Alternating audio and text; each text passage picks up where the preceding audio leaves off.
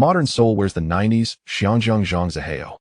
Bind to the peerless hero system and master the 8 extremes fist and firearms. Carrying heaven health preservation and other fugitives to counterattack and kill the 8-faced Buddha. Set off a bloody storm in Sim Sha Sui. If you enjoy Hong Kong action stories like this, don't forget to like and subscribe. The adventure is about to begin. Chapter 1. High Seas Dreaming, System Descends. The salty sea breeze sticks to the skin like an unwashed layer of salt cream. The metal deck reflected dazzling white light, and the figure stretched and deformed in the light. The man in camouflage walked back and forth, the muffled sound of his boots colliding with the iron plate mixed with curses in various languages. The roughness of Cantonese, the haste of Thai, and the English profanity torn apart by the sea breeze. This is an iron coffin floating on the open sea, containing goods of the 8-faced Buddha and the ghost of the 8-faced Buddha. In the corner of the cabin, Zhang Zihao opened his eyes. My gaze first blurred over the corroded pipes and leaking bulkheads, and finally landed on my calloused hands. This is not his subdivided unit that remains damp all year round.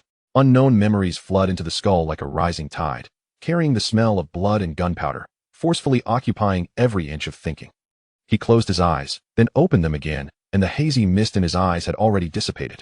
Xiangjiang in the 1990s. Neon lights coexist with poor alleys, capital wraps around the towering buildings like vines, and the roots of clubs crawl in the shadows. Hongxing, Dongxing, and Heliansheng. Their names are like blades cutting through memory. And deeper down, the shadows of the 4 major families are slowly enveloping Hong Kong Island, like night mist engulfing the last rays of daylight. The countdown to return is ticking. Some people are busy rolling up money and running away, while others are struggling in the bottom of the quagmire, unable to stand out for a lifetime. And he became the Zhang Zihao who should have been buried in the crocodile's belly. 5 years have passed. The deafening gunshots in the rainforest of Taiwan, the sensation of hot blood splattering on the face, and the weightlessness of falling backwards into a foul-smelling swamp. All details are vividly portrayed in the reorganized memory. Ma Haoyan's tight jawline, and Su Jinchio's evasive gaze as he made a decision. There is also the blurry smiling face of the 8-faced Buddha behind the telescope. No, it's Jiao occupying the magpie's nest. Inside this scarred body, there now resides a soul from the future. He stood up, his movements a bit sluggish. A dusty round mirror hung on the cabin wall, reflecting a strange face, with a thin outline, sunken eye sockets, and a faint scar slanting from the brow bone to the cheekbone. The stubble is uneven, like weeds growing in ruins.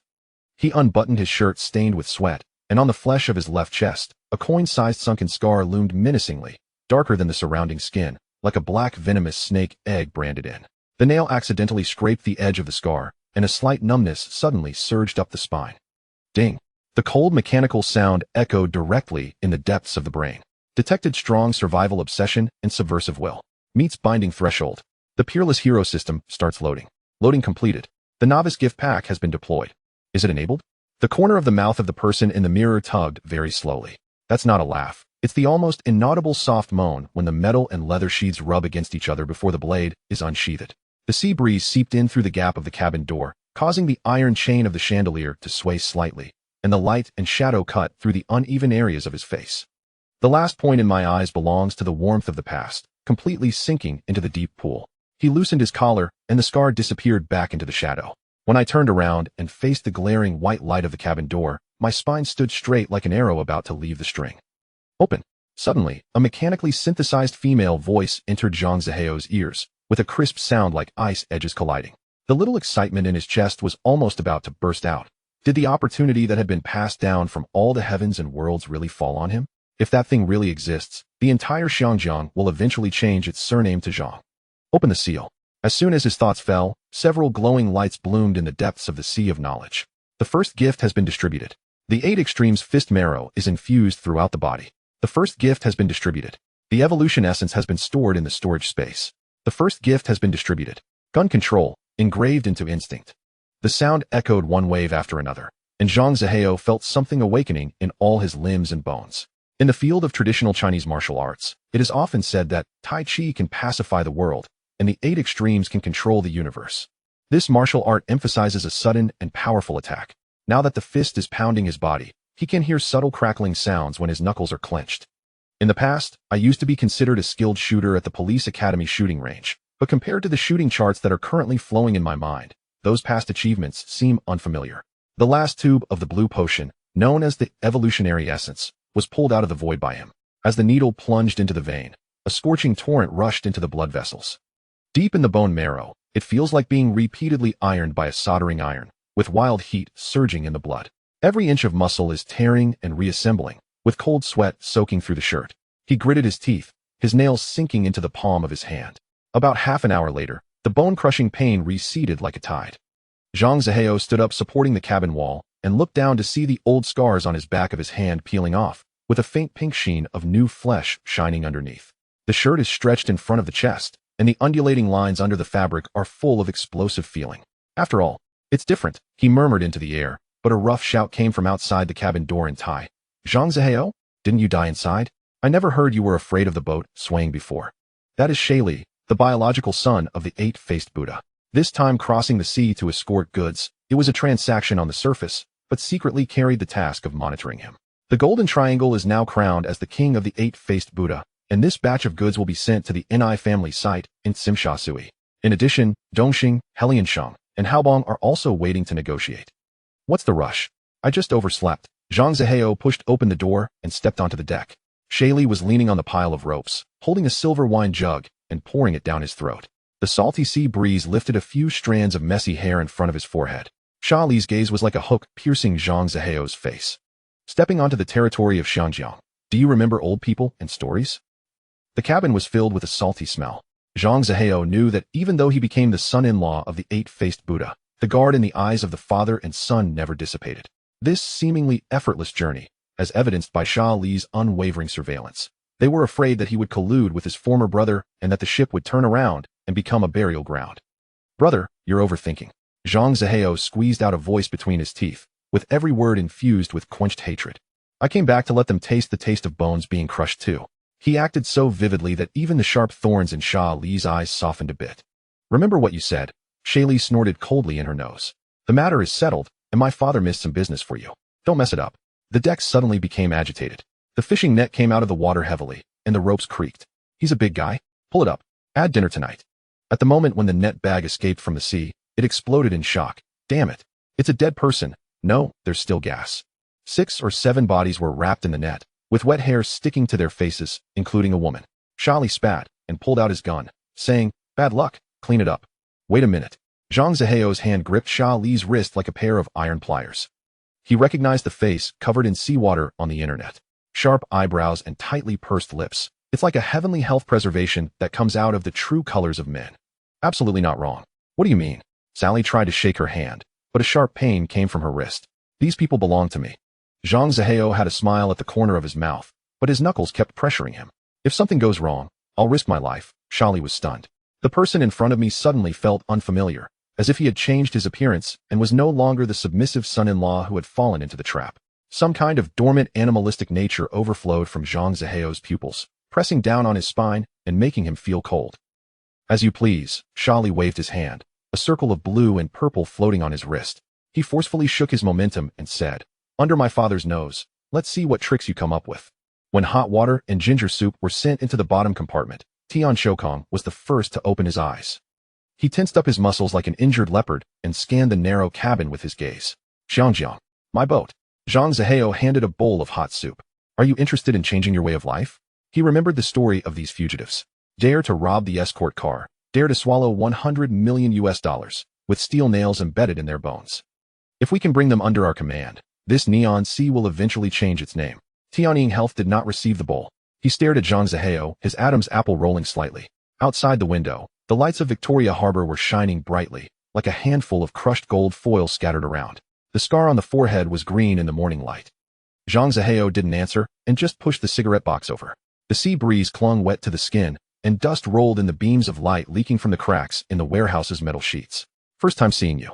Tian Shinkong's voice was like a rusty blade scraping over an iron plate. The first time?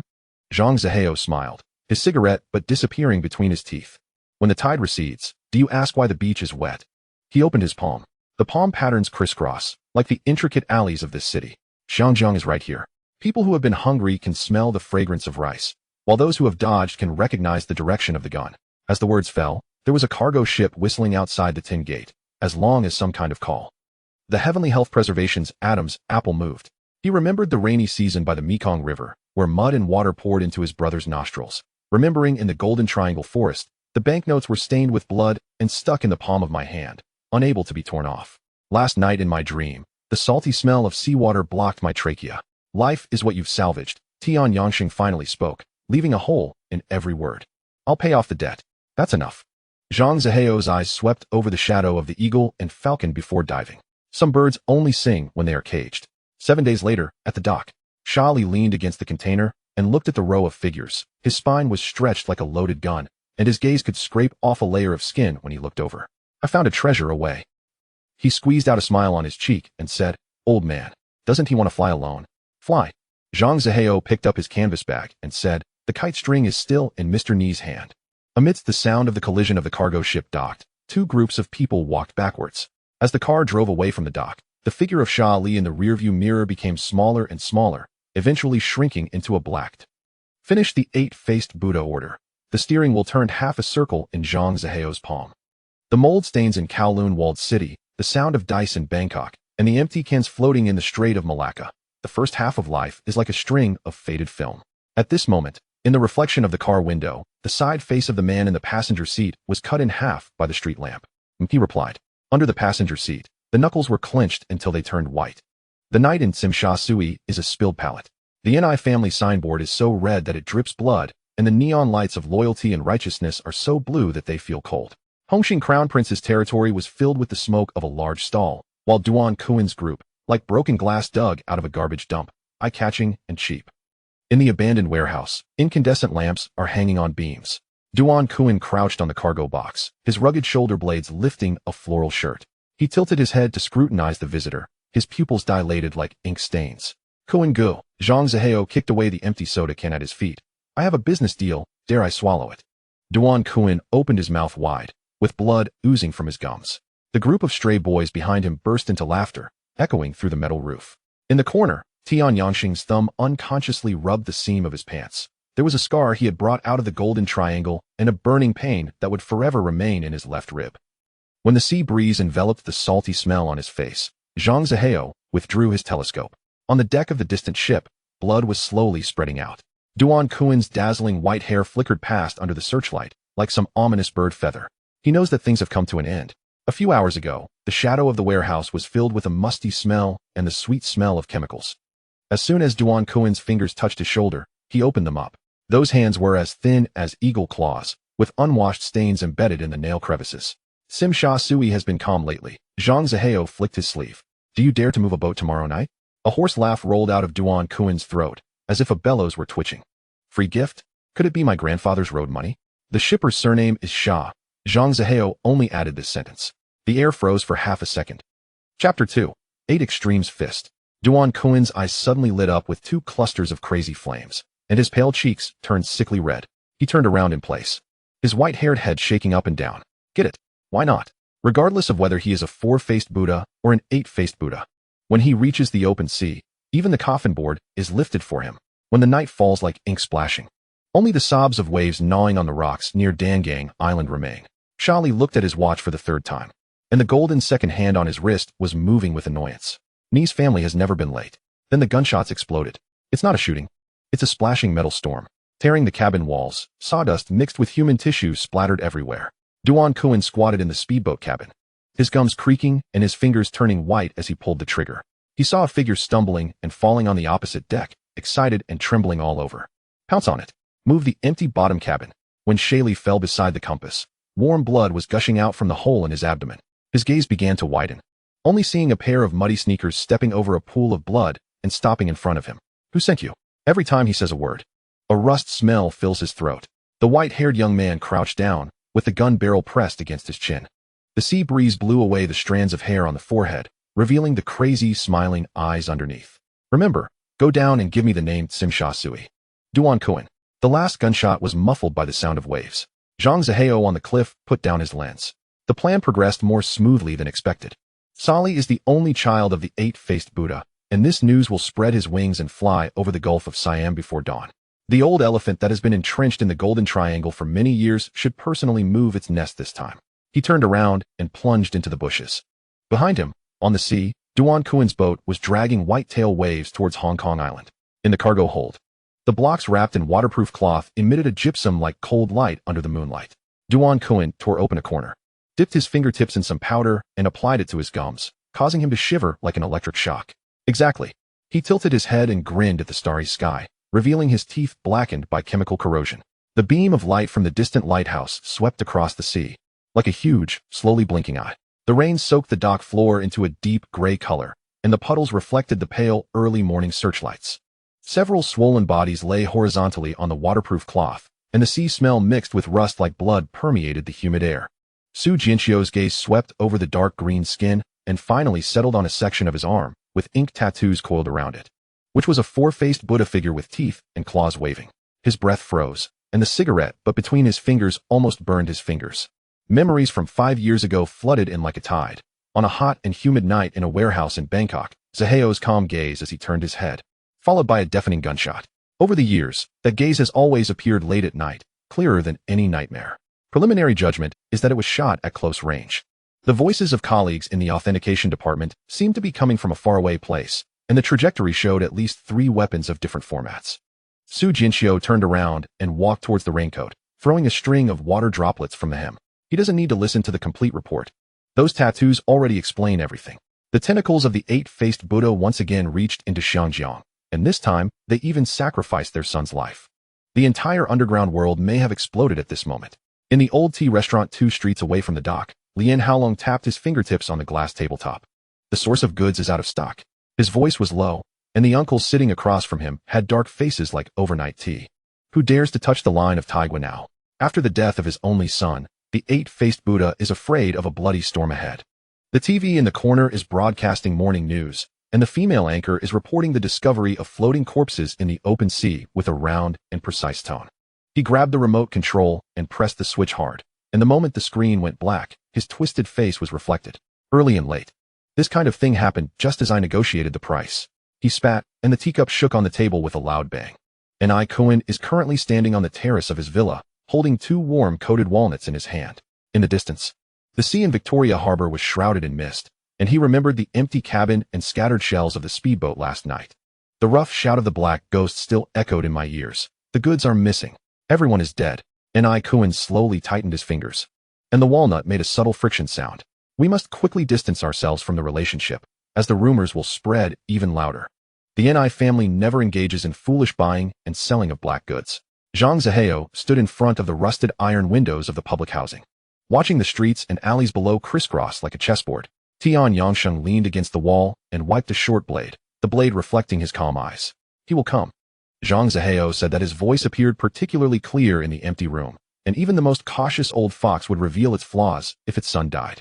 Tianyang walked out of the inner room and spread out a hand-drawn topographic map of the dock, with pencil marks densely marked with points and retreat routes. What about the stunt double? That old ghost has at least 3 stunt doubles, deliberately trained to have the same height and body shape. Then let him reveal his true identity by himself. Zhang Zaheo turned around, and the morning light slanted out of the window, cutting a boundary between light and dark on his face. The pain of losing his son cannot be expressed. As long as he steps into Xiangjiang, there will always be a moment when he wants to see his son with his own eyes. He walked to the table and pressed his finger on the cargo warehouse area on the map. Here, the funeral home's freezer truck will transit here. The 8-faced Buddha will definitely come to confirm that he is not using a stunt double, but rather himself. Tian Yangsheng lifted his eyes and lightly tapped the tip of the knife on the back alley of the warehouse. Front and rear pincer attack. But someone needs to force him into this alley. Someone will do it. Zhang Zaheo looked out the window, and the faint sound of police sirens drifted back and forth in the distance. Ma Haoyan had waited for 5 years, and Su Jinxiu owed 5 years. Some debts. They are more eager to repay than us. The shouting of newspaper sellers came from downstairs in the public housing building, and the front page of the morning newspaper was printed with blurry floating corpse photos and sensational headlines. The storm is gathering, and in the eye of the storm, the man known as the 8-faced Buddha has already boarded a flight to the east. Inside the cabin, he rubbed a string of old Buddhist beads on his wrist, and his closed eyelids trembled slightly. The sea of clouds outside the porthole churned, resembling the murky waves that rose on the surface of the Chao Phraya River many years ago when he personally sank his first opponent into the river. The port monitoring room is filled with the smell of sea and the slight heat emitted by electronic devices. The man's fingertips flickered across the flickering dots on the satellite map, and his voice was low. The dock and equipment were all deployed, and all ships docking from Taiwan in the near future must be closely monitored. That old fox is braver than a needle's eye and suspects that diseases can pierce through the city walls. At this moment, he must be able to smell the trap. But his only seedling fell in Xianjiang. No matter how afraid of death, one must still come out of the hole. But there will inevitably be wolves around them who are willing to sacrifice their lives for money.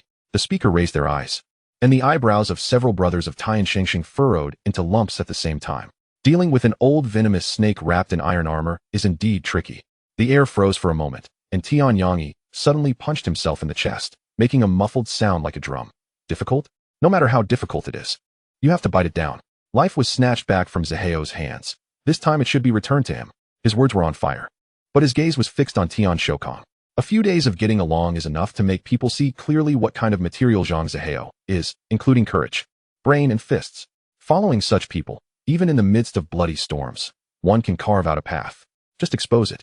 Tian Yangxing's mouth curved like ice shards. And as long as he dared to stretch his head out, we could twist it off. The individuals emerging from the flames bear the acrid scent of gunpowder embedded within their very bones. A notorious drug lord, who has survived by evasion, cannot intimidate them, no matter how formidable his reputation may be. Underestimate them? Zhang Zaheo shook his head, his fingers striking the table with a heavy thud. In the Golden Triangle, where warlords proliferate like rampant weeds, his survival until this day is not merely a stroke of luck. Besides his skill in concealing himself, he has also cultivated a stand-in. A stand-in? Several individuals inhaled sharply. Fear of death to such an extent. But how to distinguish the real from the false? Zhang Zaheo's gaze remained steady. He will come. Having lost his only son, his hatred will pierce through his caution. Even if he sends a substitute to meet me, his true self will undoubtedly be lurking nearby. And that will be the moment to ensnare him. Tian Yangsheng, no longer inclined to speak, nodded, his neck cracking softly as he did so. The figures swiftly vanished into the dim corridor beyond the door. The oppressive humidity of the tropical rainforest made it hard to breathe. When the news reached the Golden Triangle, the eight-faced Buddha was polishing a light machine gun. Upon hearing of his son's death, his curly hair seemed to freeze in an instant, and the deep wrinkles of his face contorted violently. Who did this? His roar detonated within the bamboo house. He abruptly seized the machine gun, and the flames spewing from the barrel instantly tore through the thatched wall, casings raining down like heavy droplets upon the muddy ground, clattering chaotically. Amidst the swirling smoke, his pallid visage floated like a specter, while all his subordinates huddled, cradling their heads, even holding their breath. Father! Mianna burst in, clutching his arm, her voice trembling. She saw the bloodshot eyes of her father, an ominous premonition tightening around her throat. Is it Zhang Zaheo who is in trouble? It is Shaili. The eight-faced Buddha suddenly covered his face, a hoarse whimper escaping through his fingers. Your brother has been shot through the head. Even if legends portray him as cold-blooded as a crocodile, the trembling shoulders at this moment betrayed a profound and genuine collapse. He suddenly lifted his head, his eyes aflame with rage. This blood debt must be cleansed with blood. Mianna's fingertips dug painfully into her palm. When the news arrived, she had been at the mirror, combing her hair, the wooden comb cracking. The world seemed to split in two. The face reflected in the glass drained of color. The rouge just applied glaringly bright upon her lips. Her brother, who loved to ruffle her hair and tease her as the scatterbrained sister, had become a body in need of identification. Where is Zaheo? She heard her own voice drifting into the air, as light as a breath. Is he still alive? Her father, the eight-faced Buddha, stood in the shadows, the ember of his cigar flickering like a heartbeat. That brat has a tough life. A cold chuckle emerged from the smoke, each word laced with ice. If I find any connection between Shaili's death and him, I will personally send him down to accompany the dead. Mianna shook her head, the pearls on her hairpin trembling. For 5 years, Zhang Zaheo has spilled blood for the family, yet the layer of ice in her father's gaze has never thawed.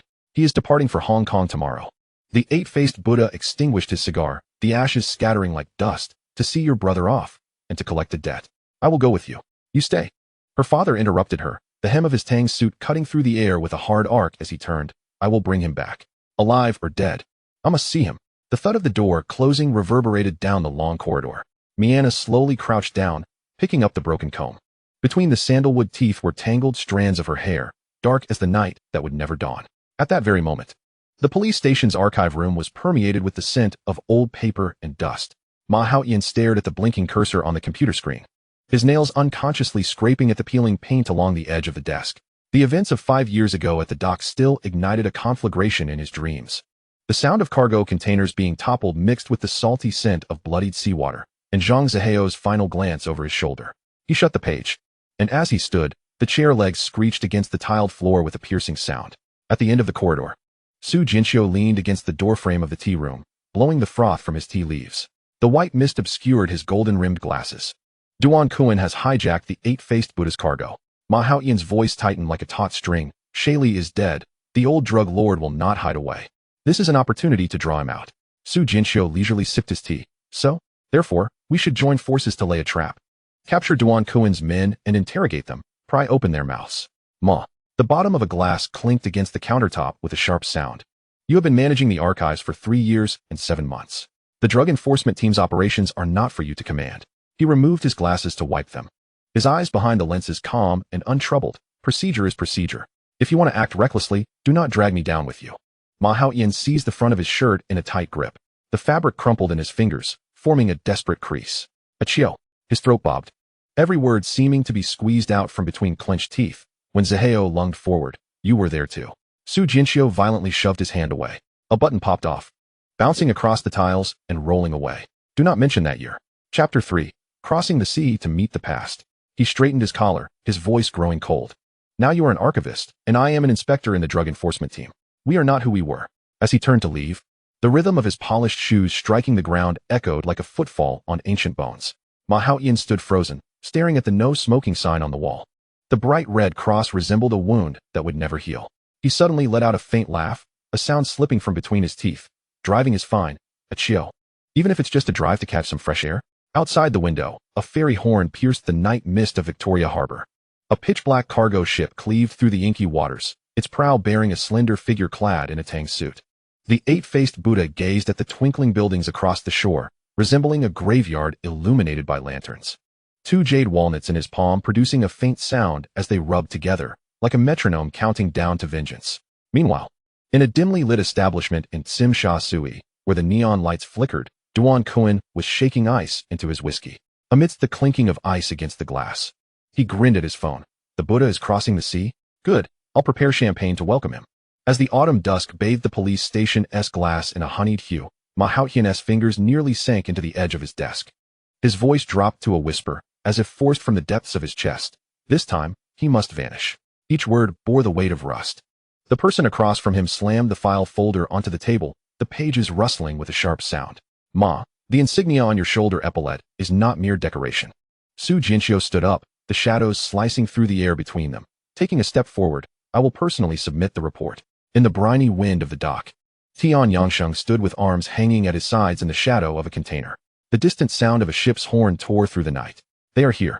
He spoke into his earpiece, splitting the team into 2, one heading toward the Wanchai police station, the other entering the old district of Tsim Sha Sui.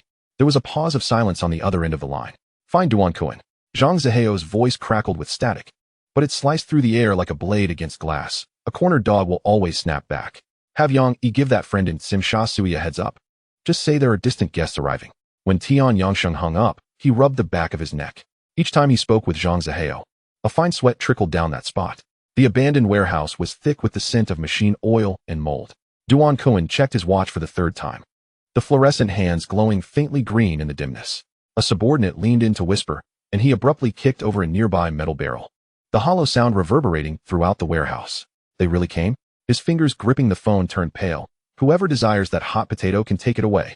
As soon as the money arrives, I will immediately disclose the location of the hidden goods. A light chuckle emanates from the receiver. Boss Duan. Even the bodhisattvas of the Golden Triangle have crossed over to Victoria Harbor. How long can you hide? The side door of the warehouse creaks open, and Zhang Ziheo steps in against the light, his polished shoes echoing sharply against the cement floor. Tian Yangyi follows closely behind, his gaze sweeping over the armed henchmen, as if counting the rusty steel beams within the warehouse. When the dark muzzle of a gun presses against Zhang Ziheo's forehead, his eyelids do not flutter. He merely extends 2 fingers and slowly pushes away the trembling gun barrel before him. Last Christmas Eve, in a mahjong parlor in Mongkok, he adjusted the cuff of his suit, recalling how he had shot through Fatty Lin's kneecap with that very Glock without a hint of hesitation. Duan Kuan's Adam's apple bobbed up and down. He saw his own pale visage reflected in the opponent's pupils. And he also noticed 7 silhouettes that had mysteriously appeared along the warehouse's beams, like a flock of crows solidifying in the night. At that very moment, the lights in the corridor of the morgue at the Wanchai police station suddenly extinguished. Tian Yangsheng removed his night vision goggles and gestured to the brothers behind him. In the distance, a medley of curses in Thai and English from mercenaries mingled with the sharp sounds of metal clashing. Zhang Zihao stood atop a tenement building in Simsha Sui, the wind filling his black coat. He gazed towards the faint plume of smoke rising from the police station. Retrieving a silver flask from his pocket for a sip, as the strong liquor burned his throat, he recalled the bullet lodged beneath his collarbone from 3 years ago, still simmering with heat. Take your time, he murmured to the night sky, as if soothing an unseen spirit. Debts must be settled meticulously, one by one. The chill from the morgue crept up along the tiles. As the freezer door swung open, a white mist enveloped in the scent of preservatives surged forth. The grayish face lay frozen, with a blackened hole at the center of the forehead, resembling a third eye. The man in the floral shirt collapsed against the edge of the cabinet, his shoulders beginning to tremble, and a broken sob escaped his throat, reminiscent of a wounded beast licking its wounds. Brother. His fingers dug into the gap of the metal cabinet door, his nails turning white as he vowed, whoever did this, I will grind them to dust. A burly man in camouflage seized his arm. Third young master, we must go. No sooner had he spoken. A piercing scream shattered the silence. The alarm's red light began to spin, dyeing the rows of corpse cabinets crimson. Footsteps erupted from the end of the corridor, chaotic and heavy, drawing near. The man in the floral shirt suddenly looked up, tears still glistening on his cheekbones, yet his gaze burned with intensity. There's an ambush. The burly man in camouflage kicked open the side fire exit. A cold wind rushed in. Under the moonlight, several figures stood in the alley. The leader leaned against the wall, a flicker of crimson glowing at his fingertips, the dim light of a cigarette revealing half of a sharply defined face. He exhaled slowly, the white mist dispersing into the night. In such a hurry? Tian Yangsheng discarded his cigarette, but, crushing it underfoot. Now that you're here, don't think of leaving. The man in the floral shirt felt his gums ache from biting down too hard. He recognized the name that had recently circulated wildly in Simsha Sui, Tian Yangsheng. He reached for the gun at his lower back, but his movement froze mid-air. For behind Tian Yangsheng, a woman with a high ponytail smiled. Her eyes curved with delight as she twirled a knife, its blade reflecting a silvery arc in the moonlight. You must be the third young master, Tian Yangyin said. Her tone as light and casual as discussing mundane matters. Did your father, the eight-faced Buddha, never teach you not to trespass on others' territory? The wail of police sirens had already sealed off the alleyway. The burly man in camouflage growled, colliding with a nearby trash bin in an attempt to create chaos. But the gunfire was swifter, not from the front, but from above. A figure crouched on the fire escape pulled the trigger, the bullet whizzing past his ear and sparking against the wall. Don't bother. Tian Yangsheng stood upright, stepping from the shadows. He held no gun, only a rusted iron pipe, the end still stained with dark red residue. This alley is surrounded. Before you entered, the power had already been cut. The surveillance is in darkness. He paused, of course. I called for the police patrol. They should arrive in about 3 minutes. The breathing of the man in the floral shirt began to quicken. He fixed his gaze on Tian Yangsheng and suddenly grinned, revealing beetle nut-stained teeth. Zhang Zihao sent you, didn't he? Tian Yangsheng did not respond. He swung the iron pipe, striking the adjacent metal door. The resounding clang echoed through the alley. The police sirens grew even closer. You killed my brother. The floral shirt man's voice became hoarse. And now you want to leave us here for the police to find? Clever. Tian Yangyin's knife halted, its tip directed at him. But you guessed wrong. It's not you I'll be leaving behind. She tilted her head slightly. It's you. The burly man in camouflage lunged at Tian Yangsheng, drawing a weapon from his boot. The iron pipe met his advance, the sound of metal clashing ringing sharply. In that moment of struggle, the man in the floral shirt turned to flee in the opposite direction, towards the dead-end cement wall. But he remembered there was a drainage outlet at the base of the wall, just wide enough for a person to squeeze through. He dove towards the wall's base, frantically tearing away at the piled plastic bags and decaying vegetable leaves. The iron grate was indeed still there. He gripped it tightly and pulled with all his might. The grate did not budge. The welding marks were still fresh, having been sealed just that afternoon. Tian Yangsheng's voice came from behind, tinged with breathlessness. The burly man lay crumpled at his feet, his neck twisted at an unnatural angle. Brother Zihao said that you people, being from the mainland, love to dig holes. We must seal them up. The floral shirt man slowly turned around, his back pressed against the cold wall as he watched Tian Yangsheng approach step by step. The iron pipe dragged along the ground, producing a hissing sound. What do you want? He asked. Tian Yangsheng halted before him. The sirens were now close enough to hear the screech of brakes. I want your father's life. He spoke softly, but first, you must die. Once you die, your father will go mad. And then, in his madness, he will make mistakes. The floral shirt man's pupils constricted. He wanted to shout. But Tian Yangsheng's iron pipe was already descending. The sound of shattering skulls was muffled, akin to a watermelon falling to the ground. He slid down the wall, his floral shirt soaked in blood, turning a deep black under the moonlight. Tian Yangsheng dropped the iron pipe and wiped his hands. In the distance, The shouts of the police and the beams of flashlight pierced the night. "Let's go," he said. Tian Yongin sheathed her knife and followed him over the low wall on the other side. As they landed, she glanced back at the morgue, now breached. As police rushed into the alley, their flashlights flickering, revealing 2 bodies on the ground. Brother Zaheo was indeed accurate, she murmured. Tian Yangsheng did not respond. He pulled out a pack of cigarettes, shaking one loose to bite down on, igniting it. The flame illuminated a glint of cold excitement in his eyes. This is only the beginning. He exhaled smoke. Duan Kuin's side should be taking action as well. The 2 figures vanished into the depths of the alley. The sirens continued to wail, the red and blue lights swirling to illuminate the graffiti on the morgue's exterior, an uneven, twisted ghostly face grinning, as if mocking. The bullet holes on the 3rd young master's arm oozed blood, yet he seemed impervious to pain, gripping tightly onto the cold body at his shoulder. Several subordinates formed a half-circle around him, their guns belching fire into the night, forcibly tearing open a breach from the back alley of the police station. When the searchlight from the distant watchtower swept over, they had already turned into the narrow street cluttered with cargo containers. Something has happened at the morgue. Chase them. Don't let them escape. The chaotic footsteps and shouts collided with gunfire amidst the buildings.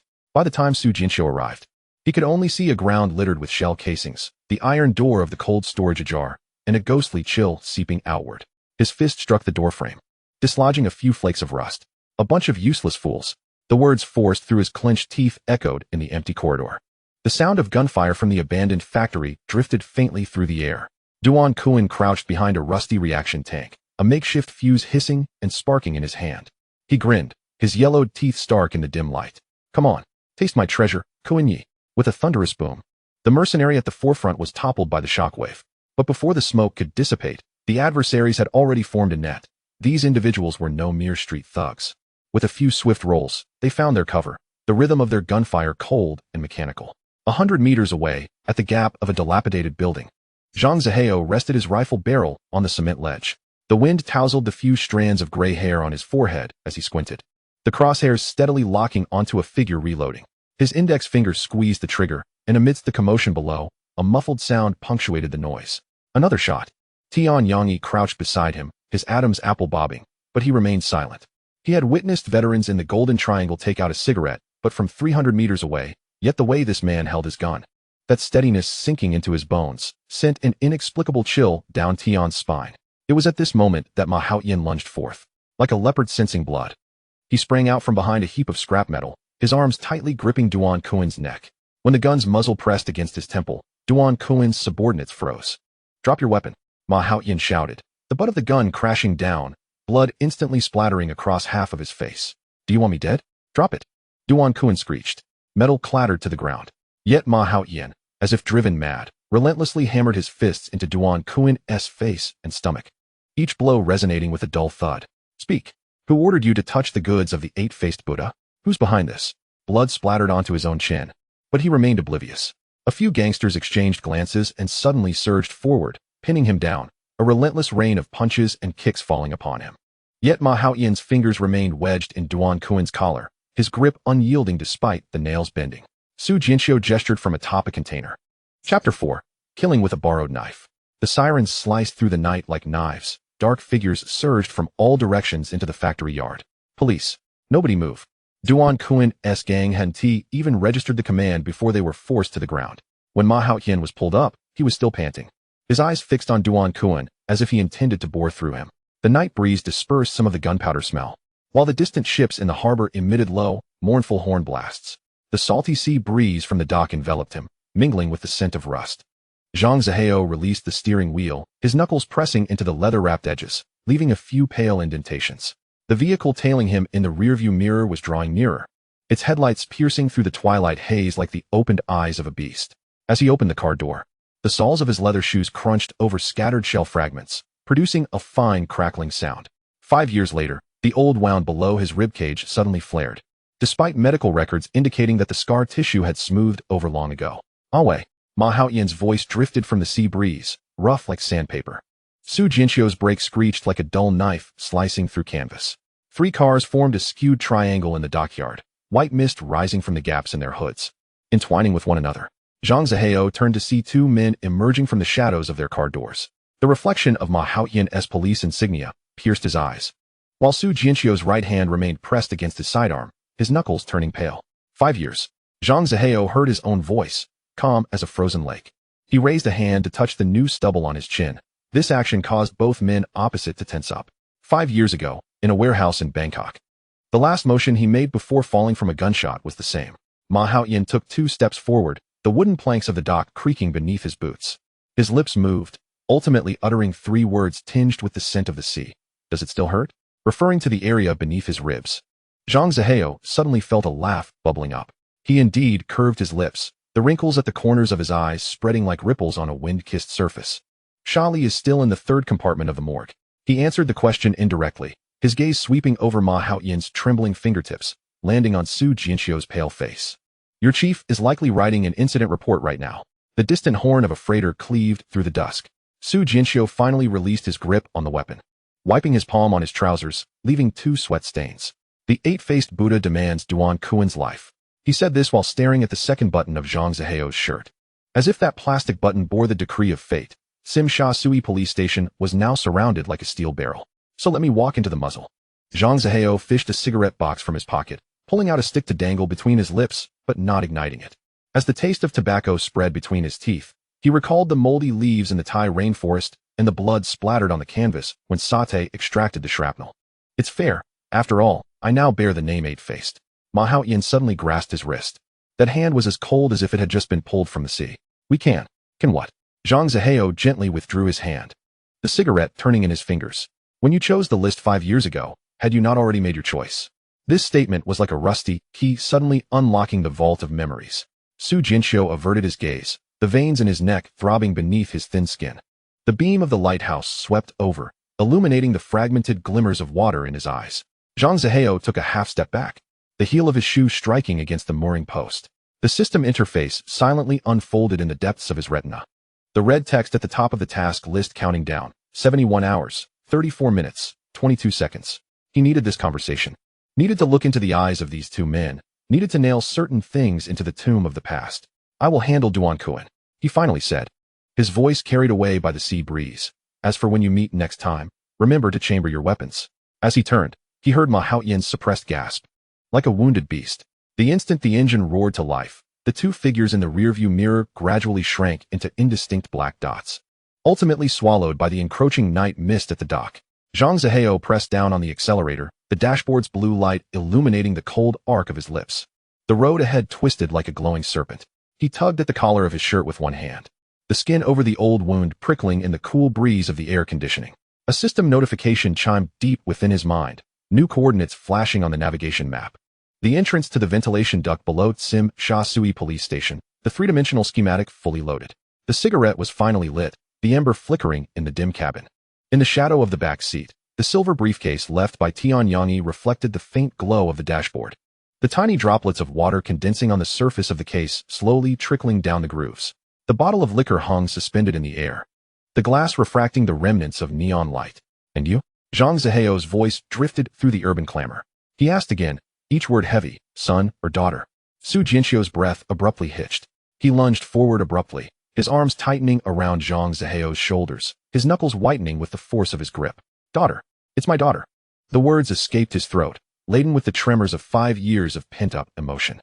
The visage before him, the very face he had thought long buried beneath the ashes of the past, now vividly reflected in his murky gaze. The guilt that gnawed at his heart each night surged forth like a tidal wave, nearly overwhelming him. She is well. Zhang Zihao withdrew his hand, his tone as nonchalant as if discussing the weather. His gaze flickered over Su Jianxiu's flushed face before drifting to the distant flickering streetlights. You handled the recent matters at the docks and warehouses, didn't you? The air suddenly turned frigid. The flicker of excitement in Su Jianxiu's eyes shattered.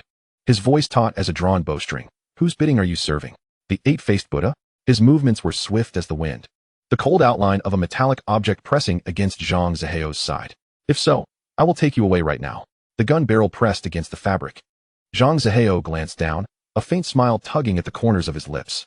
A reunion after so long. This gift was indeed peculiar. He lifted his gaze, his eyes traversing over Su Jianxiu's shoulder to fixate on the silent figure of Ma Haoyan lurking in the shadows. Do you remember what caused that operation to collapse all those years ago? Ma Haoyan's form stiffened imperceptibly. Someone had made a call. Zhang Zihao spoke slowly, as if slicing through a block of frozen fat, informing the 8-faced Buddha that there were rats in the nest, and the transaction must cease. And the result?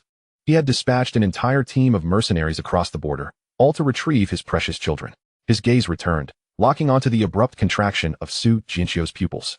Ma Haoyan gasped, all the clues in his mind snapping together, weaving a web he dared not confront. He turned to Su Jinxio, his eyes filled with fractured suspicion.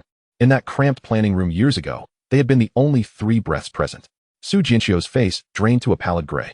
Beads of cold sweat formed at his temples, his lips quivering as he suddenly raised his voice. What nonsense are you spouting? Who leaked? Name them. He stepped forward, attempting to seize Zhang Ziheo's collar, only to be intercepted by Ma Haoyan's outstretched arm. The two of them grappled, their chests heaving violently, akin to beasts trapped in a fighting cage. I did not see who it was. Zhang Ziheo's sudden interjection strangely quelled the silent struggle. He adjusted his disheveled collar, his tone almost casual. It was my wife who informed me. By the way, I have settled down, marrying the daughter of the 8-faced Buddha. Time seemed to freeze at this revelation. Ma Haoyan's arm hung suspended in the air, while Su Jinxio's fury solidified on his face. 2 pairs of eyes fixated intently on Zhang Ziheo, whose calm smile now appeared as sharp as a poisoned blade. Away! Ma Haoyan's Adam's apple bobbed, his voice emerging dry and hoarse. Zhang Ziheo is dead. Zhang Ziheo interrupted him, each word seemingly dragged from a frozen abyss. Isn't this the path you chose back then?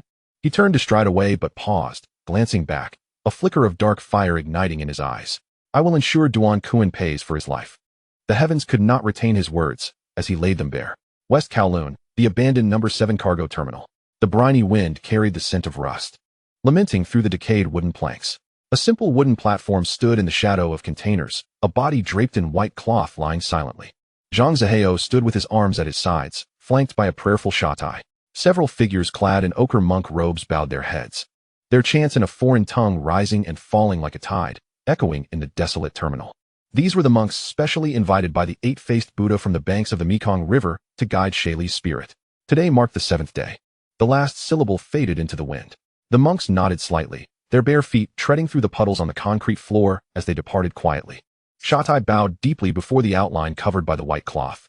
When he straightened, the sorrow in his eyes had vanished, replaced by a predatory glint directed at Zhang Ziheo. How could Shaylee fall in such a place? He advanced a step, saliva nearly splattering Zhang Ziheo's face. Your 2 old brothers held him down. And you dare say you had no hand in this? A fist, accompanied by the sound of rushing wind, came crashing toward him.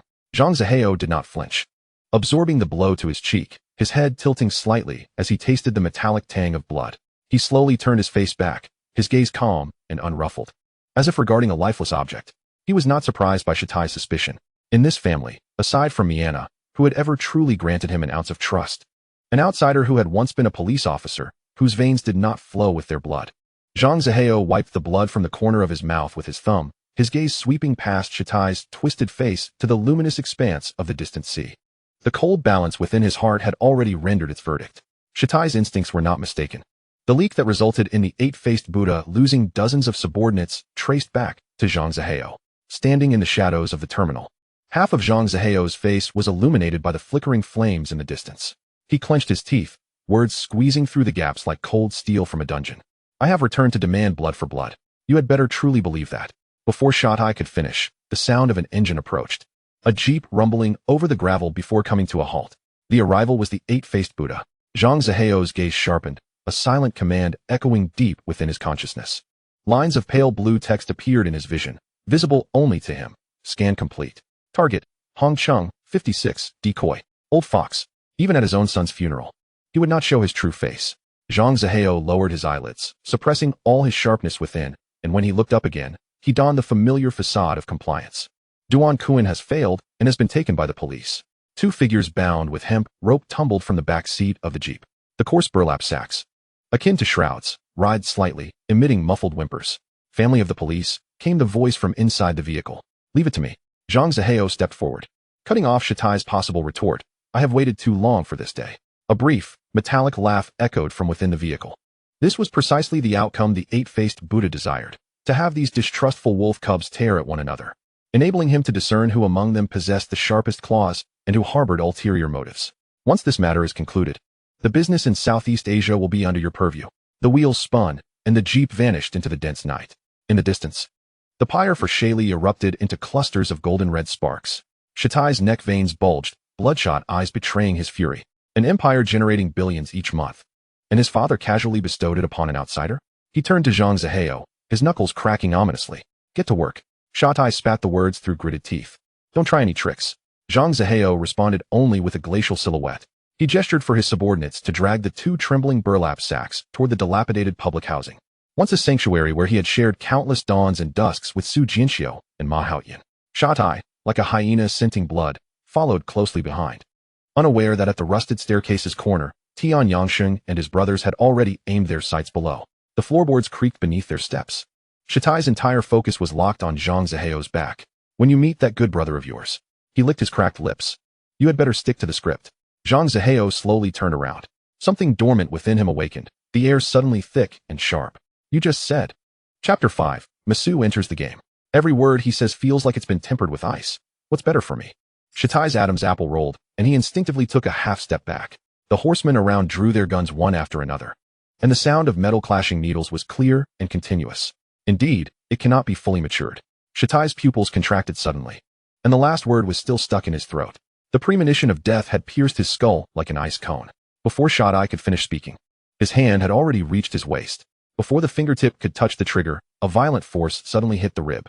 His sturdy body, weighing nearly 200 pounds, suddenly flew backwards in the air, and his back fiercely smashed against the mottled concrete wall, shaking off a piece of floating dust.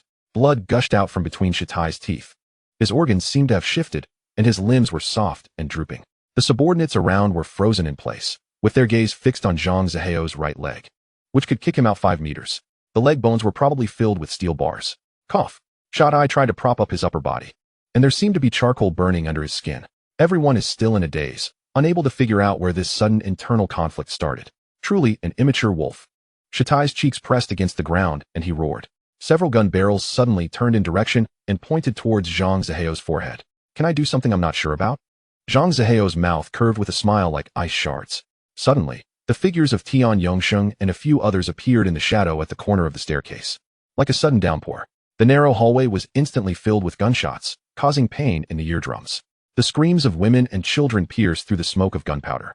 After the echoes dissipate, only 7 horizontal and 8 vertical bodies remain on the ground. The people sent by the 8-faced Buddha have all become silent decorations. Traitor Dad will chop you up and feed you to the dog. Shatai's eyeballs bulged, and he stared fiercely. Don't worry. Zhang Zihao's gun hangs down, and your curly-haired father will soon go downstairs to cook instant noodles for you. The trigger was pulled, and the last curse abruptly came to an end. The smell of blood had not yet dissipated, and Su Jinxiu dragged Duan Kuan up the stairs. His pupils contracted suddenly, and he almost knelt down. No harm to his wife and children. Kill me. Where are they? Back, intact and undamaged. Zhang Zihao held down his trembling shoulder. The woman rushed into Su Jinxiu's arms, her crying and trembling mixed together. He wrapped his arms around his wife and daughter, his knuckles clenched until they turned white. Cleaned up, Tian Shousheng wiped away the blood stains on the cheeks. Zhang Zihao looked out at the deep night outside the window and said, It's time to meet that Buddha. Away, where are you going? Su Jinxiu lifted his pale face.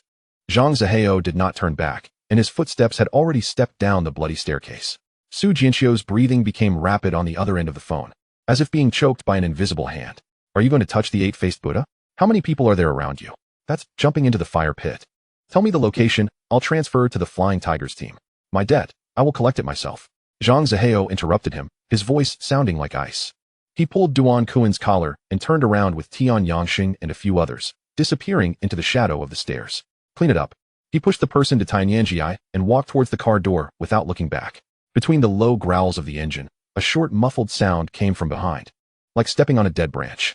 Duan Kuan didn't even have a chance to blink. In the carriage, Zhang Zihao's fingers traced across the map. He has at most a dozen guns around him, with enough firepower. I'll show up first. As soon as the signal goes out, you guys take action. The last time I saw it was a fake shell. But this time, unlike the first 7 of the only children, the old fox will definitely personally hide nearby and remotely control the puppet to recite sutras and transcend. The system will mark the real red dot for him in the field of view, and at that time, it will be the time to close the network. On the other hand, downstairs from the housing estate, Su Jinxiu had just put his wife and daughter into the car when Ma Hao drove towards them, causing the tires to rub against the ground and make a piercing and sharp sound. Where's away? Ma Haoyan pushed open the door and got off the car. His gaze sweeping over the frightened mother and daughter, his eyebrows furrowed. He went to find the 8-faced Buddha. Su Jinxiu closed the car door for his wife and daughter, and when he turned around, His eyes were already burning with determination that he couldn't carry it alone. Back then, the three of us stepped into the quagmire together, and today we have to settle the accounts together. Let's go? Ma Haoyan pulled open the car door. Where is he? Macau. There are boats waiting at the dock. Outside the secluded Buddhist temple in Macau, sandalwood mixed with the scent of the sea wafts away. Zhang Zihao raised his hand and gestured, and the Tian health group silently dispersed into the surrounding shadows like nocturnal animals. He stepped onto the stone steps alone. The sound of chanting surged out from the crack of the door like a tide. The candlelight flickered in the hall, and a white-haired old man sat on top, closing his hands and eyes. As soon as Zhang Zihao crossed the threshold, gun-wielding figures appeared on both sides, with the muzzle close to his spine. When he made a faint curve at the corner of his mouth and started to work, it only took a breath to solve the two of them. I have specially invited a high monk to help my son transcend. The old man didn't open his eyes, but his voice sounded like a blunt knife scraping his bone. But the master said, the blood relatives who killed my flesh and blood are right in my own house. He slowly lifted his eyelids, his murky pupils filled with venom. Zhang Zihao. He bites every word slowly. Have you ever done it? Outside the hall, the sea breeze suddenly picked up and made the prayer flags rustle. When the blade landed at Zhang Zihao's feet, it splashed some dust. He didn't lower his head, his gaze straight towards the direction where the sound came from. Exchange your hands for an opportunity to prove yourself. The voice came from the darkness, hoarse as metal friction. If innocent, you and Mayana would be the masters of this business from now on. The fragrant fire slowly hovered indoors. The eight-faced Buddha faces away from the door and steadily inserts the three-branch incense sticks into the copper furnace. He had already pieced together all the fragments of his son's death, Duan Kuan's gun, and the person standing outside the door. Promise is just a blunt knife. He wants to hear the sound of bone fracture. Zhang Zihao bent down to pick up that one. The handle of the knife has been soaked in sweat, emitting a smooth, cold light. The soft sound of the safety bolt moving came from behind, and the two gun barrels almost pressed against his spine. He could smell the mixture of tobacco and saltpeter on his collar, as well as the subtle pressure changes on his fingertips above the trigger. Are you scared? The eight-faced Buddha has not yet turned around. If you feel guilty, it is still possible to roll now. The muzzle approached half an inch forward again. Zhang Zihao suddenly flipped his wrist. The blade light is not pointing downwards, but drawing a silver arc backwards. The sound of the broken wind was extremely short, like silk suddenly torn apart. When the warm liquid splashed onto his neck, the two mercenaries had just lifted their gun stocks. They covered their throats and stumbled backwards, the crimson between their fingers pulling a long line in the air. The sound of his body falling to the ground startled the other guards in the inner room. But Zhang Zihao had already crossed the threshold. The eight-faced Buddha finally turned around. He saw the young man holding a bloody knife standing in front of the incense table, with no expected struggle or fear on his face, only an almost calm focus. As if only two dry branches had just been chopped open. Do you think you can walk out alive? The eight-faced Buddha smiled, and a string of ebony prayer beads slid out of his sleeve. Several black shadows flickered outside the window, with footsteps as dense as a sudden rain. Zhang Zihao shook the blood droplets on the edge. The grudges accumulated over the past 5 years are now frozen in the palm of my hand. Heavy and heavier than a knife. The Buddhist temple was filled with a mixture of blood and gunpowder. Zhang Zihao stood with his hand down, the gun still holding residual heat, and the body with curly hair under his feet no longer moved.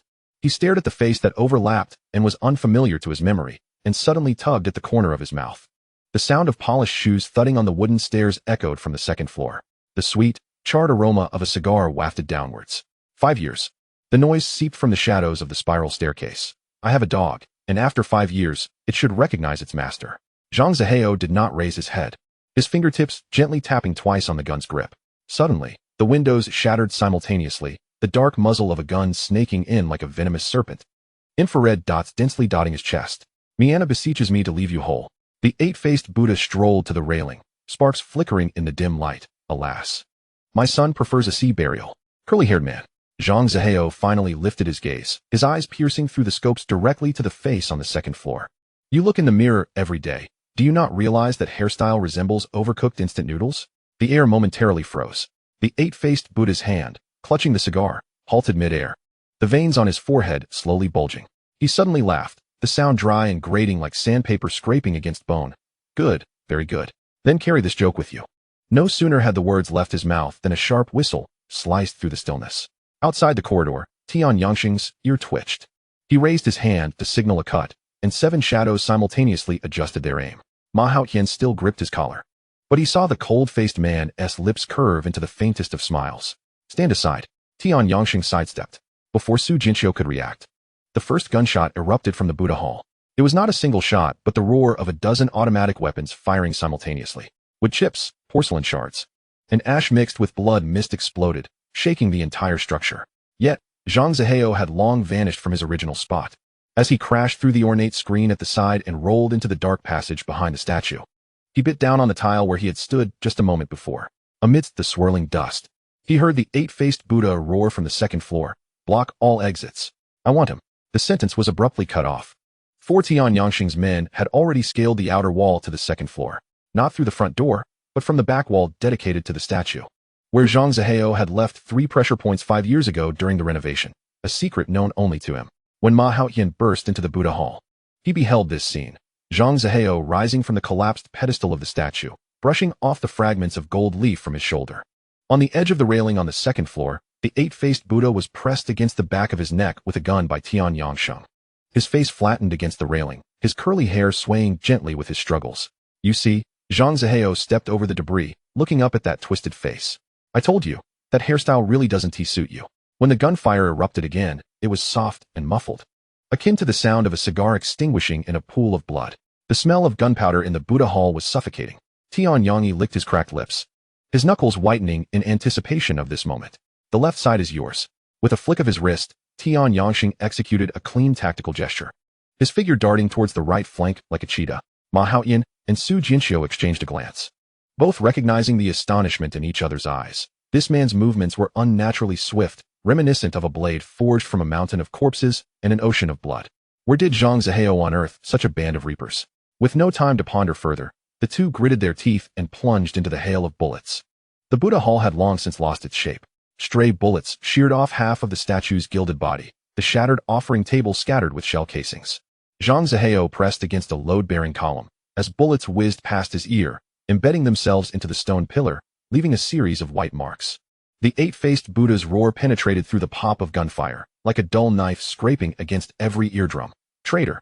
I will grind you to dust and scatter you in the Mekong River." Yet, in the shadow behind the column, a faint smile tugged at the corners of Zhang Zihao's mouth. He shifted, raised his wrist, and pulled the trigger. A figure wielding heavy firepower fell to the ground in the distance. Curly-haired man, his voice was not loud, yet it strangely cut through the chaos. "I forgot to tell you before I came. I sent your little son ahead. Now, everything is neatly in place, just missing you." A brief silence ensued. It was immediately followed by the eight-faced Buddha's utterly torn roar. "Kill. Tear him apart for me." The machine guns unleashed a torrent of fire, weaving a net of death that completely enveloped the corner where Zhang Zihao was concealed. At that moment, 3 shadows emerged from behind the left corridor column. Tian Yangyi's short gun spat out precise shots. Each gunfire was accompanied by a heavy body collapsing to the ground. Ma Haoyan and Su Jinxiu surged in from the other side, infiltrating the unguarded backs of the mercenaries. The battlefield was turned upside down in an instant. "Away!" Ma Haoyan shouted hoarsely as he changed magazines. "He won't die?" Zhang Zihao's voice emerged from the smoke, carrying a metallic hardness. "Today, I have come to collect the eight-faced Buddha." The remnants of resistance crumbled swiftly under the ghostly maneuvers of Tian Yang's 7 sons. Deep within the Buddha hall, a robust figure with a head full of tangled hair could no longer contain himself, charging out while firing a light machine gun. His eyes as red as a cornered beast. "Have you finally crawled out of your shell?" Zhang Zihao deliberately stepped forward, exposing himself to the enemy's gunpoint. The eight-faced Buddha's gun barrel swung sharply. Chapter 6. The Doubt of the Stand-In. Yet, a blood flower blossomed on his forehead first. Shot from an angle no one could have anticipated, precisely nailing him. He swayed, then collapsed with a thud, his wide-open eyes frozen in rage and disbelief. The gunfire dwindled, finally yielding to silence. Only the lingering smoke slowly spiraled. Ma Haoyan approached, stepping over the scattered shell casings and rubble, still aiming at the gradually stiffening body on the ground. He kicked away the weapons nearby, revealing the face twisted in ferocity even in death. It was the eight-faced Buddha himself. And certainly not a stand-in. 5 years ago, 100 colleagues had failed to ensnare this tyrant. Now, he lay amidst the ruins, his life extinguished at the hands of a mere 10 men. A sense of absurdity gripped his heart. Su Jinxiu crouched down, his fingers lingering at the side of the neck, then glancing at another similar figure not far away, already lifeless. "He's really dead," he murmured, his voice dry. The drug lord of the Golden Triangle, who had reigned for decades, ultimately fell, eyes wide open, before the shattered statue he had worshipped. The blood pool gradually spread, seeping into the scattered ash. The shadow that had loomed for 5 years was finally torn apart. Ma Haoyan's laughter emerged from his throat, initially dry, then mingled with a sob, ultimately transforming into a hoarse sound indistinguishable from crying or wailing. As several brothers exited, they closed the iron door, leaving the chaos and the three men in the dim light. Zhang Zihao twisted open the lid of his iron flask. The sensation of strong liquor scorching his throat felt like a red-hot wire. When he handed the flask over, his wrist was steady, determined to venture into the knife mountain. The tune began low, the words ground out between his teeth. The three men took turns downing a swig, their voices gradually colliding, creating a rhythm that was almost primal. As they reached the end of the song, it was uncertain who first broke into a grin, but the other two followed suit, their lips curling with traces of smoke and blood. The records can be cleansed. Su Jinxiu fixed his gaze on Zhang Zihao's liquor-slicked lower lip. You've been buried over there for these past few years. With today's merit, not to mention returning to the team, you could easily rise a few ranks. Zhang Zihao did not respond, tilting his head to pour the remaining liquor down his throat. The fire coursed straight into his stomach. Revenge was exacted.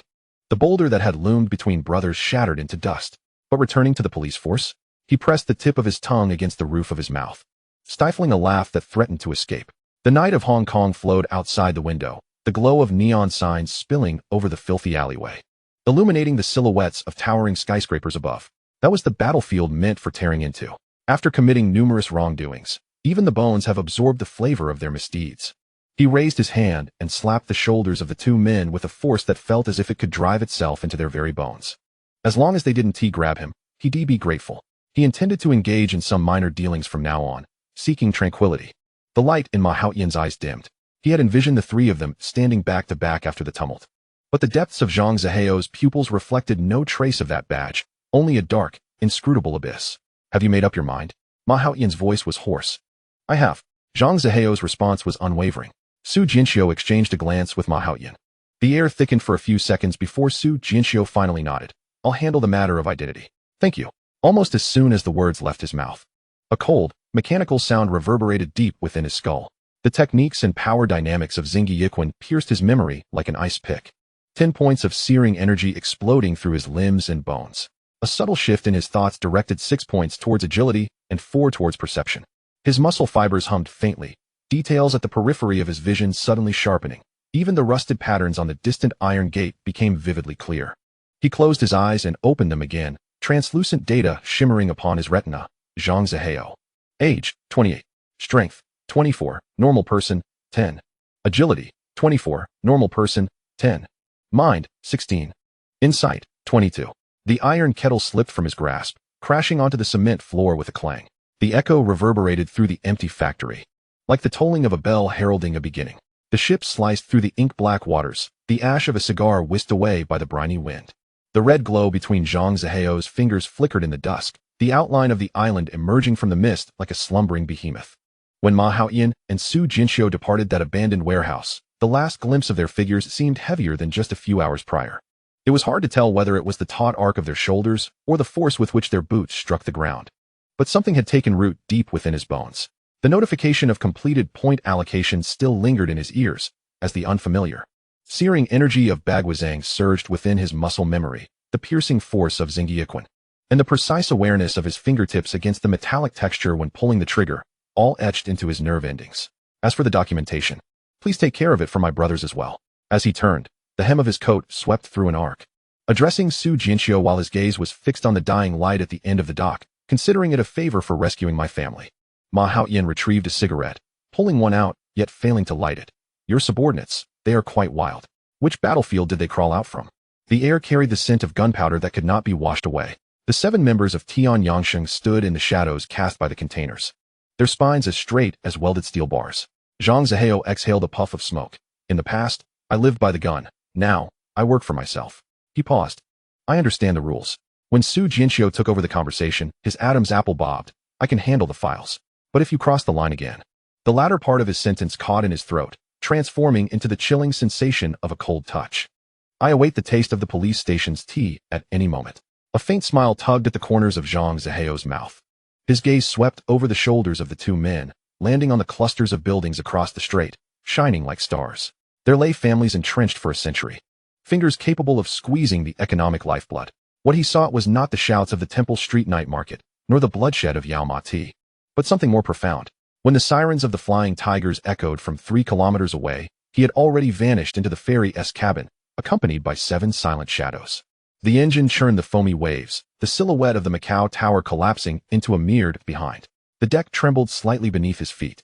As Tian Yangsheng approached, the wind billowed his open jacket, causing it to rustle. The man bore fine lines etched by desert sands at the corners of his eyes, his fingers thick as eagle talons. Yet at this moment, he merely gazed at the increasingly bright lights, a sigh rolling in his throat. A fine place. Zhang Zihao suddenly spoke, gesturing with his cigar towards Victoria Harbor, where countless heroes had bowed, and many tyrants had found their graves. Those who departed would inevitably return, no matter the detours. Tian Yangsheng did not respond. Behind him, Tian Yangyi tightened his grip on the railing, while Tian Yangji's gaze was fixated on the churning white foam at the ship's edge. They resembled a flock of migratory birds, long separated from their kin, wings stained with unknown blood, suddenly spotting a refuge amidst the cliffs. The Buddha has fallen. Zhang Zihao turned around, leaning against the railing, allowing the sea breeze to fill his coat. What are your plans going forward? He extended his hand, palm up. This gesture caused his cuff to slide down half an inch, revealing an old bullet scar on his wrist, like an unfinished vow. Tian Yangsheng stared at that hand. The dim yellow light in the cabin flowed over his brow, casting a deep shadow in his eye sockets. Behind him, 6 breaths held in unison, awaiting a signal. The dull sound of the anchor chain dropping into the harbor waters. The ferry's horn blared, slicing through the damp night mist. The myriad windows of the island lit up one by one, each light concealing an undisclosed game and impending flames of war. The cabin was filled with the briny air. As Tian Yangsheng knelt, a dull thud resonated from the deck. He said nothing, merely pressing his right hand heavily against his left chest, a gesture of tribute to fallen comrades from the battlefield. Behind him, several men synchronized as if receiving a silent command, bowing in the same position. The steel-like silence bore more weight than any shout. The heel of Zhang Zihao's leather shoes crunched over the scales of fish lodged in the deck seams, producing a delicate crackling sound. His gaze swept over those who had crawled out from the fires of blood, ultimately resting on the surging sea outside the window. The tide is rising, he remarked. It's time to go ashore. The crew in the cockpit cowered in the shadows, watching as the group disembarked. The youngest sailor did not dare to unclench his white-knuckled fist until the truck's taillights disappeared around the corner of the dock. The neon lights of Tsim Sha Sui awakened early in the dusk. As the truck traversed Nathan Road, Tian Yangji caught a glimpse of a mannequin in a silk chong sam in the window, glimmering with a cold blue under the lights. Zhang Zihao remained focused ahead, his fingers drumming an imaginary rhythm on his knee. They halted in front of a warehouse on a back street, the iron door ajar, emitting the mingled scent of tobacco and dust. Deep within the warehouse, a young man stood atop a makeshift platform formed by stacked cargo boxes. He leaned on a sword with one hand, while the other was opening a cardboard box. A few strands of hair dyed a sea blue dangled down, glinting like a poisoned blade in the dim light. A dozen young men clad in mismatched jackets were busy transporting goods, the sharp tearing sound of plastic packaging piercing the air. Put it down. Zhang Zihao's voice was soft, yet froze all movements instantly. Luo Tianhong slowly turned, the tip of his sword tracing a pale arc on the concrete floor. Upon seeing the newcomer, a flicker of a smile tugged at his lips, one that bore the ferocity of a beast defending its territory. Who are you?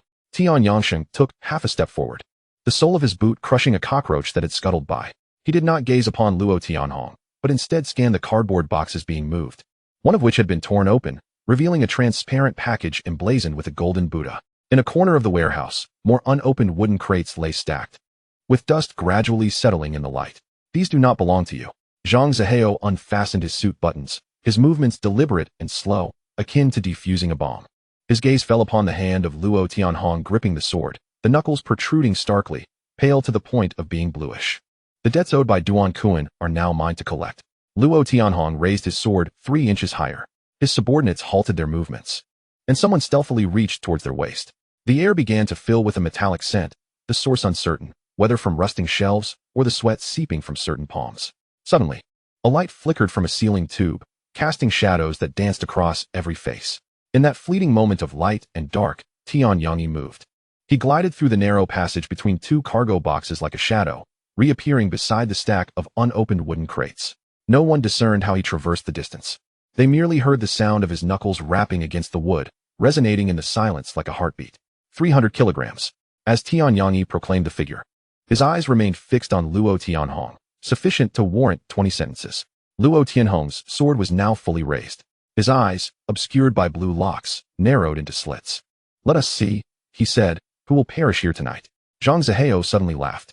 He retrieved a silver lighter from his inner pocket, the lid clicking open with a crisp sound. As the flame leaped into existence, everyone beheld the flicker of orange-red reflected in his eyes. "Do you know why the eight-faced Buddha is called the eight-faced Buddha?" he inquired, his tone light as if engaged in casual conversation. "Because those who seek him for goods invariably end up kneeling in 8 directions." The lighter snapped shut. At the moment darkness returned. A dull thud echoed from the depths of the warehouse, the sound of a heavy object falling. Luo Tianhong whipped around to see his 2 sentinels, stationed in the shadows. Now pinned against a crate by Tian Yangxi and Tian Yangzi, a cold blade poised across their throats. "You have 1 minute, Zhang Zihao said. He produced a pocket watch, its chain glinting under the light.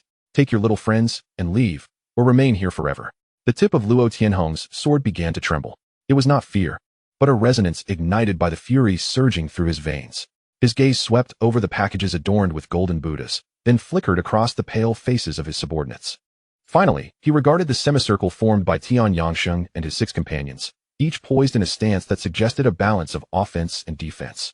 As the second hand of the pocket watch ticked through 45 marks, Luo Tianhong's sword fell. The tip struck the ground, sending up a few sparks. "Names." He fixed his gaze on Zhang Zihao. "I must know whom to remember tonight." Zhang Zihao. The sound of the pocket watch closing resonated sharply in the silence. "One you will often hear." The blue-haired youth turned and walked towards the side door.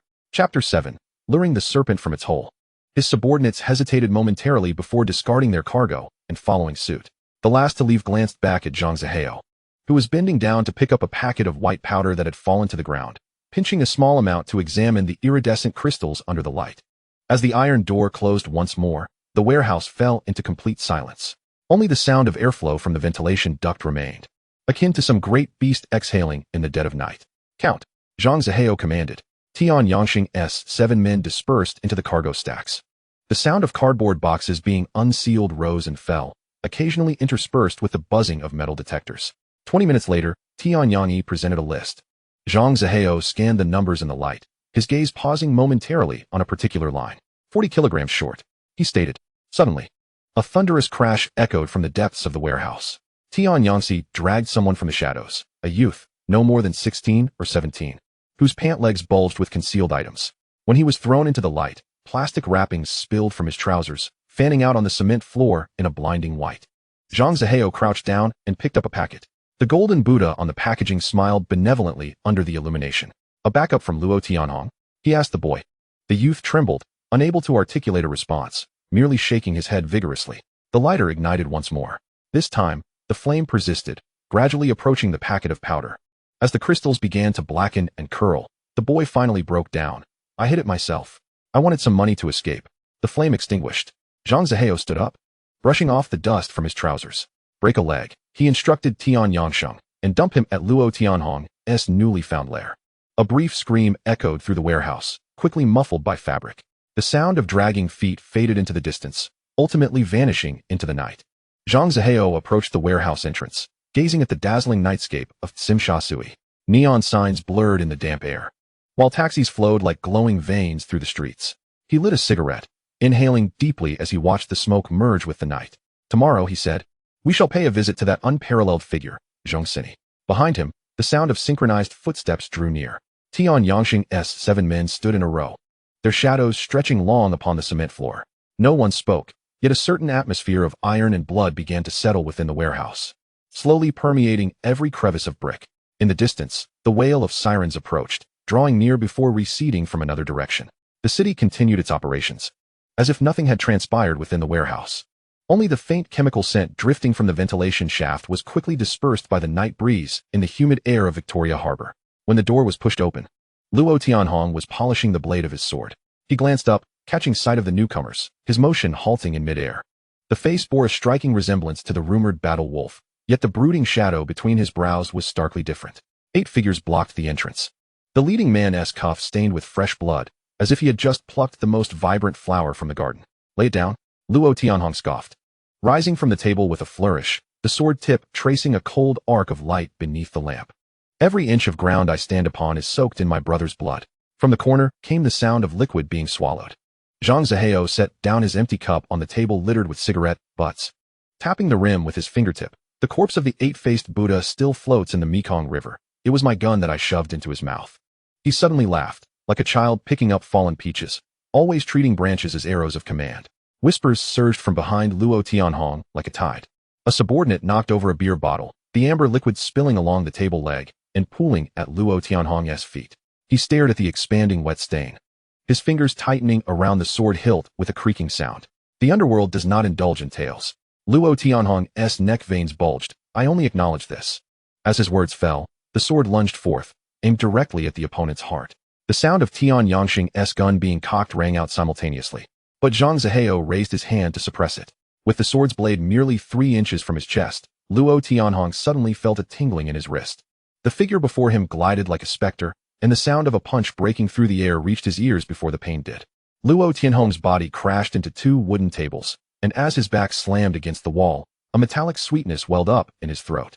When his subordinates rushed to him, he glimpsed Zhang Zihao bending down to retrieve the fallen longsword. The blade reflected the spinning neon tubes on the ceiling, red and blue light dancing across the man's indifferent pupils. Kill me. Luo Tianhong wiped the blood from the corner of his mouth. Yet, Zhang Zihao turned the sword in a different direction, gently pressing the hilt back into his trembling palm. Sim Sha Sui was not in need of such things. As he turned, the hem of his trench coat swept across the chaotic ground, requiring a blade capable of cutting through the night. Luo Tianhong lowered his gaze to the bloodied gash on his thumb, the neon lights flickering ominously between his stained knuckles. The veins on Zhang Zihao's forehead pulsed violently as he pushed the white powder into the sea. The waves surged, sweeping away the last remnants.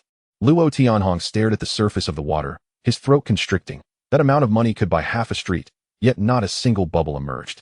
Trust me, Zhang Zihao murmured, flicking away the seawater clinging to his fingertips, his voice low, collecting protection fees, having to hide from those in uniform. Haven't you had enough of this life? Luo Tianhong turned his face away. The neon lights of Sim Sha Sui formed a distant mosaic. The bars adorned with pink signs and the raucous sounds of drunken revelry had few owners who worried about late-night knocks from the authorities. Yet, his clenched fist slowly relaxed, his palms slick with sweat. The governor stood at the dock, waving as the yacht from the Hua family glided across Victoria Harbor. Zhang Zihao lit a cigarette, the ember flickering in the damp wind. That was the life worth living. The iron gate of the factory creaked behind them. The warehouse, once piled high with goods, now lay empty, the air still tinged with the acrid scent of chemicals. Zhang Zihao kicked aside a rusted iron barrel. The machines are arriving from Osaka next month. Rice cookers, VCRs, karaoke televisions. Those folks over there are clamoring for them now. A few remaining brothers exchanged glances. One young man with a buzz cut timidly raised his hand. Weigu, my uncle has been repairing televisions in Shamshui for 20 years. Zhang Zihao's eyes brightened slightly as he walked over and patted the man's shoulder. Bring your uncle for dim sum tomorrow. That night, Luo Tianhong crossed the sea. When he found He Lianxing, the airplane was being held down at a mahjong table, force-fed alcohol by 4 or 5 people. Beer foam dribbled down the stubborn chin of the airplane, but his gaze remained fixed on a pile of scattered cash at the table's edge. A boss wants to see you, Luo Tianhong stated, leaning against the doorframe. The airplane pushed away the people pressing on his shoulder. Which boss? Not the kind who deals in number 4 business or collects debts from friends. The mahjong table fell silent for a few seconds before someone snickered. The airplane wiped his face, grabbed his coat, and followed Luo Tianhong outside. Jean Mi was found in the Mong Kok night market, squatting behind a stall, counting a wad of crumpled change, the calculator clicking audibly. After hearing the request, Jean Mi looked up at the night sky, blackened by cooking smoke, and stuffed the calculator into his pocket.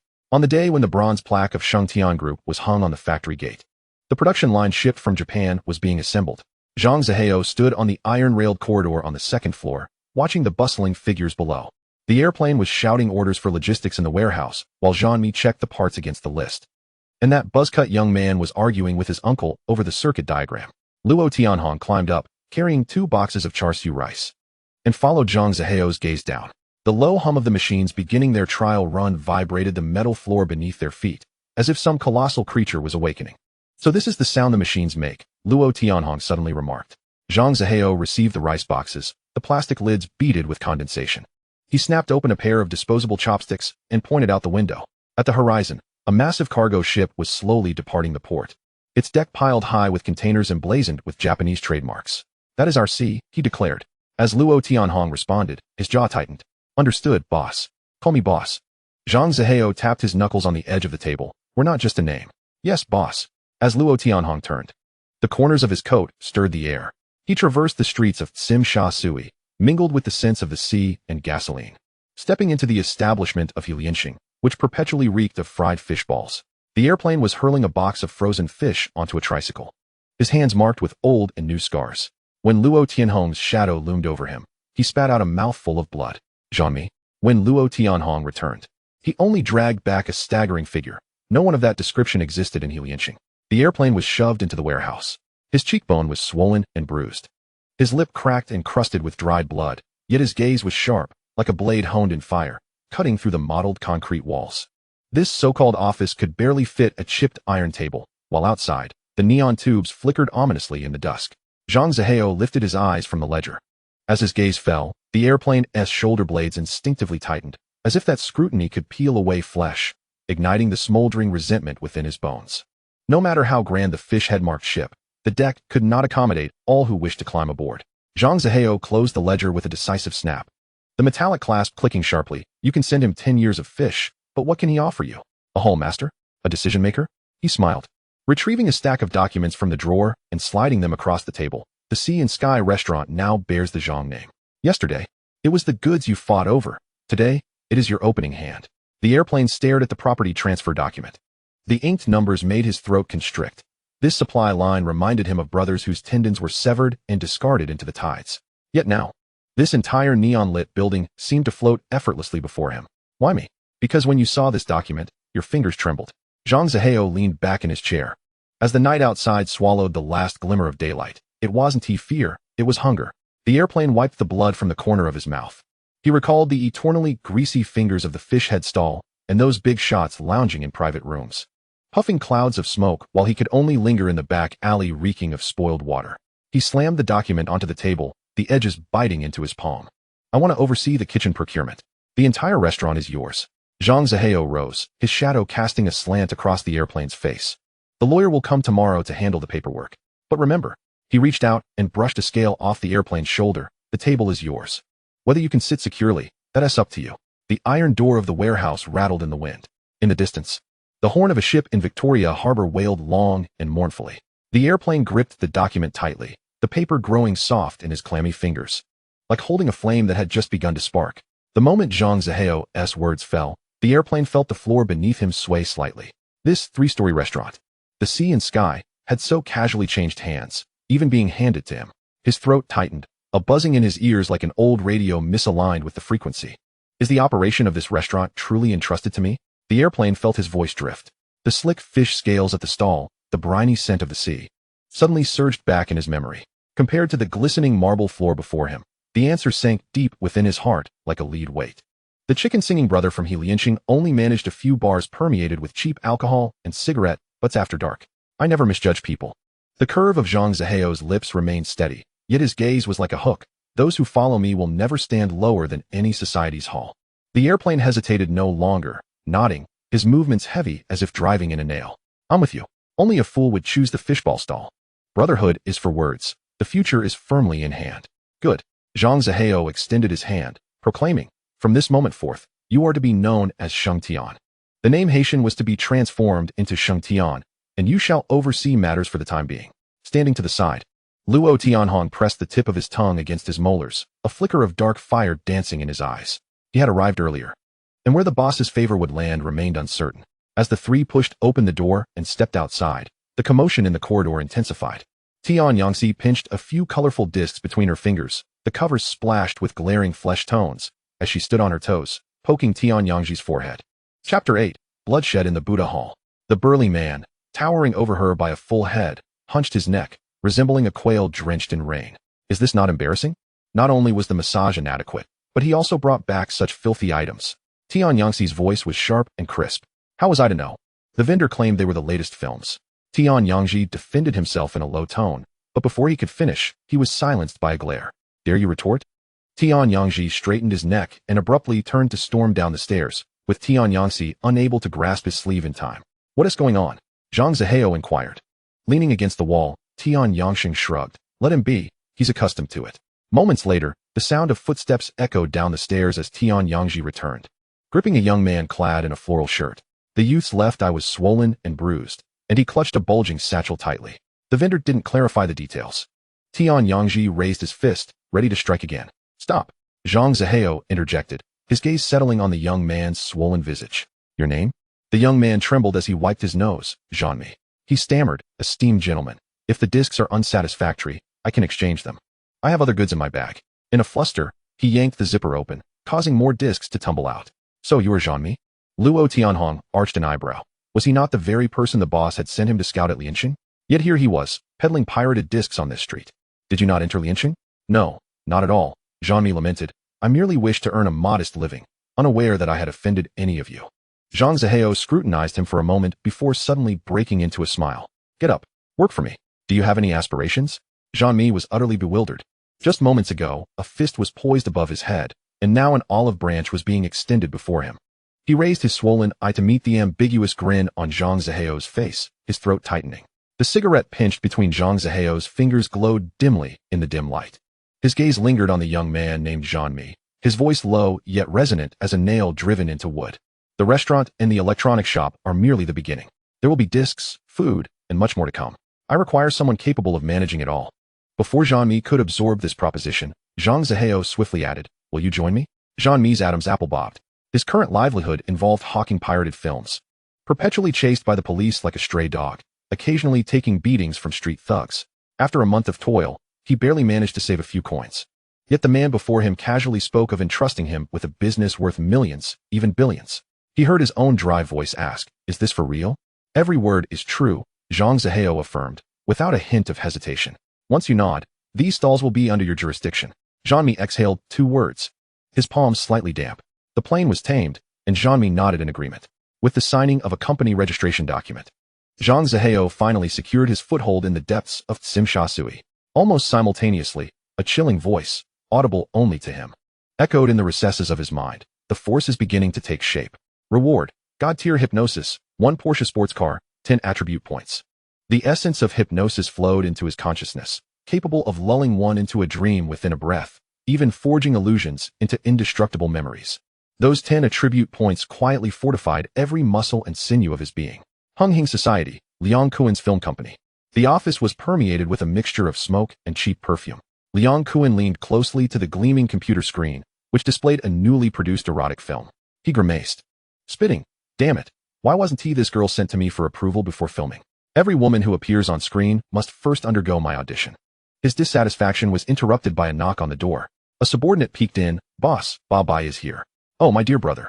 Liang Kuen's expression transformed instantly, donning an exaggerated smile as he rose to embrace Ba Bai fiercely, slapping his back with vigor. Yet, as the embrace lingered, he leaned close to Ba Bai's ear, his voice turning cold. Brother, when do you plan to repay the 2 million I lent you? Ba Bai was his sworn brother, and it was precisely for this reason that the debt weighed heavily on Liang Kuen's mind. Wishing for his brother to live a long life so that the money could be repaid in full, Ba Bai chuckled nervously, rubbing his hands. Kuen Gu, times are tight. Could you extend me a few more days? Extend? Liang Kuen released him and sank back into his plush leather chair, crossing his legs. No money? Fine. You can come here as the leading man and shoot a few thousand films to settle your debt. Ba Bai's eyes brightened, revealing an eager expression. Really? Kuen Gu. I'm in great shape. I can definitely do it. Get lost. Liang Kuen hurled a lighter at him, exasperated. Now, I have a business proposition. Let us see if you dare to accept. What is it, Kuen Gu? Ba Bai leaned closer. You've heard about the Tsimsha Sui incident, right? Duan Kuen has black market goods, and both he and his partner are now in Zhang Zihao's grasp. Liang Kuen lowered his voice, his eyes glinting with greed. That batch of goods is 99% in Zhang Zihao's possession. You go, retrieve the goods for me. Once they're in hand, the debt will be erased. Ba Bai's ingratiating smile faltered momentarily, a flicker of hesitation crossing his eyes, but was quickly overshadowed by a more intense gleam. He licked his lips. Kuen Gu. Is the information reliable? Of course, Liang Kuen waved his hand impatiently. Just tell me, are you in or out? Ba Bai fell silent for a few seconds before nodding decisively. I'm in. For Kuen Gu, I will definitely bring back the goods. Unbeknownst to him, he was plunging headfirst into a trap that had long since been laid. As the iron door of the warehouse creaked open in the morning light, the last batch of rusted scrap was just being carted away. Zhang Zihao stood on the empty concrete ground, the wind tugging at his coat. The shipment of precision instruments from the southeast corner was set to arrive next week, and the blueprints for the production line had already unfurled in his mind countless times. Envisioning the Southeast Asian electronics market, where new voices would soon emerge, Luo Tianhong tugged at the golden thread of his suit sleeve. The fabric stiff enough to feel somewhat unfamiliar. Behind him, over 30 brothers were clad in dark attire, their stances askew, laughter coarse, resembling a flock of crows mistakenly caught in the frame of a camera. Godfather? Zhang Zihao did not turn, his gaze still fixed on the distant dock. First, tie your shoelaces properly. On the other end of Tsim Sha Sui, Babai stared blankly at the telephone. The red mark on the table, caused by documents, had yet to fade. He counted for the third time the number of men Kuan Gu had called for, along with his own, barely scraping together 100. The goods were in Zhang Zihao's hands. That man's background was as thin as paper, yet this very paper now weighed heavily on his stomach. Training? As Luo Tianhong's voice rose, Tian Yangsheng had already stepped to the front of the line. The man moved lightly, but his landing felt as heavy as a plummet into sand. The previously raucous crowd fell silent for half a second. As twilight bathed the western wall of the warehouse in a warm orange hue, the first batch of uniforms had already become drenched in sweat. Tian Yangsheng did not call for a halt. Instead, he lifted a limp figure and set it upright. Zhang Zihao observed from behind the railing on the second floor for a long time, his knuckles rhythmically tapping against the iron pipe, the cadence steady as a heartbeat. As the night mist crept into the docks, the imposing figures finally stirred. The truck's tires rolled over the damp asphalt, the headlights slicing through the darkness like a dull blade. They remained oblivious to the red dot of the surveillance camera, which illuminated in the shadows of the warehouse ceiling. Slowly pivoting to relay the scene back to the control room screen, Luo Tianhong fastened the last button of his shirt.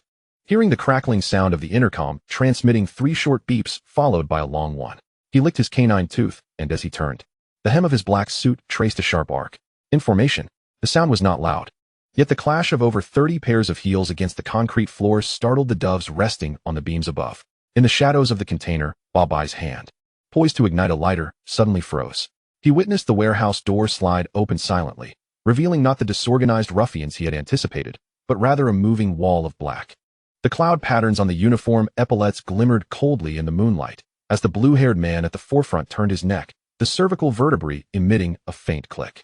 The goods that Brother Kuan desires. Babai managed to squeeze out the words, his atoms apple-bobbing, knowing that handing them over would preserve everyone's dignity.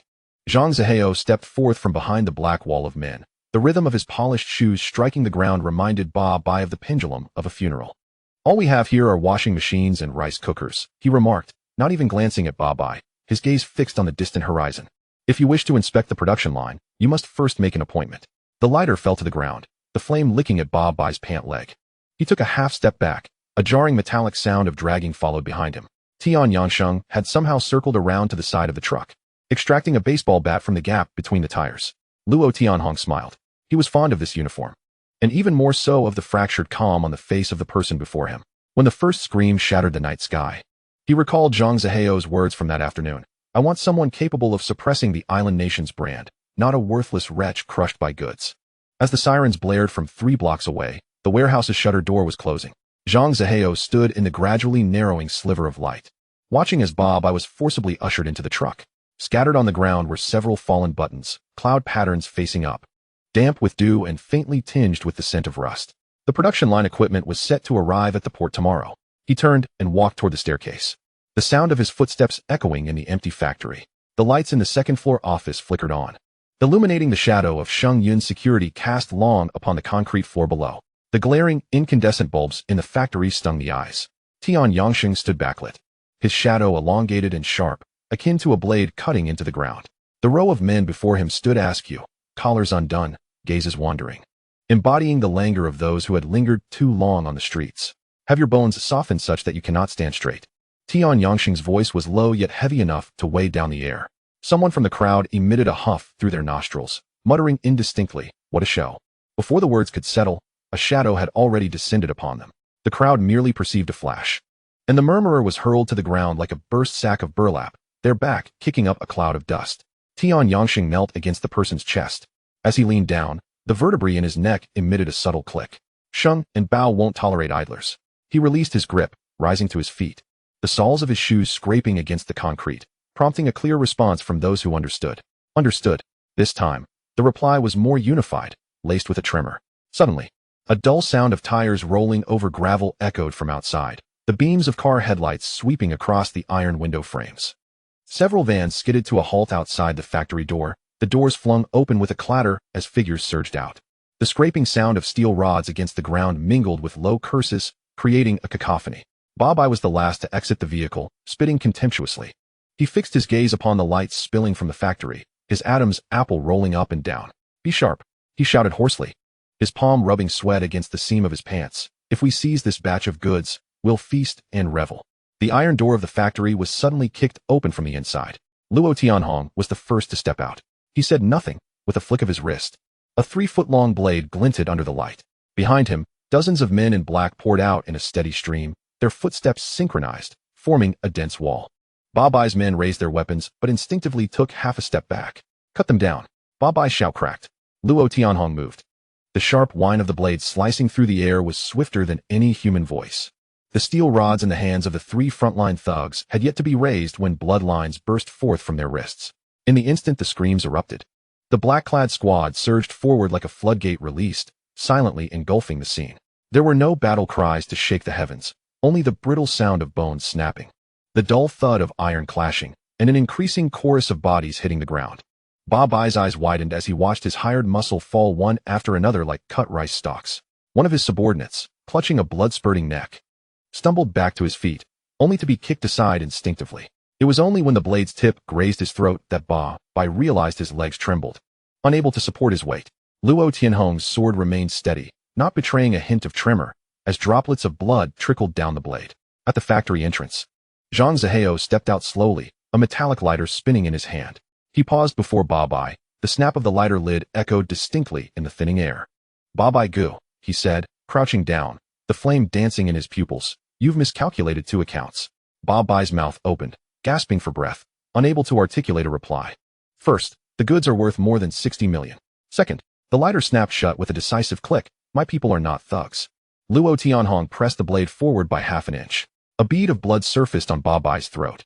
The air within the factory solidified into a block of iron. Those who had followed Ba Bai into the fray were now like ants doused in boiling water. Their once menacing arms swinging steel pipes, now frantically tossing their weapons to the ground, the clattering of metal against concrete resounding in the eerie silence. Ba Bai found himself sprawled beside a puddle of oil, feeling as though his internal organs had been rearranged by Tian Yangyi's kick, each breath sending a stab of pain through his ribs. "Mr. Zhang," Ba Bai propped himself up, his forehead smeared with a mixture of grime and sweat. It was all Liang Kuen's doing. He claimed this batch of goods was valuable, and that if I got my hands on it, I'd get 30%. As he spoke, his eyes dared not meet the gaze of the man before him, fixating instead on the polished tips of his shoes. Zhang Zihao did not respond immediately. The smoke from his cigar lazily ascended to the factory's rusted steel beams, dispersing into a pale blue mist. He took 2 steps forward, his shoe crunching over a broken wooden stick on the ground, the sound echoing sharply in the overly quiet atmosphere. "I originally intended to install a production line here," Zhang Zihao began, his voice low yet compelling enough to make those kneeling shrink their necks. "Now, it seems we must first hire someone to clean up."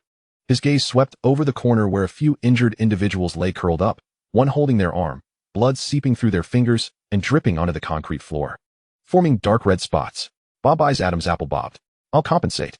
The Sauna's revenue for this month is all yours, 200,000. No, 250,000. He hastily reached for his inner pocket, but his trembling hand sent his wallet tumbling to the ground, scattering several bills. The figure standing to the side, Tian Yangyi, raised an eyebrow. Luo Tianhong leaned against the rusted machinery, arms crossed, a semblance of a smile playing at the corners of his mouth. They were all waiting for Zhang Zihao's next utterance. "Liang Kuen's men," Zhang Zihao said, gesturing with his cigar towards the unfamiliar faces kneeling behind Ba Bai. "Send a message back. As for you." He crouched down, meeting Ba Bai's eyes, which widened in terror. "The money must be delivered by noon tomorrow. If it's even an hour late, I will send someone to collect the debt from your sauna." Ba Bai nodded fervently, his chin nearly touching his chest. Only when Zhang Zihao stood up and turned away did he dare to take a deep breath. His shirt was already soaked with sweat, clinging to his skin. Tian Yangyi motioned to his subordinates with a slight lift of his chin. Someone moved towards the pallid-looking lackeys. As the screams echoed, Zhang Zihao had already reached the factory door, the evening light slanting in and casting a long shadow that covered the debris behind him. When the 200,000 in cash was handed over, he felt as though his chest were being slowly sliced open by a blunt knife. Zhang Zihao did not accept it, merely casting a sidelong glance at the stack of bills. 200,000? Is this a donation to a beggar on the street? Cold sweat beaded at Ba Bai's temples, his fingertips numb. He gritted his teeth and reported another figure. 1 million? I truly cannot produce any more. As he spoke, his stomach twisted in pain. The sauna's monthly revenue barely amounted to this, and he still had to account for various expenses. He had cursed Liang Kuen 1,000 times in secret. Had it not been for that man urging him to intercept this shipment, how could he have encountered such a calamity? The group behind Zhang Zihao stood still as iron, their gazes as sharp as bloody blades. These were not your average street thugs. They bore the ferocity of hidden aces from Lianqing or the desperate rogues nurtured by Zhang Xinyi, his own men. Mere pawns who could only swing a fist would hardly suffice against them. Still treating me like a beggar, Zhang Zihao suddenly laughed, tilting his head towards the blue-haired youth beside him. Tianhong, take one of his fingers. The keen sound of a sword being drawn made the air tremble. Luo Tianhong twisted his wrist, the blade glinting coldly under the light. No, no. Babai shrank back, his voice cracking. I will give anything. Just don't. The blade did not waver. The silvery flash descended. Babai's little finger was severed, blood splattering onto the cement floor. A half-formed scream escaped his throat, only to be swallowed back as Zhang Zihao gazed down at him, his eyes sharper than the sword. Your sauna. Zhang Zihao crouched down, his voice lowered. Transfer it to me. Babai's vision darkened. That was his last source of income. Without it, he would be left to fend for himself. But suddenly, a cold metal pressed against his neck. The tip of Luo Tianhong's sword was poised against his pulsating vein. Will you or won't you? The three words fell like nails. Babai trembled uncontrollably, finally squeezing out a response through gritted teeth. I will sign. A smile finally broke across Zhang Zihao's face as he pulled him up. You should have been more forthcoming. He turned to the bespectacled young man. Zhanmi, draft a transfer agreement. As for the price, he patted Babai's shoulder. Let us go with what you initially proposed, 200,000. Zhanmi nodded and departed. Babai stared at the severed finger on the ground, suddenly reminded of Liang Kuan's slick smile. He mentally crushed that name, swallowing it down with blood and bile. Babai felt that the smile concealed a knife. 200,000 Hong Kong dollars, lightly tossed his way, would exchange for his sauna, which generated nearly $1 million each month. This was not business. It was a brutal stripping of flesh. His molars ached from clenching, yet he dared not reveal a hint of his fury on his face. Don't glare at me like that. Zhang Zihao's hand settled on his shoulder, the warmth sending a shiver through Babai. I am a man of principle in my dealings. And you agree, right? Babai nodded eagerly, his throat tight. Of course, I agree. Brother Zihao is right. I am willingly selling. Zhanmi timely presented the transfer agreement. The pen felt as heavy as iron in his hand. Babai's wrist trembled as he scrawled his name, as though signing away his own life. We will handle the formalities tomorrow. Zhang Zihao flicked the paper, satisfied, and folded it. Another goose that lays golden eggs had entered the fold. A glimmer of excitement flashed in his eyes. As Babai stumbled out of the warehouse, night had fully descended. The ambitious dreams he had arrived with lay shattered on the ground. The once formidable crowd of nearly 100 was now sparse. The sounds of the injured echoing around him. Contemplating the subsequent medical expenses and compensation, his vision blurred. Zhang Zihao had effortlessly drained him of his most lucrative enterprise with a mere 200,000. Curse it all, he spat. A mixture of blood and curses carried off by the night wind. Yet, no matter how much he loathed it, he had to return to that man. Liang Kuan had made him wait for far too long. Until the bedroom door swung open, a sickly sweet aroma mingled with smoke wafting out.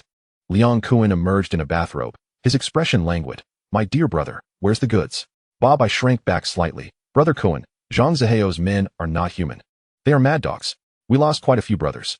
Only then did Liang Kuan scrutinize the ragtag group before him. The over 20 strong men he had lent were now reduced to 7 or 8, all battered. The veins in his temples throbbed violently as he crushed his cigarette. But, where are my men? They are gone, Babai's voice trembled. They were too fierce. Babai. Liang Kuan leaned closer, each word ground out through clenched teeth. You are truly my good brother. If it weren't for the 20 million debt binding my life, I would want to pull the trigger right now. Taking a few deep breaths to quell his fury, his expression darkened, as if it could drip water. He had already assessed Zhang Zihao's foundation. Where did such confidence come from? How could nearly 100 men fail to subdue a single bone? The night deepened, heavy clouds pressing down on Hong Kong Island. Some territories had quietly changed hands. The veins in Liang Kuan's forehead throbbed furiously, his polished shoes striking Babai's shoulder with a dull thud. You were given 20 men, and 8 returned. How many guns does Zhang Zihao have? His voice was hoarse, as if sandpaper had rubbed against metal. The relocation fees for those 8 brothers. Medical expenses, all of it falls on you. Babai cowered in the corner, his throat constricting, unable to muster a coherent word. The previous 20 million, coupled with this loss. Liang Kuan's fingers danced over the calculator, the neon green numbers flashing. 21 million. I'll let you off the hook for the odd change. Isn't that generous? He suddenly broke into a grin, his arm draping over Babai's stiff shoulder. As a brother, the value of your sauna will be calculated at 8 million. The rest you can repay slowly. Babai's complexion paled from blue to white, his lips trembling. That place, once overflowing with gold every night, now stood as an empty shell. Last night, in the rusted factory, Zhang Zihao's men wielded cold steel, blood cascading like pearls from the sword's edge. The final transfer agreement slapped against his face, the ink of 20,000 still wet, felt like a stinging slap. Brother Kowloon, Babai suddenly collapsed to the ground. Desperately clutching at the pant leg, the sauna has been taken by Zhang Zihao. He forced me to sign. It was only 200,000. Liang Kowloon's pupils constricted suddenly. In the next moment, Babai was kicked away, his head colliding with the leg of the coffee table. Bankrupt? Liang Kowloon leaned down, seizing his collar. Spit flying onto Babai's pale face. Can't pay? Fine. Then tomorrow you report to the film set. 3 films a day, until you repay every last cent. He shook off the hand and raised his chin towards the door. As Babai rolled out of the room, he heard the crisp sound of a calculator shattering behind him. The night in Causeway Bay was suffused with neon lights. The big boss slid a photograph across the glass surface, his fingertip tapping the greasy photo paper. This person has been a nuisance for far too long. Chen Haonan picked up the photograph. Under the lights, Babai's puffy face appeared ghostly pale. Shanji leaned closer and whistled. Don't worry, brother, we've got this covered. As the morning light pierced through the fog over Victoria Harbor, the engine of the Porsche roared as it sliced through the streets. Zhang Zihao rested one hand on the steering wheel, the rearview mirror reflecting the gaunt profile of Feiji and the incessant tapping of Jean-Mi on the calculator. Is the contract all set? He inquired. Jean-Mi looked up, his eyes crinkling behind his lenses. All legal documents, property deeds. Even a list of his outstanding utility bills are in order. The car turned into a narrow alley. The neon sign of the sauna dim in the daylight like a faded scar. Zhang Zihao turned off the ignition, his gaze sweeping over a window on the second floor where a light must have burned all night. Let's go. He pushed open the car door. It was time to settle the accounts. The silver sports car sliced through the damp urban landscape. The streets of the 90s were filled with boxy Japanese cars and cumbersome German sedans. This low, sleek metallic creation glided through like a futuristic arrow piercing through the past. The shadows of the sycamores along the roadside raced backward across the streamlined body of the car. Inside, Zhang Zihao's profile was sharply defined by the dashboard's eerie blue glow. His knuckles rested on the steering wheel, the cuff of his shirt revealing a segment of a steel watchband that shimmered coldly with each gear shift. The young man in the passenger seat clutched a folder on his lap, his knuckles turning white. Brother Wei, can we trust Babai's signature on that paper? The engine's low growl echoed as they passed through the tunnel, the yellow lights streaking past Zhang Zihao's eyes like shooting stars. That's what I'm counting on. He opened his left hand, slowly unfurling it, as if something invisible was dissipating from his palm. He had already lost his nerve yesterday. If he dares to backtrack today. He paused, his gaze sweeping over the rapidly retreating streetlights in the rearview mirror. Then there's no need for him to breathe again. Jean-Mi's Adam's apple bobbed. The company registration documents still carried the scent of fresh ink, and his suit was impeccably pressed. Yet the chill emanating from the man beside him reminded him of the briny sea breeze from that night at Simsha Pier, cold, salty, and tinged with the scent of rust. Those who could topple Duan Kowloon and the eight-faced Buddha were certainly not gentlemen who sat in offices poring over spreadsheets. Steam slid down the tiled walls, condensing into droplets. Babai lay sprawled on the massage table, his thick back riddled with old scars and new sweat. When the masseuse pressed her fingers on his scapula, he let out a muffled groan. Press harder. His voice was muffled in the pillow. After today, there would be no chance for him to ask for a massage again. Chapter 10, The Dawn of Victory. He closed his eyes. Yet the image of that transfer agreement floated in his mind, along with Zhang Zihao's gaze upon him. One that seemed to appraise a piece of furniture rather than acknowledge a living being. He had sought out Liang Kowloon, that usually arrogant and brash ruffian, only to hear about his recent debacle with nearly 100 men. To hell with you, Liang Kowloon. Babai spat out a curse between clenched teeth. The restroom door at the end of the corridor opened silently. Several shadowy figures slipped in, the clinking of metal against tile producing a delicate sound. The faucet was turned on, the rushing water drowning out the sound of steel pipes sliding into bags. The heating element of the hairdryer glowed red hot. The air filled with a burnt odor. Just as Babai sensed something was off, the scorching plastic shell had already seared into his back. A piercing scream collided against the steam-laden walls. Blades flashed down, the sound of flesh being sliced was muffled and moist. Babai erupted with the strength of a raging bull, toppling the wooden screen, his corpulent body wrapped in a towel tumbling towards the stairs. He paid no heed to the cries of his subordinates behind him. His mind was consumed by a singular thought: escape. He nearly fell down the first flight of stairs, his bare feet hitting the cold marble floor, colliding head-on with several people who had just stepped into the foyer. Babai's eyes suddenly brightened as he scrambled and lunged forward, disregarding the towel that fell away, blood bubbling from the wounds on his body. Brother Wei, save me. They're out to kill me. The footsteps from the staircase grew closer.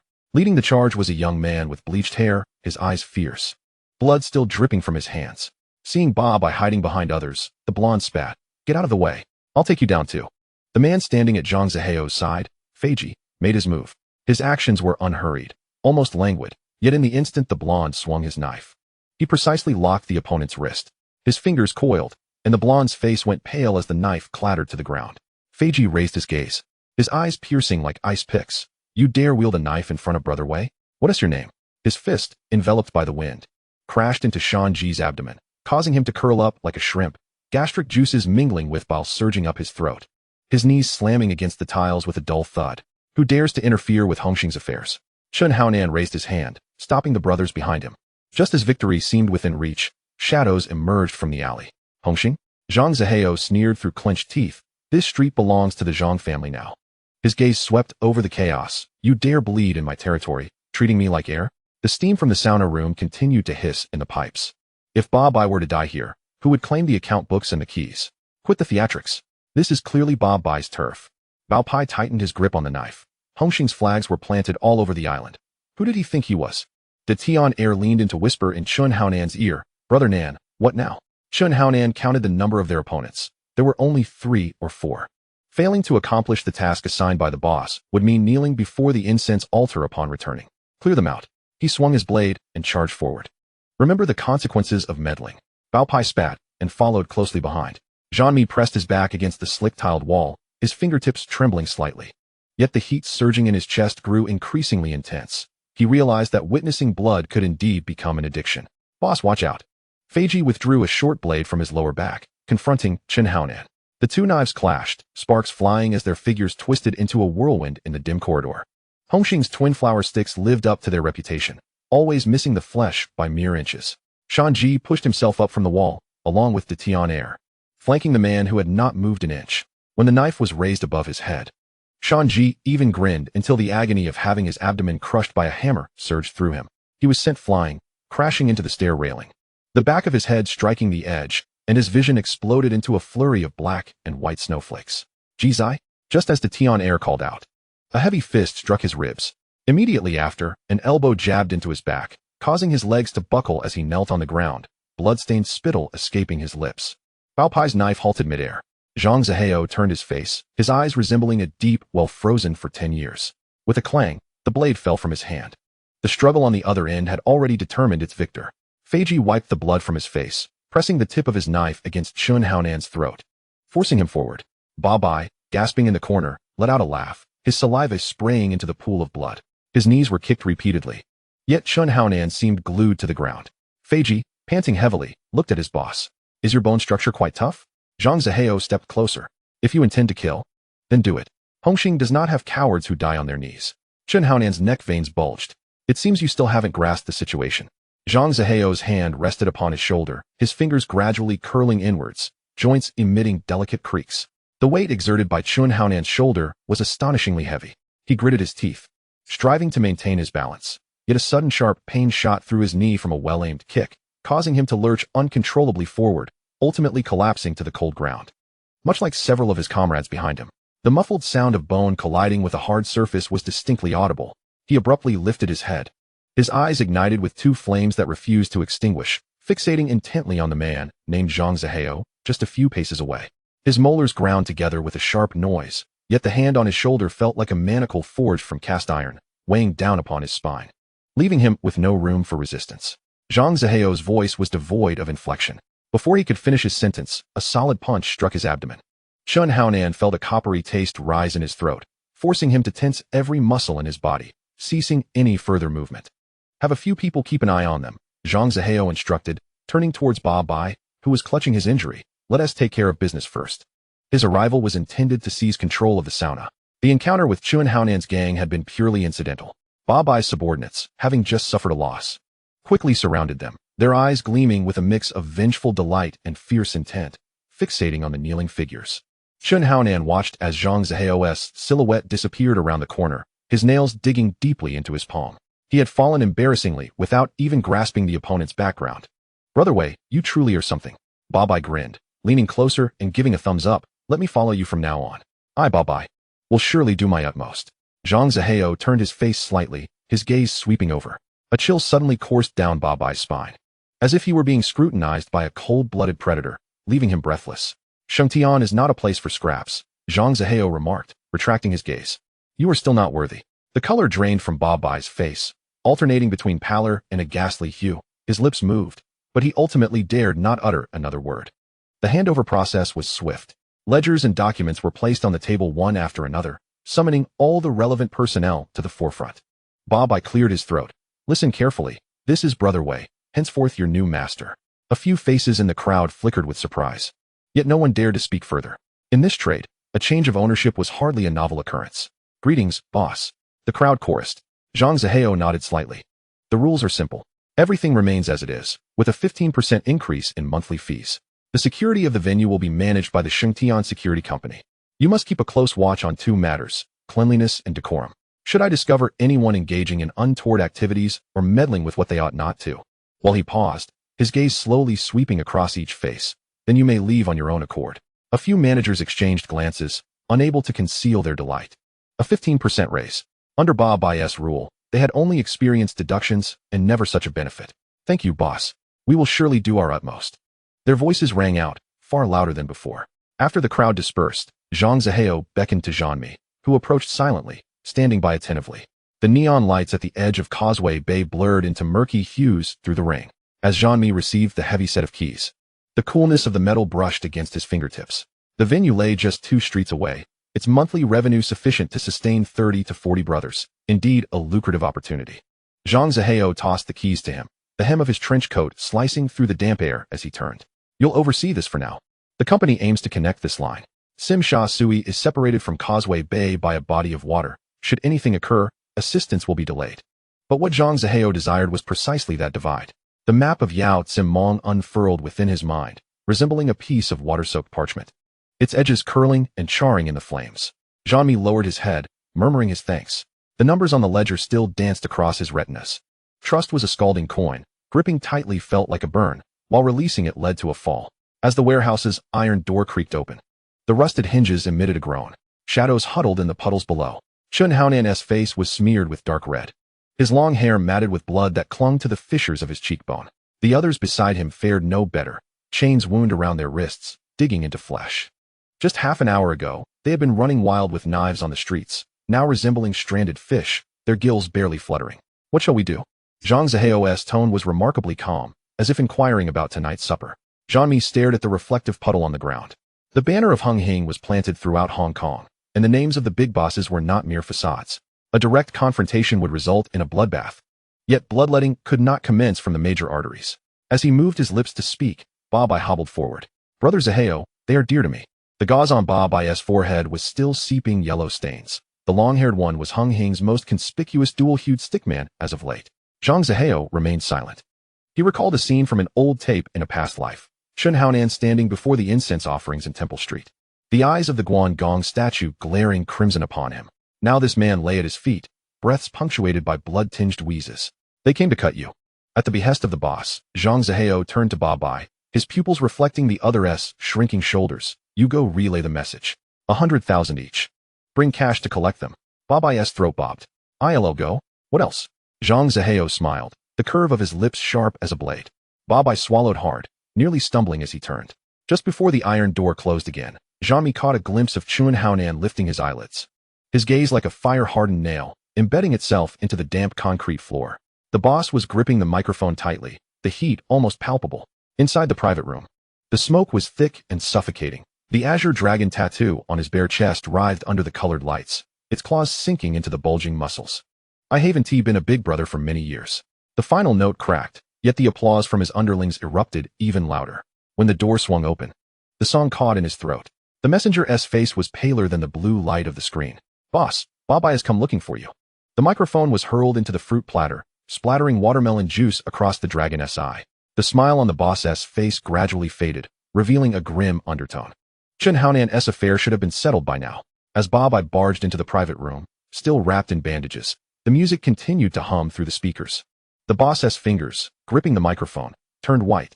This man should be lying in a hospital or worse, not standing here with that look directed at him. The cold smirk visible beneath the gauze caused the temperature in the room to plummet. Brother Zaheo wants to see you. Bob I's voice scraped against the eardrums like rusty metal. Chen Haonan is in his hands. Bring cash to collect him. As the microphone flew across the room, it created a shrill screech. Bob I ducked to avoid it, the plastic casing exploding against the wall. One of my men is missing a hair. The boss spat through clenched teeth. You will pay with your life. The corridor was suddenly filled with the sound of footsteps. The metallic clang of steel against blades resonated from every corner, dozens of shadows blocking all exits. The boss tore open his shirt collar, revealing an old scar on his chest glistening dark red under the light. It had been too long since he last fought. Long enough for even the newcomers from Tsim Sha Sui to dare to reach into his bowl for scraps. As the convoy rolled through the night, the window reflected his taut jawline. The name Zhang Zaheo had indeed been circulating frequently of late regarding the sensational affair on the island, yet this was Hong Kong. Hongqing's flag is planted in half of the oil peak, not a territory that can be overturned by any dragon crossing the river. The iron door of the factory is open, like a black mouth. In the office, Jean-Mi pushed the report aside.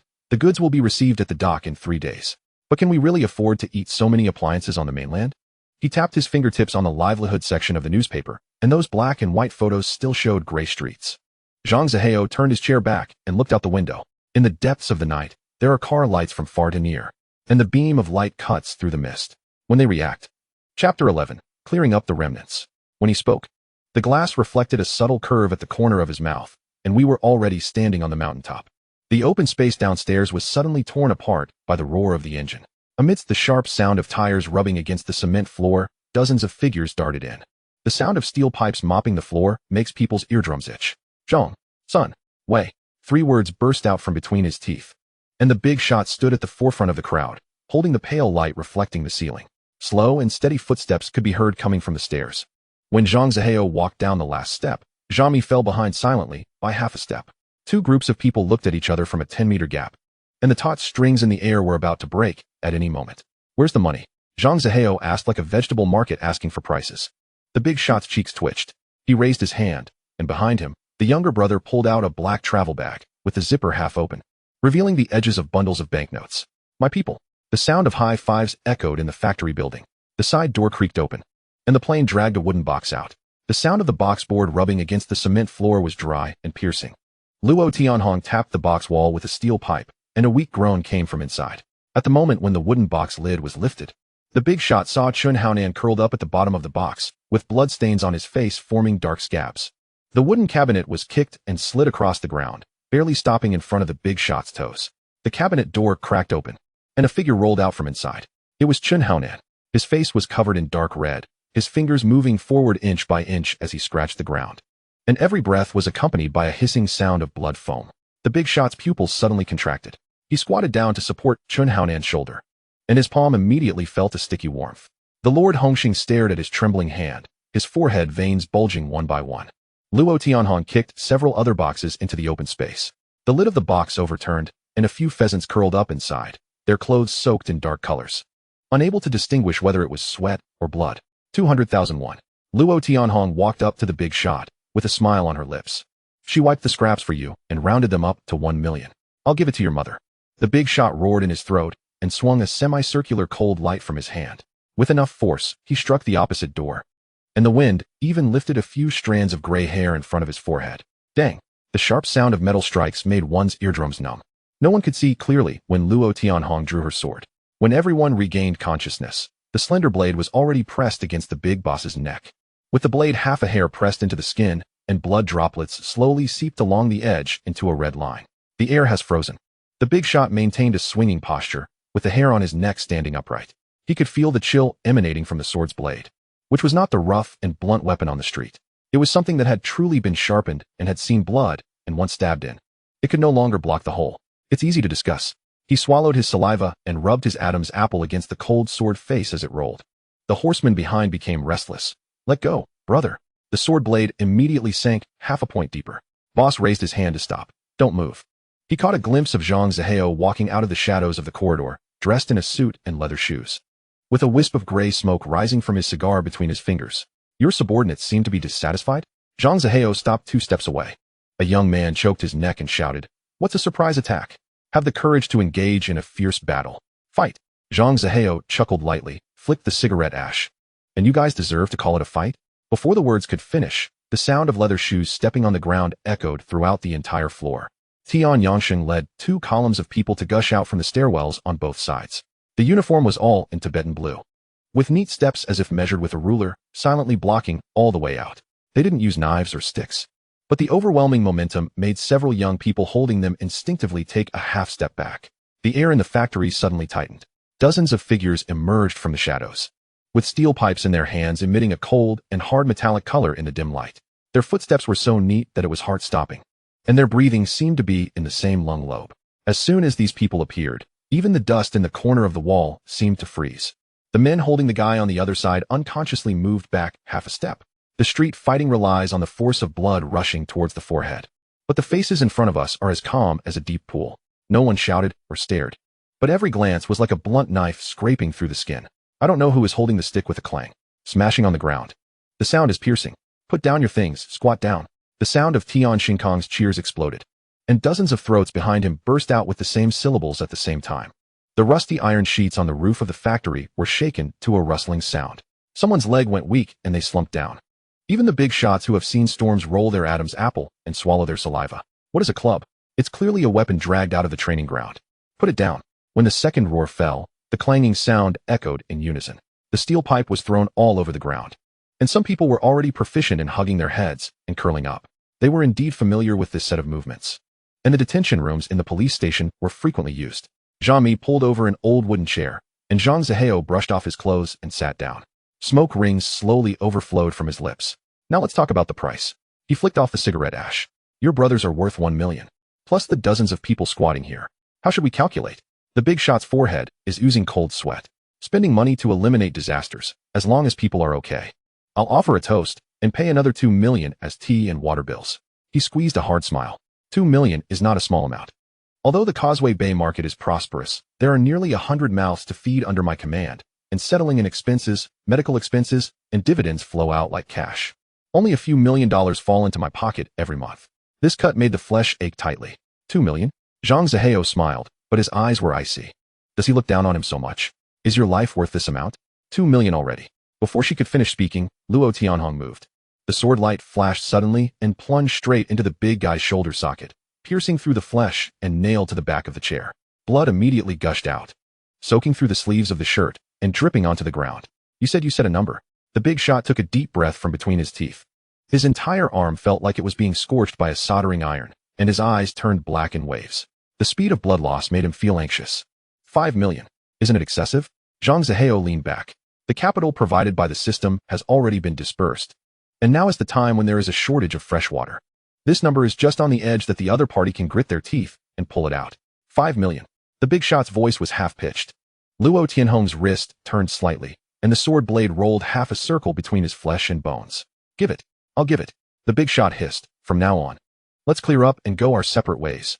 He lowered his head and stared at the increasingly bloody puddle on the ground, but his eyes lit up with a dark flame. The coming days would be long. The night in Tsim Sha Tsui on Hong Kong Island is always filled with neon lights and the smell of the sea.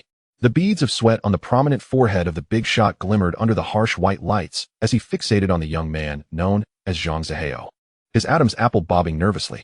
Initially dismissed as merely a small-time player, he unexpectedly stirred up a tempest. The young man leaning against the rusted iron framework, cradling a sword, possessed a gaze as frigid as a blade tempered in ice, more unnerving than even his most formidable associate, Chen Haonan. An hour passed. Zhang Zihao glanced at his watch, the reflection of the dial skimming over his eyelids. Money received, and the man departed. The big shot's fingers, gripping the mobile phone, turned pale.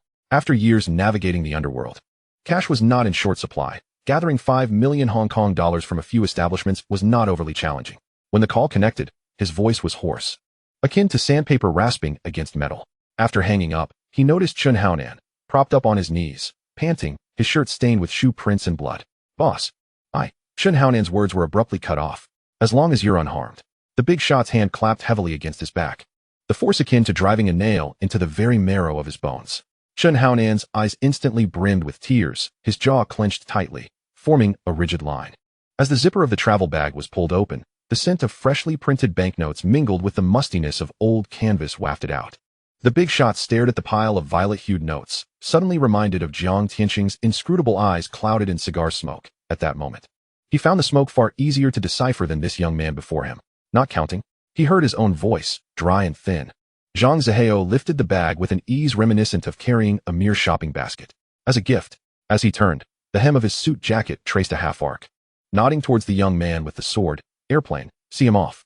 As Chun Haonan stepped through the iron gate of the factory, he glanced back. The moonlight stretched Zhang Zihao's shadow on the cement floor, elongating it like a sword plunged into the ground. The youth referred to as Airplane stood blocking the doorway. His hair cropped close to the scalp, a centipede-like scar snaking up to his ear. "All right, brother." His tone was as flat as a simple enumeration. The big shot scrutinized the scar for 2 seconds. "You used to be with Fish Head. This was not a question. Now you're with Victory Sky."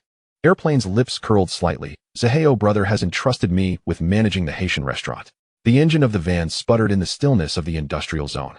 The big shot slammed the car door shut with force, causing the windows to vibrate. "Next time." He spat through the glass towards the factory. The latter part of his sentence drowned in the black smoke of the exhaust pipe. Airplane stood rooted, pulling out a cigarette. The flicker of his lighter illuminated half of his face. "Foolishness." He mimicked Zhang Zihao's usual nonchalant tone, flicking ash onto the ground where Chun Haonan's blood had dripped moments earlier. The office on the top floor of the Haitian restaurant overlooked Victoria Harbor. As Airplane pushed open the door, Zhang Zihao stood by the floor-to-ceiling window, counting the lights of the ferries. "Gone." Zhang Zihao did not turn around. His blurred reflection in the glass asked, "Do you think that money is enough to buy a few production lines?" Airplane paused, then suddenly broke into a grin. The smell of disinfectant mingled with the metallic tang of blood in the hospital corridor. Zhang Zihao flicked the ash off his cigarette and quietly said to the silent man beside him, "Let Ba forever keep his mouth shut. Spread the word. And say it was the handiwork of the one from Causeway Bay." He hesitated before adding, "And while you're at it, spin a tale about this afternoon's incident at the dock warehouse, ensuring every word is laced with humor." Airplane lowered his cap's brim, casting a shadow over half his face. He was well versed in such matters, as natural as breathing. Ba, just a useless wretch lying in a hospital bed, awaiting death. In the ward, Ba was swathed in blood-soaked bandages, resembling an unfinished corpse. The creaking of the door hinge made his eyes bulge with terror. "Who is it? Who is it?" A hoarse voice squeezed through the gaps in the bandages. Airplane wasted no words. His figure glided closer like a ghost, the glint of cold steel flashing and vanishing. Ba's throat emitted a gasping, wheezing sound as his hands clawed desperately at the air, ultimately collapsing heavily in defeat. The following morning, 2 pieces of news spread like wildfire. One reported that the big shot from Causeway Bay had settled old scores with Ba. The other painted a more vivid picture. The big shot, accompanied by a throng of henchmen, sought revenge only to be ambushed, ultimately paying 5 million to escape with their tails between their legs. The tale was retold in tea houses, mahjong parlors, and parking lots, with each retelling inflating the details a notch. The cold air of the morgue was biting. Liang Kuan, accompanied by a heavily made-up female companion, pulled back the white sheet and was confronted by Ba's ashen face, causing his lips to twitch violently. "I curse you, Ba." He pounded on the icy iron cabinet, his voice trembling. "I treated you like a brother, and this is how you repay me?" The female companion grasped his arm, her eyes filled with sympathy. "Kuan brother, so loyal and righteous, a true man." "Loyalty." Liang Kuan suddenly turned, his eyes bloodshot. "This scoundrel owes me over 20 million. The interest has piled up like a mountain." He violently gripped the back of his companion's neck, forcing her to bow down, while he glared at the contorted visage. Squeezing out a curse between his teeth, "I demand tenfold repayment."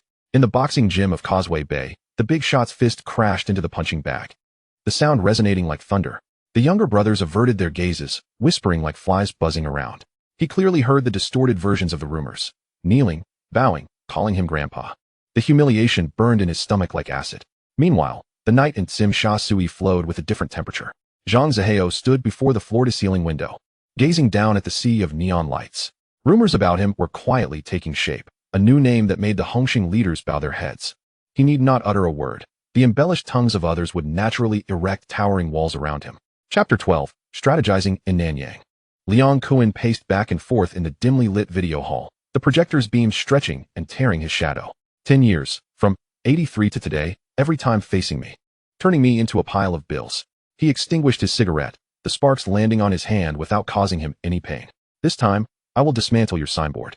First severing your left and right hands, and then you'll become a commander without a cause."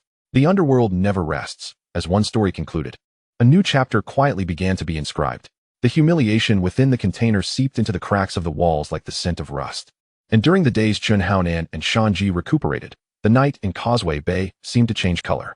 Once, the name of the red-collared gang had rolled off tongues with a hint of disdain. As the big shot entered the hall, he could sense the flickering lights concealed behind those drooping eyelids. Jiang Tianxing had chosen a dreary, rainy afternoon to take the big shot to meet He Lianxing. Sitting with his legs crossed at a tea house by the window, he smirked as people entered. "Oh, isn't that the brother who kneeled and called me grandpa?" As the words landed, the teacup clinked against its saucer with a sharp sound.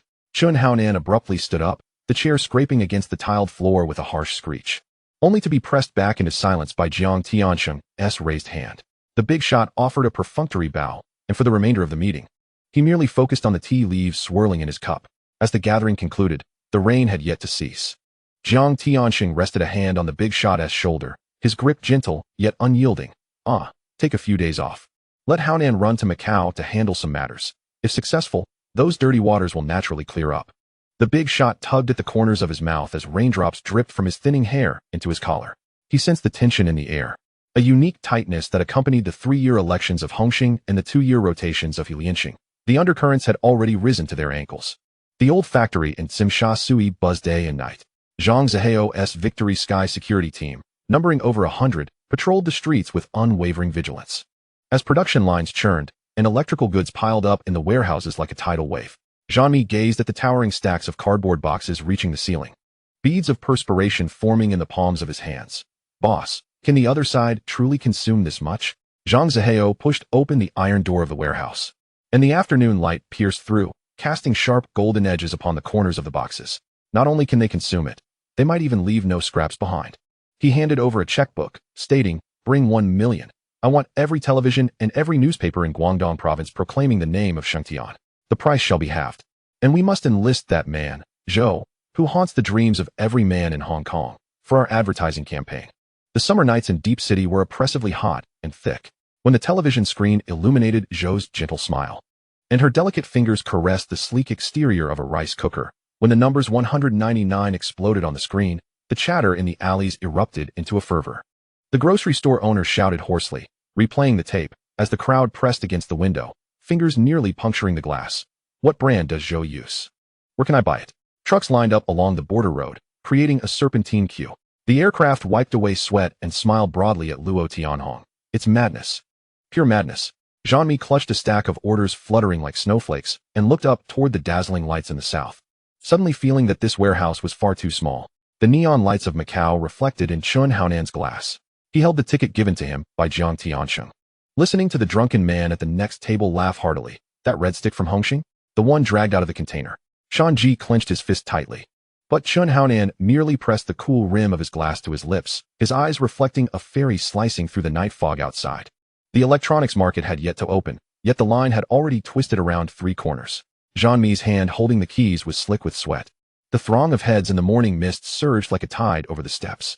Someone rapped their knuckles against the glass display case, behind which a faded poster of a Hong Kong star featured a woman with dewdrop-like sequins hanging from her lashes, her fingertips brushing against the silver exterior of the rice cooker.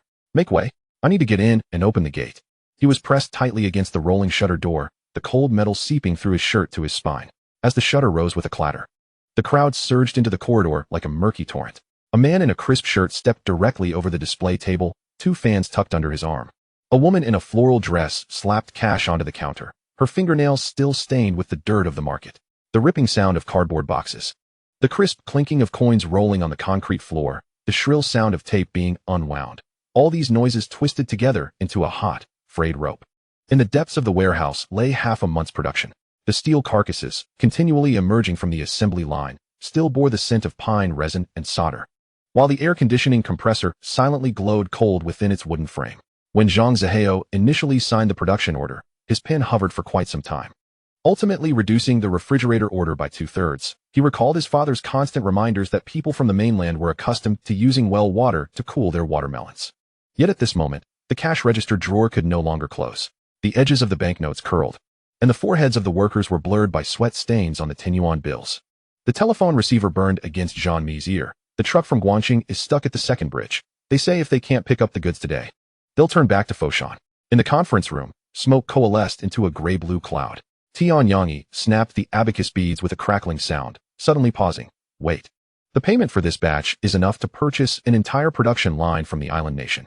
Zhang Zihao pushed open the window in the distance. A cargo ship was releasing the massive shadows of containers. He recalled the scene he had witnessed at the dock last week. Workers pried open wooden crates with iron hooks. Foam plastic flying out like snowflakes. The glossy surface of the island nation's appliances shining so brightly that they reflected the parched faces of the onlookers. Clear out warehouse no. 3. As he turned, the hem of his suit knocked over a teacup, the brown stain spreading across the report. Inform the production line that all lights must remain on tonight. The night in Deep City was never purely black. Neon tubes flowed like molten gold over the factory's corrugated iron roof, while the packing workers squatted at the end of the conveyor belt, bundling boxes. The trajectory of the tape gradually aligning with the dawn's lightning sky. When the first truck bound for Changcheng rolled out, its tires crushed the scattered remnants of posters. The smiles of Hong Kong stars obscured beneath countless shoe prints, transformed into a mottled totem. He lightly tapped his fingers on the table's edge, and Zhang Zihao's gaze drifted over the unfolded map. The sign for Xingtian Electronic City needed to be hung at the heart of every major city. Once the sign illuminated, negotiations would become far more favorable. He paused, turning towards Jean-Mi, as if he could see through the telephone line to the other's expression, over there in Deep City. You go negotiate the land. The rationale was clear. We need to build a factory. The future of Deep City had already been sketched countless times in his mind. The present desolation was merely a prime opportunity for sowing seeds. His identity as a Hong Kong merchant served as a passport, sufficient to stake out vast swathes of land still slumbering. Just waiting for the winds to blow, land prices would surge like the spring tide, along with the potential buildings that could rise upon that land, all becoming promising chess pieces. Boss, Jean-Mi's voice brimmed with excitement. Someone from Deep City has already relayed the message, eagerly awaiting Xingtian's arrival. He gripped the receiver, unconsciously nodding. The vision of this young entrepreneur always seemed to tread upon unseen pathways, perhaps even surpassing the long-standing magnates of Hong Kong. Once the arrangements were finalized, a celebratory banquet would follow, and the rightful share would be ensured. As Zhang Zihao's words fell, the atmosphere in the room thickened with palpable tension. Tianyang exchanged knowing glances with a few others. Millions, tens of millions in cash flow, the commissions slipping through their fingers, ignited a fervor in their hearts. They looked towards the young master, unable to conceal the flicker of desire in their eyes. Zhang Zihao did not meet their gaze, merely stating, "There will be opportunities in the future. Our chessboard extends beyond this city and region." He suddenly turned to Tian Yangsheng. "When you head south, remember to have Jean-Mi collect some old appliances at the electronics market. Don't dismiss them as outdated. Places in Nanyang are yearning for these affordable and quality goods." This line of business may seem inconspicuous, yet the gaze of the prominent families of Hong Kong has yet to settle on it. However, if scattered markets could be woven into a cohesive network, the profits would flow together like an unseen river. This was the surging tide he sought, unnoticed by others. Just then, a subtle current, perceptible only to him, coursed through his mind. The first bucket of gold was already in his grasp, bestowing him with the vision of an eagle. A new decree. Within a month, only the name Xingtian shall remain in Tsim Shui. Upon achieving success, bestow 20 attributes and randomly enhance one aspect of the body. A tingling sensation surged from the depths of his eye sockets, as if a feather had lightly grazed him. When that feeling receded, the world suddenly came into sharp focus. The intricate patterns of sweat beads on Tian Yangsheng's forehead, the subtle fibers of Tian Yangyi's collar, all became vividly distinct. His gaze inadvertently drifted over Tian Yangxi, the contours beneath the fabric unexpectedly taking on concrete dimensions. So that was it. He discreetly shifted his gaze. Yet, Tian Yangxi felt that fleeting glance carry a weight. Her face suddenly flushed, and she hurriedly lowered her head, her fingertips unconsciously fiddling with the hem of her clothing.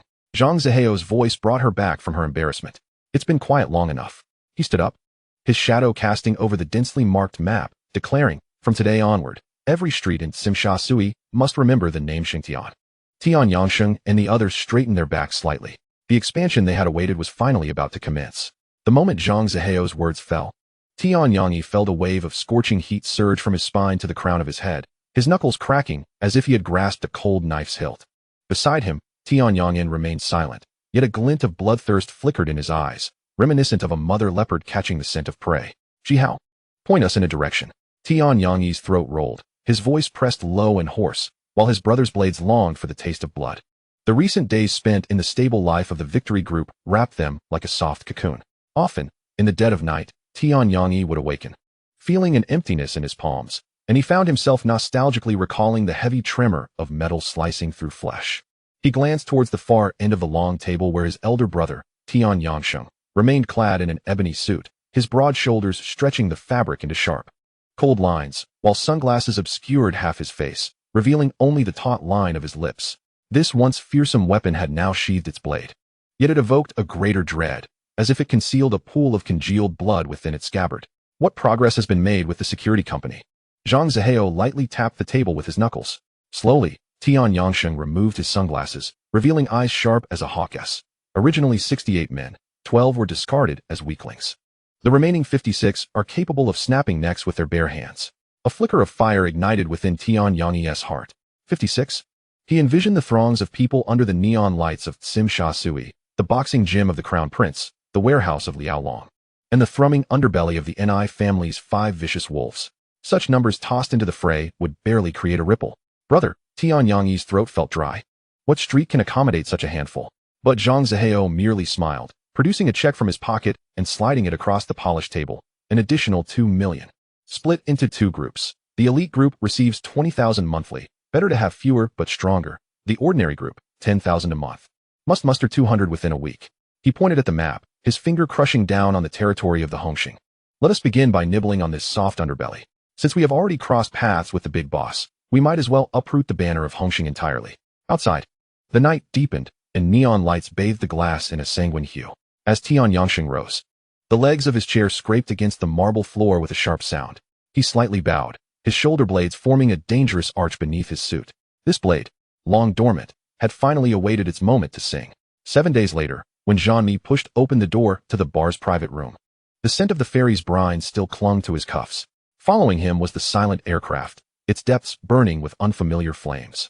Luo Tianhong toyed with a metal lighter brought back from Deep City, the blue flame flickering between his fingers. Boss, you should have seen the scene. Jean-Mi loosened his tie, his throat bobbing with excitement. The wholesale market in Deep City erupted like a cauldron. Those people fought for goods with wild abandon, tossing cash directly into boxes.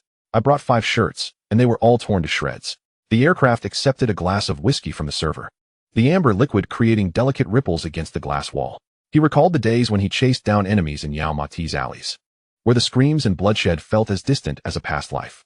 Now he held the black business card of the Victory Group, his fingertips still tinged with the ink from counting inventory, a more substantial, more fervent power. Zhang Zihao raised his glass, the sound of glass clinking resonating like the clash of swords. Chapter 13, Liang Kuan Seeks Trouble. Faint jazz melodies wafted from outside the private room, the saxophone slithering like a sleek serpent into the shadows untouched by neon lights. The night in Tsim Sha Sui had only just begun to exude its sweet, bloody undertones. The future of the Victory Group shimmered with golden promise. In just a few short months, the revenue had surged past the 10 million mark, a vision once too grand to dare dream under the roof of Hulianxing. Back then, trailing behind Fishhead Biao, the profits collected monthly were as thin as paper, and Fishhead Biao himself merely dabbled in the fringes of gang business. Now, he finally understood the boss's oft-repeated phrase. As a Triad member, the path only narrows. The aircraft's grip tightened around the glass, the amber liquid casting a halo of light. What do those who wield blades and spill blood truly gain? We have only been in legitimate business for a brief time, and our accounts have already turned over millions. He stood up, raising his filled glass to his brow, swallowing it down in one go as his throat worked hard. Jean-Mi and Luo Tianhong cheered, pounding the table, while Zhang Zihao simply smiled, draining his own glass. To thrive in this line of work, one must rely on intellect. Zhang Zihao set down his glass, his voice steady yet clear. Do not confine your vision to those few streets of the Triad. Valet parking, managing venues? The monthly police raids occur more frequently than the collections we make. Once our operations grow larger, you can choose villas in Shallow Water Bay and the mid-levels. This was no idle boast. The treatment he afforded those around him was unparalleled across the entire island. Jean-Mi and the others were already drawing 6-figure salaries each month. This venture had yielded profits exceeding 10 million, and traditionally, one would take a 10% cut for you all. Zhang Zihao's gaze swept across the faces at the table. Come, let us toast to our newly minted millionaires. Jean-Mi's breath hitched slightly. Even the typically indifferent aircraft now held a glint of excitement in his eyes. Who wouldn't feel their heart race at the prospect of $1 million dividend from a trip to the mainland? Thank you, boss. My life is now staked on the company. The aircraft refilled his glass. Wow, a millionaire, how impressive. A mocking voice pierced through the door. Chun Haonan and his entourage swaggered into the establishment. Mountain Chicken laughing with his companion, his shoulders shaking, while the Tian air mimicked Zhang Zihao's previous tone, repeating in a strange cadence, "Choose any villa." Chen Haonan remained silent, his icy gaze fixed intently on Zhang Zihao. Yet, Zhang Zihao leaned back lazily in his chair, not even lifting his eyelids in acknowledgement. "What did you just say?" The aircraft abruptly kicked the chair away and stood. Mountain Chicken noticed that there were only a dozen or so people on Zhang Zihao's side, emboldening him. "What did you say? Someone else bragging, huh? A millionaire? Oh, how frightening." He exaggeratedly shrank his neck, while dozens of henchmen behind him raised baseball bats, their shouts shaking the chandeliers. "Little boy, do you want to throw down?" Mountain Chicken stepped forward, chin held high. "Come on, hit me here. Let us see if you can walk out upright today." He turned smugly towards Zhang Zihao. "Today, I want to make things difficult for you. Spit out the 5 million my brother is owed, and kneel down to call me grandpa 3 times, and I'll let you live." The bats in their hands spun in circles, reflecting a cold, ominous light. Chen Haonan's breathing quickened.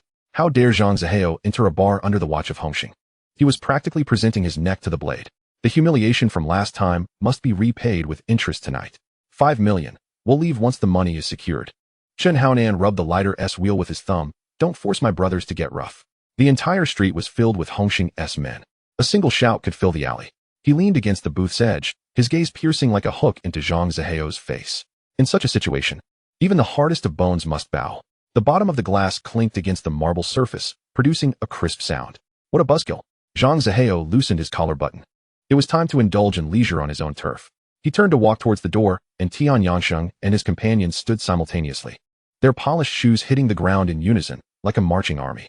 Mountain Chicken abruptly swung his baseball bat across the passageway. "Have you consulted with your chicken lord?" His jaw tightened. "Spit out what you've swallowed." The bat nearly poked Zhang Zihao's nose. Zhang Zihao turned his face away, his eyes glistening like shards of ice. "I, Zhang Zihao, have never had the habit of regurgitating what I have swallowed." The aircraft and Luo Tianhong advanced half a step simultaneously, their scapulae tensed, arching like a poised leopard.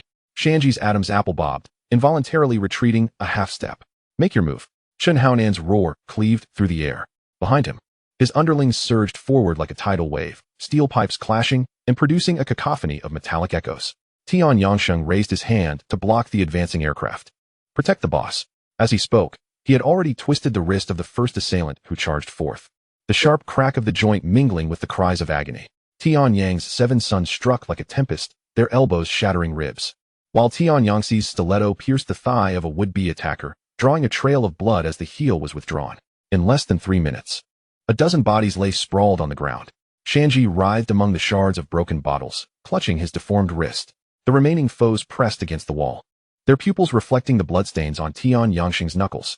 Mindless street thugs. The aircraft scoffed, brushing off the dust from his cuffs. He held in disdain those worthless brutes wielding sticks and posturing. The evening's revelry had not yet waned, and he was disinclined to engage further. Zhang Zihao smoothed the creases of his suit jacket. The Hongxing emblem needed polishing. He pushed open the glass door and stepped into the night, 7 figures following him.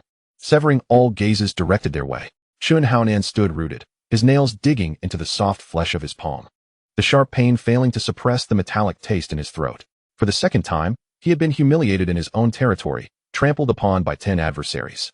As he bent to lift Shanji, he caught a glimpse of his underlings' evasive glances, their eyes pricking his neck like needles. Tomorrow's business on Outao could not be delayed. He hoarsely tugged at his companion. Shanji's limp weight caused him to stagger. Neon lights filtered through the shattered window, casting a mosaic of red and green upon his face. As Zhang Zihao pushed open the bar door, the night breeze swept the neon glow across his face. Jean-Mi followed closely behind, while the aircraft had already stormed ahead. Grumbling, the parking spaces lay vacant. The dark asphalt bore only a few fresh tire marks, glimmering dully under the streetlights. Jean-Mi quickly surveyed the surroundings. Vehicles lined the streets on either side, yet that particular spot was conspicuously empty, as if a chunk had been forcefully excavated. It had to be Chen Haonan's crew. The muscles in the aircraft's neck tightened. He turned to charge back, the soles of his shoes screeching against the pavement. Zhang Zihao placed a steadying hand on his shoulder. "It's not them." His voice remained calm, yet his gaze fixated on the fleeting taillights at the distant street corner. The girl from their gang, known for stealing sports cars, went by the name of Zixalai, right? To his surprise, she had not targeted Chen Haonan's vehicle, but had set her sights on his Porsche instead. Perhaps that car's mere presence was too ostentatious, like a glowing gem in the dark of night. "Let us head back." He opened the door to Jean-Mi's black Mercedes. "You drive." The engine growled as it melded into the flow of traffic. The aircraft settled into the passenger seat, his fists clenched so tightly that his knuckles turned white. Muttering curses under his breath, Jean-Mi gripped the steering wheel, casting a glance at the boss through the rearview mirror. Zhang Zihao reclined in the back seat, eyes closed, his lashes casting faint shadows beneath, appearing as though he had succumbed to slumber, save for the slight curve of his lips betraying a hint of something more. Investigate. As the car merged onto the main road, Zhang Zihao suddenly spoke, his eyes still shut. There aren't too many places on Hong Kong Island that can handle this sort of merchandise. Find the lead, but don't act yet. Inform me. The aircraft grunted heavily in response. The following day, the sky was shrouded in a gray pallor as the aircraft, accompanied by Luo Tianhong and several members of the Shengtian group, stepped out. The area in Sai Kung, littered with vehicles of dubious origins, was the domain of the overgrown oaf. The air was thick with the murky sense of oil and rust. There was no sign of the Porsche within the vicinity. The aircraft approached the oaf, who was inspecting the engine hood of an old Toyota while puffing on a cigarette. Any sign of a Porsche recently? The aircraft inquired, his voice akin to a dull blade scraping against metal. The oaf glanced sideways, exhaling a ring of smoke. When cars go missing, they come looking for me. As if I don't have to eat? From the Shengtian group. The aircraft took a step closer. Shengtian? Quite a prestigious name. Before his words could fully escape, the aircraft's fist had already collided with the oaf's nose. The dull thud of impact resonated, intermingled with muffled groans of pain. In mere moments, the oaf crumpled beside the wheel, bloodied and raising a hand in a futile attempt to shield himself. Speak. There was a Porsche, brought in by a flying woman from the Taizha gang. It was too conspicuous, so I didn't dare take it. The oaf gasped, blood frothing from the corner of his mouth. The aircraft released his collar. Get in touch with her. Tell her there's a buyer in Tsim Sha Tsui, offering 500,000 for an in-person transaction. The night on Bally Street in Tsim Sha Tsui presented a different visage. Neon signs illuminated the street as if it were day. The glass windows of luxury boutiques gleamed blindingly. Pedestrians hurried past, and traffic wove like a tapestry. Zhang Zihao stood beneath the awning of a watch shop, observing the silver sports car parked beside a nearby street lamp. Its sleek curves and polished exterior reflected the dazzling street scene, the very vehicle he had been seeking. A young girl in a tight miniskirt, perched on her stiletto heels, leaned against the car door, occasionally glancing at her watch while vigilantly surveying her surroundings. It was Zixalai. He exhaled softly, the mist dissipating in the crisp air. It was time to reclaim what was rightfully his. Zhang Zihao circled the aerodynamic metallic creation twice. The paint glimmered under the streetlights, resembling a pool of congealed blood, devoid of even the slightest scratch. His fingertips brushed against the cold door. The weight lifted from his chest as he realized the value of what the system had provided him. What are you staring at? Zixalai's voice cut through, laced with her usual stutter. She leaned against the car, arms crossed, her bare skin glowing under the night, akin to freshly peeled lotus root. Haven't you ever seen such a fine car in Xinjiang? Zhang Zihao retracted his gaze, a smile curving at the corners of his lips. Indeed, it is quite rare. The girl scrutinized him from head to toe, her eyes filled with appraisal. Today marked her first direct encounter with a buyer, and the anxiety of her pretense was threatening to burst. Which gang are you with?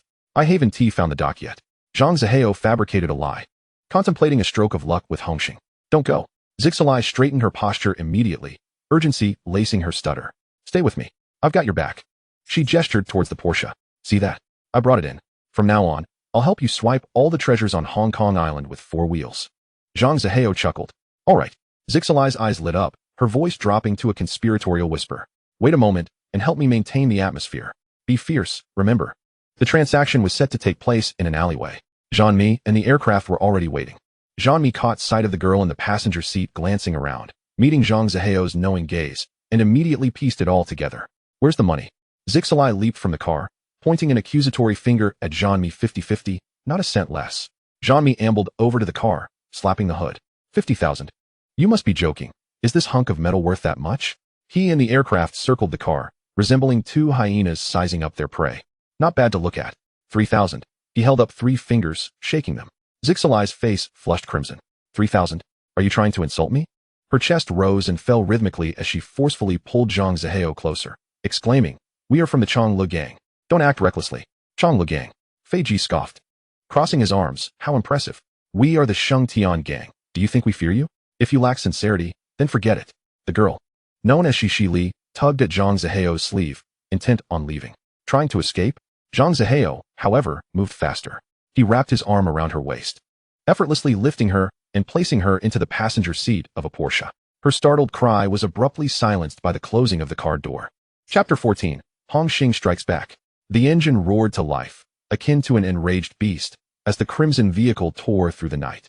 Amid the screeching of tires against the pavement, Shishi Li's shouts intermittently escaped through the car window.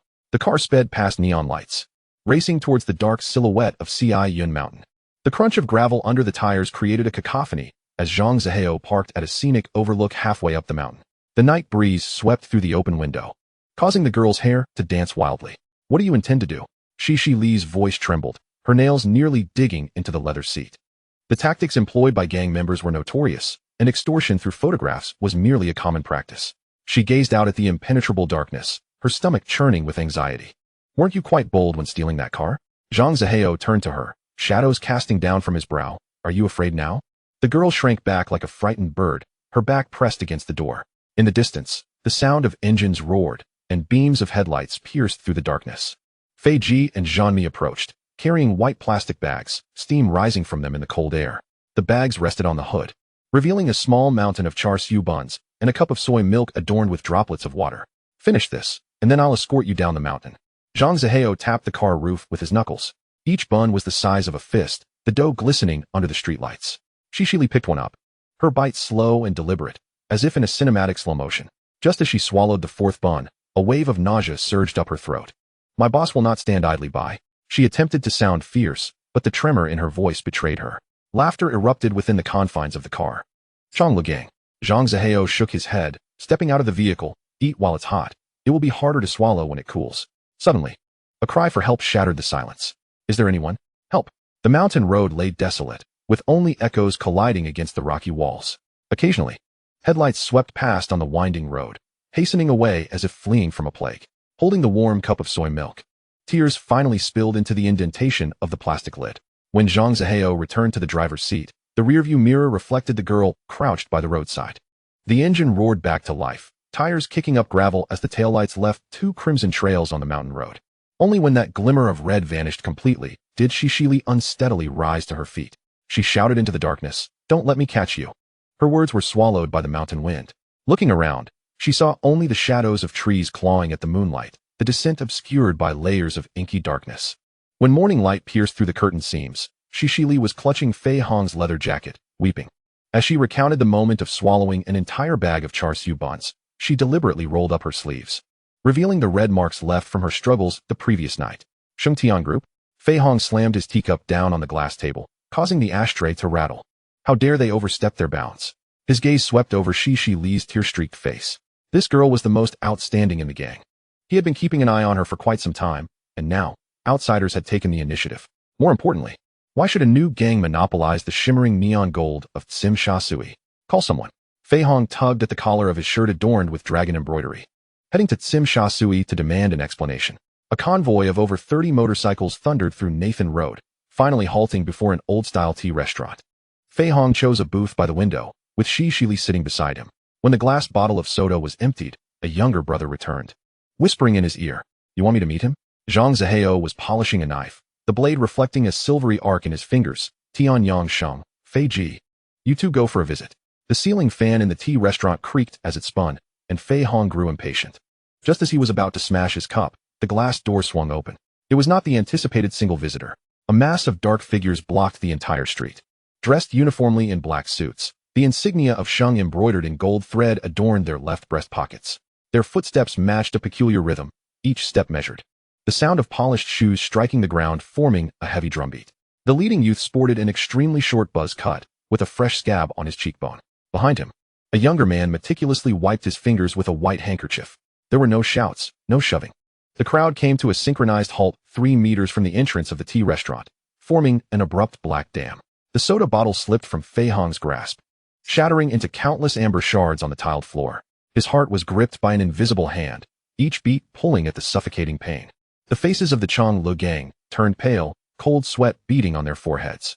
Were they about to strike? The sound of Shishi Li's teeth gnashing echoed softly, her fingertips digging into her palm. Fei Hong slammed his palm on the wooden table, causing the teacups to rattle violently. Where's Zhang Zihao? Bring your leader out. The tremor in his voice was barely perceptible, yet the men clad in black did not even lift their eyelids, their footsteps continuing in a rhythm that echoed like a death knell. The boss has given orders. Tian Yang Sheng's voice sliced through the air like a blade. The Changlu gang shall cease to exist from this day forward. No sooner had the words left his lips than figures surged forward like arrows released from a bow. Fei Hong's throat emitted a strained cry. Kill them. Wooden chairs toppled, and the glint of blades flashed.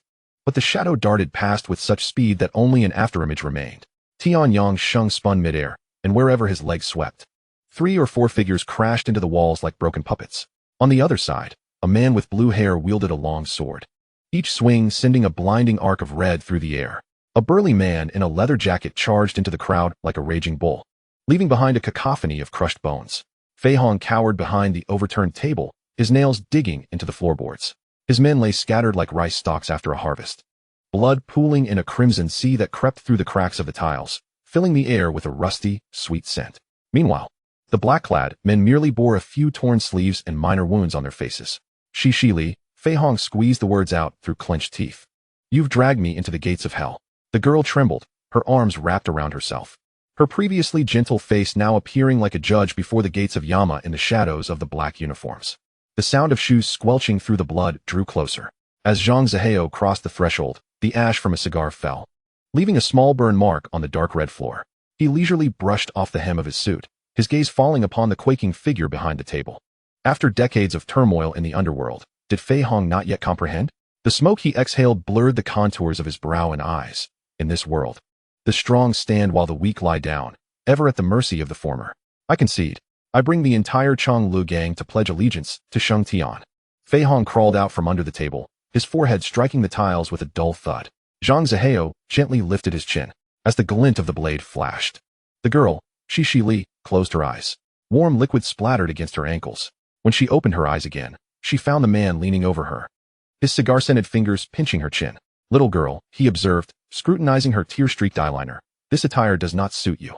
When she was ushered into the back seat of a luxury car, her mind was a muddled haze. The neon lights outside the window flowed like a vibrant river, eventually halting at a brightly lit factory district. There was no dark prison as she had imagined, only the relentless roar of the assembly line. Someone tossed her a set of light blue work clothes, pointing at the circuit boards moving along the conveyor. Finish 300 pieces tonight, or you want to leave. Her face, stripped of heavy makeup, appeared particularly pale under the fluorescent lights. As she bent her head to tighten screws, she could feel countless gazes clinging to her back like a spider's web. Until one day at lunchtime, a young man resembling a manager tapped on the cafeteria's bulletin board, his gaze sweeping over the whispering crowd. Those burning stares suddenly faded, leaving only the persistent hum of machinery. The window at the end of the assembly line reflected her image. Her ponytail was loose, her eyes were bruised, yet those eyes, stripped of disguise, resembled glass washed clean by rain. Zhang Mi never quite understood why Zhang Zihao had brought that girl back to the factory only to neglect her. After all, he was the boss who personally brought her back, and having someone to look after her would surely be foolproof. Perhaps one day the boss would suddenly remember, and she could become the boss's wife. She had to escape. Daily labor left Shi Li's back and waist aching as if they would crumble, and she cursed Zhang Zihao as a madman. He offered no mercy in his methods, torturing her in such a way. That day, after work, as Shi Li dragged her weary body back to her residence, she was intercepted by Zhang Mi Su. The boss wants to see you.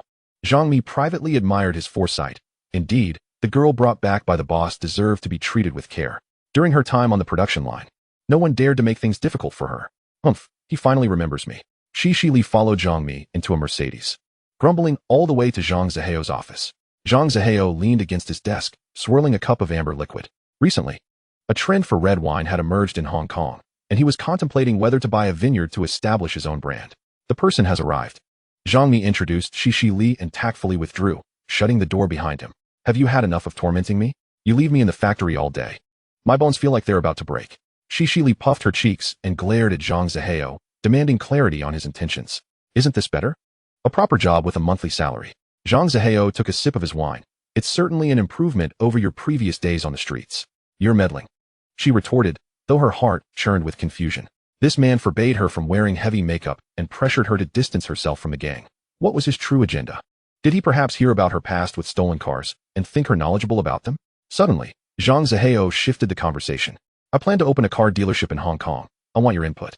Mentioning her area of expertise brightened Shi Li's eyes. Of course.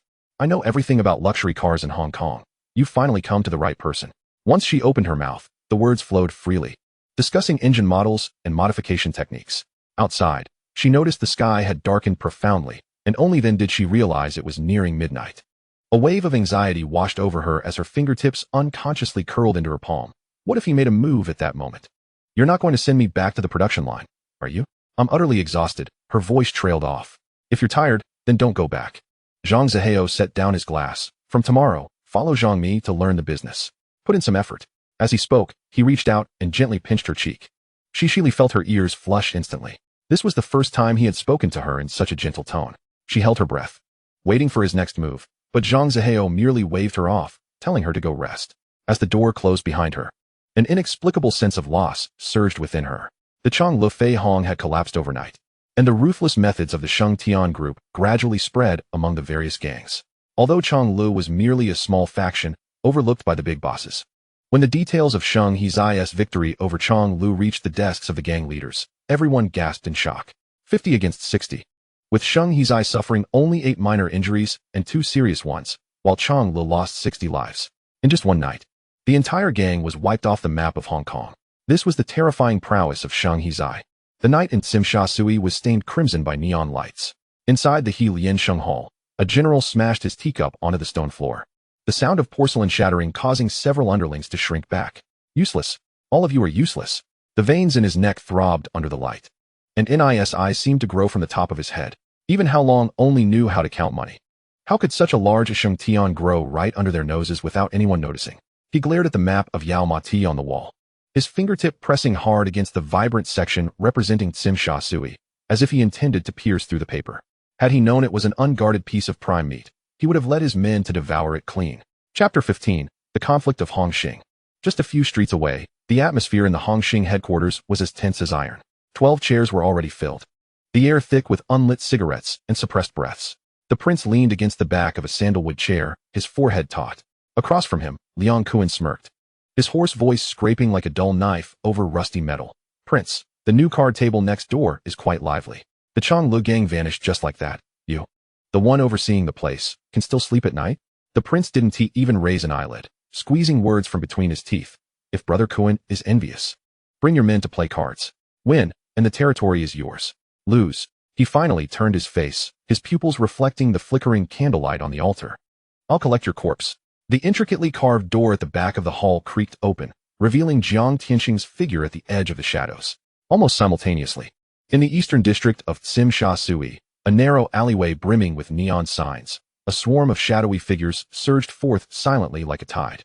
Zhang Zihao stood at the forefront of the crowd, his sharply tailored black suit seemingly absorbing all surrounding light. He did not turn around. He simply raised his right hand slowly. Behind him, over 100 figures, led by the Tianyang Sheng Seven Brothers as the vanguard, and supported by Fei Ji and Luo Tianhong, halted in unison, their movements so synchronized they sent chills down the spine. These faces were youthful, hardened, their gazes ignited by a fervent, almost reverent fire. They had witnessed how this man shattered the dynasty of the eight-faced Buddha on a rainy night. How he compelled the big bosses to bow without shedding blood. To them, Zhang Zihao was not merely a boss. He was a banner, a blade. Tsim Sha Sui is too crowded, Zhang Zihao spoke, his voice low yet clear, crashing into every ear like a thunderclap, leaving no room for any other name. From this night onward, only one name should be remembered here. He paused, his gaze sweeping over the tense faces. Your names will be etched into every inch of ground from now on. Come with me, go get what belongs to us. No shouting, no commotion.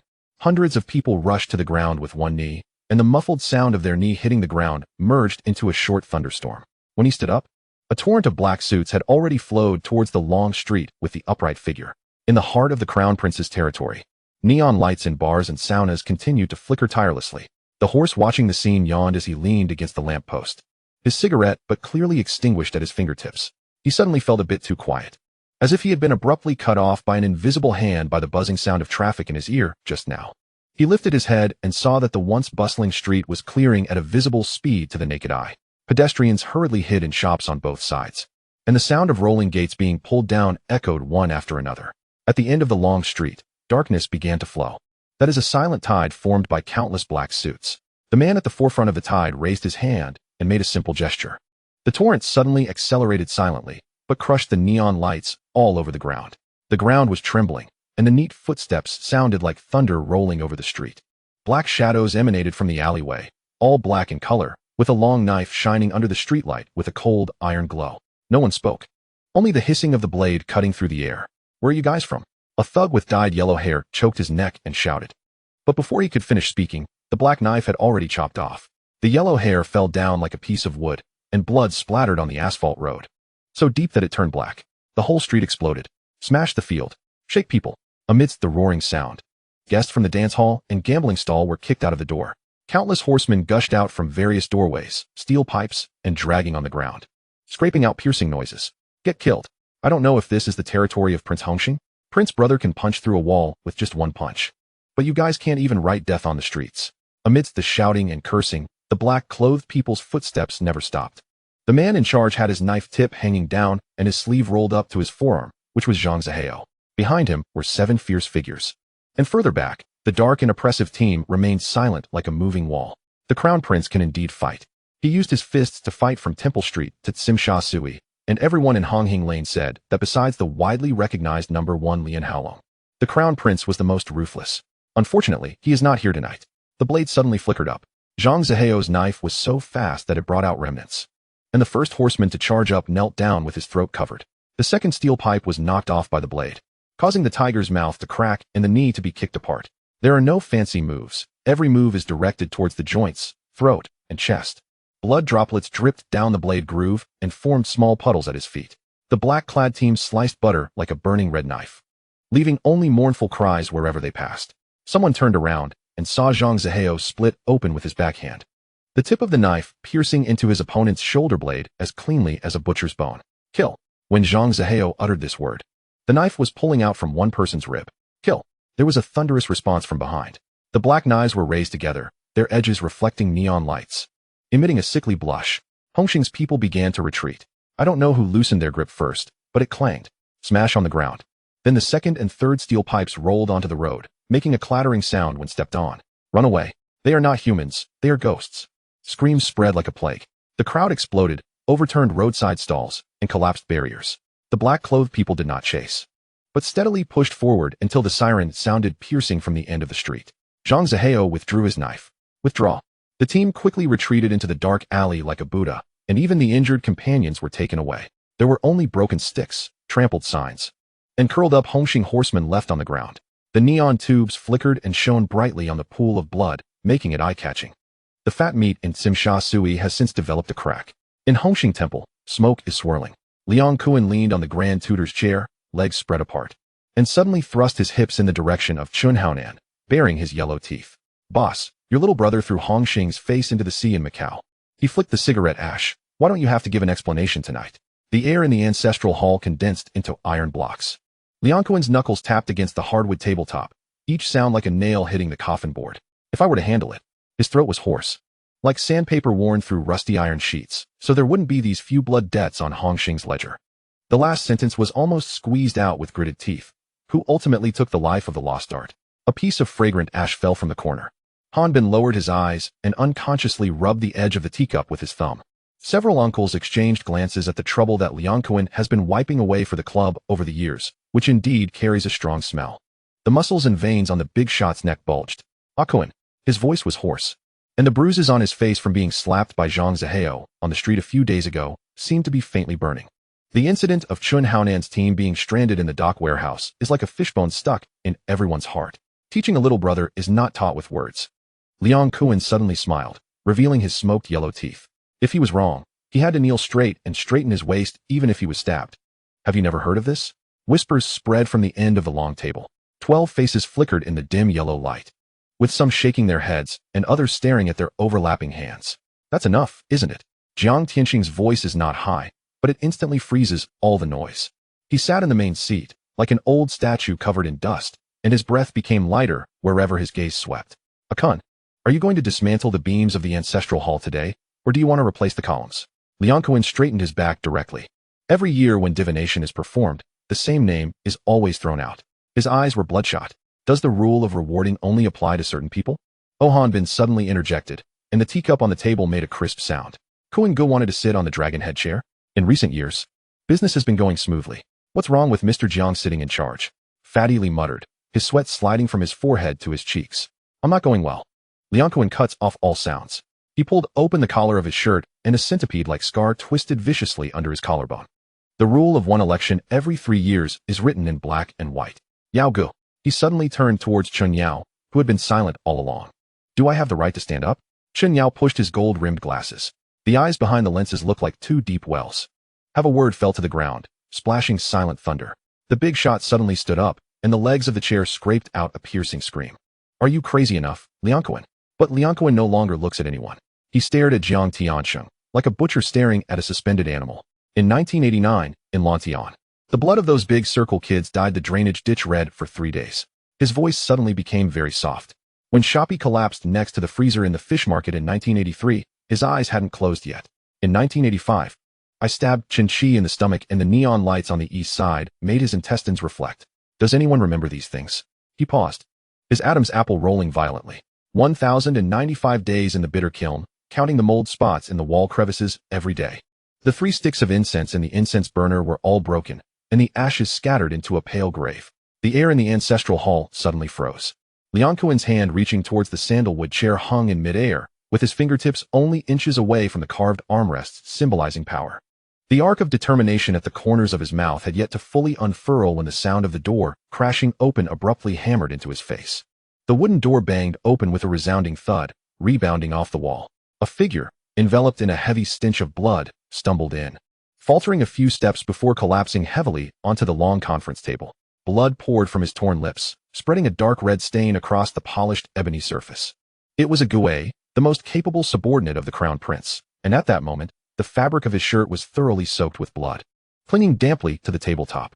Crown Prince. With each word a Gue uttered, blood froth spilled from between his teeth. The brothers at Simsha Sui have all perished. The Crown Prince's hand was still raised in the air, the echo of his earlier proclamation of support lingering in the rafters. He slowly turned his head, the subtle creak of his neck audible. His knuckles, hardened from 30 years of practicing Hungar, turned white, with veins crawling from the back of his hand up to his forearm, resembling a few twisted earthworms writhing beneath the skin. Say that again. The Crown Prince's voice was low, akin to a whisper seeping from a chasm in the earth. The table was enveloped in a profound silence. The previous murmurs and mutterings had been drained away by the pool of blood. Jiga half opened his mouth, the sandalwood prayer beads in his hand coming to a halt between his thumb and index finger. Chen Yao, with his hand raised halfway, slowly lowered it, his fingertips unconsciously tapping twice on the edge of the table. Jiang Tiansheng lifted the celadone teacup before him, blowing away the floating leaves, and took a sip. The tea had already cooled, its astringency spreading at the root of his tongue. He raised his eyes, his gaze sweeping past Liang Kuan's frozen profile, landing upon the convulsing muscles of the Crown Prince's back. Zhang Zihao.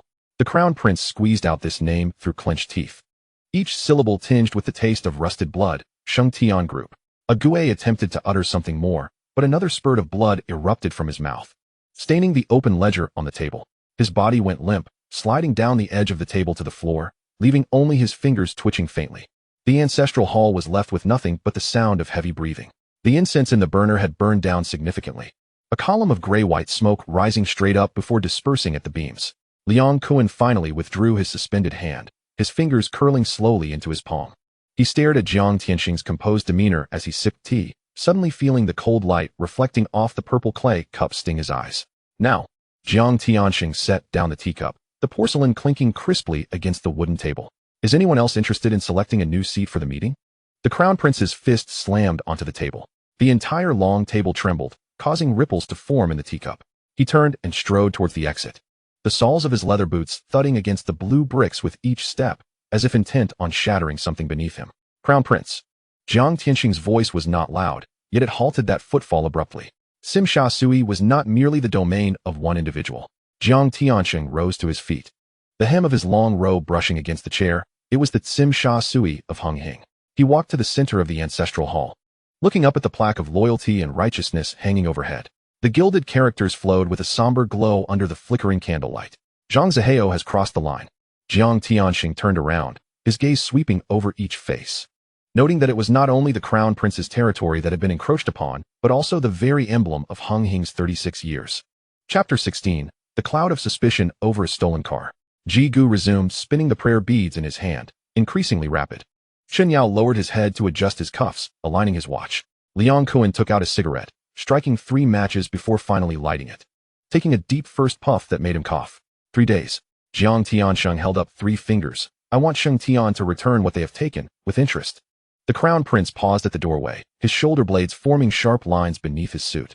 He did not turn back, merely letting out a muffled grunt from his throat. Striding out of the threshold and disappearing into the daylight outside the hall. The ash in the incense burner could no longer hold up, breaking apart and falling, accumulating into a small mound of grayish-white ash at the bottom of the copper burner. The underling in the Crown Prince's arm uttered his final few words before his neck drooped limply. Ancestry. The Crown Prince growled through clenched teeth, the veins at his temples writhing like earthworms. The air in the ancestral hall suddenly thickened. The previously simmering disputes over ballots were now crushed under the weight of this sudden bloodshed. Everyone's gaze instinctively turned towards Jiang Tianxing, who remained seated in the master position. Having held that dragon throne for over a decade, Liang Kuan pressed his tongue against his molars, a torrent of obscenities swirling in his throat. Why did Zhang Zihao choose this moment? Why not seize Simsha Sui earlier or later, but at the very moment he was about to grasp the dragon head stick? Brother Sheng, what should we do now? The voice of the big boss sliced through the oppressive silence. Dozens of eyes bored into Jiang Tianxing's face like iron nails. My turf has been taken. Am I to be a coward? The Crown Prince's fist struck the incense table, causing the offerings to tumble down. Simsha Sui was no ordinary street. Among all of Honghing, it was the most lucrative, with the greatest profits flowing through it. That was the lifeblood of the Yao Tsimmong district. Jiang Tianxing's fingertips gently stroked the rim of the purple clay cup. He had initially intended to ride the coattails of Liang Kuan's power grab to secretly consolidate his own authority, but now he had to set that plan aside. Everyone, be quiet. As those 3 words fell, the ancestral hall fell into profound silence. Liang Kuan's chest heaved violently, yet he ultimately remained silent.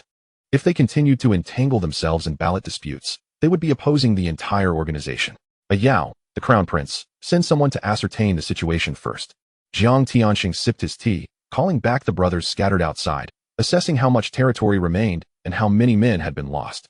As for Sheng Tian Group, I plan to invite Zhong Yi to pressure Lien Haolong and Mr. Ni from the Ni family to join forces. With the 3 families united, it should be enough to make Zhang Zihao spit out what he has swallowed. What do you all think? This had always been his style. Hung Hing was deeply rooted and well-connected throughout Hong Kong Island. Whenever conflicts arose, he would unite a few prominent figures from the underworld to apply pressure, compelling everyone to bow. Zhong Yi, recognized as the foremost in martial arts on Hong Kong Island, the Ni family had dominated Simsha Sui for decades. Their influence ranking in the top 3, and with the formidable presence of Jiang Tianxing at the helm of Hung Hing, who would dare to challenge? But they killed my brothers. The Crown Prince's eyes reddened, his nails digging into his palm. Were they to wait until they trampled over the signboard before taking action? If they did not retaliate, how could they stand their ground in the underworld? Fat Li is stirring up trouble. In the underworld, it is a contest of who is more ruthless and who has greater numbers, isn't it? Youngster, temper your anger. Uncle Xing's emaciated hand pressed down. Crown Prince, you have already suffered casualties. If you push back too hard, even if you reclaim your territory, you won't be able to hold it. The Crown Prince gasped for breath, finally falling silent. Sister 13 flicked the ash off her cigarette, a scoff escaping her nostrils, always shouting to fight. It's no wonder they are used as pawns. Let us proceed as Mr. Jiang suggests. The Crown Prince wiped his face. I will first consolidate our forces and see what kind of play Zhang Zihao is putting on. The other hall masters, seeing this, swallowed their words. Jiang Tianxing's gaze swept across the crowd like a glacial blade. The fleeting glances and ambiguous agreements during the election had all been etched into his memory. These opportunists would eventually be uprooted one by one. As for the matter of selecting the dragon head, he elongated his tone, his gaze seemingly casually drifting over Chen Guanyao. Do any of you have anything else to say? Chen Yao's fingers brushed against the edge of the table. He had been the first to call out Liang Kuan's name. And now Jiang Tianxing's gaze fell back upon him. Clearing his throat, he said, Brother Kuan has contributed greatly to the society over the years. Everyone has seen it. However, when it comes to representing the illustrious banner of Hung Hing out there, and the scale of balance in the hearts of the brothers, it ultimately rests in the hands of Mr. Jiang. The motion of his raised arm appeared somewhat stiff. The gazes cast from all around felt like fine needles, pricking the skin and eliciting a myriad of prickling sensations. This man, often regarded as Mr. Jiang's right-hand man, the white paper fan, deftly circled back to the topic at hand. Several hall masters exchanged glances and gradually raised their hands in unison. With Mr. Jiang at the helm, the business would remain steady. As for Ah Kuan, it would be prudent to hone his experience for a few more years. The murmurs of agreement began to surface, with Han Bin, the prince, and Dinosaur sequentially raising their arms, forming a silent grove. Liang Kuan's jaw tightened, his knuckles pressing against the chair's backrest, turning pale. Were it not for the interruption earlier, he would have been the one seated at the head of the table. Defeat is defeat, I accept it. His voice rasped. Yet one matter remains. Shouldn't Mr. Jiang provide an explanation? His gaze pierced sharply at Chun Haonan, toying with the camera and encroaching upon the women of his brothers. What befalls second sister-in-law is a lesson well understood, no need for me to elaborate, right? This strike came unexpectedly, clearly aiming to sever a limb from the big boss first. Chun Haonan suddenly rose. It is my fault for not managing my subordinates. I apologize to Shanji and to the society. He stood tall, asserting that all blame lay solely with him. Liang Kuan let out a cold chuckle. Turning to Jiang Tiansheng, Brother Sheng, did you hear that? Let us proceed according to the rules. A wave of gazes bore down upon Jiang Tiansheng, who slowly closed his eyes. There are rules within the gang. He uttered only 4 words. The big boss stepped forward, grasping a bundle of smoldering incense from the incense burner. The curling blue smoke mingled with the scent of charred flesh, and in the next moment, that dark red bundle was violently pressed against Chun Haonan's chest. The sound of fabric burning mingled with the acrid smell of singed flesh, permeating the silent hall. The night was thick, like ink that could not dissolve. Zhang Zihao pushed open the door, the hallway light flickering on, revealing a small figure curled up on the sofa, resembling a delicate grain of sand. He paused. What are you doing here? The figure sprang up like a startled deer, clutching the hem of their clothing, eyes darting anxiously around him. Is it over? You weren't hurt, were you? Dealing with a few rascals doesn't require much effort. He removed his coat, casually draping it over the chair's back.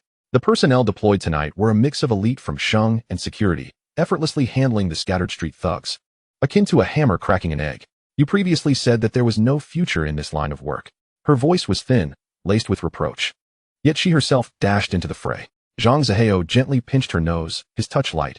I know how to handle my affairs. It's getting late, go back and sleep. He turned towards the bedroom, hearing the faint sound of her stomping behind him, accompanied by a muttered remark. Blockhead. The door quietly closed.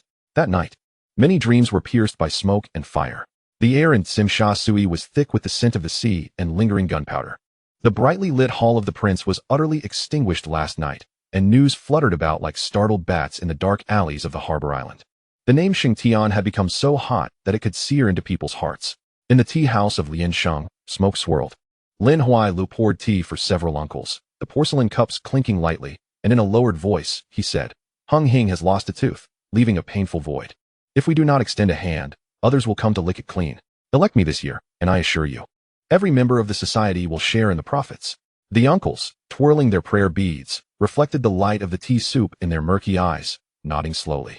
Long Hao Long of Zhong Exin stood before the punching bag in his gym, delivering punch after punch, the sound resonating like thunder. His younger brother, Long Hao Dong, handed him a towel. Hung Hing's Jiang Tianxing has made several calls, hoping to have the elder brother step in to pressure Zhang Zihao. Long Hao Long took the towel, not wiping his sweat, but gazing out at the night view of Victoria Harbor. The younger generation rushes in too quickly, prone to crashing into walls. Someone ought to remind him how hard that wall is. In the study of the Ni family, the light was soft. Ni Yongxiao placed a warm ginseng tea beside his father. Ni Kuan did not touch the teacup, tapping his fingertips lightly on the mahogany table, as if beating a silent rhythm. Jiang Tiansheng is restless, and I find it hard to be at peace as well. He raised his gaze to his son. Look. Did Zhang Zihao act hastily or prematurely with this move? Ni Yongxiao adjusted his gold-rimmed glasses, his gaze calm behind the lenses. It is not about timing, but rather whether he possesses the capability to transform what he consumes into his own. The tea house at the Peninsula Hotel sat by the sea, with light spilling through the floor-to-ceiling windows.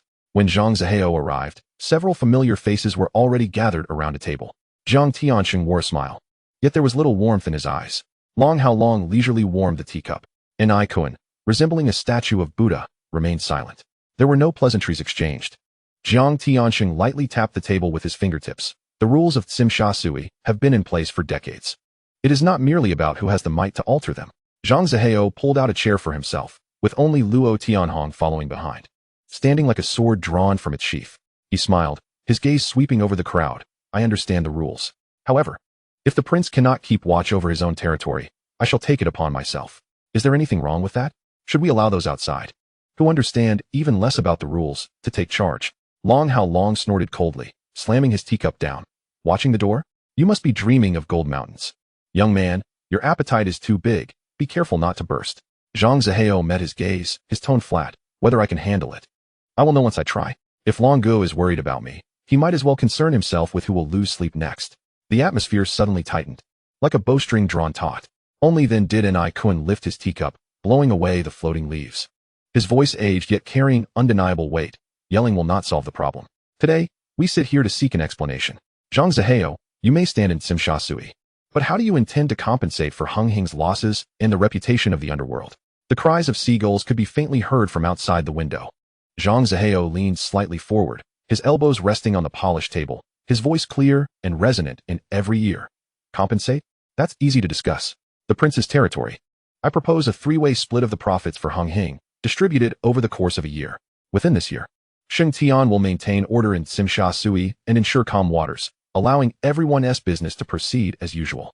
After a year, each will rely on their own capabilities. He paused, his gaze sharp, or perhaps, if today's negotiations collapse, starting tomorrow, Simsha Sui will celebrate a festival every day, with firecrackers echoing louder than on New Year's Eve.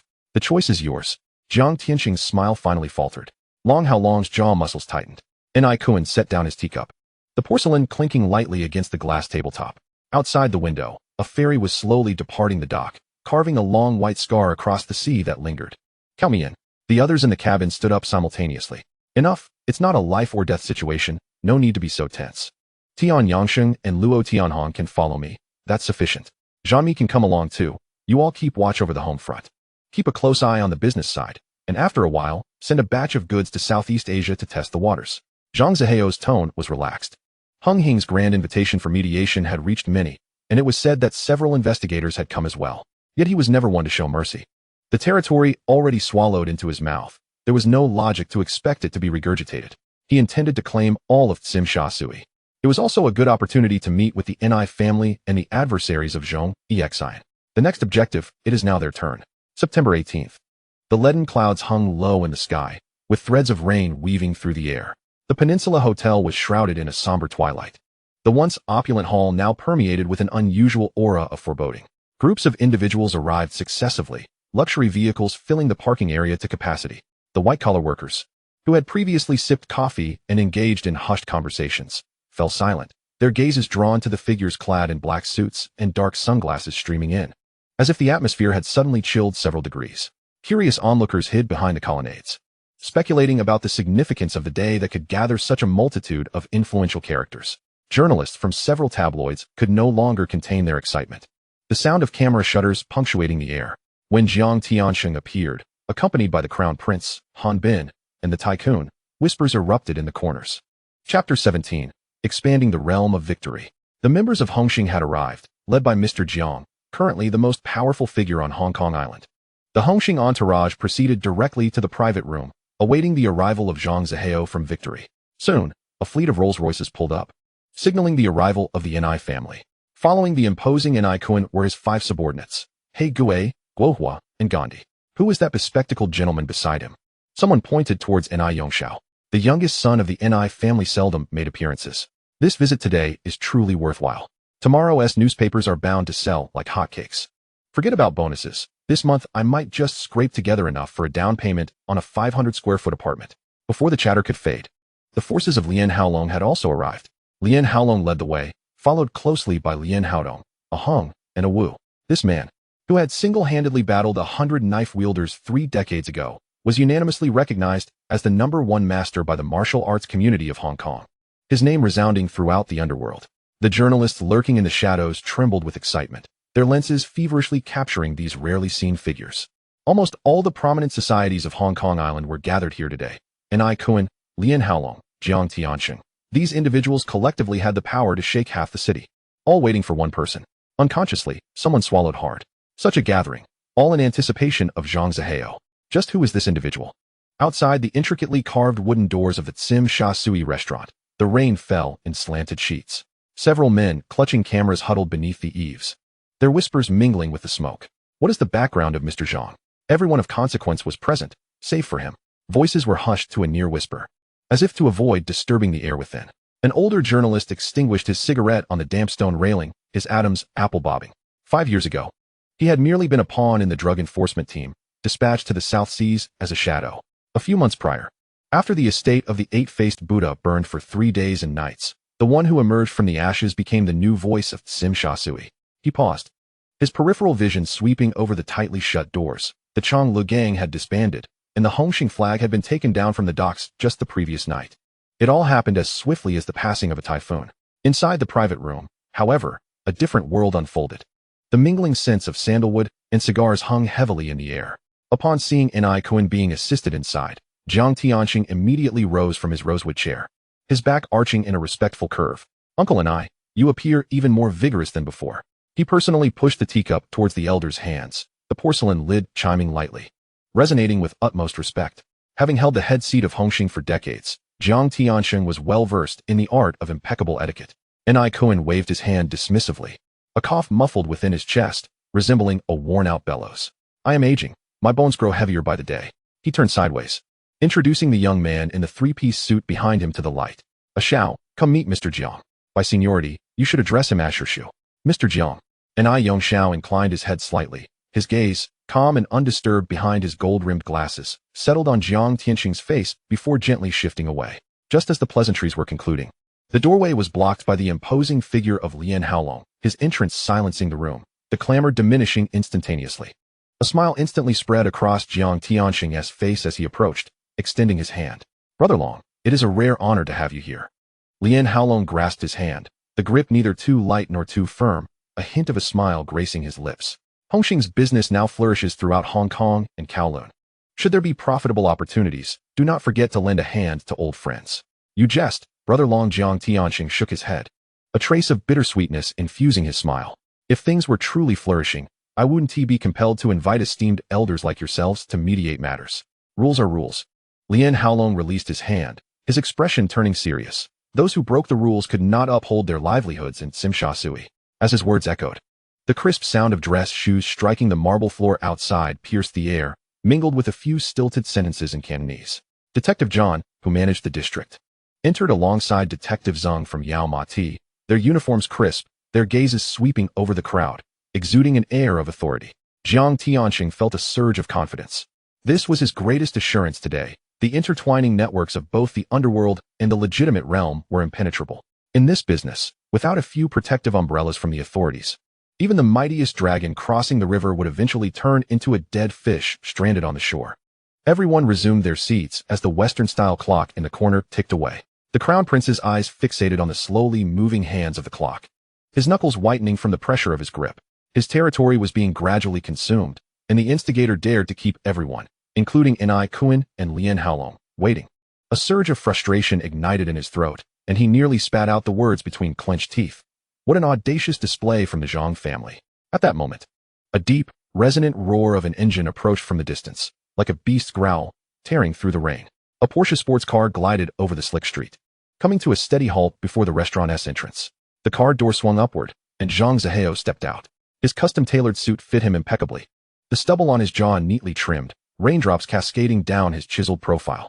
Without an umbrella, he walked through the fine rain towards the entrance, and the journalists who had been whispering fell silent, instinctively averting their gazes, holding their breath, even forgetting to raise their cameras, listening only to the thunderous rhythm of their own heartbeats and the sound of his polished shoes splashing through puddles in a measured cadence. The wooden steps of the staircase echoed dully beneath his feet as Zhang Zihao ascended the final step and pushed open the heavy, intricately carved wooden door of the private room. The mingled fragrances of cigars and aged leather filled the air, and several gazes converged on him like searchlights. The ash in Ni Kun's fingers had accumulated to a long stub, while Lian Haolong's muscular arms were crossed tightly. Neither spoke, their eyes fixated on the young man who had dared to tread upon the Hongxing bull, surely possessing something extraordinary. Traffic had been so congested that movement was nearly impossible. Zhang Zihao unfastened the button of his suit jacket, his tone as light as if discussing the weather. He walked directly to the empty chair at the round table, the leather seat emitting a faint hiss as he settled down. The Crown Prince abruptly slammed his hand on the table, causing ceramic cups and saucers to jump half an inch. "Do you take us for 3-year-olds? The titans of all Hong Kong wait for you." "A tie." Jiang Tianxing raised his hand to placate him, still wearing his habitual smile. "It is sufficient that everyone is present." His gaze swept past the silent figures of Zhan Mi and Tian Yangxing standing behind Zhang Zihao, finally resting on Zhang's face. This young man appeared even calmer than he had anticipated, a tranquility that was unsettling. Zhang Zihao extracted a zeton wood box from his inner pocket. As he pushed open the lid, the dark crimson tea leaves curled within, resembling slumbering butterflies, harvested from the ancient trees of Wui Mountain. This year's yield amounted to but a meager handful. He gestured for Zhan Mi to fetch water for brewing. At the moment, boiling water cascaded into the white porcelain teapot. An aroma, reminiscent of a fusion between caramel and mineral notes, abruptly awakened, weaving an invisible net in the air. Kun inhaled deeply, the wrinkles at the corners of his eyes unfurling. It is said that those trees are guarded by soldiers? Rotating shifts, 24 hours a day. Zhang Zihao deftly lifted the aroma cup with tweezers, his wrist unwavering, stating his intention to open a tea house on Queen S Road East, exclusively serving such rare delicacies. Should Mr. Ni find himself with leisure, he is welcome to sample the newly arrived preaching Ming Longjing. Lian Haolong tilted his head back, downing an entire cup of tea. His Adam's apple bobbing violently. Why does it taste so ordinary? If Longu enjoys it, I shall have 2 pounds of pu sent to Zhongxini. Zhang Zihao turned to him, the corners of his mouth curving into the faintest of arcs. That kind of tea strength resonates more with the taste of those from the martial world. Yongxiao kept his eyelids lowered, his fingertips slowly tracing the rim of the cup. It had been many years since his father had put on a display for outsiders. Yet now he exhibited a rare patience towards this unexpectedly emerging junior. Raising his gaze, he locked eyes with Zhang Zihao, whose expression revealed neither flattery nor fear, but rather a tranquil depth akin to a still pond. The fragrance of tea intensified in the silence, akin to a silent declaration. The tea soup spread in the porcelain cup, casting an amber glow. Lian Haolong nudged his cup closer. Drink a couple more cups to invigorate yourself. Zhang Zihao's fingertips caressed the edge of the cup. The prince beside him was nearly crushing the armrest in anger. This was hardly an occasion for inquiries. Yet it had transformed into Zhang Zihao's business meeting. The big boss restrained the prince's wrist, lowering his voice. Wait until Mr. Jiang speaks. When Jiang Tianxing set down his teacup, the conversation veered elsewhere. The young lad is quite clever, even managing to find this avenue. We old bones can only guard the parking lot. The profits are meager. He raised his eyes. I've heard your electrical business is quite extensive. It's going reasonably well. Zhang Zihao nodded. Nowadays, gold is everywhere. If you gentlemen are interested, why not dip your toes in as well? His words concealed a hook. Beneath Hongxing, there were already connections established with those from the north. Yet their vision always remained shackled to the murky underbelly of business. The inherent stench of the martial world is not easily washed clean. Jiang Tianxing's smile lines crinkled at the corners of his eyes, abruptly shifting the topic. Yesterday, some people treaded on the prince's territory. You're aware of this, I presume? The hall fell into an immediate silence. All teacups settled simultaneously, gazes ensnaring Zhang Zihao like a spider's web, yet he appeared oblivious to the weight of it, even allowing a slight smile to lift the corners of his mouth. I personally led the team. How could I be unaware? The prince abruptly rose. His fists clenched until the knuckles turned white. As the big boss restrained him from behind, a shadow had already shielded Zhang Zihao, eyes glinting like frost, poised to react should the prince make any further moves. Silence. Jiang Tianxing halted him for the second time. The veneer of the businessman's warmth finally peeled away, revealing a steely countenance beneath. Our meeting was not born of Hongxing's cowardice. If the 12 factions truly united as one, which part of Hong Kong could not be flattened? He leaned forward. Do you truly wish to see bloodshed? Lian Haolong coldly interjected. Breaking the rules of the road means becoming an enemy to all. Kun remained silent, the ash from his cigar accumulating an inch long on his fingers. He was invited by Jiang Tianxing to maintain order. Business in Simsha Sui was most averse to turmoil. Zhang Zihao leisurely sipped his tea. Rules? He chuckled lightly. In this day and age, what rules remain in the martial world? A sudden hush fell over the room. All eyes sharpened like blades. The crystal chandelier atop the hotel sliced through silhouettes into fragments. The air thickened with the slow descent of cigar ash, reminiscent of a silent snowfall. The men seated on either side of the long table had their faces obscured by smoke, yet the taut lines of their jaws betrayed a shared ire. Zhang Zihao did not touch the teacup before him. His back pressed against the high-backed chair, his gaze glided from one face to another, finally resting on the heavy green of the jade ring on Jiang Tianxing's finger, pressing down on the tablecloth. Rules? His voice trailed off slightly, as if weighing an unfamiliar term. The prince slammed his hand on the table, causing cups and saucers to tremble. You dare to be so brazen. Today, you enter through this door upright, but leave sideways. No one stopped him. Jiang Tianxing lowered his gaze, brushing invisible dust from his suit jacket. Kun sighed. The sigh tinged with regret, akin to witnessing a fine piece of jade on the verge of shattering. Detective John, clad in a suit, cleared his throat, his voice rusty like a creaking hinge. Business, don't think you can continue with it. Zhang Zihao suddenly laughed, not a cold laugh, but one genuinely amused. Fine lines forming at the corners of his eyes. My factory runs machines for 16 hours a day. The assembly line produces television parts. And what leaves are entire boxes of Hong Kong dollars. stacked tax bills. He gestured to indicate a considerable height. Thousands rely on it for their livelihoods, filling the warehouses. Tell me, which is more important, your face or the money in the warehouse? John S. Adam S. applebobbed. He recalled last month's finance secretary's banquet, where those big shots discussed exemplary entrepreneurs. As for the police station, Zhang Zihao paused, his gaze shifting to the dazzling lights of Tsim Sha Sui outside the window. I've seen the tires on your patrol cars. The treads are nearly worn down. Initially thinking, it's for the good of this place. It wouldn't hurt to donate a few new ones. Before his words could finish, the heavy, intricately carved door swung open. Uniformed figures entered in succession, their polished shoes echoing on the carpet. The leading man, with glaring silver stars on his epaulets, approached Zhang Zihao directly, delivering a measured punch to his shoulder. Hiding here to sip tea? My brothers have been looking for you. It was Su Jinxiu. Chapter 18, The Peninsula Talks. He turned, scanning the long table with an eagle's gaze. Did I just hear someone suggest closing my brother's factory? Ma Haoyan stood on the opposite side, resting a hand on Zhang Zihao's chair back, silent but surveying the room. The police behind him had their hands loosely resting at their sides. The air thickened into a gelatinous state. The prince opened his mouth, yet ultimately emitted no sound. Jiang Tianxing picked up the now cool tea, taking a sip, the jade ring clinking against the cup's rim with a soft sound. N.I. Cohen toyed with his sandalwood bracelet, the sound of beads rubbing together particularly clear. Detective John pulled out a handkerchief, wiping non-existent sweat from his brow. Zhang Zihao rose. Light cascaded down from above, casting a long shadow that spanned the entire table. The night view of Tsim Sha Sui is truly beautiful. He spoke as if to himself, yet it resonated with everyone present. One must see clearly to stand firm, right? He walked toward the door, Su Jinxiu and Ma Haoyan instinctively stepping aside, one to the left and one to the right. The police silently parted to create a passage. Just before the door closed behind him, he glanced back. In the stillness of the room, only the cigar ash finally, unable to bear its burden, broke and fell. As beads of sweat formed at his brow, Officer John released his grip, leaving damp creases on Zhang Zihao's sleeve. He took a half step back, his polished shoes leaving subtle turning marks on the carpet. It was all a misunderstanding. His voice was taut like a violin string. We have always welcomed genuine businessmen creating jobs and fulfilling civic duties. Su Jinxiu's epaulets glimmered coldly under the chandelier. He stepped forward, creating a subtle separation in the air flowing between John and Zhang Zihao. My brother. His gaze swept across the corner of the private room, acutely aware of where the boundaries of legitimate business lay. As his words fell, the ash from Lian Haolong's cigar silently broke apart. N.I. Cohen lifted the chilled teacup, the porcelain rim reflecting his half-lowered eyelids. Suddenly, he let out a soft chuckle, rising to adjust the hem of his suit jacket. Age had taken its toll. Sitting for too long caused his back to ache. This statement was like a stone cast into still waters, and as the ripples spread, the loyal and righteous ones moved with him towards the door.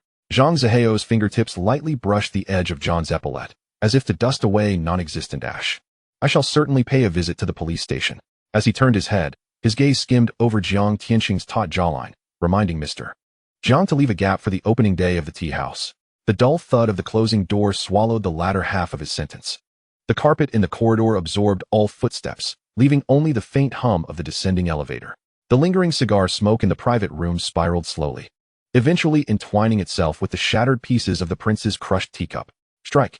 Jiang Tianxing's voice emerged from between his teeth, akin to a rusty blade scraping against metal. The boss observed the veins on the back of his hand bulging beneath the skin, pulsating like a creature ensnared in a net. Mobilize all who can stand and walk. The moon over Tsim Sha Sui cannot shine upon the signs of others. Chen Yao's pen tip punctured a black hole in the meeting minutes. As he dialed a number, he heard the clattering sound of mahjong tiles falling on the other end, mingled with background music. The names of 12 factions rolled over his tongue, each weighed down by a scent of blood. Meanwhile, in the back seat of the car departing the hotel, Ma Haoyan rolled down the window. The salty night breeze rushed in, dispersing the cigarette smoke lit by Su Jinxiu. Those tea leaves. He stared at the receding neon signs in the rearview mirror, pondering whether he should formally declare customs. Zhang Zihao retrieved a gold-plated lighter from his suit pocket. The metallic click of its lid echoed sharply within the cabin. The moment the flame flickered to life, it illuminated the subtle curve of his lips. Each gram bore a tax label. The firelight lit up the winding mountain road ahead, resembling a pale serpent burrowing into the depths of the harbor island's night. As the prince counted his subordinates, he found that those he could mobilize were few and far between. What troubled him further was that the mere mention of Sheng Tian's name turned the faces of those brothers pale, their fingers trembling involuntarily. I still have about 100 brothers left. The prince gritted his teeth, his voice squeezing out from between clenched jaws. As long as each faction leader sends me a few dozen men, we can surely reclaim Sim Sha Sui as the most recognized and battle-hardened faction leader of Hongxing. He never doubted his own strength. Yesterday's assault by Zhang Ziheo's gang was merely a sneak attack while he was absent from the faction, a debt he would inevitably settle. Jiang Tianxing nodded slightly. I will arrange for a few faction leaders to support you. Prince, my men are at your disposal. The boss promptly affirmed. Although they had lost the formidable Chun Haonan, his ranks still brimmed with daring young men. Inside the hotel's revolving door, 3 figures emerged side by side. Su Jinxiu deliberately adopted a stern expression, reaching to retrieve something from his waist. Boss Zhang, your business is thriving, even becoming the big brother. Why not accompany me for a trip? Zhang Ziheo laughed, brushing aside his wrist. Spare me this act. I am engaged in legitimate business. If you dare to touch those dirty things, Ma Haoyan interjected sternly, I'll be the first to cuff you. Don't forget which department you came from. The 2 AB generals maintained their stern faces. Zhang Ziheo feigned helplessness, pressing his hand to his chest. I run a restaurant and an electronics store. I just paid several $100,000 in taxes last month. My chest still feels heavy. He primarily engaged in legitimate business, with only his security company straddling some gray areas. But compared to the nefarious dealings of other gangs, he was already much cleaner. Shouldn't it be time to call you big brother in a few months? Ma Haoyan lightly tapped his chest with his knuckles, neglecting the police to mingle with gangs. Our company is properly registered. Zhang Ziheo chuckled, shaking his head. The 3 jested for a while before Ma Haoyan pulled open the car door. Get in. There's a place you should have visited long ago. Having been back for so long, you haven't seen your mother, have you? The cabin suddenly fell silent. Zhang Ziheo gazed out at the flowing street scenery, his throat tightening. Since his arrival, he had been preoccupied with plotting revenge and expanding his power, scarcely knowing how to face the mother of this body. As the white car drove into St. Mary's Hospital, the setting sun bathed the glass facade in amber hues. Su Jinxiu whispered, her mental state fluctuates. She often fails to recognize people lately. The rhythmic beeping of machines filled the intensive care unit. Zhang's mother lay amidst the snow-white sheets. Her silver hair spread like a disheveled web on the pillow, her nostrils connected to a transparent breathing tube. Zhang Ziheo gently sat at the edge of the bed, gazing at the face etched by time, a strange, dull pain surging within his chest. He should have come sooner. Perhaps he could find a way to heal her in the system, he thought silently, his fingertips unconsciously tightening around the bedsheet. Don't worry too much. Ma Haoyan's hand rested on his shoulder.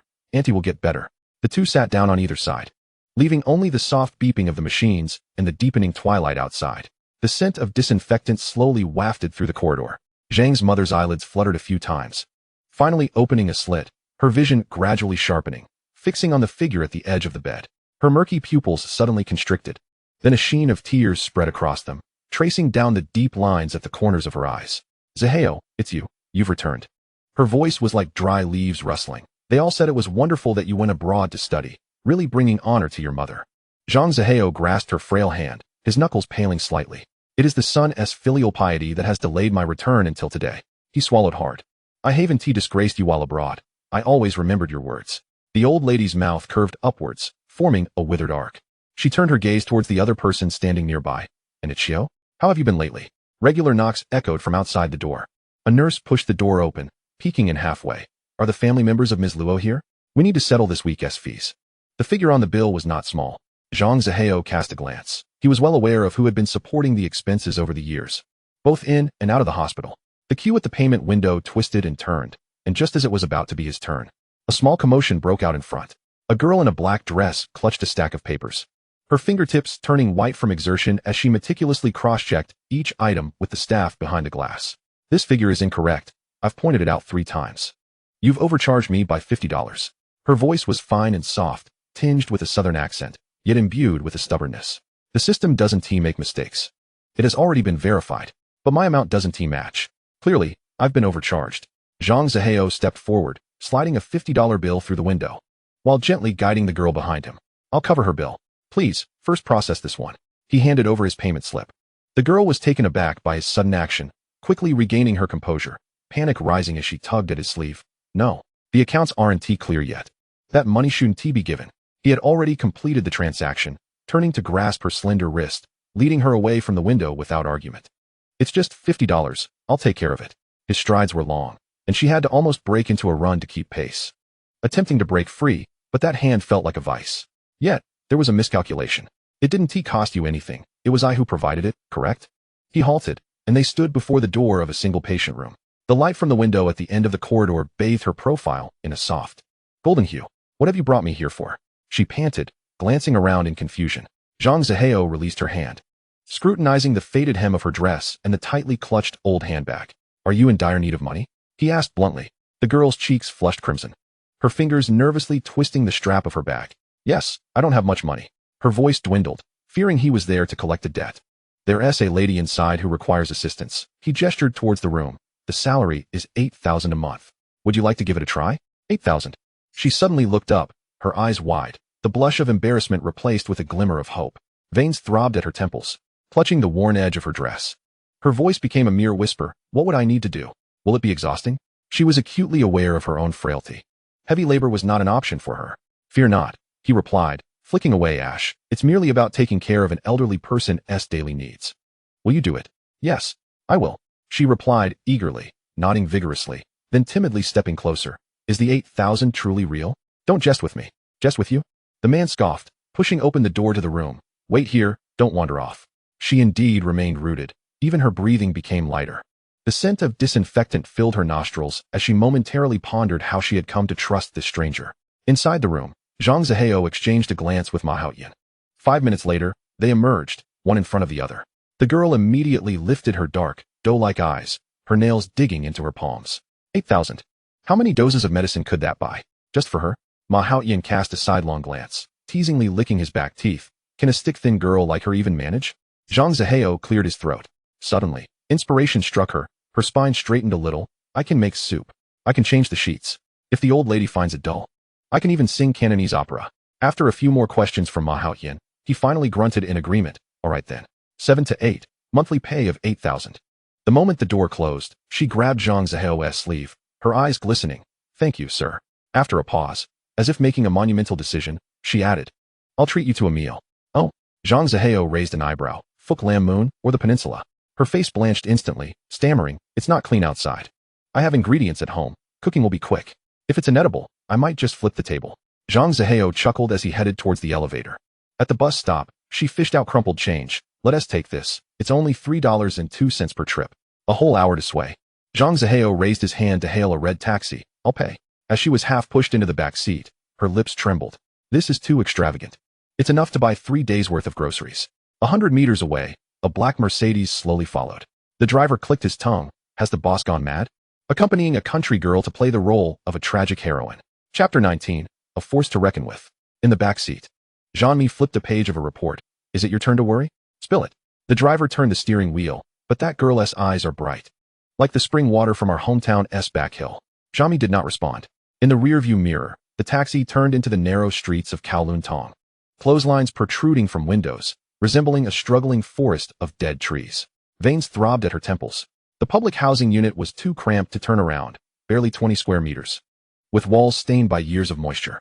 Yet everything was neatly arranged, the old coffee table polished to a shine, the tattered sofa draped with a faded cover. I told you not to hail a taxi. It's over $100. She mumbled, her fingers prying at the refrigerator door seam. Enough for a week's groceries. The cold air whooshed out from the fridge. He reached in and grabbed a can of soda. With a pop, the tab sprang open. Hey, there's one already opened. Her voice caught in her throat as she watched the bubbles escape. What a long face for crying, he said, tilting his head back to gulp down a mouthful. His Adam's apple bobbing. I found you a job paying $8,000 a month, and you're fussing over a can of soda? After their meal, he wiped his mouth and stood up. Lend me some fare, my pockets are empty. She darted to the corner like a frightened rabbit, clutching her canvas bag tightly to her chest. I don't have any money. Living in such a remote area. It would take 3 transfers to return home. He squinted. I saw that red bill in your bag. Her shoulders slumped as she slowly pulled out a bill. Its edge is frayed. If you take the bus, don't ever hail a taxi again. He pinched her thin cheek, opening the door. When payday comes next month, remember to treat me to beef offal at the tea restaurant. As the door closed, she could faintly hear her mumble. You've pinched my face all swollen. The black Mercedes at the base of the building loomed like a silent beast, crouching before the drab public housing units. Clotheslines jutted out from the windows. Shirts and shorts dripping with water, while numerous heads peeked out from behind the windows, staring at the incongruous glimmering black. Jean-Mi exited the car, opening the door meticulously. His suit cuffs without a wrinkle. Funds available in the account. Zhang Zihao sank into the leather of the back seat. Tomorrow, withdraw $1 million. Donate it to the Yao Tsim Mong police station. The driver gripped the steering wheel tightly, Feeding that pack of wolves in uniforms for nothing? Once they're fed, at least they won T-bite. The car window reflected half of Zhang Zihao's face, with the Ni family and Zhong Xin still unaddressed. If the police intervened midway, it would all be for naught. Zhang Mi nodded, swiftly jotting notes in his ledger. Remember, any door that money can open is not a challenge. Zhang Zihao closed his eyes. A million buys a peaceful path. It's a worthy trade. The tires rolled through a puddle, the neon lights casting shimmering reflections on the car window. Zhang Mi stared at the string of zeros in the ledger, suddenly feeling as though blood vessels crawled behind the numbers. The ledger showed a cold glow of 32 million Hong Kong dollars in the night. Zhang Mi stood before the desk, his fingertips unconsciously rubbing his cuff. Tomorrow morning, the money would be ready for withdrawal. The driver anxiously extinguished his cigarette, but sparks flying onto the tiles. Hong Xing had lost face and would not let it rest easily if they came in full force. He did not finish his thought, his gaze shifting to Zhang Zihao in the shadows. Zhang Zihao remained still, merely flicking the lighter lid open and closed. The click echoing in the silence. Zhang Mi. He suddenly spoke, his voice steady as a frozen lake. Go find Liang Cohen. Tell him. I can help him collect the big debts. I can also give a push for the head of Hong Xing to take his seat. He stood up, moving to the window.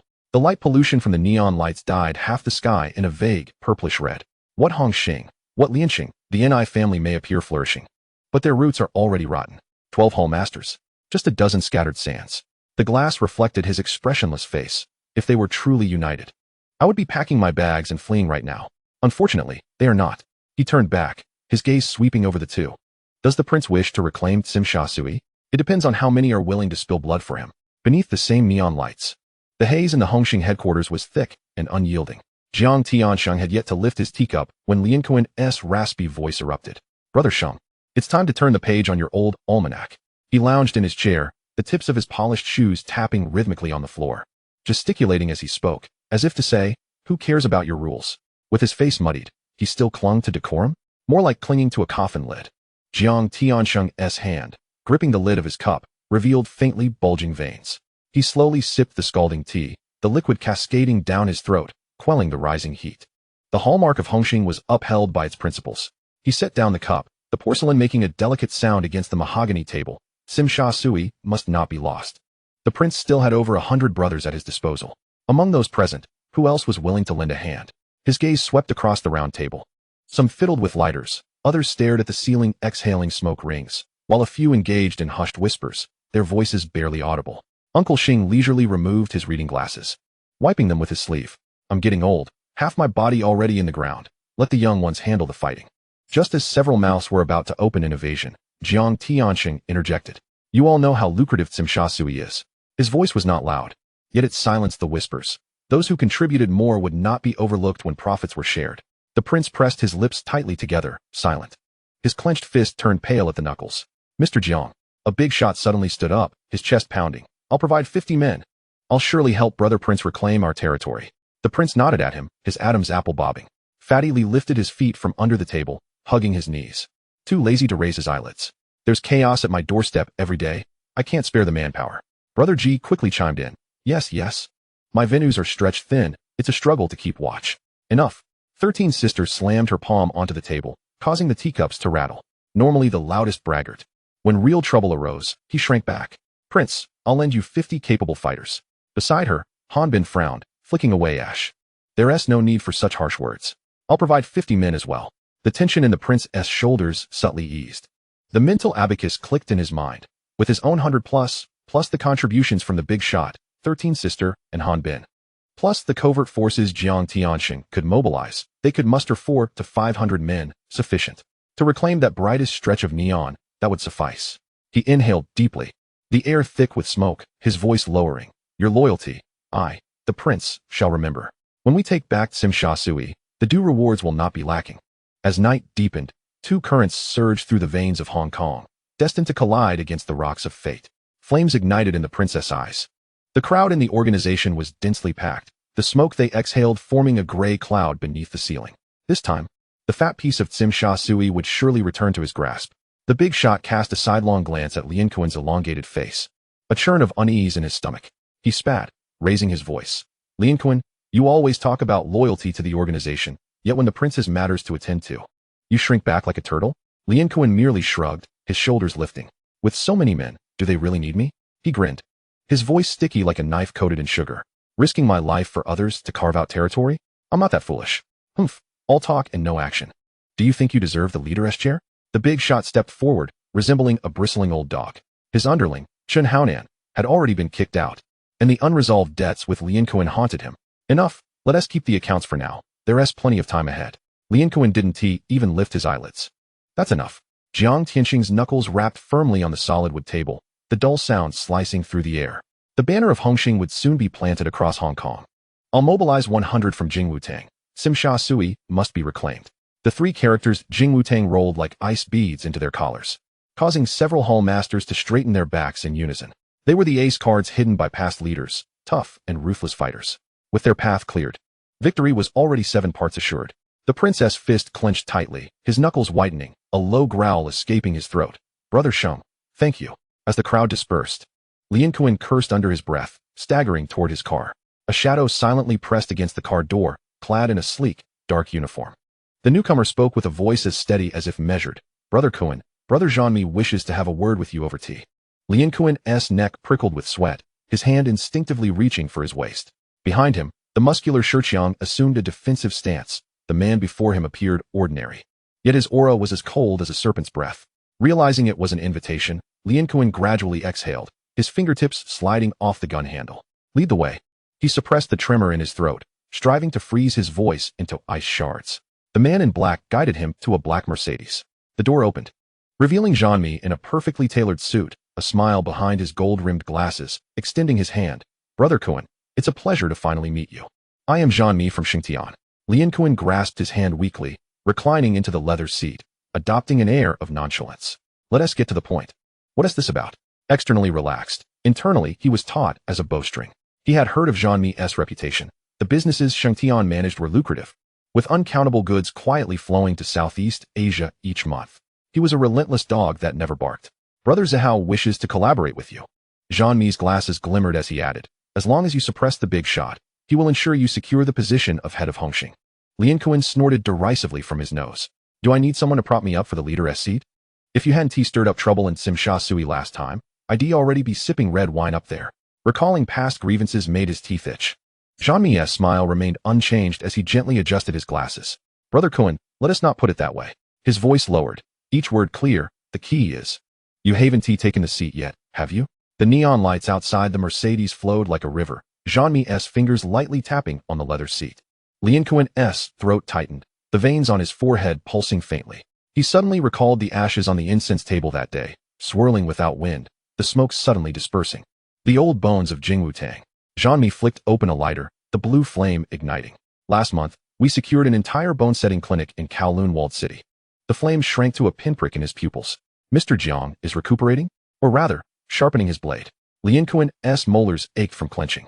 The cup of pu'er Chun Yao had handed him was scalding, and now he remembered the porcelain cup had a fine crack along the rim. 13 shops on Boland Street. Jean-Mi released a smoke ring. The monthly revenue is enough to maintain 3 horse teams. Ashes drifted into the car's ashtray, accumulating into a small gray mound. Xingtian was after that smuggling ship, and Causeway Bay's docks were busier at night than during the day. In the distance, a cargo ship's horn echoed. Lien Kuan's nails dug into his palm, recalling the exceptionally long cake-cutting knife from the big shot's birthday banquet. On the 7th of next month, during high tide. Jean-Mi rolled up the car window, adding, remember to wear a bulletproof vest. The rainy season is here, and stray bullets are easy to fire. The sound of the car door closing startled the sparrows by the roadside. As Shiqiang leaned in, Lien Kuan was intently gazing at a speck of mud on the tip of his leather shoe, a remnant from the parking attendant's fallen ledger he had just stepped on. The ink dissolving in the rainwater into a grotesque spider. Kuan brother, they. Silence. Lien Kuan loosened his tie, the nylon fabric rustling like a snake shedding its skin. At the corner of the alley, a cart selling beef offal was partially obscured by an old newspaper, the headline photo featuring Jiang Tianxing smiling on a golf course, with a glimpse of a black gun holster lurking behind the shadows of the trees. The moonlight of the golden triangle bathed the scorched earth in a silvery hue. Mianna's white dress hem soaked in blood, gradually staining a pale pink. She bent down to pick up a charred playing card, the spade, its curled edges still clinging to a fragment of a fingernail. Kuntai's stubble glistened with beads of sweat, resembling tiny pearls crawling upon his face in the moonlight. He had opened a watch shop in Sim Sha Sui. His voice was hushed, as the display window showcased 3 naval clocks from the World War II era. All hands frozen at midnight. Mianna crushed a bullet shell beneath the tip of her boot. Chapter 20. The Sign of Victory. As brass fragments embedded themselves into the soil, a distant owl suddenly stirred in the woods, its wings flapping like intermittent Morse code. Keep watching. When she turned, the wind generated by the hem of her garment swept away the ashes on the ground, revealing half of a burnt passport photograph beneath. The flames danced in Kuntai's pupils, and he suddenly recalled the previous rainy season, the cargo ship on the Mekong River that had abruptly changed course, its hull number matching the date of Zhang Ziheo's departure. Mianna's visage resembled a still pond, devoid of any ripples. Kuntai swallowed hard, his voice low. Recently, he had crossed paths with the Hong faction on the island, encroaching upon two of their streets. Rumors whispered that the Hong faction was mobilizing troops. This statement fell like a stone into still waters. Mianna's brow furrowed almost imperceptibly, the pond finally rippling with the slightest of waves. In your opinion, which side will prevail? Kuntai swiftly raised his eyelids, only to let them fall again. The Hong faction had summoned 12 members from the incense halls, making an impressive display. Their fighters from the Jingwu Association would also have to step into the fray against victory, and they might not withstand it. He spoke with unwavering certainty. As his words settled, the surrounding air thickened. Kuntai held his breath, counting his heartbeat 300 times, not daring to utter another word. Have your men keep watch. Mianna finally spoke, her words squeezing out as though from between her teeth. When the time comes, extend a hand to bring him before me. Understood. Sim Sha Sui. Hong Kong. The territory once adorned with the Hong faction's flag was gradually shifting in hue. The once proud figures that had roamed the streets had vanished, replaced by a uniform array of black suits, each adorned with a small golden emblem of victory at the heart. Those bustling bars and steamy saunas, with their flickering neon signs, had not changed, yet the ones managing them had silently shifted. Initially, the veterans in the venues were apprehensive, awaiting the new owners to extract their share. But as days turned into weeks, the anticipated exploitation never materialized. The people of Victory appeared more like business managers, meticulously keeping accounts and carefully managing inventory, treating this place as a legitimate enterprise. In the first few days, other factions had tried to seize the opportunity.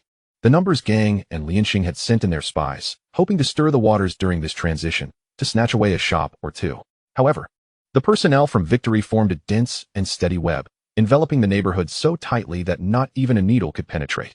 Zhang Ziheo's orders had long since spread. Territory was not meant for flaunting power, but for generating profit. In chaos, how could customers dare to come?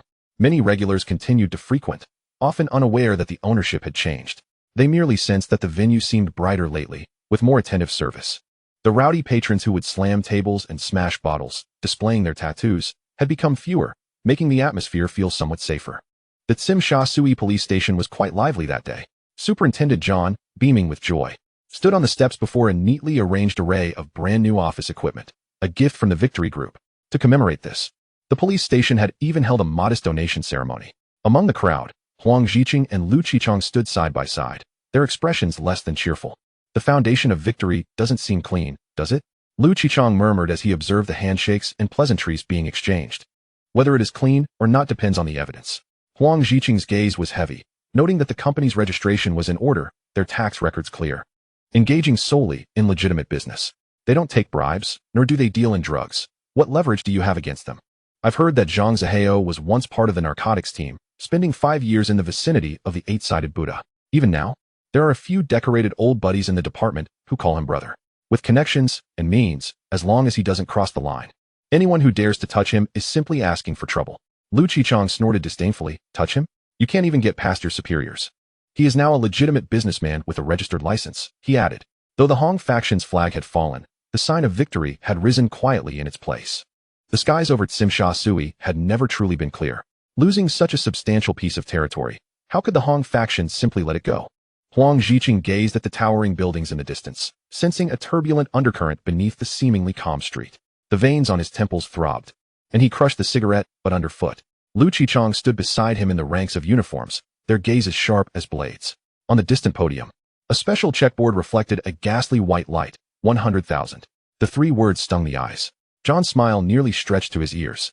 Moments ago, he had felt the thin ticket lying in his suit pocket, enough to keep his mouth shut for half a year. At that moment, he firmly shook Zhang Ziheo's hand, his palm warm as the walls during the plum rain season. The clicking of cameras melded into a torrential downpour. Reporters craned their necks like fledglings awaiting nourishment. Amidst the flashes, Zhang Ziheo's suit shimmered with a pearlescent gray sheen, His slight nod resembled that of a promising young talent stepping out of a financial magazine. Maintaining community stability is the duty of every enterprise. His voice, carried through the microphone, wrapped in a honeyed warmth. The police station's facilities are outdated. We ought to do our part. The question and answer segment began smoothly, like a rehearsal, until an arm raised in a corner, abrupt as a withered branch, pierced through. Mr. Zhang. A man with black-framed glasses adjusted his spectacles. It is rumored that you built the Victory Group on blood debts. Is this true? The air suddenly thickened. The veins in John's neck bulged, his knuckles cracking. John slammed his palm on the table, the wooden surface emitting a mournful groan. Which newspaper spewed this nonsense? The Dongfang Sports News. The reporter's tone remained steady. Superintendent, the Hong Kong island has yet to abolish the Bill of Rights. A low hiss spread through the crowd. Huang Jiqing saw Zhang Zihao gently restraining John's trembling arm, gradually straightening his posture. All cameras immediately coiled around him like venomous serpents. Misunderstandings often favor the diligent. Zhang Zihao smiled, the fine lines at the corners of his eyes smoothing out like silk that had been carefully pressed. The 3 electrical factories under Victory support 947 families. Last month's interest and taxes. He paused, his gaze sweeping over the audience. Enough to reconstruct half of Nathan Road's streetlights. He stepped forward slightly, a shadow enveloping the questioner's face. As for the new factory district in Kowloon, it will break ground next month. We have applied to the transport department for 3 dedicated bus routes to facilitate our workers' commutes. The tone of his voice suddenly turned icy, akin to a knife's edge gliding over a whetstone, as if someone insisted on tarnishing the virtuous with mud. At the opportune moment, a folder was handed to him. Zhang Zihao pulled out the cover page. The crisp sound of the paper unfurling pierced the silence. By this time tomorrow, the sign for Dongfang magazine will hang within the asset registry of Xingtian Group. He bent down, gently placing the paper on the trembling knees of the journalist, declaring, now? It serves as your certificate of unemployment. Veins throbbed at his temples. Zhang Zihao's fingertips tapped rhythmically against the rosewood table. The sound akin to the ticking of a second hand. The quotation from the security company under Xingtian was pushed toward him. Each service item meticulously printed in accordance with the industrial regulations.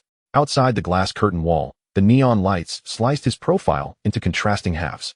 The recording devices held aloft in the audience resembled a cluster of metallic reeds, the glimmering tips recalling the copper shavings that splattered during a bullet extraction. Jean Mi was the first to break the silence with applause. The clapping flowed from the back of the conference room, a tidal wave drowning out the low hum of the air conditioning system. Lu Qichong released his tightly clenched interview outline, leaving 5 damp fingerprints on the edge of the paper. He fixated on the man in the tailored suit on stage, a figure who had transformed the scent of blood into cologne, concealing the blade within the gilded lines of a charitable donation certificate. The dedicated bus routes? Zhang Zihao suddenly perked up, as if he had just caught a distant buzz. The livelihood project required a vote from the tender committee. A smile revealed 8 gleaming teeth, the camera lens tightening in on the glint at the tips of his canines. The delay indicator of the press conference flickered into its 63rd minute, and the photographer in a checked shirt finally slumped into his seat. The vibrating pager in his pocket displayed the editor's urgent prompts. Yet his fingertips lingered on a line in the notebook. This individual never shifted his gaze to the right while speaking. As the event concluded, the elevator was packed with excited whispers. Some repeatedly rewound the recording device's entry on transparency and operations, while others redrafted the 3rd paragraph of the interview script. Behind the safety door of the fire exit, the airplane extinguished its 7th cigarette, but with its heel, the metallic doorknob reflecting his motion as he reached toward his waist. 3 hours later, the glass door of the Dongfang magazine office swung open. The clock's hands pointed toward the horse racing Bible. The billboard cast a cross-shaped shadow. The bespectacled editor, a portly figure, was adjusting the headline font in the proofing room, the coated paper suddenly reflecting elongated human silhouettes. The numbers gang? Luo Tianhong's leather boots struck the terrazzo floor, the sound reminiscent of a kind of Morse code. Last week, they lost 4 sports cars at the Kowloon Tong venue. He flicked the journalist's press card off his chest, the plastic casing resonating hollowly as it collided with the iron filing cabinet. The black business vehicle traversed the underwater tunnel. The interior was suffused with the scent of cedar incense, unable to mask the pervasive aroma of leather. The editor's glasses fogged over, and he saw his distorted reflection in the car window, his face resembling a damp newspaper's lead type, the ink spreading along the creases. At the top-floor office of Shangtian Tower, a 3-meter-high cypress bonsai was planted. Zhang Zihao paused mid-snip of a withered branch. Light filtering through the leaves danced upon the shoulders of the 2 trembling individuals. Your publication exposed Macau last year. The scissors clicked shut. Such courage is now a rarity. The journalist's knee collided with the corner of the coffee table. Ice cubes clinked within the glass, the sound sharp as dislocated joints.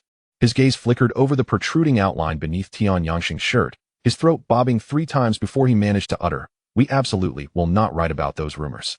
Rumors? Zhang Zihao picked up a dried leaf from the bonsai's roots, inspecting the leaf veins against the light. "What I need is a microscope capable of discernment." He suddenly turned.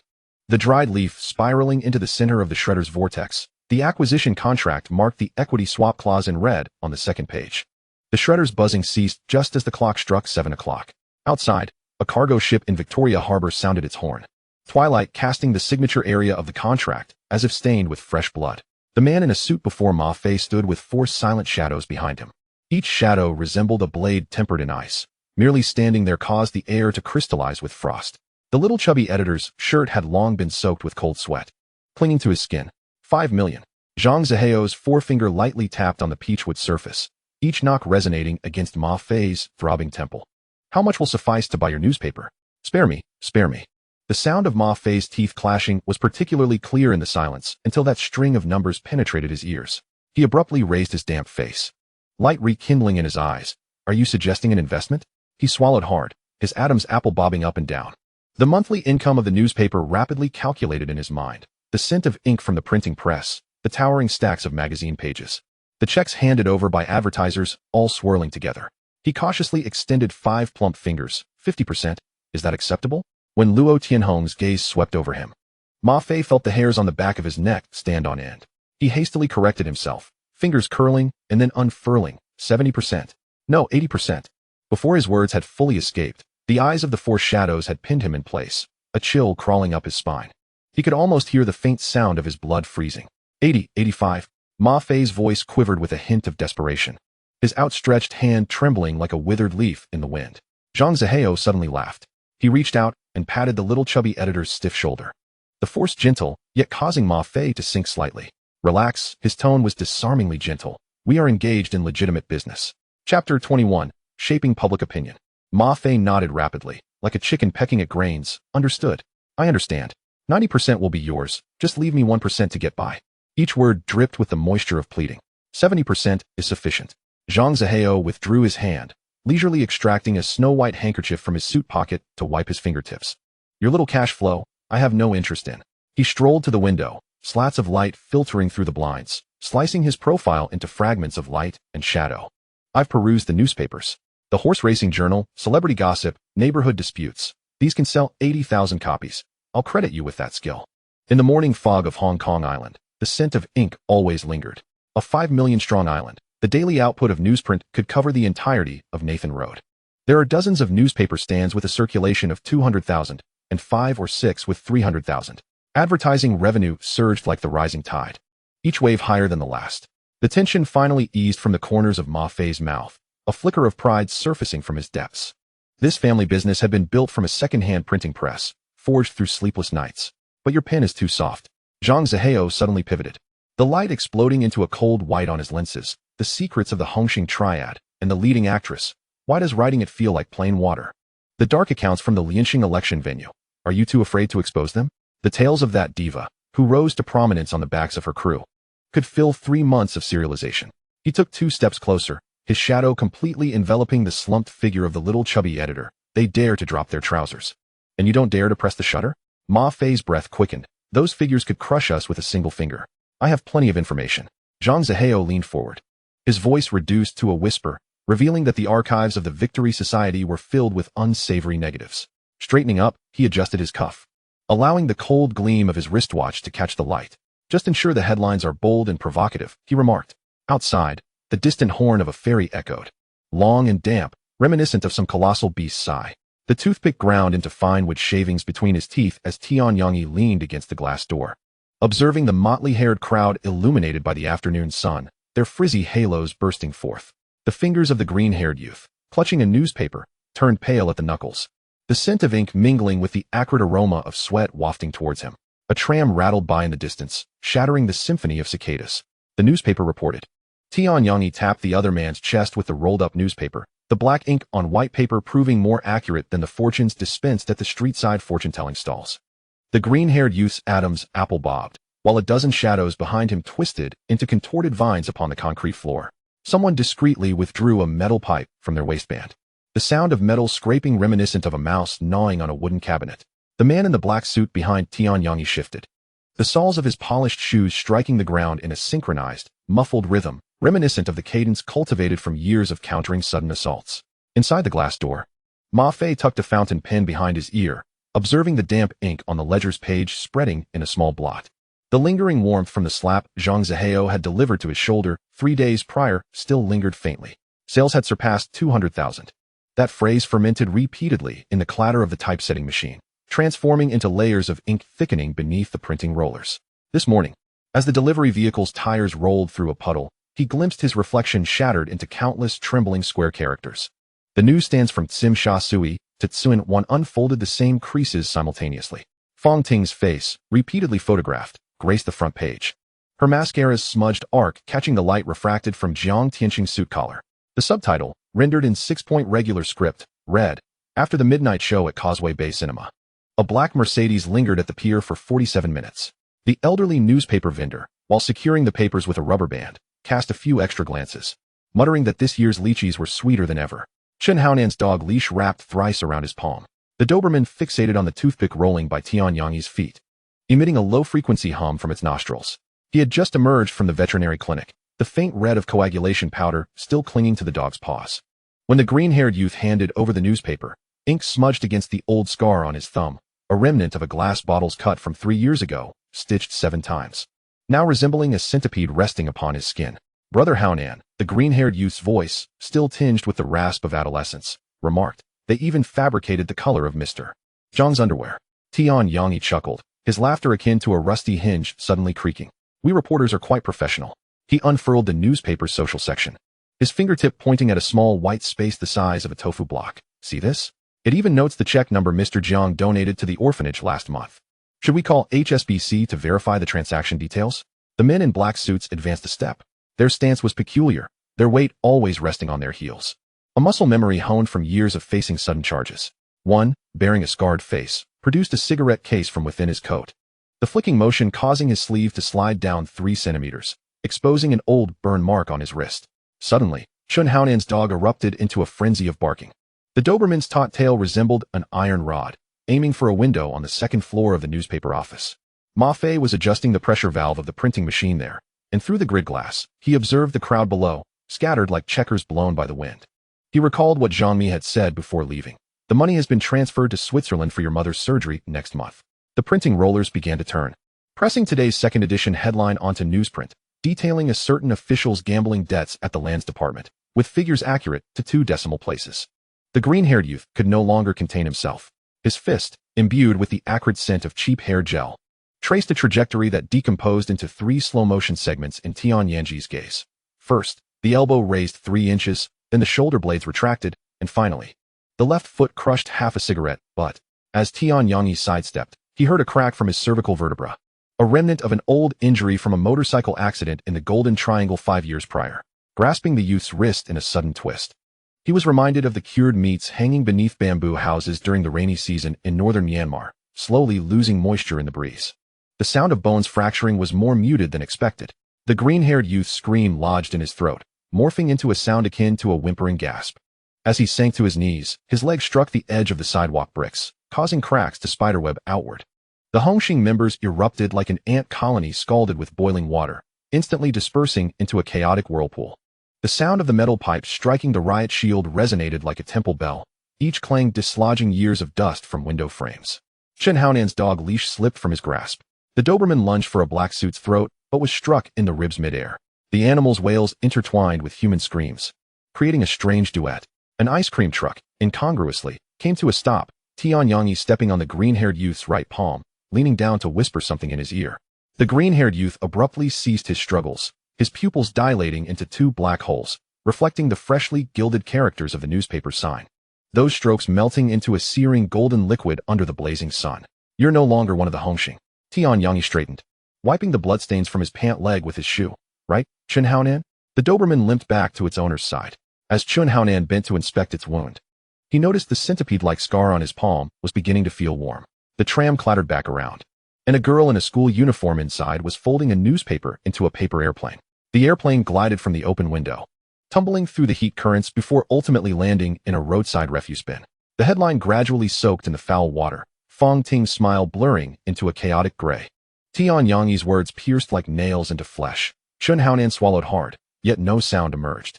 In the past, when he followed his brother, such newspapers strewn across the streets would have turned to ash. Even the newspaper stalls would have been overturned. But now, he could not even step back into the threshold of Hongxing. If he were to intervene, what claim would he have? Fine, I'll pretend I didn't see this. Chun Haonan murmured, but if I ever catch you fabricating stories on paper again. He paused, his gaze sweeping over Tian Yangyi. You'd best consider your position. Ah, without a backup, you still act tough? Tian Yangyi scoffed, shoving him sharply on the shoulder. Chun Haonan stumbled back a step, his chest taut like a drawn bow. He was renowned in Hongxing for his fighting prowess. Yet the scent of gunpowder mingled with blood emanating from the man before him was unmistakably that of someone who had emerged from a sea of corpses. As the two faced off, the air thickened. What is all this shouting? Stand down. Several uniformed officers pushed through the crowd. Tian Yangyi immediately raised his hands, feigning helplessness. Ah, these gang members threatened to burn our newspaper office. Everyone, come with me to the station for registration. The lead officer waved his hand, and several others closed in around them. Zhang Ziheo's generous donation of 1 million clearly had not gone to waste. The vicinity surrounding the Victory Society was patrolled by 30% more blue hats than usual, even at night, blinding flashlight beams cutting through the darkness. Those who had originally gathered from Hongxing had been lurking around Simsha Sui for an entire week. Yet they had failed to find a chink in the armor to slip through. It wasn't until the 7th night that the police presence on the streets suddenly thinned out. The neon lights continued to flicker, yet the footsteps of the patrol officers had vanished, leaving even the normally brightly lit police station shrouded in darkness. The venues operated by Xingtian had long extinguished their signs, their roller shutters drawn tight. A viscous silence enveloped the streets, and everyone could sense the metallic tang of rust, reminiscent of the blade sliding from its sheath. The boss was enjoying a bowl of wonton noodles when he received a call from Jiang Tianxing. He abruptly set down his chopsticks and hurried towards the headquarters, only to be intercepted at a crossroads by the dim-witted Chong. Brother, Kun Gu would like to have a word with you over tea. I have nothing to discuss with Ling Kuan. The boss attempted to sidestep, but Chong produced a small elementary school backpack from his coat, waving it in front of him. The bag, adorned with a frayed Mickey Mouse emblem, had seen better days. The boss's pupils constricted suddenly. There's no need for such theatrics to summon me. Chong opened the car door, his grin stretching to his ears. The vehicle drove for half an hour into the outskirts, halting before a patch of overgrown grass. A semicircle of 5 or 6 cars surrounded them, their headlights piercing the darkness like the eyes of a beast. Ling Kuan emerged from the center vehicle, holding a half-eaten hamburger, condensation beating on the can of cola in his hand. You must be hungry after the journey. Here, have a bite. He extended the hamburger towards the boss, who swatted it away, grease splattering onto his suit sleeve. Where are my children? The little ones were hungry, so I treated them to McDonald's. Ling Kuan tilted his head back to gulp down some cola, the sound of his atoms, apple bobbing resonating sharply in the stillness. The scent of incense mingled with sweat hung heavily in the air. The boss's gaze swept over Kuan's ambiguous smile, his throat constricting. Hongxing is set to clash with Xingtian today. Why did you choose this moment to stir trouble? What benefits has Zhang Ziheo promised you? The entire assembly of sit-downs was present, waiting for a signal to reclaim the territory lost in Simsha Sui. Yet, at this juncture, Kuan was making a show of things, and anyone could sense the oddity. Let's postpone matters concerning Xingtian. Kuan tilted his head, his nails scratching against the sandalwood table. The debts between you and me need settling. Leave my family out of this. Have you forgotten that rule? Rule? Kuan suddenly burst into laughter, waving his hand dismissively toward the back. A rustling sound emanated from behind the curtain. The muffled sobs of a woman and the whimpering of a child pierced through like needles. The boss's back stiffened abruptly. Kuan, let them go. Let them go. Kuan rose slowly, the soles of his polished shoes echoing against the tiled floor. The stage is already set. Do you expect me to dismantle it? He leaned in closer, his voice dropping to a conspiratorial whisper. Having lived in this underworld for half a lifetime, you seem to be regressing. Before the words could fully escape his lips, a knee struck forcefully into the boss's abdomen. Shadows surged from the corners, fists and feet raining down like a torrential downpour. Chong's hefty palm pressed against the back of his neck, forcing his face into the cold, polished stone floor. If you want to kill me, come at me. The boss managed to squeeze out the words through clenched teeth, blood splattering against the bricks. Let them go. Kuan crouched down, his fingertips brushing the damp hair clinging to the boss's forehead. You won't survive today, and neither will they. His tone was as flat as discussing the weather. The cargo from Siam arrived in September, and the water police were waiting for it as soon as it docked. Last month's business with the Great Circle Gang has soured. Over 7,000 has been lost, and even the losses cannot be compensated. He paused, and then there's the life of Ba Bai. How do you propose to resolve that? 300 figures loomed in the vacant lot in front of the Hongxing headquarters, the remnants of the prince's faction mingling with Jiang Tianxing's men from the Jingwu Hall. Resembling a silent reef, Jiang Tianxing checked his watch for the third time. It was past 10. No more waiting. He stepped forward, his leather shoes crunching over gravel. The Hongxing 12 halls had been established on Hong Kong Island for years without being subjugated. A week prior, in Tsim Shui, he paused. 300 pairs of eyes fixed upon him. Xing Tian had crossed the line. Can we endure this? No. The roar reverberated off the walls. Then strike back. Jiang Tianxing sliced through the air with his arm. Forward. The convoy slithered out of the alley like a centipede. On this day, he intended to make the entire Hong Kong Island remember the name of Hongxing once more. The night breeze in Tsim Shui carried a briny scent. Zhang Zihao leaned against a street lamp, sparks flickering between his fingers. Behind him stood a cadre of brothers clad in black, blades concealed in the shadows. Tonight, he aimed to sacrifice Hongxing, declaring that from this moment on, this neon sea would bear only one name. On a rooftop in the distance, Nai Kuan lowered his binoculars. Nai Yongxiao supported his arm, while Hanchen and Guohua stood like statues on either side. Ah Xiao, did you see? Nai Kuan's voice carried a sigh. Those men under Zhang Zihao, their gazes are like knives tempered in fire. With such a crew, it's only a matter of time before Tsim Shui changes its surname. He gazed towards the flickering neon lights in the distance. The 5 factions beneath our Nai family harbor their own agendas. Whether you can hold your ground in the future is uncertain. The night wind tugged at his coat. And beside him lay a wolf. The rain fell in slanted sheets, weaving a gray veil that blurred the streetlights into hazy pools of light.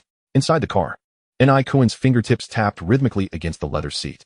Outside, a deep voice from Sanzi called out, "Father, the Nai family's men are in position." In the shadow of the old building diagonally across, Lien Haolong lowered his binoculars, his atoms apple-bobbing. The people Zhang Zihao had brought forth moved with a steadiness akin to stakes driven into the ground. Next to him, a Wu's clenched knuckles emitted faint cracking sounds. His gaze locked onto the dark, looming formation in the distance. 30 vans pierced through the curtain of rain, coming to a sudden stop as the doors swung open. The metallic clang mingled with the sound of shoes splashing through puddles. The prince stepped out, rainwater cascading down the black dragon tattoo that coiled along his spine. The sound of cracking muscles echoed like popping beans. "Bow your heads now, and you might leave your men a way out." He grinned, vapor escaping between his teeth. The crowd in black suits remained silent as boulders. Zhang Zihao stood at the forefront. The silver-threaded shinton emblazoned across his collar gleamed coldly in the rainy night. He lifted his eyelids slightly. The meat in a hungry wolf's mouth is never regurgitated. No sooner had the words left his lips than the 2 tides of men collided with a thunderous crash. The shriek of metal slicing through the rain and the muffled cries became a cacophony. The prince, having just toppled 2 adversaries, suddenly felt a chill at his neck. Zhang Zihao had closed in within 3 steps, the knife's edge cutting through the air with a whistling sound. Clang. The reverberation of metal clashing erupted along his arm, causing the prince's palm to split open, blood mingling with rain splattering against his brow. He staggered back a half step, the heel of his shoe crushing the waterlogged pavement, reflecting the neon glow. In the distance, on the rooftop, Huang Zhiqing extinguished his cigarette and spat. "It's time to wrap this up." However, Lu Qichong pressed down on his shoulder, the binoculars revealing the prince's pupils constricting as the bloodied knife pressed against his carotid artery, slowly sinking. The rain intensified, washing away the dark red spreading across the asphalt road. The rain transformed the street into a shattered mirror, reflecting the flickering blades and distorted silhouettes.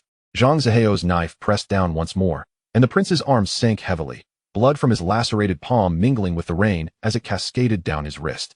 In mere moments, Zhang Zihao had become an iron gate, effectively sealing off all avenues of retreat for the prince. The few shadows behind him had already fallen into the crowd.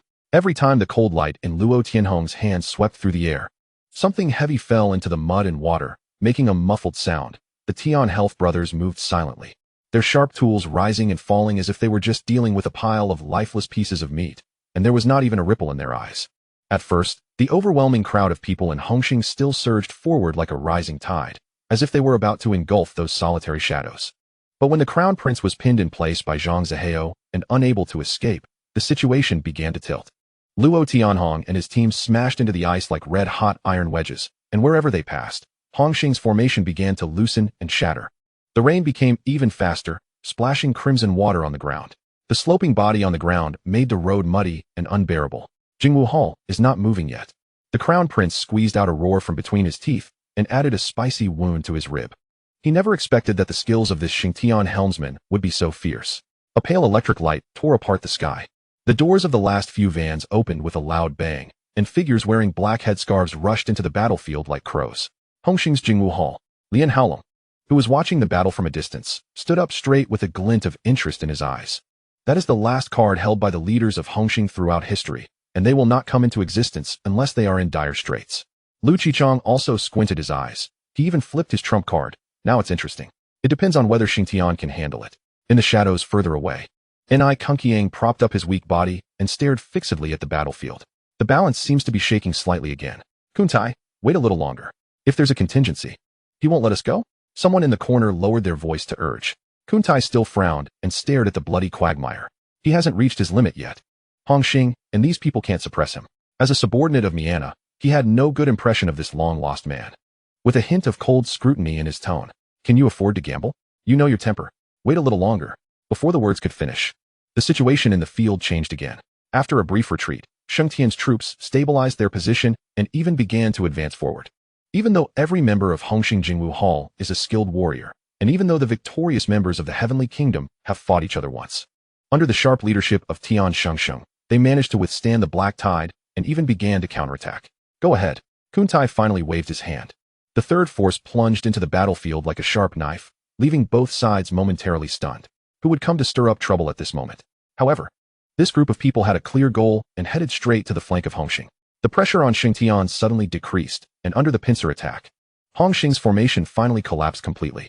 The crown prince is at the end of his rope, with wounds constantly bleeding from his body. He has exhausted all his strength just to deal with Zhang Zihao. At this moment, seeing a new force chopping and killing at his own people, his eyes turned red. Zhang Zihao, you even hit an outsider. The crown prince's gaze swept across the street, and he noticed something unusual. Most of the armed individuals had foreign faces and were not local forces on Hong Kong Island. It is clear that the reinforcements were brought in by Zhang Zihao from overseas. Whatever you say. Zhang Zihao's blade turned half a circle of cold light under the street lamp. From now on, there will be no place for you to stay in Tsim Shui. Before he could finish speaking, he suddenly stepped forward, wielding a sharp blade to tear open the darkness and approach the prince's throat. Let's go? The crown prince hissed and ordered. The morale of Hongxing's troops had already dissipated, and upon hearing this, they retreated towards the end of the street like a tide. He couldn't move any further, but the silver arc had already passed over his neck. Warm blood mist splattered out, and he stared, covered his throat, and slowly knelt down. Prince brother. Several loyal red sticks screamed as they tried to rush back into the battle circle, but were quickly pushed into a pool of blood by the people of Xingtian. More than 100 figures stumbled and disappeared into the depths of the alley, leaving only crimson and broken bodies on the ground. Zhang Zihao threw blood droplets and suddenly caught a glimpse of the familiar face in the shadow. Kuntai? The man from Taigua walked out of the darkness, his cheekbones glowing with green and gray under the neon lights. Come back with me. His voice was extremely low. The slaps sounded crisp and exploded. Kuntai turned his head and blood seeped into his collar from the corner of his mouth. Pay attention to your speaking style. Zhang Zihao twisted his fingertips and sneered coldly. I am no longer the useless person who used to beg for mercy in Taiwan. Kuntai gritted his teeth and giggled as his gaze swept over the dark and oppressive figures behind him, ultimately swallowing his anger back to his throat. It's what Mina means. His tone softened by 3 points. That name made Zhang Zihao's knuckles slightly pale. He had a deep enmity with the 8-faced Buddha and did not hesitate to settle that grudge with his own hands. Only to tell Mina that I won't reply. But there is an old saying in the Central Plains, marry your husband and follow your husband. Zhang Zihao turned around and waved his hand, and the Shengtian tribe retreated into the streets and alleys like the tide receded. The sound of police sirens in the distance has formed a continuous line, and blue and red lights flood the street corner. Kuntai looked at the empty street and kicked the broken bricks at his feet hard. On the top floor of the building opposite, Lian Haolong put down his telescope, and the glass window reflected the solemnity in his eyes. Shengtian, these young people are fierce enough.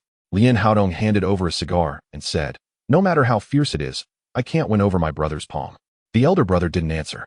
He knew that his muscles and bones were not as strong as they used to be. There was no shortage of youth in the club, and his younger brother beside him was not a talented person. If Shengtian continues to grow stronger, he will extinguish his cigarette, but a hungry tiger has arrived in Tsim Shui. Ni coincided softly on the adjacent rooftop. Zhang Zihao is in his prime, and his subordinates are all fierce characters who dare to risk their lives. If he really has the intention of expansion, the Ni family may not have a peaceful life in the future. At midnight, Tsim Sha Sui finally fell into silence. This land, flowing with gold, silver, and blood, has completely changed its surname tonight. The Hongxing Hall is shrouded in smoke. Jiang Tiansheng raised his wrist for the third time to look at his watch, and the needle pricked his eyes, causing pain. It's been 2 hours. There should have been news back earlier. Jiangsheng, please relax. Chun Yao refilled the teacup with hot water, while the Crown Prince personally led 100 red sticks over, ensuring no mistakes were made. Dinosaur grinned and said, last time it was that person who jumped onto the street and launched a surprise attack while the Crown Prince was not around. This time, we have all our elite, and when the good news comes, we will have to open 2 boxes of champagne to cheer up. Jiang Tianxing stared at the swirling tea leaves in the teacup when he suddenly heard hurried footsteps coming from afar outside the door. When the door shaft rotates, it emits a dry sensation like the last gasp of a dying person. The smoke in the conference hall froze and stuck to everyone's face.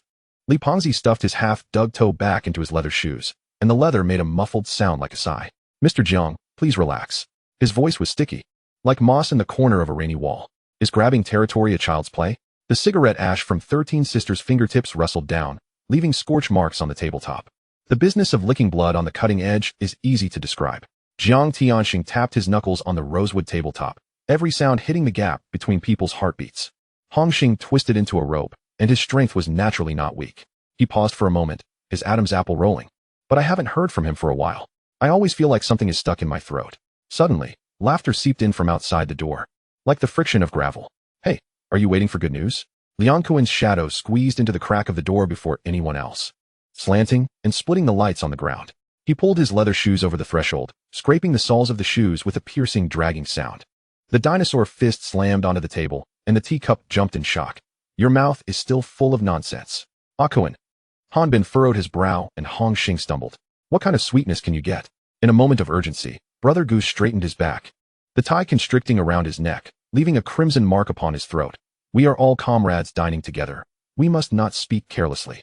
Am I the one spreading rumors? Liang Kuen leaned into the corner of the ornate armchair, the leather groaning under the strain. Brother Shang, the bodies from Tsim Sha Sui have returned. The prince has fallen there, and our Hongxing has been trampled into the gutter this time. Jiang Tianxing's hands were knotted with tension, his nails digging into his palms. Such claims must be substantiated. Substantiated? Liang Kuen scoffed, words slipping through his teeth with disdain. Tomorrow at sunrise, the whole of Hong Kong Island will echo. Hongxing's decades-old reputation has been shattered by a mere newcomer, Sheng Tian. When the pack of wolves scent blood. Don't say I didn't warn you. Chun Yao retrieved his phone, its metallic casing clammy with sweat. The number had yet to be dialed when a sudden screech of brakes pierced the street. The sound of the van's tires scraping against the pavement resembled the dying whimper of a beast. They have returned. Just as Jiang Tianxing exhaled a sigh of relief, it froze abruptly. The outcome remained uncertain. The room was as silent as a grave. Fatty Li withdrew his hand from probing his ankle, while the cigarette butt of Sister 13 burned down to the filter, unnoticed. Chapter 23, The Collapse of Hongxing. All eyes were riveted upon the 2 black lacquered doors, as if they could bore a hole through them. Hanbin held his breath, his carotid artery throbbing violently. The door was suddenly flung open. The stench of blood surged forth, mingled with the odors of sweat and rust. Several figures stumbled into the light, their knees hitting the floor with a sickening thud. The leader's face was caked in dried blood, forming a purplish scab, his eye sockets gaping. Mr. Jiang. His voice crackled like shattered glass. We failed to hold the line. Behind him, several men dropped to their knees, pressing their foreheads against the cold tiles. The prince was left in Tsim Sha Sui. The world erupted in a cacophony of white noise in Jiang Tianxing's ears, fading into a monochrome haze. He tumbled backward, the chair creaking under his weight as it caught his limp body. How could this be? His lips moved, the words dissipating into the stagnant air. How could hundreds of us not hold the line? The kneeling men raised their faces, blood and tears carving channels through the grime. They are not human. They are demons risen from the abyss. No sooner had the words left their lips than the first toll of a death knell echoed from the depths of the night outside. Far away, yet every syllable struck like a hammer on the spine. Hongxing has fallen. Hanbin's knuckles turned white as he grasped the realization. Nearly 300 men from Hongxing had charged forth, yet this was the outcome? A short, derisive laugh escaped his throat, as if he had just heard the most absurd joke in existence. The prince has also perished? Even Fatty Li, who had been huddled in the corner, lifted his head, a look of disbelief cracking across his fleshy visage. Who does not know that the prince was Hongxing's sharpest blade? Yet now this blade lay broken on the asphalt of Tsim Sha Sui, trampled into the mud by the people of Shengtian. The air in the council chamber had solidified into lead, weighing heavily upon each labored breath. Such a collapse had never been witnessed since the banner of Hongxing was first raised. Only Liang Kuan's lips curled into a smirk, the arc of it seeming as if it had been meticulously carved, as if he had awaited this day. Let us discuss it in detail. Jiang Tianxing's voice finally broke the silence, sounding more hoarse than usual, like sandpaper scraping against rust, every word meticulously articulated. The crowd immediately bowed their backs. Mr. Jiang, we had been trading blows with Sheng Tian quite evenly. Once the brothers from Jingwu Hall arrived, we were nearly assured victory. Yet that Zhang Zihua, so treacherous, sent reinforcements to flank us. There was a hint of falsehood in his words. In truth, before the reinforcements arrived, Hongxing's formation had already begun to unravel. Zhang Zihua from Sheng Tian. Each syllable from Jiang Tiansheng was ground out like gravel from between his teeth. Good, very good. Brother Sheng, Liang Kuan interjected sharply, the edge of his voice cutting through. Hongxing's decades-old reputation has never taken such a tumble. We lost Sim Sha Sui, brothers fell, and even Jingwu Hall was dragged down. The person sitting at the head of the table should provide an explanation to everyone. Han Bin whirled around sharply. Kuan, do you still wish to push for a coup at this time? Brother Bin, one cannot speak in such a manner. Liang Kuan surveyed the room leisurely. Had we not engaged in those flowery negotiations and instead taken decisive action, we would have reclaimed our territory by now. A wrong decision must be acknowledged. I believe it is time for someone else to take the helm. Jingwu Hall is the lifeblood of the society, and the prince's life is invaluable.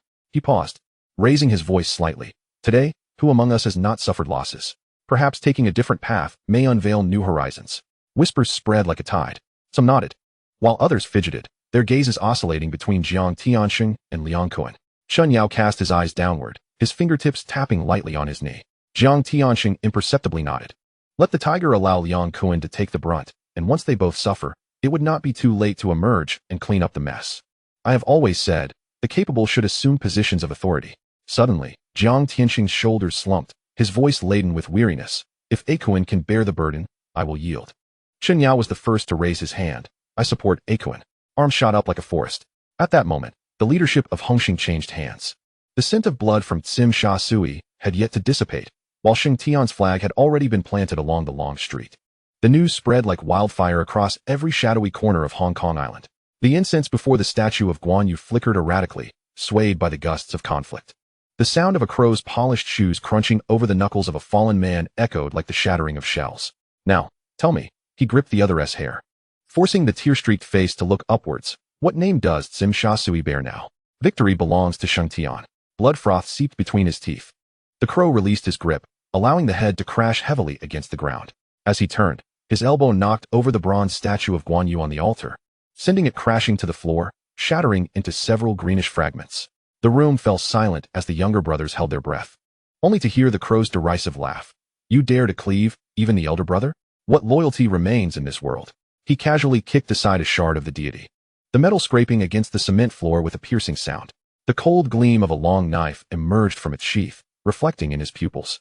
The wrist pressed against the table's edge trembled violently, and the blade fell with little resistance, as if slicing through a piece of soaked cotton. The whales collided with the walls and bounced back. The crow dug into his ears, then spat at the crumpled figure on the floor. Throw him out. Don't dirty the floor. He took a towel to wipe his hands, suddenly recalling something, tilted his head. Has Hongxing lost 2 of its generals? Order the largest wreath sent over. As he tossed the towel back into a younger brother's arms, he lowered his voice to add, find out what goods Sheng Tian has been moving recently. If there is flesh to bite, let it not go cold. In the tea house's private room, the steam from the dim some blurred several wrinkled faces. Lin Huailu pushed the teacup across the rotating tray, the porcelain clinking against the glass tabletop with a clear sound. How many ships can dock at Sim Sha Sui's pier at night? A few of my uncles know better than I. He dipped his finger in the tea, tracing invisible boundaries on the table. Hongxing lost because we fought separately. If we could unite as one. Unite as one? Huan You's hand, poised to grasp a shrimp dumpling, halted mid-air. The Ni family's umbrella still casts its shadow over Sim Sha Sui, and even Haolong's stick hasn't tea-rusted, let alone the newly emerged Sheng Tian, which has even broken Hongxing's sharp blade.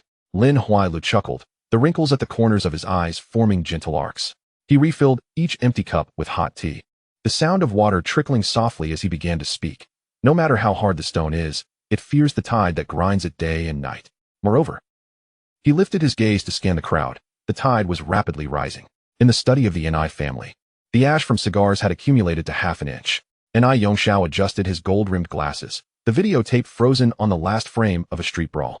The blue light of the screen reflected upon his lenses, obscuring the emotions lurking beneath his eyes. Zhang Ziheo's men dismantled the Hongxing establishment as if they were playing with building blocks. He pressed the remote, and the image shifted to a neon-lit streetscape. But he had left an escape route. The alleyway to the east remained unobstructed. Kowloon, shrouded in shadow, uttered a soft grunt, sparks flickering with his breath. It was not weakness. Yongxiao turned off the television, and the room was suddenly plunged into darkness. He awaited a counterattack from Hongxing.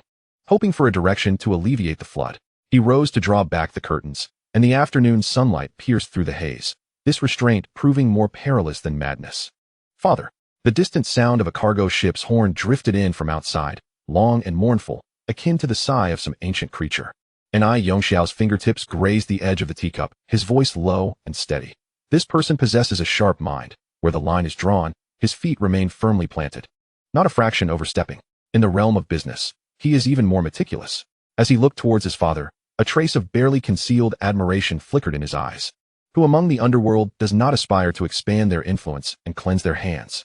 Yet, only he could reach the level of Zhang Ziheo. Kowloon did not respond. Merely tightening the leaves of tobacco slowly. The flame licked the edge of the paper, sending up a wisp of bluish-gray smoke. He had grown accustomed to this cheap tobacco, never changing his preference despite his family's vast wealth. In your view, would he ever cease? Yongxiao fell silent for a moment. No, he cannot stop. He ultimately shook his head. That man has an insatiable appetite. Devouring one piece of meat will only leave him hungrier. Were he in possession of such power, he certainly would not relent. Ahead lies an entire territory awaiting conquest. Would the next bite be aimed at the Ni family, or at Zongxinyi? Naturally, it would be Zongxinyi. Yongxiao answered decisively. In terms of territory and manpower, we certainly surpass Zongxinyi. Zhang Ziheo is not foolish. Why would he choose to tackle a hard nut to crack? His tone carried the inherent confidence of the Ni family. However, Kowloon sighed softly. Ah Xiao, you are mistaken. He brushed off the ash. While the Ni family may seem numerous and powerful, the 5 factions beneath harbor their own ulterior motives. Should a conflict arise, it would likely lead to a series of betrayals. In contrast, Zongxinyi, with Liao Long sitting there, forms an unyielding bastion. He placed a hand on his son's taut shoulder. Are we to merely wait for him to strike? Yongxiao clenched his fist, knuckles turning white. The Ni family does not instigate trouble. Kowloon slowly exhaled a plume of smoke, a glint akin to a blade suddenly flashing in his murky gaze. Yet he was not afraid of trouble. If he dares to come, he must be prepared for the consequences. In that instant, he seemed to transform back into the man who cleaved through the night of Tsim Sha Sui decades ago. On the top floor of the Xingtian group, Zhanmi reported casualty figures one by one. 36 brothers lost, 58 severely injured, 98 with minor injuries. He paused, his peripheral vision discreetly assessing the boss's profile. The compensation and medical expenses would total around 2,800,000. Zhang Ziheo stood before the floor-to-ceiling window, the neon lights casting a glow across half of his face. Every penny owed must be paid in full, plus an additional 30%. His voice was calm. Our brothers have staked their lives, and we cannot let the hearts of those who follow us grow cold. Luo Tianhong could hardly contain himself. His knife-like brows raised. Who shall we target next? Ni family or Zongxinyi? He and Tian Yangsheng, along with a few others, resembled wolves catching the scent of blood. Last night's skirmish was merely a warm-up. Before Zhang Ziheo could respond, 2 soft chimes echoed in his mind. Ding! The host has completed the first step of consolidating Tsim Sha Sui, defeating the Hongxing Tsim Sha Sui branch. Ding! Reward: 10 attribute points. Master-level fishing skills have been acquired. Fishing? His brows quirked slightly. The salty scent of the sea breeze seemed to suddenly fill his nostrils. With the island surrounded by ocean, there would surely be a time when it would come in handy. He glanced over the explanatory text. The probability of fish biting the hook has increased 50-fold, and the catch rate of rare species has quintupled. Outside, the night deepened, the distant streetlights twinkling like a fishing net cast wide. Zhang Ziheo turned, ignoring Luo Tianhong's inquiry, simply nodding towards Zhanmi. Tomorrow, scout for a seaside storefront. The boss intends to open a branch. Yes. He gazed at his own blurred reflection on the glass, intending to sell seafood. The arc of the fishing line slicing through the air carried a certain omen. Zhang Ziheo fixated on the characters dancing in the skill description column, his knuckles unconsciously tapping against the boat's edge. The words rare species took root in the briny sea breeze. As the bow of the boat cleaved through the waves, Luo Tianhong was busy polishing the blade of the 8-sided sword. Zhanmi tucked the satellite phone back into his suit pocket, his gaze sweeping across the horizon. Tian Yangsheng remained steadfast at the intersection of shadows, like a sword yet to be drawn. It is time to rest. Zhang Ziheo suddenly spoke. his voice dulled by the engine's roar. In a few days, we will fish for the big ones. His action of casting the line resembled a sweeping strike. As the silver hook pierced the deep blue, the incense burners at the entrances of the various Tsim Sha Sui establishments began to emit twisted wisps of smoke. The cigar in Zhang Xinyi's lounge burned down to a gray-white layer, while the teacup at the Ni family's old residence lingered 3 inches from his lips. The ink on the ledger of Lianxing yet to dry. All eyes were fixed on the suddenly frozen map of Shengtian, as if awaiting the second shoe to drop from the ceiling. And at this moment, the shoe hung ominously above the South China Sea. An aircraft! Zhang Zihao suddenly called out, the fishing rod bending into a precarious arc. How has business been at the restaurant lately? Brother Zihao. The guest cars are lined up all the way to Nathan Road. The plane splashed water onto his face. Those connoisseurs in tailored suits specifically requested the East Star grouper from our kitchen. Indeed, he rubbed his fingers together. The finest fare was in high demand throughout the entire port. The deck tilted slightly amidst the surging waves. Zhang Zihao's arm muscles tensed, the fishing line screeching as it sliced through the water's surface. Since Tsim Sha Sui will henceforth be named Zhang, a half-smile escaped between his teeth. Next month, I will order 10 trawlers. From now on, the seafood market will be ours to command. The rope suddenly emitted a sound of unbearable strain. Chapter 24. The Catch of Rare Treasures.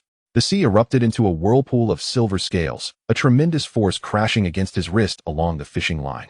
The soles of Zhang Zihao's shoes made a sharp sound on the deck, while Luo Tianhong instinctively gripped the hilt of his sword. And Zhanmi took a step back to steady himself against the railing. A full 20 minutes of struggle, when that bluefin tuna finally thudded onto the deck. Its gill cover still heaving violently, the splash from its tail drenched everyone's pant legs. Over 100 pounds. Zhanmi crouched down, the lenses reflecting the fading iridescence in the fish's eye. With a fishing rod, Luo Tianhong prodded the fish's glistening belly with the scabbard, enough to serve a 3-day banquet. Save it for the grand opening of the new store. Zhang Zihao shook off his numbed forearm, inviting a master from Tokyo to publicly dismantle it. Let those adorned with Patek Philippe raise their bids for a piece of the belly meat. His motion of rebaiting was as smooth as loading a bullet. The ensuing moments felt as though they were under a spell. Grouper, dragon grouper, and green grouper surged forth, forming a shimmering silver mountain beneath the sunset. Just as Zhanmi was splattered with ink from a squid, Zhang Zihao was hauling up the 4th snapper. It was only when twilight stained the sea with a purplish crust that he relaxed his fingers, which had nearly lost all feeling. The neon lights on both sides of Victoria Harbor opened their bloodshot eyes. In the Ni family study, the elder flipped through the same account page for the 3rd time. Something is amiss. He crushed the walnut in his palm. The ravenous wolf had either overindulged or was on the verge of a bellyache. Shell fragments slipped through his fingers into the jade porcelain ashtray, sharpening his already pointed teeth. At dawn on the 17th day, the shrill whistle of the fishing fleet tore through the morning mist. 30 freezers simultaneously exhaled a white, frosty breath, rendering the seafood market's price list obsolete within half an hour. When the first truckload of crabs rolled into the back alley of the Shengtian restaurant, every television screen in Tsim Sha Sui's tea houses flickered with the same image. Zhang Zihao stood on the deck casting his line, while the horizon behind him was cleaved in half by the burning blade of the rising sun. The red silk invitation lay quietly on the rosewood table, his gaze fixated on the 2 characters Shengtian on the cover, his fingertips absently tracing the edge of the paper. Outside the window, the neon lights cast slowly creeping spots of color across the ceiling, resembling some voyeuristic eye. Suddenly, he let out a scoff, tossing the invitation to the man behind him, who sported a ponytail. Are those folks in Tsim Sha Sui really making such a fuss just to open a restaurant? When Chang Mao caught the invitation, the paper's edge grazed his palm with a slight sting. 3 days later, Nathan Road was dyed into a flowing galaxy by car headlights. The glass facade of the new Hei Tian restaurant reflected the opulence of the entire street. A red carpet stretched from the revolving door to the edge of the sidewalk, with baskets of flowers stacked into fragrant, colorful walls. The hostesses clad in kipeos stood on either side, their necklines taut like arrows ready to be released. 3 Bentleys arrived. The airplane whispered low. Zhang Zihao adjusted his cufflinks, the metallic surfaces reflecting the incessantly flashing camera lights. His gaze swept across the street corner, where a few leather-clad youths were extinguishing their cigarette butts on a fire hydrant. Add another 30 portions to the kitchen, he said, his lips maintaining a perfectly measured curve. The crowd suddenly stirred. As the door of a black sedan swung open, the moment polished shoes touched the red carpet, all murmurs froze in place. A middle-aged man in uniform removed his sunglasses, the silver stars on his epaulettes glinting coldly under the spotlight. He patted Zhang Zihao's arm, the gesture so familiar it felt like checking if a lock was secure. Inspector John, it is an honor, he said. Zhang Zihao stepped aside to lead the way. The glass revolving door muffled the clamor into a blurred background sound. In the second-floor private room, the halo of the crystal chandelier slowly twirled in the whiskey glass. A representative from the NI family sat alone in a corner, his fingertips gliding over his phone screen, a cold light illuminating half of his face. A loyalist was clinking glasses with the old head of the numbers gang, the sound of ice clinking sharp as some secret signal. A dull thud echoed from the back alley. When two drunken men were escorted out by a black-clad attendant, their polished shoes left intermittent wet marks on the asphalt. A stray cat arched its back by the trash bin, its green eyes fixated on the red invitation slipping from the pocket of one of the drunkards. Quickly soaked into a dark brown by the puddle, the third batch of reporters arrived. Chang Mao leaned closer to the ear of Da. Ming Pao has sent someone too. His hand, clasping a cigar, hovered in midair. Peering through the slats of the blinds, he spotted the chief constable smiling before the camera. One hand resting on Zhang Ziheo's shoulder, as if showcasing a recently seized trophy. The flashing lights erupted in a barrage, enveloping the two in a momentary, blinding white glow. The kitchen wafted the sweet scent of steaming lobster. The waiter, balancing a silver tray, glided down the corridor. The soft clinking of porcelain and cutlery drowned in the jazz piano's melody. Suddenly, a burst of laughter erupted from a private room, only to be abruptly silenced. As if someone had pressed the mute button. Sim Sha Sui is about to undergo a transformation, the man in uniform remarked softly as he raised his glass. Zhang Ziheo merely swirled the amber liquid in his glass, ice cubes creating tiny whirlpools along the glass wall. Outside, another sports car screeched to a halt at the end of the red carpet, the echo of the exhaust sounding like a prolonged sigh. Veins throbbed at his temples. As several reporters rushed forward to cover the newcomer's mouth, their fingers almost embedding into his cheek. "Don't drag everyone down with you," someone growled through clenched teeth. Elbowing the oblivious young colleague aside, the crowd surged like a startled ant colony, shoving the newcomer to the periphery. "Have you lost your mind?" Daring to speak recklessly in such an occasion. The flashes of cameras suddenly brightened into a silver wave, and as Inspector John stepped onto the ground outside the car, the lenses swarmed around him like sharks sensing blood. Zhang Ziheo approached with a smile, feeling the warmth of the other's knuckles against his palm. This foreigner was exceptionally cooperative after receiving his payment. Today's foothold in Sim Sha Sui owed much to his efforts. "Two inspectors, your presence graces us," he said, guiding the way while catching a glint in John's eyes as the waiter whispered about the Louis XIII and Romani Conti hidden in the cellar, causing this foreigner's Adam's apple to visibly bob. With the soaring property prices on Hong Kong Island, even the price of fine wine soared into the clouds. No wonder he looked this way. In the study of the Ni family's old residence, sandalwood swirled in the afternoon light. Ni Kuan handed the gilded invitation to his son, his frail fingers tapping the paper surface.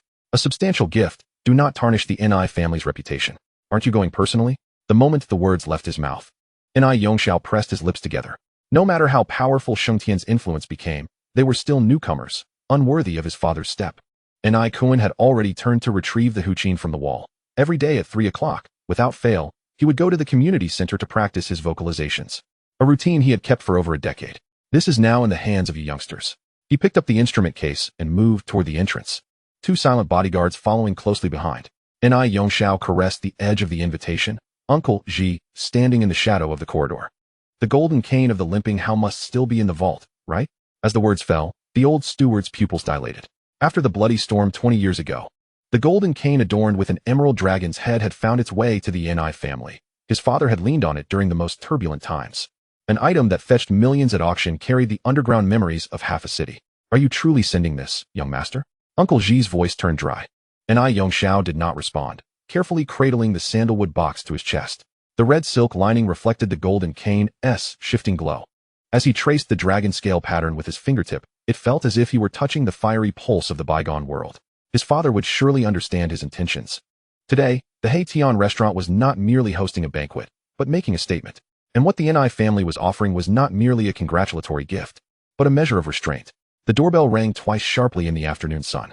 The woman who opened the door only hid her body behind it, revealing a soft-angled profile, her eyelashes casting delicate shadows in the light. She was Han Chen's wife, known to others simply as Lu. Lu Jianming felt a tightening in his throat. Her nonchalant gaze brushed past him like a feather on skin, leaving an imperceptible shiver. An indescribable fragrance wafted in the air, weaving its way into the very bones of those present. He needed considerable strength to tear his gaze away from that face. "Please, have a seat." Her voice was sweet as if soaked in honey, languid and inviting. She leaned down to rummage through the records, her waist bending gracefully, the hem of her skirt tracing a full, flowing curve, resembling a ripe fruit hanging from a branch. Lu Jianming grasped the glass on the table, the icy water sliding down his throat, dousing the heat simmering in his chest. Your brother Chen insists that this machine is exceptional. She had her back to him, fiddling with the hefty phonograph, her tone tinged with playful complaint, the price of which sent shivers down one's spine. As the needle dropped, the music flowed forth, crystal clear like spring water cascading over pebbles. Who is it, knocking at my window? The female voice sang with a lingering, melodic timbre, echoing forgotten times. Closing his eyes, he immersed himself in the melody. Yet, Lu Jianming found himself unable to absorb any of the notes. His gaze became a silent web, intricately ensnaring the delicate curve of her slightly lifted neck and the smooth expanse of her forehead. They say the voice of this antique is exquisite and marvelous. In my opinion, it is nothing but a ruse. She approached the tea table, extracted a slender cigarette, and held it delicately between her fingers. 18,000. Enough for an ordinary family to live comfortably for several years. My sister summoned me here. Is there something you wish to discuss? Lu Jianming finally regained his voice. With the cigarette pinched between her fingers, she gestured towards the other side of the sofa, indicating the bag, and instructed him to bring it over. Lu Jianming obediently retrieved the brown paper envelope, feeling its weight in his hands. Upon opening it, he discovered several neatly stacked bundles of cash, a cold, hard metallic object, and a half-body photograph of a middle-aged man. An icon. She exhaled a thin plume of smoke, her features sharpening behind the veil of smoke. The previous languid allure stripped away entirely. Every afternoon, he would visit the community activity center to practice his singing. Today, you will escort him on his final journey. The tip of the cigarette lightly grazed his shoulder, sending a faint, searing sensation through his shirt. Can you manage this? Lu Jianming tightened his grip around the envelope's edge, its corners digging into his palm. He lifted his gaze, staring deeply into her eyes one last time, finding no trace of the tumult he desperately sought. I can. He heard himself say, his voice steady and resolute, almost unrecognizable. He turned and pulled the door open, stepping into the blinding sunlight outside. For that woman behind the door, he would willingly plunge into any abyss, even if she would never cast a glance into its depths. Simsha Sui. In front of the newly opened branch of Hoi Tin restaurant, the flow of cars and people nearly choked half the street. Well-wishers streamed in continuously. Even the usually indifferent Chung East and Sent representatives. Lin Haodong wore a lack of smile on his face. Yet he dutifully delivered the congratulatory gift as instructed by his elder brother. Within Lianxing, a silent undercurrent surged as two hot contenders, Lin Huayue and Da, made simultaneous appearances. This scene sent the waiting reporters into a frenzy, their cameras clicking away. Roughly estimating, over a dozen gang leaders had gathered today, representing more than 30 different organizations. Someone murmured, lamenting that the current Shengtian was no longer what it once was. Rising on the coattails of Hongxing's reputation brought not only territory, but also a formidable presence that demanded attention. The sky over Simsha Sui seemed to have changed its hue. Just then, several gleaming Rolls-Royce vehicles glided into the parking lot, their unique air of grandeur immediately captivating all attention. It's the NI family-esque cars. The pale golden convoy came to a halt, and reporters surged forward like bees drawn to nectar. Everyone knew that the two most attention-grabbing forces in Simsha Sui at that moment were the rapidly rising Shengtian and the deeply entrenched NI family. As these two factions converged, beneath the calm surface of the sea, unseen undercurrents may have been brewing. The sound of the car door sliding open was barely audible. When Ni Yongshao stepped out of the vehicle, his suit bore not a single wrinkle. He held a gift box in his hand, framed by his customary thin-rimmed glasses. His gaze calm and serene behind the lenses. Uncle Ji and Luo Ji flanked him silently, half a step behind. Mr. Zhang, I apologize for my tardiness. I was caught up with trivial matters. He approached Zhang Zihao, extending his hand. The moment their hands clasped, the surrounding shutter clicks erupted suddenly. Like a torrential downpour against glass. Dozens of reporters craned their necks at the periphery, their lenses greedily capturing the moment. The anticipated tension was conspicuously absent. Instead, an overly harmonious atmosphere lingered in the air, leaving those waiting for drama feeling somewhat deflated. Ah Xiao, you are being courteous, your time is precious. And your presence is already a favor. Chapter 25, The Gathering of Heroes. Zhang Zihao wore a smile, guiding him toward the staircase, and besides, the main act has yet to commence. However, Ni Yongshao did not move. He raised the gift box higher. In a rush, I prepared a modest token. A small expression of my intentions. He extended the box forward, his voice steady and moderate, just loud enough for those nearby to hear. Mr. Zhang, why not open it now and see if it pleases you? This remark caused Zhang Zihao's eyebrows to twitch slightly.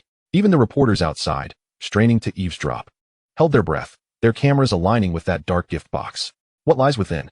The Ni family would never present something ordinary on such an occasion. Zhang Zihao's perception, like an invisible web, silently unfurled, yet did not capture any tremors of danger. He accepted the box, his fingers deftly unfastening the clasp. As the lid lifted, a rich scent of aged wood mingled with a faint whiff of anti-moth herbs wafted out. Inside lay a walking cane. The wood was dark and gleaming with a muted golden hue, and the handle was sculpted into the form of a fierce tiger poised to pounce, crafted from pure gold, exuding a heavy and cold luster under the light. Just that lump of gold was worth a fortune. Yet, Zhang Zihao's brow furrowed imperceptibly.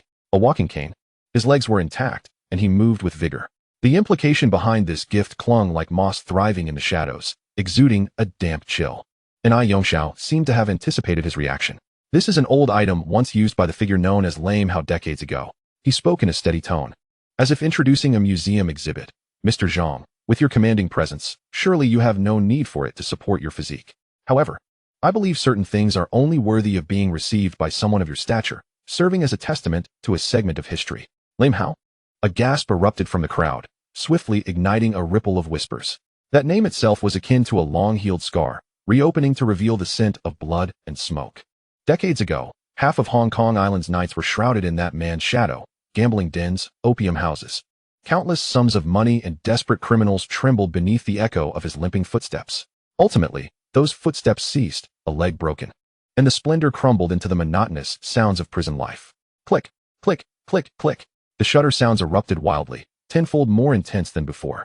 The reporters, like sharks sensing blood, vied to push their lenses toward Zhang Zihao and the heavy cane in his grasp. The murmurs of speculation buzzed around. Has the Ni family bowed down? Do they acknowledge Zhang Zihao as the new era's Lame Hao? Perhaps it's not submission, but rather a reminder? Do not forget how Lame Hao met his end. The Sheng Tian group's momentum is fierce, but the Ni family has been deeply rooted for many years. Shoo, tread carefully. Is this a matter we can meddle in? Zhang Zihao stared at the cold golden tiger at the cane's tip, its hollow eyes seemingly gazing back at him. Ni Yongxiao's smile remained unwavering, impeccable. Suddenly, Zha sitting at the same table as Da and Lin Huailu. The atmosphere was strikingly different. Da reclined against the back of his chair, one hand casually draped over the backrest of the empty chair beside him, his voice booming with an air of undeniable authority. Alu, take a break this time.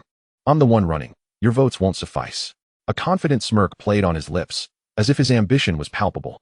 In his eyes, the current sitting leader was nothing more than a puppet, while he alone, among the entire Lianshang, was a formidable force, unmatched in vigor and presence.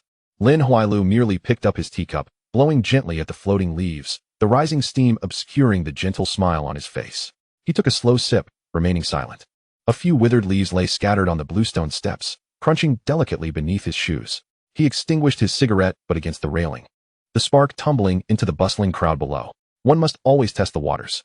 His voice was low, almost to himself. This year, I will still bear the burden. He had gazed at the speaker's chair for quite some time. Last night, in the smoke-filled side hall of the ancestral temple, a few uncles had exchanged words laden with meaning, giving him a sense of certainty. Across from him, De snickered, the thick gold chain at his collar swaying. What do you have to compete with me? Your subordinates are fewer than mine, your territory not as vast. Are you relying on mere dreams? Footsteps echoed around the corner of the staircase. Zhang Zihao and Ni Yongxiao ascended side by side, the corners of their suits brushing against the polished wooden handrail. Lin Huailu's gaze fell upon the impeccably pressed collar of Zhang Zihao's shirt, his Adam's apple moving silently. He had toiled for 23 years in Lianshang, carving out his place among the old buildings of Jordan. While this man had only needed a few months for his name to shine across the brightest neon lights of Tsimsha Sui, the scene before him was irrefutable evidence of the tea house's grand opening, with vehicles from various factions lining the street. Even the typically overbearing Da held a gilded gift box, a rare smile gracing his face. The camaraderie displayed was nothing more than a facade of fraternal affection. Da turned his face away, his knuckles whitening from tension. He recalled the blood, sweat, and tears he had shed in Tsunwan, the lengths he had gone to for that coveted seat. And what of Zhang Zihao? It seemed he had merely stood at the docks, letting the sea breeze wash over him, as the tides of Victoria Harbor surged at his feet. If he could secure the position of speaker, a share of Tsimsha Sui's riches would surely come his way. Ni Yongxiao adjusted his gold-rimmed glasses, his vision flickering over Lianshang's deep blue tank suit, the indigo embroidery of the gang's insignia momentarily disorienting him. Many years ago, at his father's birthday banquet, the courtyard of the Ni family estate had been just as crowded with various factions. Little did he expect that the flag of victory would rise so forcefully so soon. Sim Sha Sui was not vast, yet it was rare for two individuals to be so in tune. Do approached, his gaze fixating on the elongated wooden box in Ni Yongxiao's hands, the gift appearing precious. Yet what treasure could it contain? Just an old item, Ni Yongxiao replied nonchalantly. The sandalwood cane that Ba Hao used in his early years. The air fell silent for a moment. Da's jaw tightened. That name had once made half of Hong Kong's underground world hold its breath. Now, this symbol had passed into Zhang Ziheo's hands. Was it a blessing or a curse? Da's eyes darted, his mouth widening. May I have a look, brother? As the box opened, a waft of aged sandalwood filled the air. Lin Huailu leaned in slightly. Noticing a polished piece of ebony resting on the dark red silk, the cane's handle intricately carved with a coiling dragon. Merely an ordinary walking stick. Zhang Ziheo tossed it casually. Da hurriedly caught it, weighing it in his hands, his fingers grazing the dragon scale patterns. It was just that. He feigned nonchalance as he tossed it back, though a thin sheen of sweat formed at his cuffs. Mr. Zhang, you are rather sprightly. Presenting this is quite ominous. Lin Huailu interjected softly. In that moment, he found himself aligned with Da Ni Yongxiao maintained his silent smile, viewing these two as mere managers of a faction. Their significance dwarfed by his own status as the rightful heir of the Ni family. Ladies and gentlemen, please take your seats. Zhang Ziheo closed the wooden box. His voice tinged with a metallic resonance, announcing that the kitchen had procured a rare treat, a pair of live, double-headed abalones. The bidding would commence shortly, and if anyone was interested, they might as well try their luck. Of course, he wouldn't host these wolves for free. Now that they were here, some genuine wealth had to be left behind. Last month, while out at sea, his fishing rod had been unusually heavy, reeling in a net of quivering black delicacies. For abalones had been distributed among various parties, 3 retained for his own restaurant to establish its reputation. While the pair now languishing in the glass tank of the kitchen slowly undulated their fleshy foot, awaiting a feast built upon stacks of cash. Veins throbbed at his temples as he fixed his gaze on the heavy, golden brown shells on the tray, his throat tightening. Each exceeded the size of a palm. The shell patterns glistening dully under the light, reminiscent of some ancient emblem. Double-headed? Could they truly be that large? Da's voice involuntarily rose, cracking slightly. Such specimens, at clandestine banquets on Hong Kong Island, could serve as a bargaining chip. Especially this pair, not of ordinary caliber, rumored to be of legendary proportions. If the edges were intact and the flesh succulent, the numbers they could fetch would be enough to make one's heart race. Seeing is believing. You will know soon enough, Zhang Ziheo said, a smile playing on his lips, his fingers lightly tapping the table. Today's event would surely make you feel it was worth your while. The clamor in the hall was abruptly subdued by the sound of a gavel striking. The first auction item was brought forth, the blue velvet cloth lifted to reveal a massive silver-hued fish laid atop crushed ice.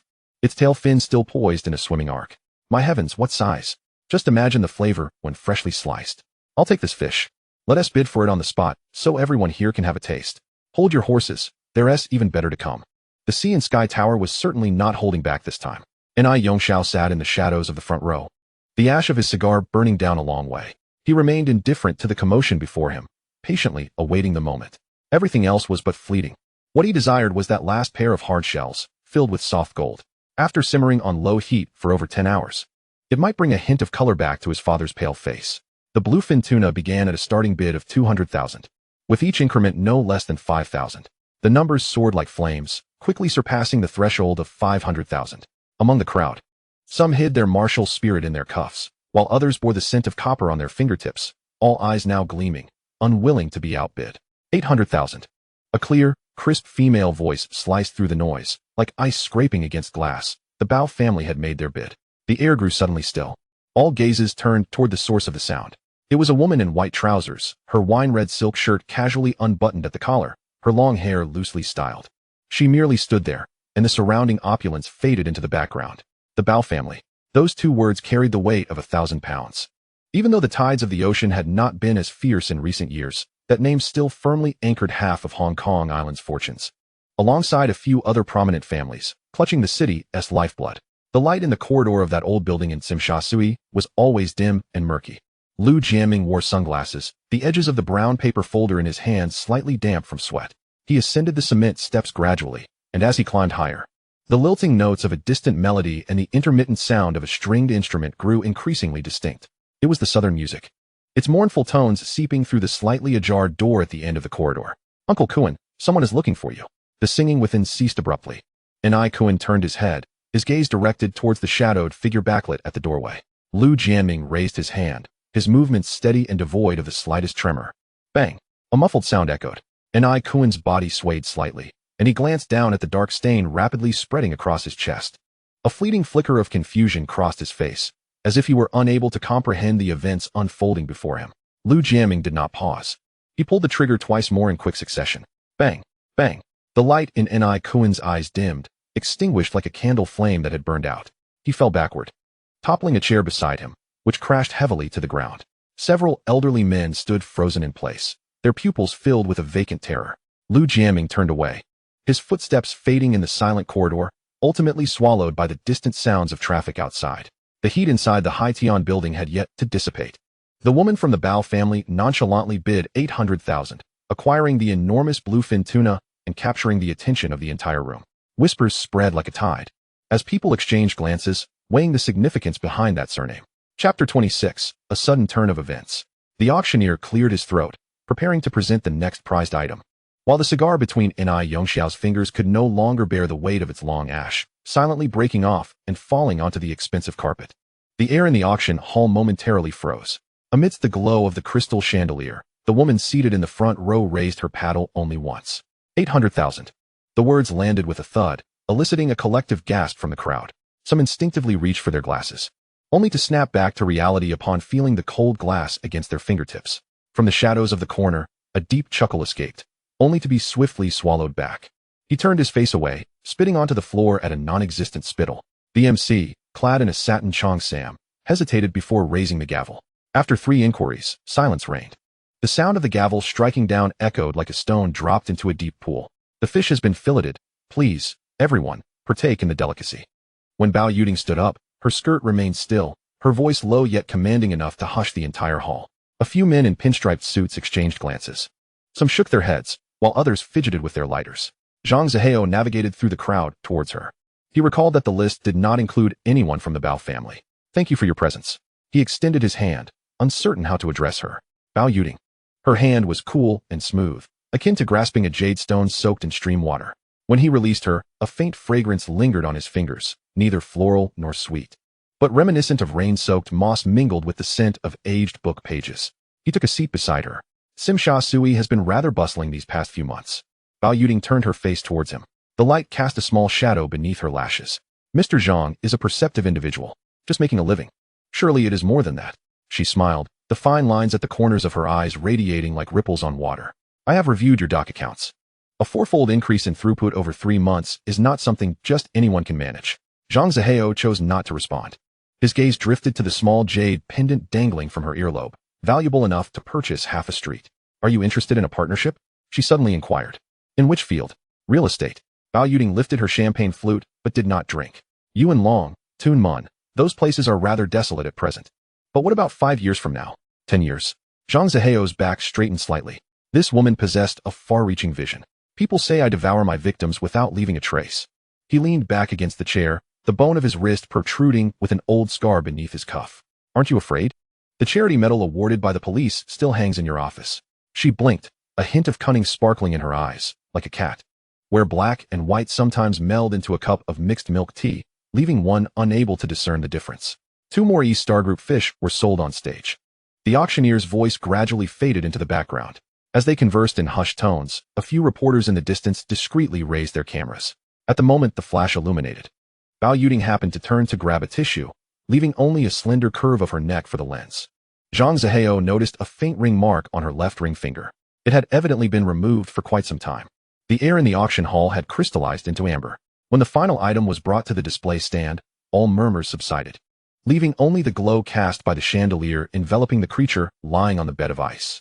It was astonishingly large, resting there like a dark golden rock, with 2 symmetrical breathing holes that spoke of the ages in the deep sea. The grand finale. The auctioneer's voice dropped to a whisper, as if afraid to disturb this precious moment. A rare double-headed abalone. After scrutiny by several seasoned experts, its quality was deemed impeccable. A collective intake of breath resonated in the room. Countless gazes wove into a net, firmly ensnaring the creature. All awaited this moment. This item cannot be touched without a few million. A voice squeezed out from between clenched teeth. How long has it been since such a specimen appeared on the island? The last time was 3 years ago at the Peninsula Hotel. To buy it back for home protection would suffice. It could serve as a family heirloom. N.I. Yongxiao's gaze, through the glass cover, meticulously traced the outline of the creature. He recalled his father's increasingly gaunt face, the way his shoulder blades would jut out conspicuously when he coughed. Just what my father needs to restore his health. He spoke softly to the person beside him, his eyes scanning the entire room like a searchlight. Compared to the thickness of banknotes, he paid no heed to those like Lian Sheng, who survived on protection money. The only consideration was that woman from the Bao family in the corner. The Bao family's fleet had traversed the 7 seas. What rare treasures had they not encountered? Bao Yuding was delicately tracing the handle of her teacup with her fingertips. Upon hearing the low inquiry from the person beside her, the corners of her lips curved into a playful arc. In the past, our Bao family transported goods in the holds of our ships. Her voice was as light as a feather, suggesting that such items were measured in baskets. Her gaze flickered, causing the man beside her to flush. Realizing the absurdity of his question, the starting bid is 500,000. Each increment must not be less than 10,000. The gavel fell gently onto the table, as if it had opened the floodgates. The numbers surged immediately, as though they were not currency, but boiling droplets of water. The $1 million threshold was shattered in the blink of an eye, with bids rising and falling like an undeniable force. 1,200,000. A coarse voice bellowed, belonging to someone from Lian Sheng, who nearly leapt from his seat. Yet the momentum could not be halted. 1,500,000. 1,600,000. 2 million. In just a few rounds, the price soared to dizzying heights. The faces of the men flushed, the veins in their necks bulging, as if they were not contending for mere ingredients, but for some exalted authority. The clamor above roared with fervor. Below, however, a dissonant note pierced through. A black sedan barreled in like a wild beast, narrowly grazing the front of a silver Rolls-Royce, emitting a sharp screech of friction. The car door swung open, and 2 men stumbled out, their faces ashen like the dead. They scarcely took the time to lock their car before dashing towards the side entrance of the restaurant. The sound of polished shoes striking the ground a cacophony of urgency. Cold sweat beaded on their foreheads, glistening under the harsh lights like icy beads. The auction was nearing its conclusion. As the price soared past 2 million, the pace of escalation finally began to slow, yet the residual warmth lingered. 3 million. N.I. Yongxiao rose, his voice unassuming, yet it commanded the attention of the entire hall for a fleeting moment. He adjusted the cuff of his suit, a composed smile gracing his lips. His father had recently required tonics. If you gentlemen are willing to part with your bids, this kindness shall not go unrecognized by me.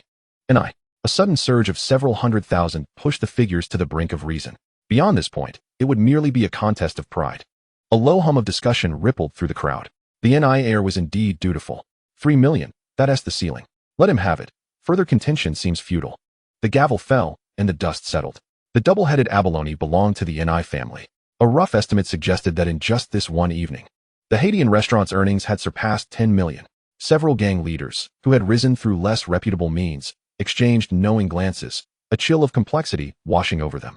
They had bled for their gains, exploiting the neighborhood, only to realize they earned less than those who conducted their business above board. Even some veterans from the Chaozhou gang, who had once owned restaurants, shook their heads in disbelief, unable to fathom how such wealth could be so easily acquired. As the clamor subsided, patrons began to take their leave. Just as N.I. Yongxiao intended to finalize the transaction, a commotion erupted at the stairway. The 2 bodyguards from the parking lot rushed in, their hair disheveled, suits torn, their eyes wide with unmasked terror, as though they had just clawed their way back from the brink of hell. They lunged towards N.I. Yongxiao, their lips quivering, unable to utter a coherent word as beads of sweat streamed down their contorted faces, splattering onto the carpet and soaking into dark, damp patches. Mr. Zhang won't blame me, will he? N.I. Yongxiao lowered his voice as he approached, having invoked his father's name to halt the bidding. Now he sought to alleviate any concerns that this might have cost the other party some profit. Such filial piety is rare.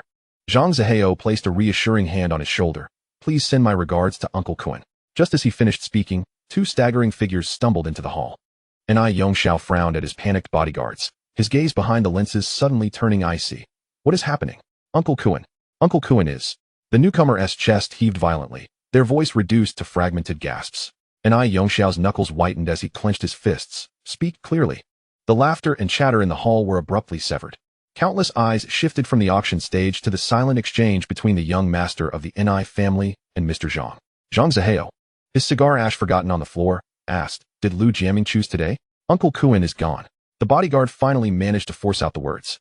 N.I. Yongxiao staggered, the heels of his shoes clicking sharply against the marble floor. Uncle Ji erupted, sending one of the limp figures sprawling. The sound of the gun's chamber sliding into place echoing painfully in the stillness. Enough. N.I. Yongxiao removed his glasses to wipe the lenses, and when he put them back on, his eyes reflected nothing but a cold abyss. His father often said the world of gangsters is narrow, one cannot blame others. Do not let blood be shed in Mr. Zhang's presence. Whispers cascaded through the crowd. Kowloon has fallen. Sim Sha Sui will shift allegiances. The Xingtian gang is certainly going to act. The Ni family S5 factions are all watching. The voices of departure rose and fell like a tide. In the blink of an eye, the hall was left with only a few stragglers, the air thick with the residue of cigars and ambition. Lien Haodong sauntered over to Zhang Zihao, smoke curling from his mouth. This matter concerning Uncle Kowloon, it couldn't possibly be your doing? The blame is misplaced. Zhang Zihao extinguished his cigar, the embers hissing out in the ashtray. If I wanted to act against someone, I would do so openly. The greatest beneficiary here is undoubtedly you, Xingtian. Lien Haodong grinned, revealing his sharp teeth. Kowloon's death has nothing to do with me. As Zhang Zihao turned, the hem of his suit swept through the air with a sharp arc, but you will witness whose hand is at play when the day of loyalty and righteousness falls. He walked towards the floor-to-ceiling window, neon lights flickering to life in the night of Sim Sha Sui. The reflection in the glass revealed a faint curve at the corner of his lips.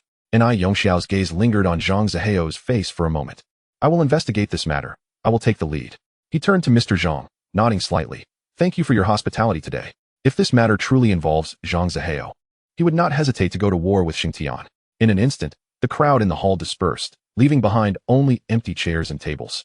After night fell, all news outlets repeated the same grim announcement. Kowloon is dead. The leader of the Ni family in Sim Sha Sui has been assassinated. Kowloon's death may trigger a seismic shift in the underground power landscape. Who is the true culprit behind Kowloon's demise? Ink and airwaves flooded the streets with this news of death. Officers from the Yao Mati police station were mobilized, and Huang Jiqing along with Lu Qichang were dispatched to guard the Ni family's territory tonight. This neighborhood must not descend into chaos. Another team of officers headed directly to the Xingtian group's headquarters. Everyone knew that with Kowloon's fall, Xingtian would not let the opportunity for expansion slip away. Yet for tonight, Sim Sha Sui must maintain an appearance of tranquility. In the upper-level office of the Xingtian group, several figures, including Feiji and Tian Yangsheng, gathered beside Zhang Zihao. Brother Zihao, there are police everywhere downstairs. Are they afraid we might act against Yongxiao immediately? Someone inquired. Zhang Zihao glanced out at the flashing lights, a faint smile gracing his lips. They are merely here to keep watch. They likely think we will storm into the Ni family's territory at any moment. The 5 factions in Sim Sha Sui have always harbored their own agendas. With Kowloon's death, internal strife is inevitable. Why not wait and see how it unfolds? Brother Zihao, are we acting tonight? Lien Tianhong's voice was tinged with impatience. The Ni family was in disarray, making it an opportune moment to strike. If they could consume the Ni family, loyalty and righteousness would be as good as theirs. In due course, the entirety of Sim Sha Sui would fall into Xingtian's grasp. Zhang Zihao did not respond immediately. He approached the window, the glass reflecting his half-lit face. The distant neon flowed like blood, and the night slowly engulfed the contours of the city. The moment the phone screen lit up, my finger froze in midair. Lu Yu. This name felt like a stone that had sunk to the lake's bottom, suddenly lifted by a wave. 4 years of university. The seat by the window in the library, the silhouette in the 3rd row of the lecture hall. The fleeting ponytail at the cafeteria's swipe, all the fragments associated with her shimmered with a frosted glow. Back then, I lived within the fortress built from game maps and takeout boxes, and my last conversation with her had ended at a mere borrowed and thank you. Chapter 27. The Internal Strife of the Ni Family. Over the course of 1,460 days, the total word count exchange between us was likely no more than that of a primary school essay. Now, her name lay in my WeChat contacts, followed by a message, long time no see. Sweat trickled from my palms, and the edges of my phone became slick. I stared at the words, as if I could see her lips curving slightly as she typed them. In my memories, she always smiled just like that. The indicator at the top of the chat box signaled that the other person was typing. It flickered and died, like a tentative breath. A second notification chimed in my ears. I heard from an old classmate that you're involved in media now. It's going quite well. Her message followed closely behind. I took a deep breath, letting my fingertips fall back to the screen, just making a living, barely scraping by. The instinct cultivated over the years of weaving stories allowed me to earn 2,000 to 3,000 a month. I swallowed my words, replacing them with a vague statement that left room for interpretation. Indeed, words serve as the finest of masks. She replied swiftly, her text dancing with playful undertones. How humble you are if this is considered a means of survival. What of us with our meager salaries? Shall we resort to begging on the streets? The endearing tone of her message brushed against my heart like a feather. The rumors regarding income were likely remnants of drunken boasts from a previous gathering, unexpectedly winding their way through the tendrils of social connections to reach her ears. When the third vibration of my phone resonated, I could scarcely hold it steady. I've also returned to Jiangxing for work. Care for a drink sometime? Let's reminisce. A winking rabbit emoji accompanied her message. A sensation exploded within my chest. I closed my eyes, counted my heartbeats thrice, and steadied my fingers. Sounds good. Tomorrow evening at 8, at Heyiqing Bar? Awaiting your response. She replied promptly. Before the full-length mirror, I adjusted the angle of my tie. This suit had last graced the occasion of old Chen's wedding, still faintly imbued with the scent of mothballs. Hair gel ensured each strand remained obediently in place. Just before stepping out, I opened the drawer, and as the small silver foil square slipped into the inner pocket of my suit, it emitted a barely audible sound of friction. The bar had just lifted its roll-up door. I chose a booth nestled at the back, allowing my gaze to encompass the entire entrance. By the third glass of lemonade, the wind chime at the door chimed. She entered, donning a cherry blossom pink knit sweater, the neckline perfectly curved. The sound of her heels tapping against the wooden floor was neither hurried nor slow, reminiscent of a countdown. For years seemed to have merely brushed against her cheeks, leaving behind a more lustrous sheen.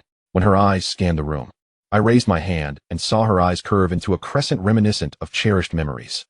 The scattered gazes within the bar converged upon her as if drawn by a magnet. The sound of her heels echoed as she approached my corner, each step resonating with purpose. The smoky aroma in the air appeared to stagnate, and I could feel several heated gazes adhering to my back, pressing against my skin like a fiery embrace. I almost didn't recognize you. As she settled across from me, her eyelashes fluttered, and the lip imprint left on the glass resembled a faded petal. You haven't changed much. I allowed my glass to rotate in my palm, the ice clinking softly. After a few drinks, the mist that had separated us gradually dissipated. She suddenly bit her lower lip, her nails unconsciously grazing the water droplets on the glass. The dim yellow light above the bar cast a trembling shadow upon her profile. Actually, I came today. In the gap of her pause, the background music transitioned into a slow interlude. I have something to ask of you. Old classmates, I'll do my best to help. As I spoke, I felt my throat constrict, the amber liquid in my glass wavering slightly. It seems we have indeed circled back to this. The earlier roundabout compliments exchanged over WeChat now felt like sugar coating dissolving into a sour juice in my stomach. I stared at the froth lingering at the bottom of my glass, the tension within me tightening painfully. I've encountered some difficulties lately. Her voice dropped, as if half her strength had been drained. Could you lend me 10,000 for a short while? I lifted my gaze. She immediately grasped my wrist, her fingertips icy. I know this is sudden, but I heard you're doing quite well now. I promise to repay you next payday. Something inside me detonated. As I retracted my hand with a sudden jerk, my cuff brushed against the salt shaker. Is doing well synonymous with being an ATM? Your logic is quite novel. She leaned forward, the bar stool creaking softly. As long as you're willing to lend, I can agree to anything. The words slipped through her teeth, her eyelashes trembling incessantly. I found myself at a loss for words. My right hand brushed against the small square box in my pocket, the plastic film rustling beneath my fingertips. It had been intended for unsealing tonight. Yet now, gazing at her slightly reddened eyes, the meticulously woven fantasies crumbled like a sun-dried spider's web at the slightest touch. The girl who once stood under the spotlight in the auditorium, basking in applause, now reduced to this for a mere 10,000. A deeper suspicion, akin to ink dropped into clear water, seeped into my thoughts. Where would this money ultimately flow? Gambling debts? Medical expenses? Or perhaps to some man lurking in the shadows? Noticing my silence, her shoulders gradually slumped. Let me explain the reason. Her voice was soft, nearly a whisper. In college, I was the president of the broadcasting station, holding a position in the student council, surrounded by admirers wherever I went. But the diploma served as a dividing line, washing everything away. Apart from this face and body, what do I have left? Job hunting often feels like running into a glass wall, either a boss's hand inadvertently brushing against my waist or subtle suggestions to discuss plans at hotels over the weekend. I refused to bow down, and they devised various means to undermine me. Eventually, bottles of antidepressants filled my drawer, and I could only retreat back home to recuperate. During that time, everything appeared gray, until she paused for an extended moment, long enough to make one believe she had concluded her thoughts, until the music unexpectedly halted, plunging the bar into a brief silence. Her head bowed. A droplet of water fell onto the marble surface of the bar, blooming into a tiny dark circle. Her fingertips glided over the screen, lines of text leaping into view. A thought emerged. Perhaps I should send him a sum of money. 10,000, to make the data look better, serving as a form of support. After all, those screens glowing in the dead of night, the light emanating from the words, had once pulled me back from the brink of despair. Without these stories, I might have long ago succumbed to an endless abyss of gray. This book truly resonates with me. As she reached this point, her eyes glistened with unshed tears. As her words lingered, I felt as though I were rooted to the spot, my blood running cold. I gazed at her in silence, saying nothing. merely retrieving my phone and tapping on the familiar avatar, transferring a 5-digit sum.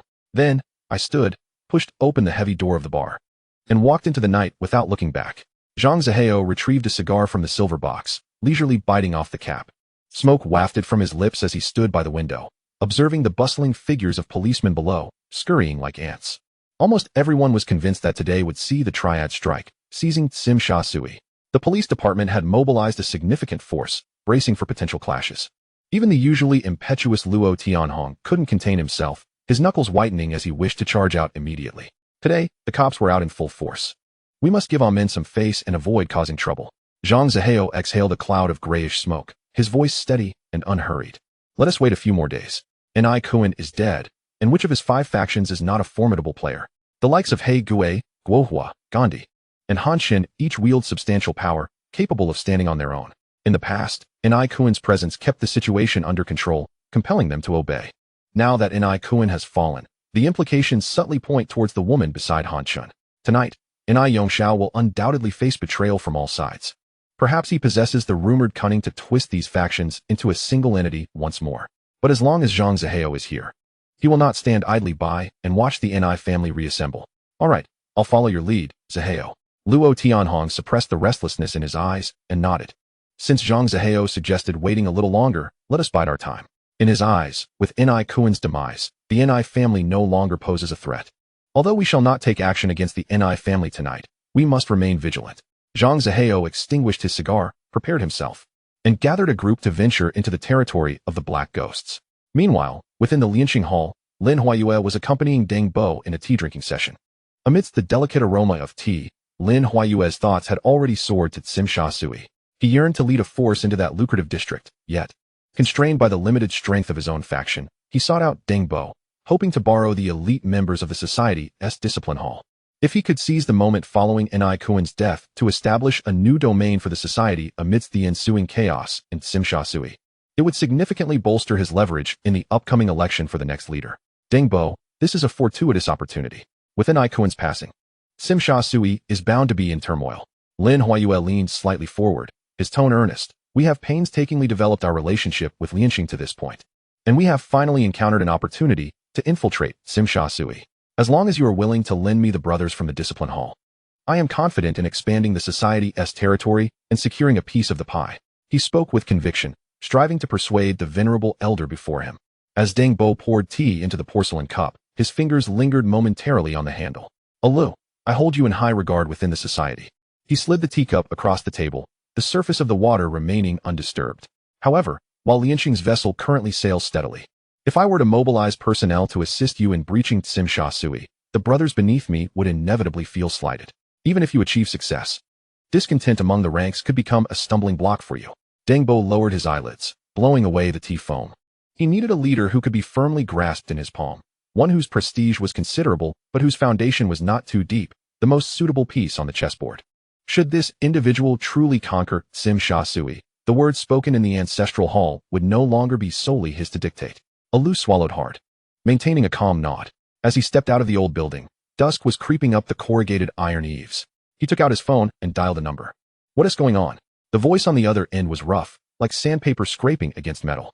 Ni Kuan is dead. Tsim Sha Sui is now a leaderless territory. Alu gazed toward the end of the street where the neon lights flickered to life. You and I should join forces and seize it. Not interested. Missed this opportunity. And you might not see another way for the next decade. Alu lowered his voice. If we take it down, who in the Society would dare challenge us? The rules are immutable. New records can establish dual venues, so why can't Lianqing? All that remained in the receiver was the crackling sound of static. After a pause, a frustrated exclamation came through. Are you serious? Let us talk face to face. As the silver jaguar sliced through the night, the air in Tsim Sha Sui had tensed to a breaking point.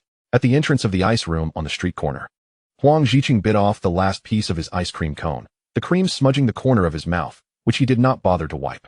He narrowed his eyes at the convoy. Is Lianqing here to join the fray as well? Lu Qichong crumpled the wrapping paper into a ball. The meat left by the Ni family is too rich. Naturally, the wolves and tigers can't resist. The loyal and righteous had already moved. While nothing stirred on the Shengtian side, Huang Jiqing wiped his face. Tonight, this pot of porridge is likely to boil over. The neon signs lit up one after another, casting light and shadow upon the wet asphalt, resembling a spilled palette of colors. In the distance, The sound of shattering glass echoed, quickly swallowed by the night wind. The night was thick and impenetrable. The neon lights of Tsim Sha Sui blurred into indistinct patches of light in the damp air. In the shadows by the roadside, a group of people gathered, the glowing ends of cigarettes flickering in the dimness. Chapter 28. Lianqing covets Tsim Sha Sui.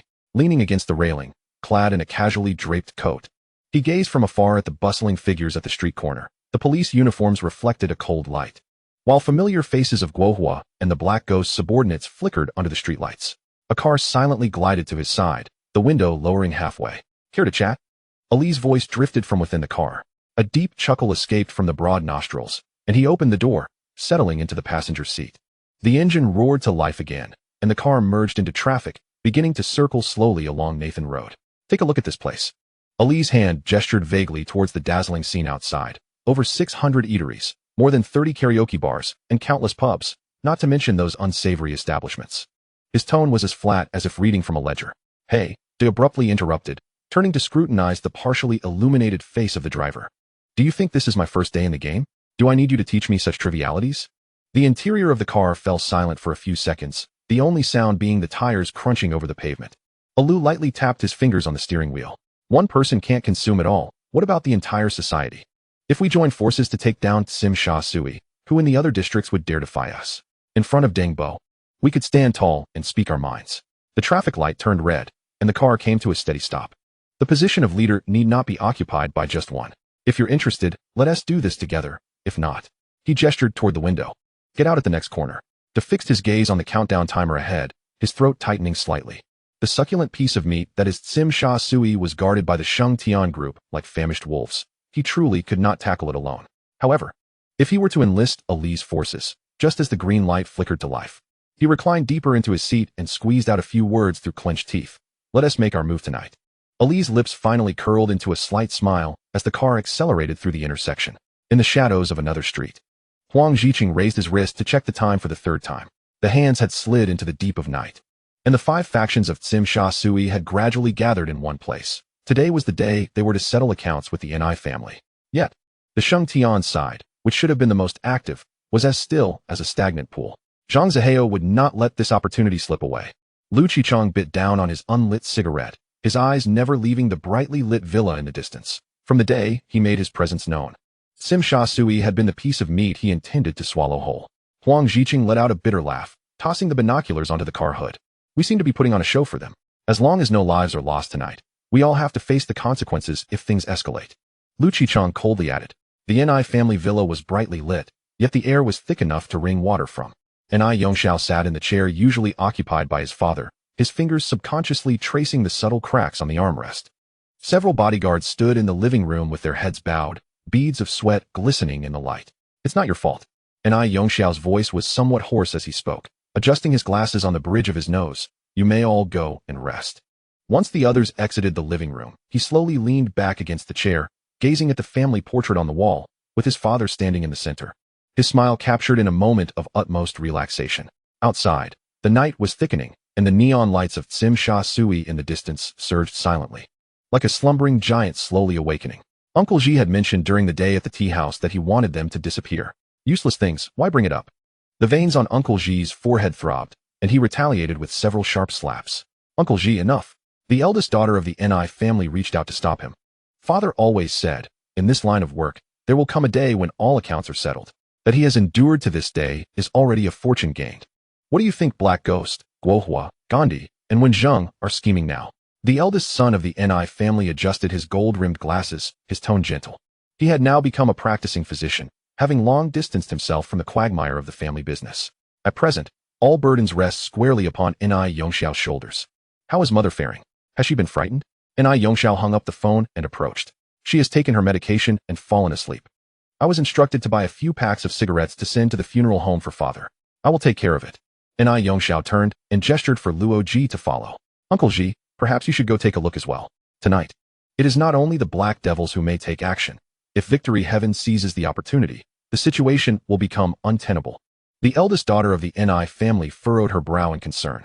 Despite the Ni family's considerable influence, it was solely due to Father Ni Kuan's presence that no one dared to act. Now that the pillar has fallen, countless eyes in the shadows are gleaming with anticipation. It remains uncertain whether Ah Xiao can withstand this storm. The eldest son of the Ni family sighed softly.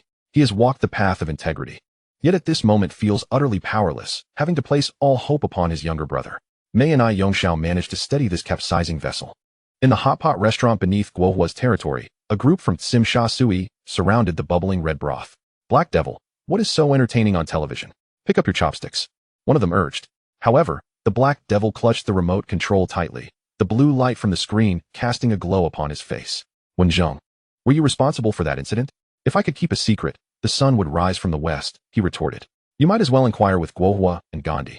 Wenzheng promptly distanced himself from the matter. Although they had harbored dissent for years, none dared to act recklessly while Uncle Kowloon was alive.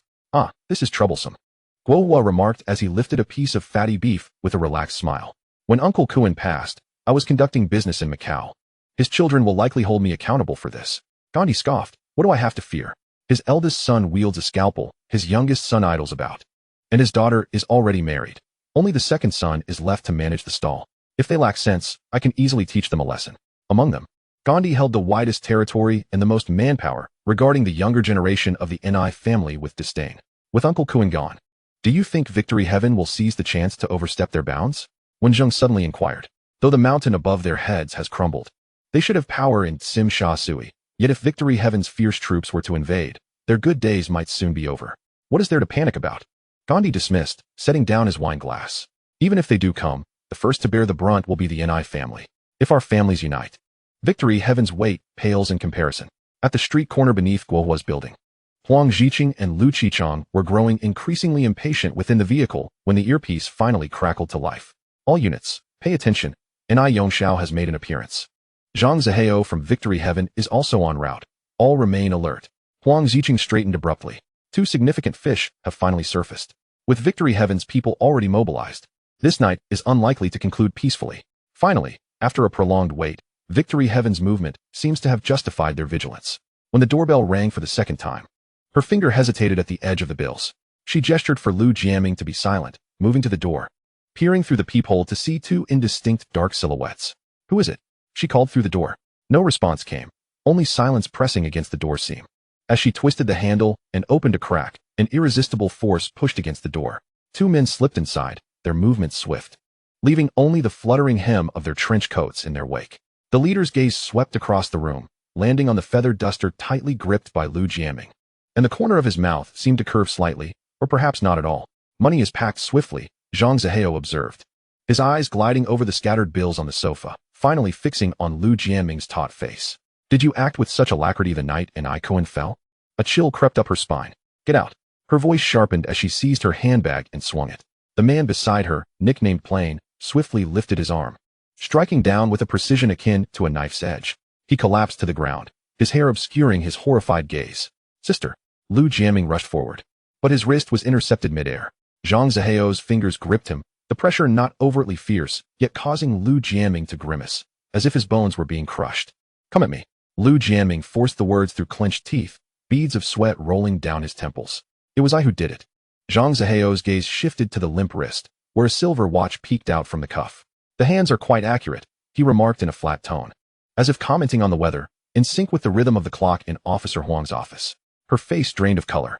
As she looked at the man before her, she suddenly felt that all the carefully constructed walls had become transparent in his presence. Secrets were no longer secrets, but old garments laid bare under stark lighting. Zhang Zihao released his grip. Lu Jiaming staggered back, steadying himself against the back of a chair. The atmosphere in Tsim Sha Sui was about to change. Zhang Zihao pulled out a pack of cigarettes from his pocket, not lighting one, but merely holding it between his fingers. Whether you rise with the new wind or are swept away by it, the choice is yours. He paused, gazing out into the heavy night. Of course, you could also choose to walk out this door right now and see if the Ni family is waiting for you downstairs. The only sound in the room was the antique gramophone still crooning, who was plucking the strings, repeatedly, like tightening loops of rope. His fingertips traced the rim of the glass, the droplets of condensation sliding down the sides. Zhang Zihao loosened the second button of his collar, his gaze sweeping over the two men slumped in the corner of the vehicle. Just a little rest is all that's needed, he murmured to the air, as if comforting an unseen observer. Luo Tianhong glanced back from the driver's seat, the engine's hum swallowing the latter half of his words. The red oil in the copper pot continued to bubble, chili seeds swirling on the surface of the boiling soup. Enai Yongxiao removed his glasses, wiping the lenses with a cloth, as the clatter of dishes from the next table echoed. 5 missed calls flashed on his phone screen before vanishing, like the traces of foam left behind on the beach after the tide has receded. The photograph of the Black Devil's smuggling ledger had been sent half an hour prior. Guohua's mistress's address was even earlier. These numbers and addresses automatically arranged themselves into a chain in his mind. Uncle Kuan used to say that beef offal at midnight should be paired with sauté sauce. Enai Yongxiao picked up the freshly cooked tripe with chopsticks, the sauce spreading deep brown patterns across the surface of the food.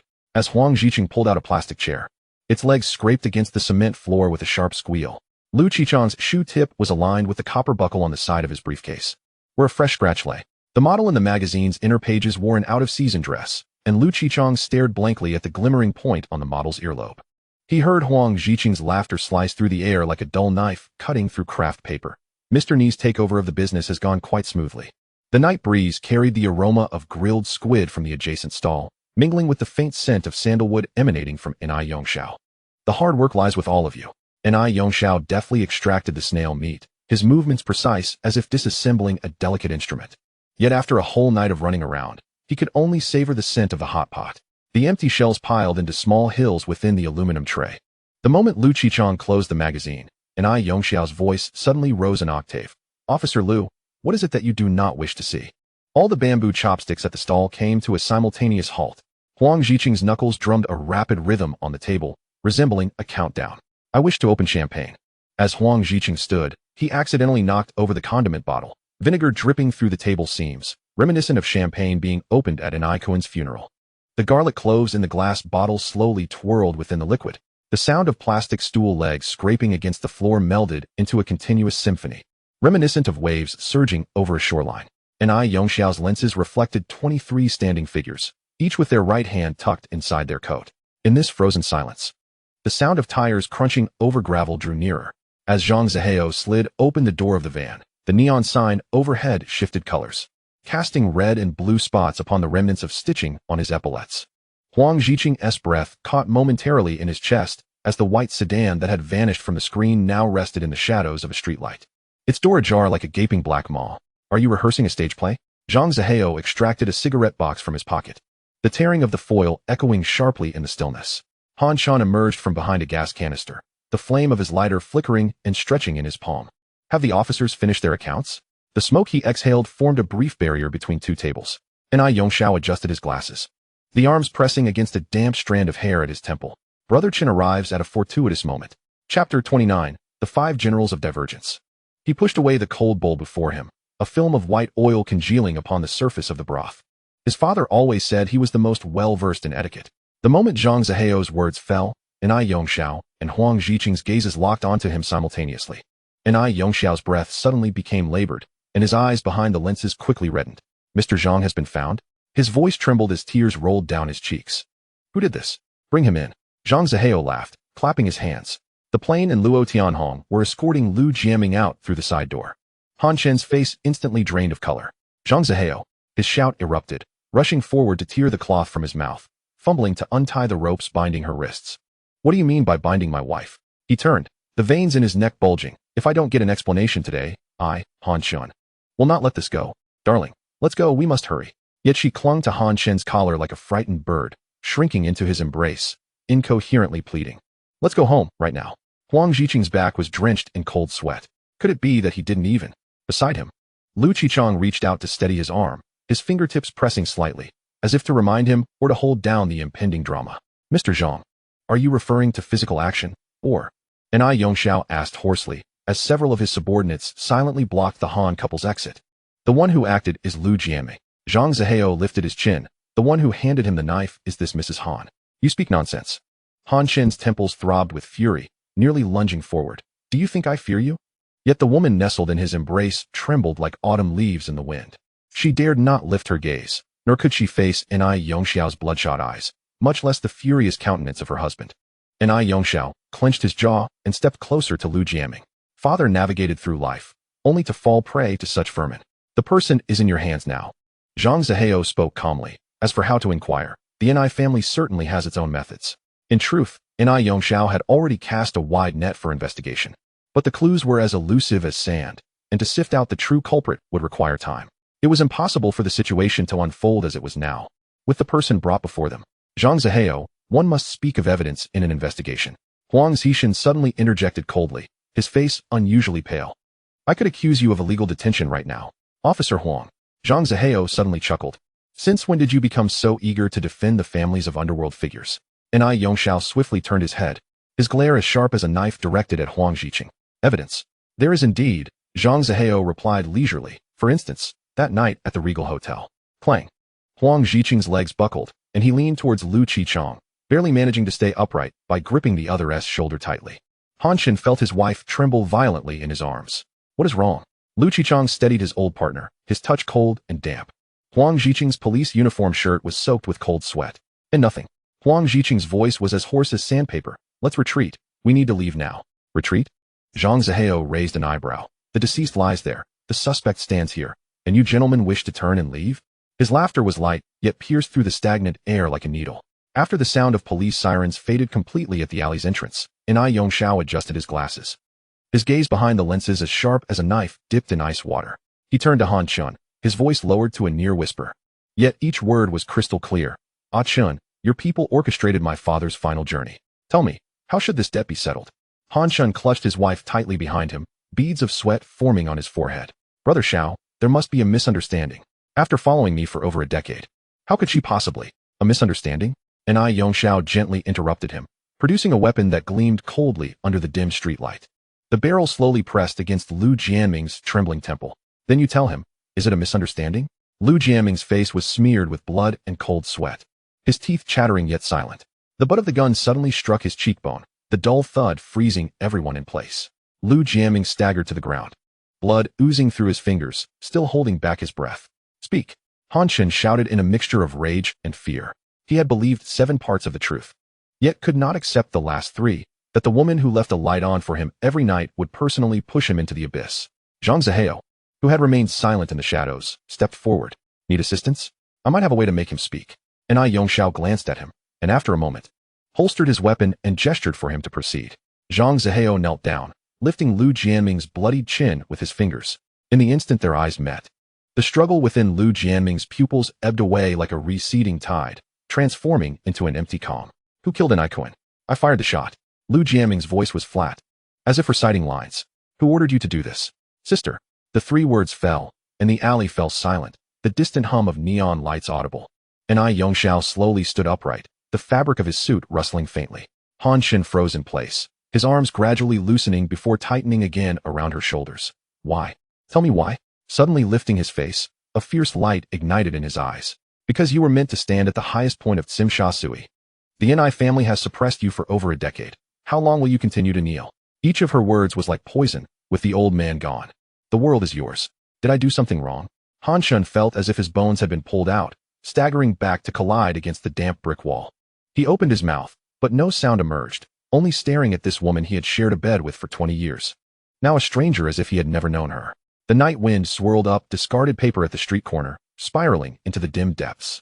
Ni Yongxiao readjusted his glasses, the reflection obscuring all emotions.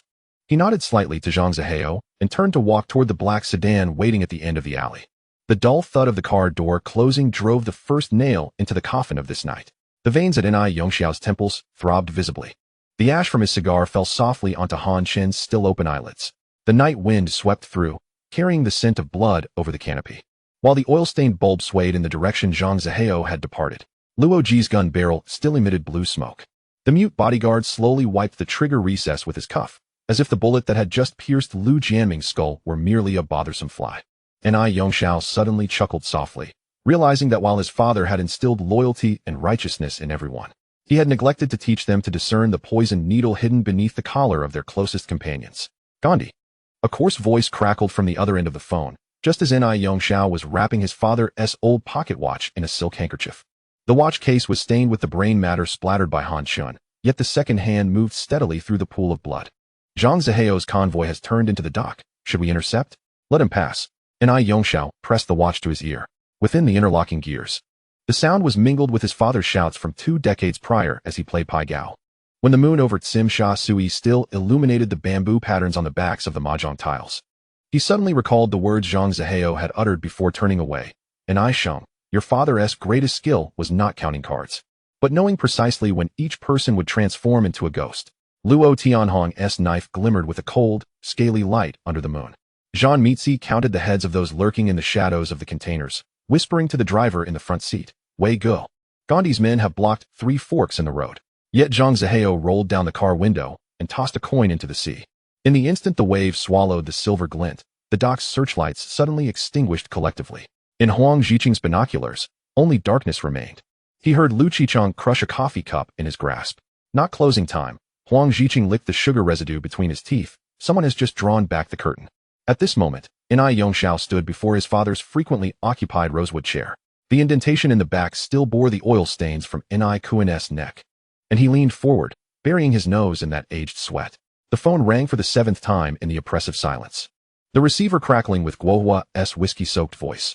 Ah Xiao, when Zheng's venue has been smashed, and the accounts are burning. Who did it? Every private room left a business card from Sheng Tian. Nai Yongxiao released the silk handkerchief. When the pocket watch fell to the ground, the glass cover splintered into a web of cracks. The second hand stuck at the moment Han Chun took his last breath. He recalled Zhang Zihao's eyes when he hypnotized Lu Jianming, the irises shimmering with reptilian golden-brown patterns under the neon lights, as if they had already etched everyone's fate into the lines of their palms. The neon signs of Tsim Sha Sui gradually flickered out. It was not a blackout. Rather, someone had methodically severed the transformer's fuses along the power lines. When Gandhi kicked over a newsstand, he spotted a notice plastered to a utility pole, the ink still wet. Scrawled in wild script. Nai Kuan teaches you to share the cake. I teach you to wield knives and forks. Zhang Zihao unfolded a hand-drawn map on the deck of the ferry. The 7 marked docks circled in red ink resembled droplets of blood on the port paper. Luo Tianhong pointed his knife at the plump Kwai Chung cargo warehouse. Gandhi has stockpiled 300 boxes of videotapes here, with smuggled chips hidden inside the 8 Better Tomorrow boxes. No rush. Zhang Zihao tore off half of the map and folded it into a paper boat. As the tide carried it towards the Nai family ancestral hall, he suddenly inquired of Zhang Mitzi, which hand do you think Nai Yongxiao uses to wipe away his tears? His right hand. Wrong. Zhang Zihao chuckled.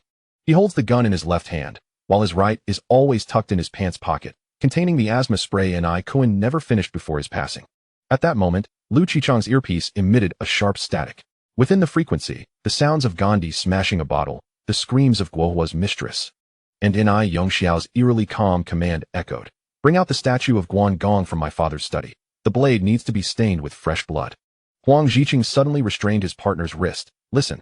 Deep within the static, the rhythmic sound of dripping water could be discerned. It was the second hand of the pocket watch struggling to advance through the pool of blood, each tick precisely aligning with the heartbeat of Tsim Sha Sui. Zhang Zihao's ferry sounded its horn. As the mist engulfed the stern of the ship, he cast a final glance at the lights atop Victoria Peak. The outline of the Nai family's ancestral home loomed in the fog like a gravestone, while Gandhi led his convoy over the dock's isolation barriers. The dust from the tires swirling with the ashes of burn account books. Nai Yongxiao finally withdrew his right hand from his pants pocket. In the palm lay a silver spray can, its base engraved with his father's small handwriting. Ah Xiao, when you can't catch your breath, remember. The air in the Nai family has always been tainted. He pressed the nozzle, the minty mist mingling with blood filling his lungs. And suddenly, he heard the muffled sound of the Guan Gong statue collapsing from the direction of the ancestral hall. Zhang Zihao set up 7 chess pieces in the cabin. Check. He toppled the red general representing Nai Yongxiao. Just before the piece rolled into the drainage hole, the flames at the dock illuminated the entirety of Victoria Harbor. The night thickened like ink spilled, the neon lights of Tsim Sha Sui blurring into a constellation of luminous spots upon the damp streets. Huang Ziqing stood by, the cigarette but between his fingers burning to its end, causing him to shudder slightly. He flicked away the cigarette, the sparks tracing a brief arc through the darkness. Everyone, stay alert. His voice was low, the tremor in his throat evident. This will not end so easily. A fleeting image of being taken away flashed before him. That scene wedged like a rusty nail in his mind. Beneath Nai Yongxiao's composed and gentle visage lay something that must be accounted for. A few streets away, beside the desolate dock warehouses, figures stood silently in the shadows like rocks. Alu licked his dry lips, the salty sea breeze penetrating his collar. The larger figure beside him had kicked the empty can at his feet for the 3rd time, the metallic clattering echoing painfully in the stillness. Are we waiting for dawn to watch the sunrise? The larger one squeezed the words through clenched teeth, the veins in his neck slightly bulging in the dim light. Tsim Sha Sui is as quiet as a graveyard. You think the wind you hear is a ghost gasping for breath? Alu remained silent. his gaze fixed on the brightly lit Ni family mansion in the distance. Ni Kowloon should not have cooled down yet.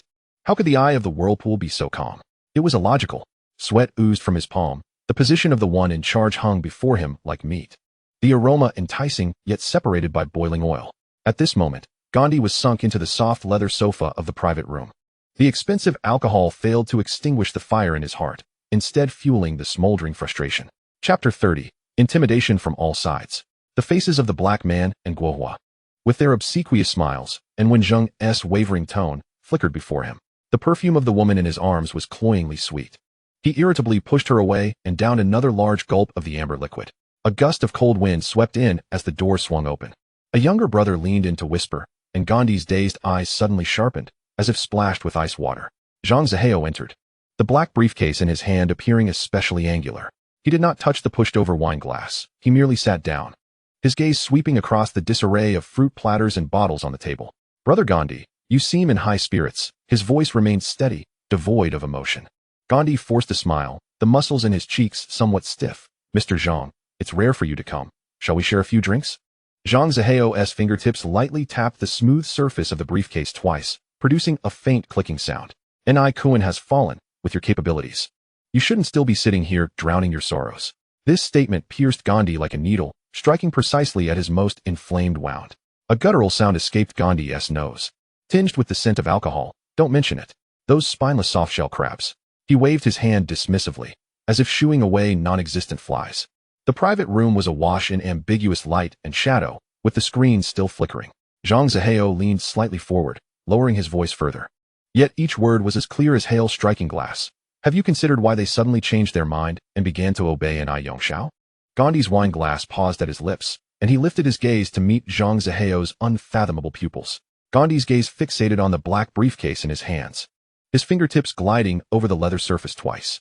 He gestured dismissively at his surroundings, causing several subordinates to retreat to a distance where their conversation became inaudible. Zhang Zihao edged the bag closer. The faint sound of the zipper parting echoed softly. Inside lay a few photographs. As Gandhi grasped the topmost image, his breath suddenly caught in his throat.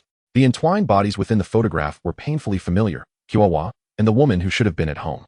The patterned curtains in the background were those he had personally selected just last month. A few muffled curses tumbled from his throat, his fingers crumpling the edges of the photo. They claimed to be in Macau for business. Gandhi's voice was hoarse, rasping like sandpaper against wood. It turned out the negotiations concerned this sordid transaction. No wonder Guohua had been so eager to part with money recently. He had been ensnared in a compromising position. Ni Yongxiao was aware, and now even Mr. Zhang had come bearing evidence. Only he remained blissfully unaware, his head adorned with an unmistakable green hue. He hurled his wine glass to the ground, the shattering sound startling his distant subordinates. Stay back, he roared, his chest heaving violently, as if a fire raged within.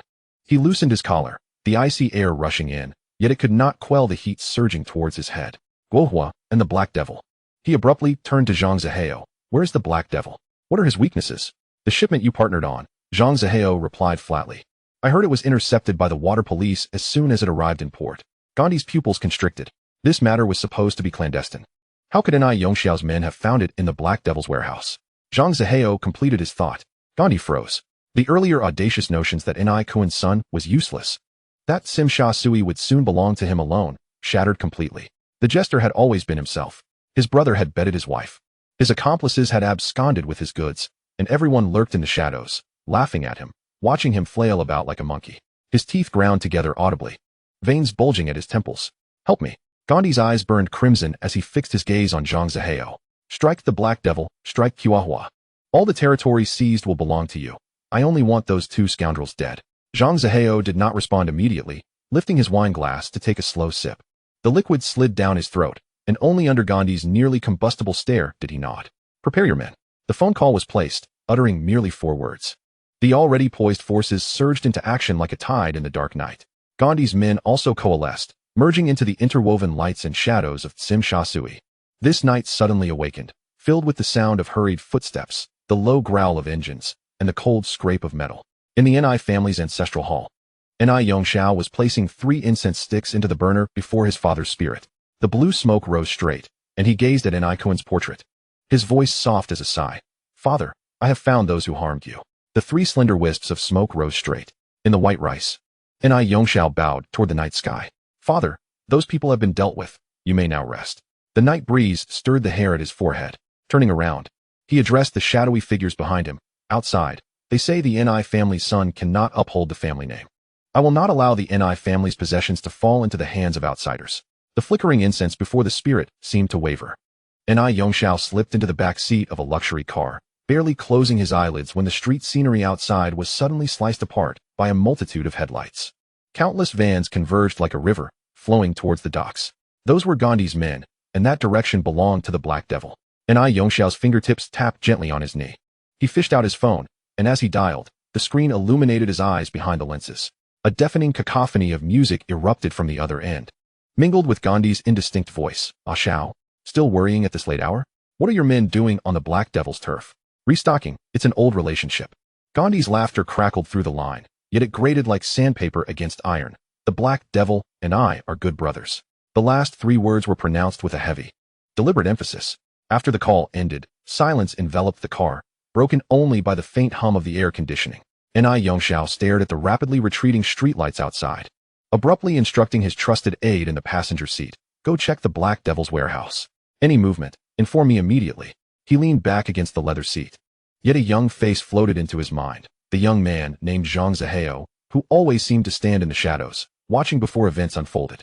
At that moment, the dockside warehouse was ablaze with light. The Black Devil was directing his men in the unloading of boxed goods. Cursing under his breath, "Even the hiding places have been uncovered. That little brat from the Ni family." Before he could finish his sentence, the roll-up door was violently slammed open. Shadows surged in like a tide, blades gleaming with a cold arc under the harsh lighting. The Black Devil's men had scarcely grasped their weapons before several had already fallen. "Gandhi, get him out here to talk." The Black Devil swung a metal rod, knocking down an assailant, but his back collided against the cold container. In the shadows of the warehouse corner, Tian Yangxing slowly removed his sunglasses. His gaze pierced through the chaos, pinpointing the figure wielding the iron rod. Veins throbbed at his temples as someone bellowed, pointing to the figure deep within the warehouse. "That's him. Bring him down. First one. You want to move me? Know who you're dealing with." The man known as the Black Devil spat blood, pressing his back against the icy wall. "You dare to attack the Ni family?" The response was a derisive snicker that escaped through the nose. "That's exactly what we're here to do." Before the words had left his lips, a dark figure lunged forth like a leopard, the force of the punch tearing through the air. Almost simultaneously, in the shadows of the street corner, Lin Huayue's cigarette tip flickered. A brief signal crackled through the phone line. A slow smile crept across his lips. After waiting so long, the moment had finally arrived. He nodded toward the dense crowd behind him. "Move." The 2 words hit the ground with finality. The large-eyed subordinate suddenly lit up, rubbing his palms together. "Which way do we strike? We can't swallow all of Tsim Sha Sui whole." Lin Huayue narrowed his eyes toward the distant flickering flames. Gandhi and that group of outsiders were now dealing with the Black Devil. "We're going to raid Guohua's lair." He paused. "Taking Guohua's territory is easy, but holding it is another matter." "Deal." With a wide grin, he waved his hand, and the crowd surged toward the depths of the neon lights. The stench of blood inside the warehouse was thick and suffocating. The Black Devil lay sprawled on the concrete floor, every breath tearing at his lungs. Tian Yangxing's boot ground into his chest. "Gandhi, you're a traitor." With every word the Black Devil uttered, blood froth spilled from the corners of his mouth. "Mister, and I will not spare you." "Mister and I?" Tian Yangxing squatted down, his gaze devoid of warmth. "Do you think your clandestine dealings are truly a secret?" A glint of cold light flickered at his fingertips. The Black Devil's pupils dilated suddenly, as if he had realized something, a raspy sound escaping his throat. "It's Ah Shao." "As soon as I settled the accounts, he..." Before he could finish, the cold metal had already sliced through his throat, all his unfinished curses choking in his shattered airway. Tian Yangxing rose, retrieving his phone. Upon connecting, his voice remained calm. "It's done." The warehouse brimmed with flour and candy. Gandhi, standing not far away, felt a sharp pang in his heart. Once the rage subsided, rationality returned, and a pricking sense of regret surged within him. How much was that shipment worth? 8 figures? 9 figures? In the heat of anger, the promise he made moments ago now felt like daggers slicing into his flesh. The voice on the other end of the phone issued a terse, icy command. "Go to Guohua's place. Tonight, dismember Ni Yongxiao's arms, one by one." Gandhi swallowed hard, glancing at the gradually stiffening body on the ground.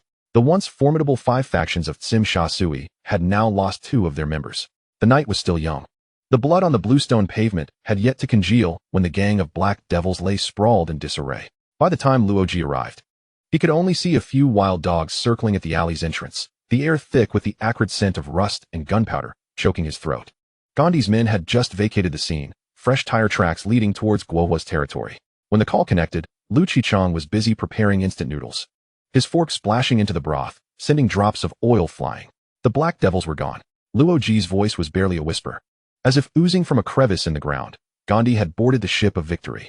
Meanwhile, in the Ni household's living room, the grandfather clock struck the 3rd hour. Ni Yongxiao's fingers, gripping the receiver, turned pale, the phone line cutting into the mahogany table's edge. Zhang Zihao. The name escaped his lips like a grind of teeth. As his uncle grabbed his coat, he knocked over a celadone vase at the entrance, shards scattering onto the tips of his leather shoes, which he stepped over without a second glance. In the private room, cigar smoke curled upwards in spirals. Gandhi squinted at the incoming call on the screen, allowing the ringtone to chime 7 times before pressing the answer button. Shao. He deliberately elongated the final syllable, feigning concern at such a late hour. Was it you who dealt with the Black Devils? The voice on the other end was taut, like a drawn bowstring. The Black Devils? Gandhi flicked ash from his cigar, the embers scorching the Persian carpet, leaving a charred mark. When he was robbed of my goods, he conveniently forgot we were all from the Ni family. Outside, the neon lights suddenly shifted colors, the red glow casting a bloody hue on Gandhi's face. In the distance, the faint sound of shattering glass echoed, the source unknown. At that moment, his uncle's convoy was passing through Temple Street, diners at the food stalls turning to gawk, the steam from the bamboo baskets forgotten. Ni Yongxiao hung up the phone, realizing his palms were slick with sweat. He stared at his father's black and white photograph on the wall, suddenly sensing a slight movement at the corners of the figure's mouth, a faint, almost mocking curve. Zhao's fingertips turned white as they gripped the edge of the receiver. It was not worth losing one's temper over such matters. That night at the hot pot restaurant. Why did they have to rush to settle accounts while I was on the phone? This question was one he ought to direct at them. Gandhi let out a derisive snort. Did Ni Yongxiao truly believe he was but clay to be molded? The green hat had been firmly placed for far too long. Had it not been for Zhang Zihao handing over that stack of photographs, he would still be groping in the dark, oblivious. Guohua must vanish from this world. Silence reigned on the other end for several seconds. Ni Yongxiao's throat bobbed. Indeed, Zhang Zihao had revealed everything. But where had that man unearthed such information? Don't fall for it, Gandhi. Zhang Zihao is intent on swallowing all of Tsim Sha Sui. Naturally. He wants to stir the pot, and incite us to tear each other apart. His words rushed forth as if chasing after something. Gandhi turned his head, glancing at Zhang Zihao, leisurely swirling his wine glass on the sofa. Ambition? Certainly. Yet the images sprawled across the coffee table were too vivid, painfully clear.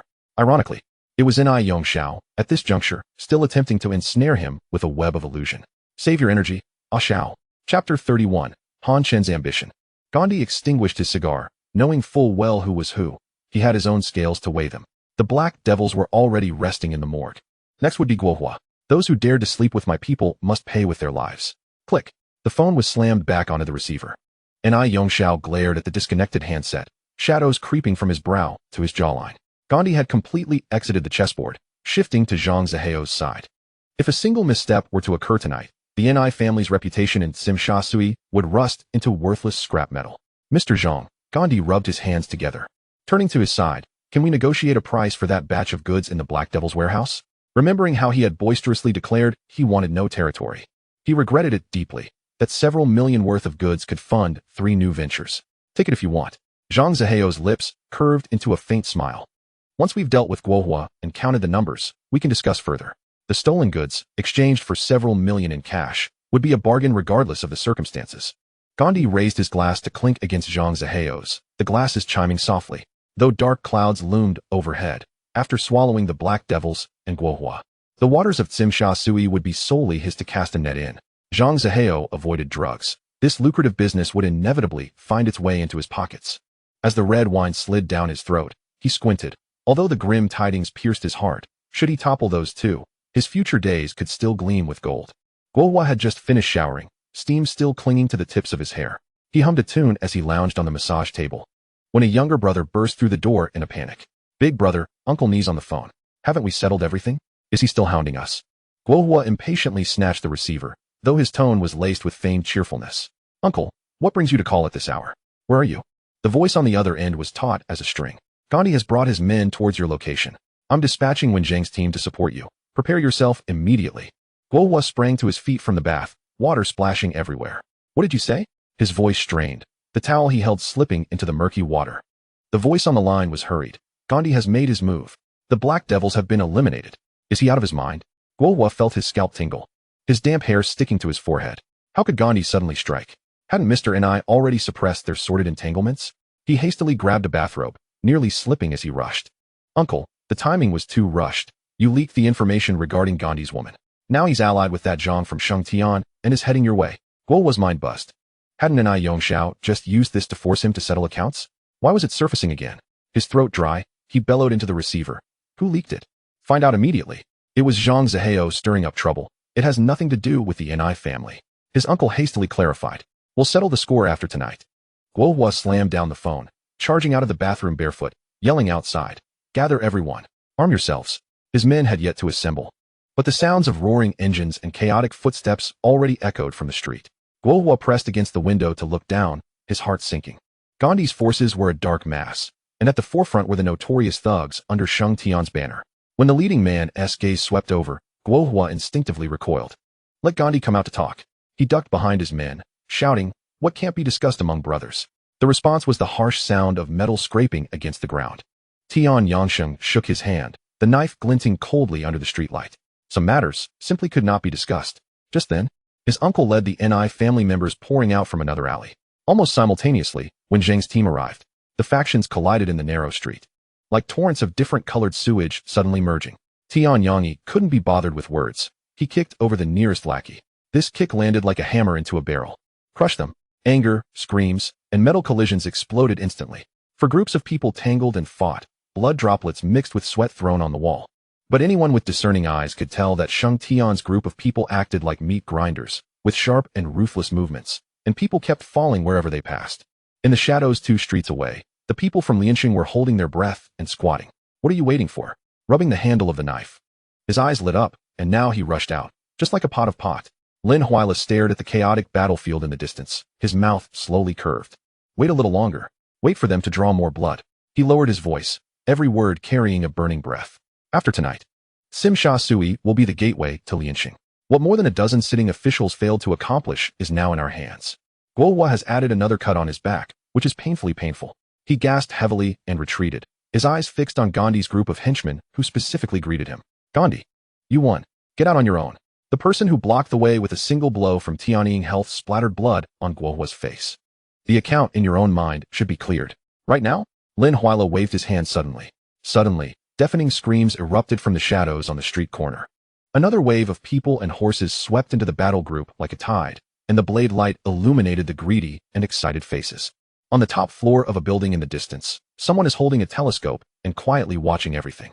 The camera slowly moves, passing through the bloody streets, and finally freezes in the direction of Kowloon further away. In the night breeze, there was a faint sound of a new commotion brewing. The neon lights in Sim Sha Sui emit a blood-red glow in the night. Sheng Tian and Guohua's men and horses had already turned red with the sound of blade strikes mixed with heavy breathing, boiling the streets into a pot of hot fighting. Just as the boiling water was about to overflow, another undercurrent suddenly surged out of the alley, and the team of the joint victory, like a group of sharks smelling a fishy smell, quietly entered the battle group. They waited for their work with ease, and the timing was as tricky as a poison hand. As soon as they appeared, they fiercely smashed the deadlocked balance to one side. Big, give me your hand. Guohua caught a glimpse of the figure and let out a roar mixed with luck. He couldn't distinguish whether the visitor was a friend or an enemy, and every word rolling out of his throat was filled with a thirst for survival. Here you are? A loud voice leaped out of the shadows, and the curve of the corners of the mouth reflected the cold light of the street lamp. He didn't swing his knife forward. Instead, his wrist rolled over, and the sharp blade silently penetrated Guohua's lower back. Help you reach paradise early, silly line. Sim Sha Sui has changed its owner tonight. Guohua's body suddenly stiffened, and a big smirk appeared in his pupils, quickly dispersing. De drew his sword and kicked open the limp body with a smooth motion, as if he had practiced it 1,000 times. Retreat. Tian Yangsheng scanned the battlefield with cold eyes and gave brief instructions. After the collapse of Guohua, the remnants of the old covenant in Sim Sha Sui have ceased to exist in name only. This piece of fat meat from the Ni family. Sheng Tian can take it easy and cut it down with one knife to swallow. United victory. Uncle San's roar exploded, and he stared at the location where Guohua had fallen with his eyes almost splitting. You stepped over the boundary. Is the Ni family made of paper? Crossing boundaries? I shook my sharp blood droplets and tilted my head towards long hair and others behind me. I'm here to draw the new territories tonight. Before the words could finish, several people had already pounced like wolves. Ale beside him spat fiercely and cursed softly, Stupid. Unable to distinguish between friend and foe. He turned towards both sides at the same time. I should have joined forces with the Ni family to strangle Xingtian first. But now I have broken my own arm. The people of Xingtian withdrew and the vacuum left was instantly filled by the Ni family's new forces. There were still many people under the command of Wenzheng and Senshu. Kill them all. Uncle San waved his arm and roared angrily. The remaining children of the Ni family rolled back like a tide, rushing towards the team of the United Victory. I'm afraid of you. Biting his teeth tightly. He met long hair with his back pressed against his back. He was able to conquer the territory of Tsun Wan thanks to his fierce bravery that emerged from the sea of corpses and blood. The blade light splattered again, and the sound of metal impact and screams tore apart the night sky once again. Stop it. All squat down. Huang Ziqing's sharp drinking, accompanied by the sound of leather shoes, finally plunged into the battlefield. He and Lu Qichang led a large number of police officers to charge in, with blue and red lights flashing, illuminating the bloody street scene intermittently. There are bad guys. Spread the water. Ale reacted very quickly, roaring and crashing into the narrow alley next to him first. She spat out blood foam and quickly plunged into the darkness with the person. Sanshu and Wenzheng were even less fond of fighting, and their figures disappeared behind the intricate tower shadows after a few ups and downs. Only a mess was left on the ground, and several members of the club who couldn't escape were pushed down one by the police. Drop dead. Run fast. Huang Ziqing looked around the empty streets, his fists clenched until his knuckles turned white. Another head picked by Xingtian, after stirring the wind and rain.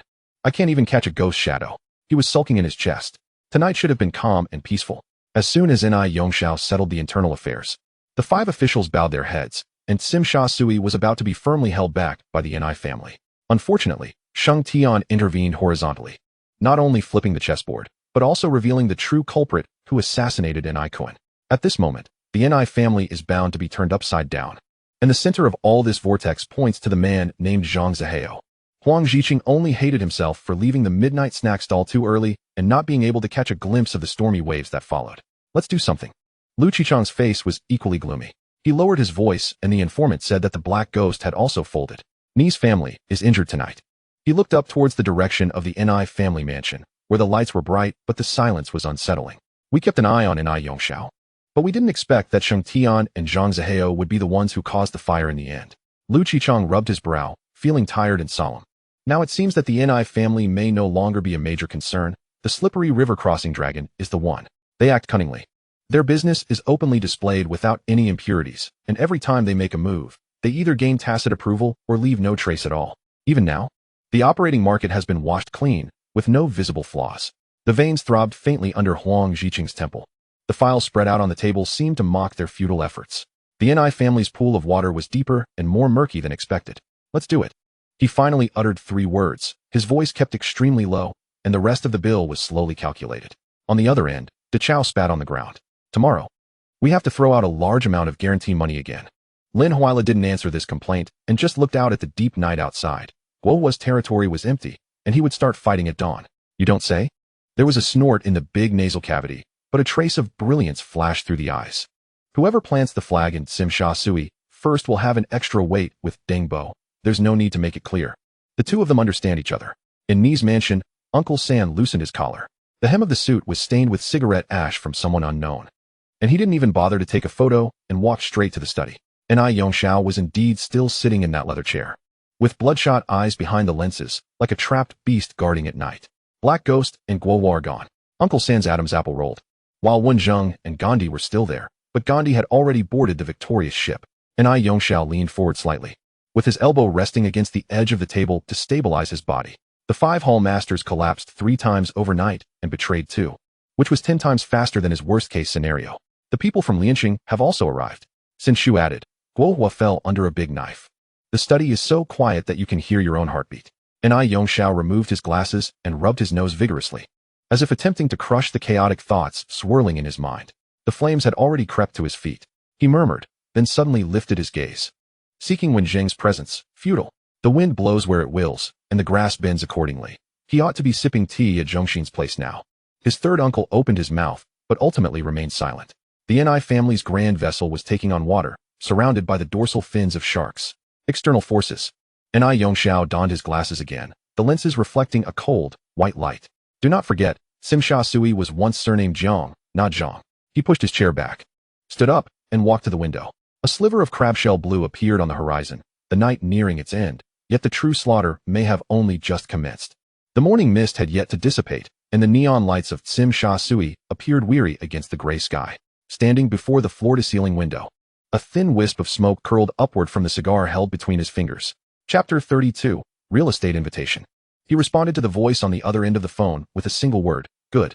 The scent of smoke had settled in the private room overnight. Zhang Zihao leaned against the leather sofa, his fingertips unconsciously tapping his knee. A gust of cold air swept in as the door was pushed open, and Tian Yangsheng entered. His jacket sleeve marred by an inconspicuous tear. The black ghost has been dealt with. His tone was as level as a weather report on Guohua's side. People from Lianxing had intervened midway. The Ni family's vehicle had also reached the street corner. Zhang Zihao remained motionless, merely shifting his gaze toward him. Where is he? He has been zipped into a body bag. Tian Yangsheng paused, his hands moving vigorously. A scraping sound echoed from the corner as a chair was dragged across the floor. Gandhi suddenly stood up, his fists clenched so tightly that his knuckles turned white. That scum got cheapened. A low growl escaped his throat, akin to a wounded beast. After a few seconds, he inquired again. What about the territory? The cops have sealed off the street. It's still empty. A glint of light flickered in Gandhi's eyes, but was swiftly suppressed. He recalled the icy temperature of the other party's palm during last night's handshake. A grip imbued with an undeniable force. The Ni family had lost 2 arms. Zhang Zihao finally rose, his suit pants sharply pressed, and as he caught his breath, other wolves would soon catch wind of the scent. He moved toward the door, a pleasant collaboration. The door gently closed behind him. Gandhi immediately lunged for the phone, dialing the number with urgency and speed. Go check. Turn over every corner of the Black Ghost's warehouse. The receiver soon transmitted the quivering excitement of his subordinate. Brother, goods worth over 80 million. The Sheng Tian side says they LL release it for 20 million. Pay up. Gandhi bit out 2 words. Yet his lips involuntarily curled into a smile. After hanging up, he stared out at the gradually brightening sky, suddenly bursting into laughter. The goods were his now. That empty street left by Guohua should also belong to him. As the morning light pierced through the clouds, a convoy of vans rolled over the damp roads, scattering freshly printed newspapers across every corner of the harbor island. The morning edition of the Tsim Sha Sui newspaper was snatched up before the ink could dry. The old man at the street corner newsstand adjusted his glasses, the headline slicing through the paper like a knife. 3 lives were lost last night. The bloodstains in the dock warehouse had yet to be washed away by the tide. In the tea restaurant, porcelain spoons clinked against bowl edges. Whispers overwhelming the morning market's clamor. Half of the Ni family had collapsed. What are the cops doing? Gunfire erupted right on Nathan Road. The conference room at the Yao Ma Ti police station was thick with smoke. Inspector Zhang's fist slammed onto the oak table, causing teacups to jump. What I want is peace.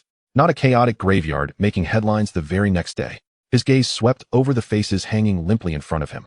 If they couldn't handle it, they might as well go sweep the streets and see if those gang leaders would share a broom with them. Inspector John bowed his head in response, his fingernails digging into his palm. His mind cycled through Zhang Zihao's half-smiling face. It was easy to take money. But did they truly think that the old rules of Kowloon walled city would still apply in today's world? In a film company in Causeway Bay, the bright lights had just dimmed. Liang Kuan lounged on the genuine leather sofa, unbuttoning his shirt to the 3rd button. The audition film still spun in the machine. Yet he had already lost interest. Brother Kuan, guests from the Ni family have arrived. The underling ushered in a gust of cold air as he opened the door. The 3rd uncle stepped into the room, avoiding the sofa, simply standing to convey the message. Mr. Ni inquires if Hung Hing wishes to return to Tsim Sha Sui for some late-night kanji.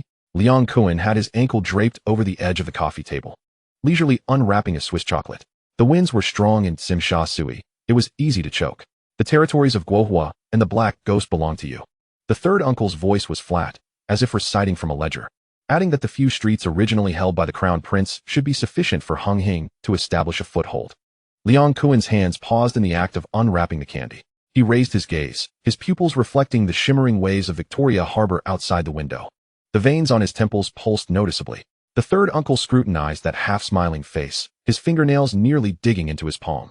The morning mist over Tsim Sha Sui had yet to clear, and the neon signs outside the tea house blurred into patches of fading red against the gray sky.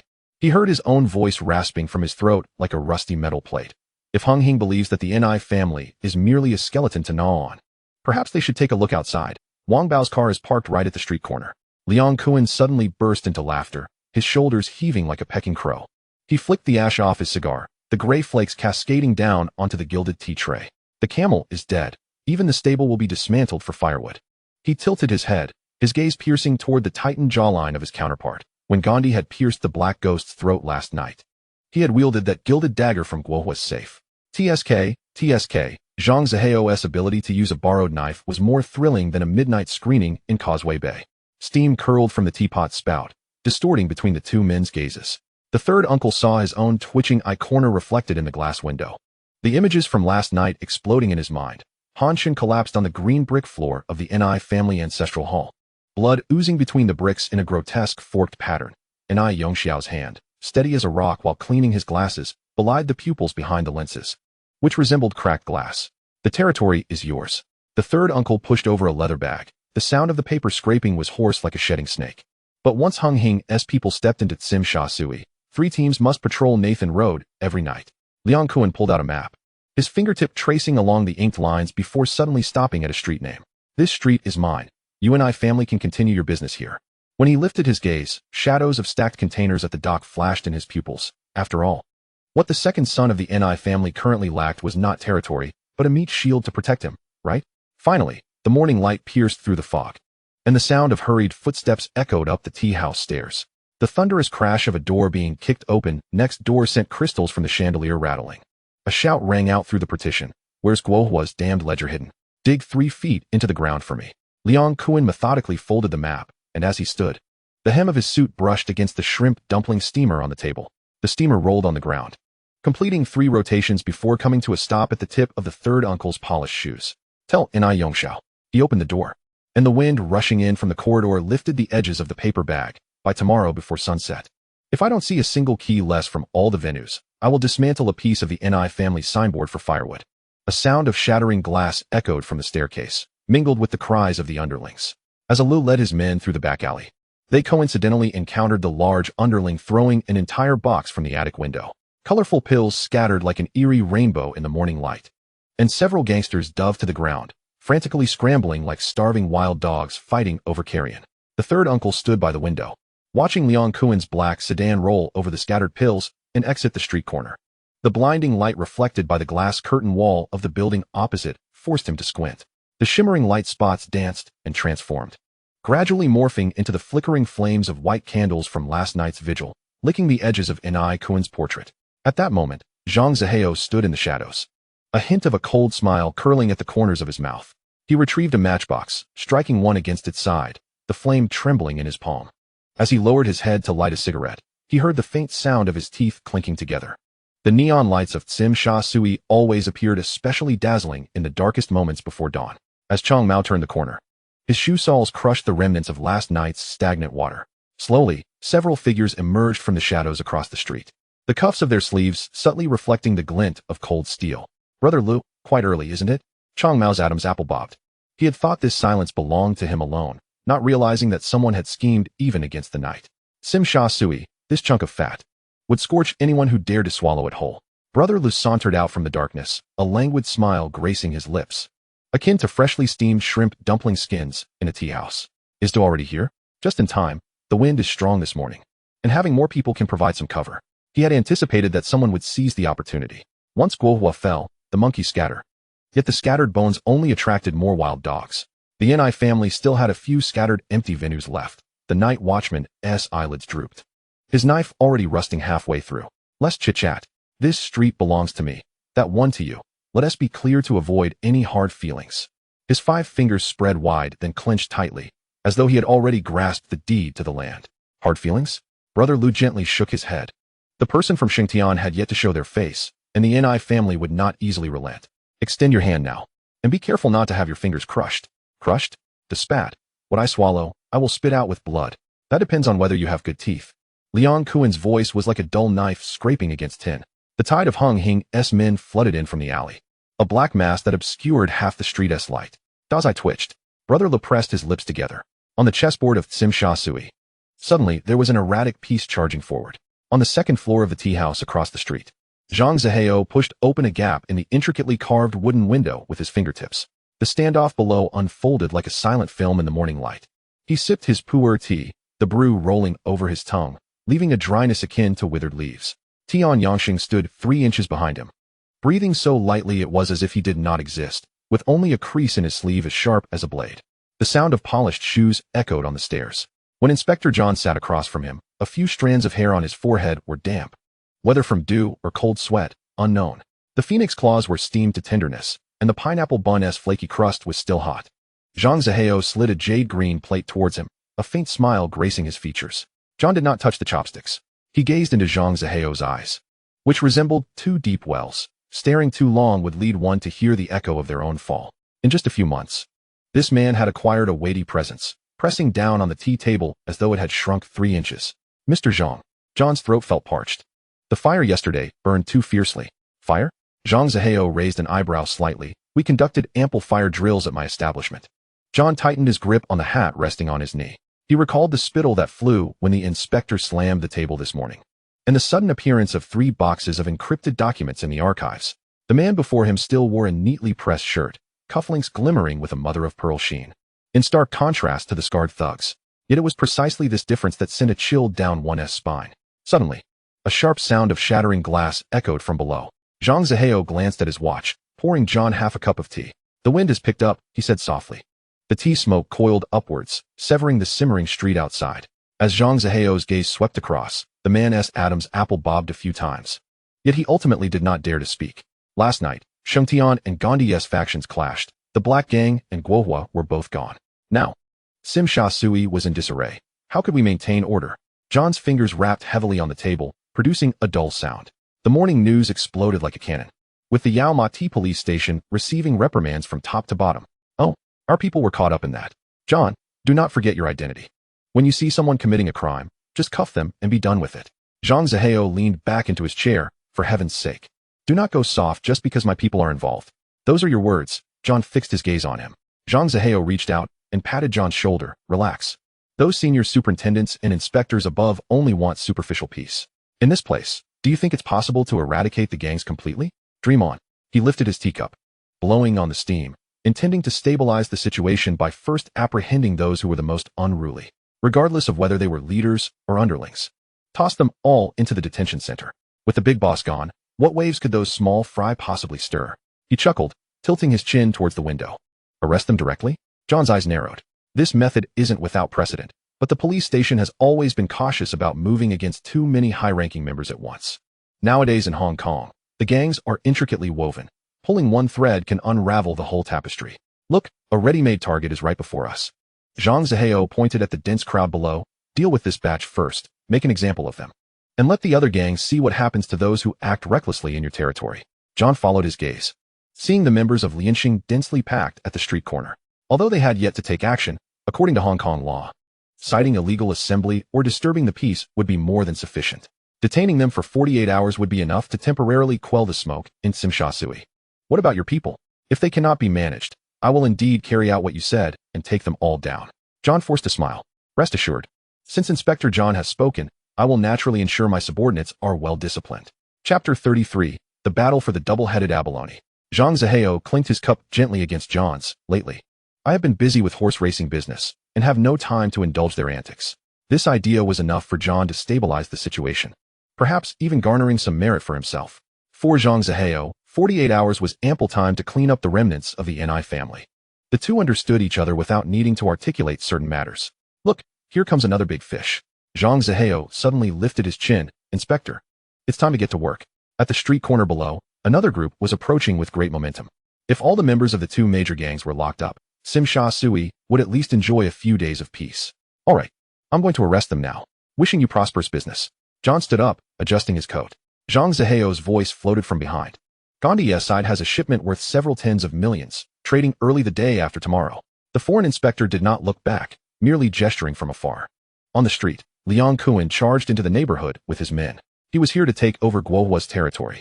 Upon seeing the members of Lianxing, he spat, knowing full well he was being used as a pawn by the Ni family. Yet this chunk of fat could not be relinquished. What Lianxing? If they dare block the way, just run them over. You think what's yours is yours. This place was taken by me yesterday. His thick neck strained, spittle nearly spraying onto the other's face. Want it? Try swapping your life for it. Stop. What are you doing? Inspector John burst onto the street with a large contingent of officers, uniforms gleaming blindingly in the sunlight. The morning mist had yet to dissipate, and a crowd had already gathered at the street corner, with his head tilted at an awkward angle and a half-burnt cigarette dangling from the corner of his mouth. Sparks flickered in the humid air. Beside him, Alu squatted on the curb, idly kicking pebbles. Liang Kuan, in a floral shirt, leaned against the railing, his gaze sweeping over the desolate street. Can't even engage in idle chatter? He huffed through his large nose, ash trickling down to his shoe tips. Officer John had already approached, shaking a paper warrant that nearly poked into his face. We suspect you are gathering unlawfully. He gestured with his thumb, instructing them to take everyone back. A few plainclothes officers closed in, one brandishing a black hood, swinging it dangerously close. Afraid of the light, are we?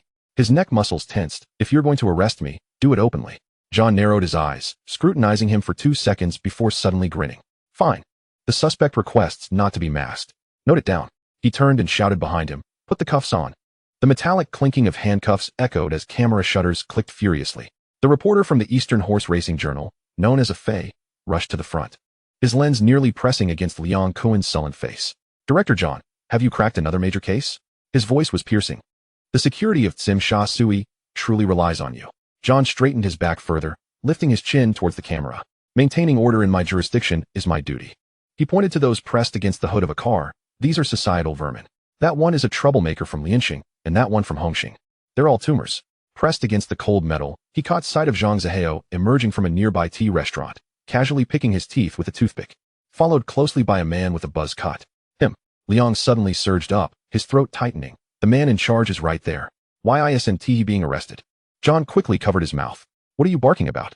He lowered his voice, ensuring those around could hear. He is a legitimate businessman, a major taxpayer in Tsim Sha Sui. If you slander him, you'll be adding another charge of defamation. At that moment, Zhang Zihao strolled over, extending his hand to shake John S. Director, you've worked hard. Isn't it time to replace the police patrol cars? I'll donate 5 more. As a gesture from the citizens, the two exchanged a few words by the roadside before Zhang Zihao patted John S. shoulder and slipped into a black sedan. Just before the window rose, he cast a sidelong glance at the transport vehicle, a smirk playing at the corners of his mouth. As Liang Kuan was shoved into the car, the back of his head struck the doorframe with a dull thud. He stared at the ceiling, suddenly laughing hoarsely. Not even stepping onto Guohua's turf, and I'm already stuck here for 48 hours. The iron bars of the holding cell glinted coldly. Liang slammed his fist against the railing, causing rust flakes to rain down. Why should this be? He fixed his gaze on a moldy spot on the wall, as if trying to bore through it with his stare. He is a benefactor in a suit. While we're just the dregs of society for loitering on the street corner. Alu shrank back against the long bench, silent. Outside, the wail of police sirens grew louder, then faded, merging into the incessant hum of traffic in Tsim Sha Sui. The iron cage glistened under the fluorescent lights. Liang's fingers, gripping the railing, turned pale, his voice resonating through the air. Alu, you're really something. 48 hours. And by the time we crawl out of this hellhole, my turf will have been picked clean to the bone. Naturally, the situation had not reached a point of no return, but he had been scheming for a long time to penetrate Tsim Sha Sui. And now it was all in ruins. His grasp on Guohua's territory had seemingly slipped through his fingers, leaving them all trapped in this confined space. When the iron door opened again, there would likely be nothing left, not even the scraps, for Zhang Zihao never allowed his opponents a moment's respite. Although they had won decisively in last night's conflict, it had cost them dearly in brothers. The compensation money, the medical expenses, all of it was truly hard cash. Now that their territory was lost, the price had already been paid, and the thought of it caused a tightening in his chest. All because of your brilliant idea. The veins on Liang's temples throbbed, his voice seeping through his clenched teeth. Alu leaned against the wall, not even lifting his eyelids. The big tree of the Ni family cannot be toppled by a mere gust of wind. If Zhang Zihao can truly tidy things up in 2 days, I, Alu, will concede defeat. His tone was as flat as an icy lake. After we get out, we'll decide who sits at the head of the gang. We'll unite all forces within the Lianxing and then confront Xingtian. He had already laid out his plans in his mind, securing the seat of power, rallying the strength of the entire gang. There would come a day when they would break through the gates of Tsim Sha Sui. We shall see. He spat, turning his face away. In the opposite cage, Liang Kuan crouched in the shadows, originally riding high on the winds of fortune, hoping to share in the spoils. He unexpectedly collided with an unyielding rookie, locking him in this place. Even the gang's lawyer was at a loss, forced to endure these 48 hours. Save your strength. Liang Kuan chuckled hoarsely. By the time you step out of here, every street sign in Tsim Sha Sui will likely bear the name Xingtian. He could almost envision Zhang Zihao's strategy. First, imprisoning them, the newcomers, rendering them powerless. Alu and Liang fell silent simultaneously. 48 hours was ample time for many matters to settle. Zhang Zihao had likely already placed the final piece in the game of Tsim Sha Sui. Liang Kuan's face darkened, capable of dripping water. Even if they had their own means to control their outside allies, without the head at the helm, morale would be half scattered. How could they contend with Xingtian, who was patiently waiting for them? Once I get out, I'll skin Zhang Zihao alive. Liang gritted his teeth, but deep down, he was acutely aware. If Zhang Zihao truly solidified his hold over Tsim Sui, he wouldn't even have the right to make a move. In the study of the Ni family, smoke curled languidly in the air. Ni Yongxiao had just learned of the police's sweeping arrest of those involved with Lianxing and Hongxing. This time, it was a direct order from Director John, mandating that all involved be detained for a full 48 hours before bail could be granted. The sky outside was shrouded in a gloomy haze. Although Xingtian's forces had not openly pressed in, the Ni family's influence had been quietly eroded, dismantled piece by piece. Zhang Zihao merely needed to give the final push for the entire edifice to collapse. Third uncle, Ni Yongxiao removed his glasses, slowly wiping the lenses. Let my elder brother and sister take mother on a trip to Europe to unwind. Once I finish handling matters here, I'll bring them back. He was already preparing for the worst, sending his family far overseas. The assets the Ni family had accumulated over the years would suffice to secure their comfort for the rest of their lives. As for himself, he had to remain here. He could not stand by and watch the legacy left by his father be consumed by others. Even with slim odds, he would fight until the end. The third uncle nodded and stepped out to arrange the itinerary. The undercurrents in Tsim Sui were being suppressed single-handedly by Zhang Zihao. The Ni family now faced only two paths, either shrink back and concede defeat, or seek help from loyal allies. But the Ni family had long since lost the bargaining chips for negotiations. Ni Yongxiao remained in place merely to gamble one last time. The glass curtain wall of Xingtian Corporation reflected the streetlights. Zhang Zihao held a cigar between his fingers, with analysis reports from the racetrack piled in the ashtray. When the door swung open, the breeze from the corridor swept in, and both Hao Dong and Wen Zheng entered, their leather shoes making no sound on the carpet. Wen Zheng's eyes darted about like marbles, scanning from the genuine leather sofa in the reception area to the abstract painting on the wall. This establishment has employed over 30 young men clad in shirts and ties, appearing at first glance no different from those respectable trading companies. Zhang Sheng and Lian Haodong extended their hands, the watch on his wrist reflecting a cold light under the illumination. Two burly men trailed behind, their shirts taut against their bulging shoulders. Ao and Aheng stood sentinel by the door, akin to two guardian deities, with the recent stirrings of loyalty and righteousness. One must always be adequately accompanied when venturing out. As the cigar box was slid across the glass tabletop, it brushed against its surface. Zhang Zihao's own cigar had already burned down halfway, the gray-white ash precariously balanced. Cuban goods, would you care to sample? Zhang Sheng was a master of his craft. When Zhang accepted the cigar, but did not light it, merely turning it between his fingers, the Ni family could hardly stand upright at present. We wish to build a bridge, to move forward together. Smoke rings drifted from Zhang Zihao's lips, dispersing into a pale blue mist in the light. Build a bridge? The kind that dismantles itself after crossing? Lian Haodong chuckled, fine lines forming at the corners of his eyes. He thought this was a signal of concession. After all, no one would begrudge a larger share of the lucrative Tsim Sui pie. Yet he failed to notice the cold glimmer that passed through Zhang Zihao's gaze as he lowered his eyes. The Ni family had played this game for so long. How could they allow outsiders to meddle with their moribund pieces? Ni Yongxiao would not survive this month. Lian Haodong leaned forward, his elbows resting on his knees, declaring that if he were to fall, the venues, networks, and docks beneath us would suffice for both our families to feast abundantly. Outside, neon lights flickered to life, and traffic left trails of light in the dusk. Zhang Zihao's gaze pierced through the glass, landing on the distant gray-white structure of the Ni family. A withered camel is larger than a horse. Ni Kuan had managed the business for 20 years, with roots deeply entrenched, coupled with loyalty and righteousness, alongside my territory. And your fortune, Zhang Sheng. When Zheng raised his voice as if he could already envision himself seated in Han Chen's former office, adorned with tiger skin chairs, easily defeating 3 opponents even with his eyes shut. Why doesn't Lian Haolong come himself? Zhang Zihao suddenly inquired. The smile at the corner of Lian Haodong's mouth faltered. Those brave enough to address him by his brother's name had dwindled over the years. His knuckles tightened, the cigar slightly deformed under his grip. My elder brother presides over the main hall. When necessary, he will naturally intervene. The air was thick with the aromatic scent of the cigar, mingled with a tense atmosphere. Ao shifted forward, his leather shoes leaving shallow imprints on the carpet. As the iron gate of the hillside villa creaked open, the sound of tires crunching over gravel abruptly froze in the night wind. At the bend of the mountain road, the silhouettes of several vehicles blocked the way, their headlights arrayed like the pupils of a beast in the twilight.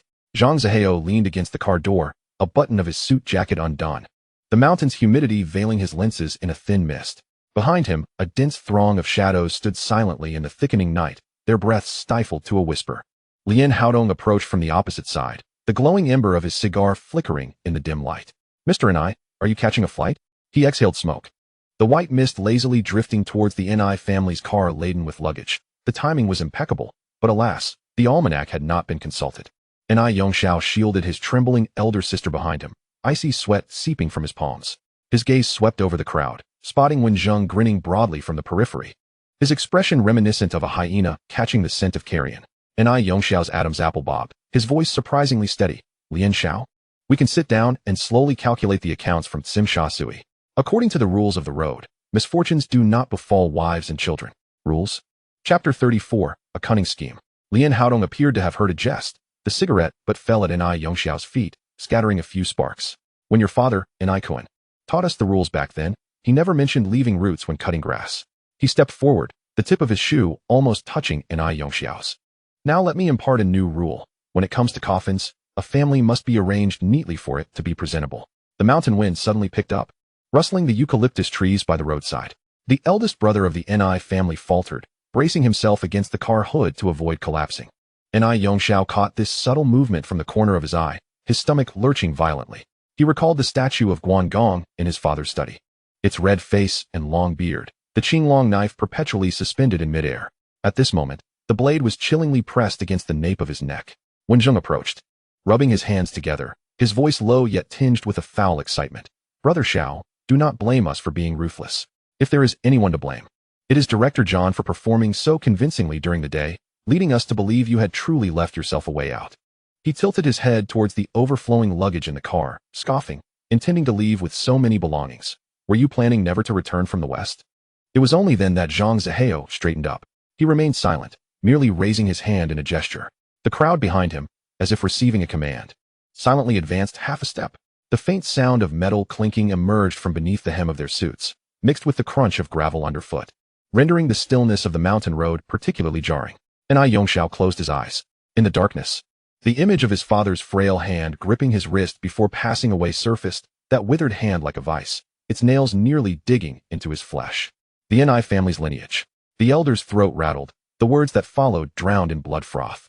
When he opened his eyes once more, the faint light in his pupils had finally extinguished. He slowly relaxed his clenched fist, crescent-shaped blood marks gradually seeping from his palms. Lian Xiao.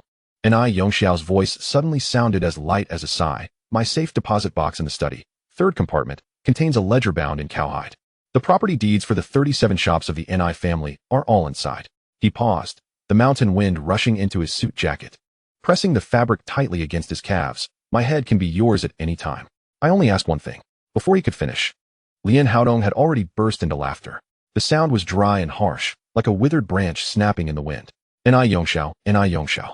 He shook his head, ash from the cigar cascading onto his polished leather shoes. Your father never taught you that when pleading for mercy, one must kneel.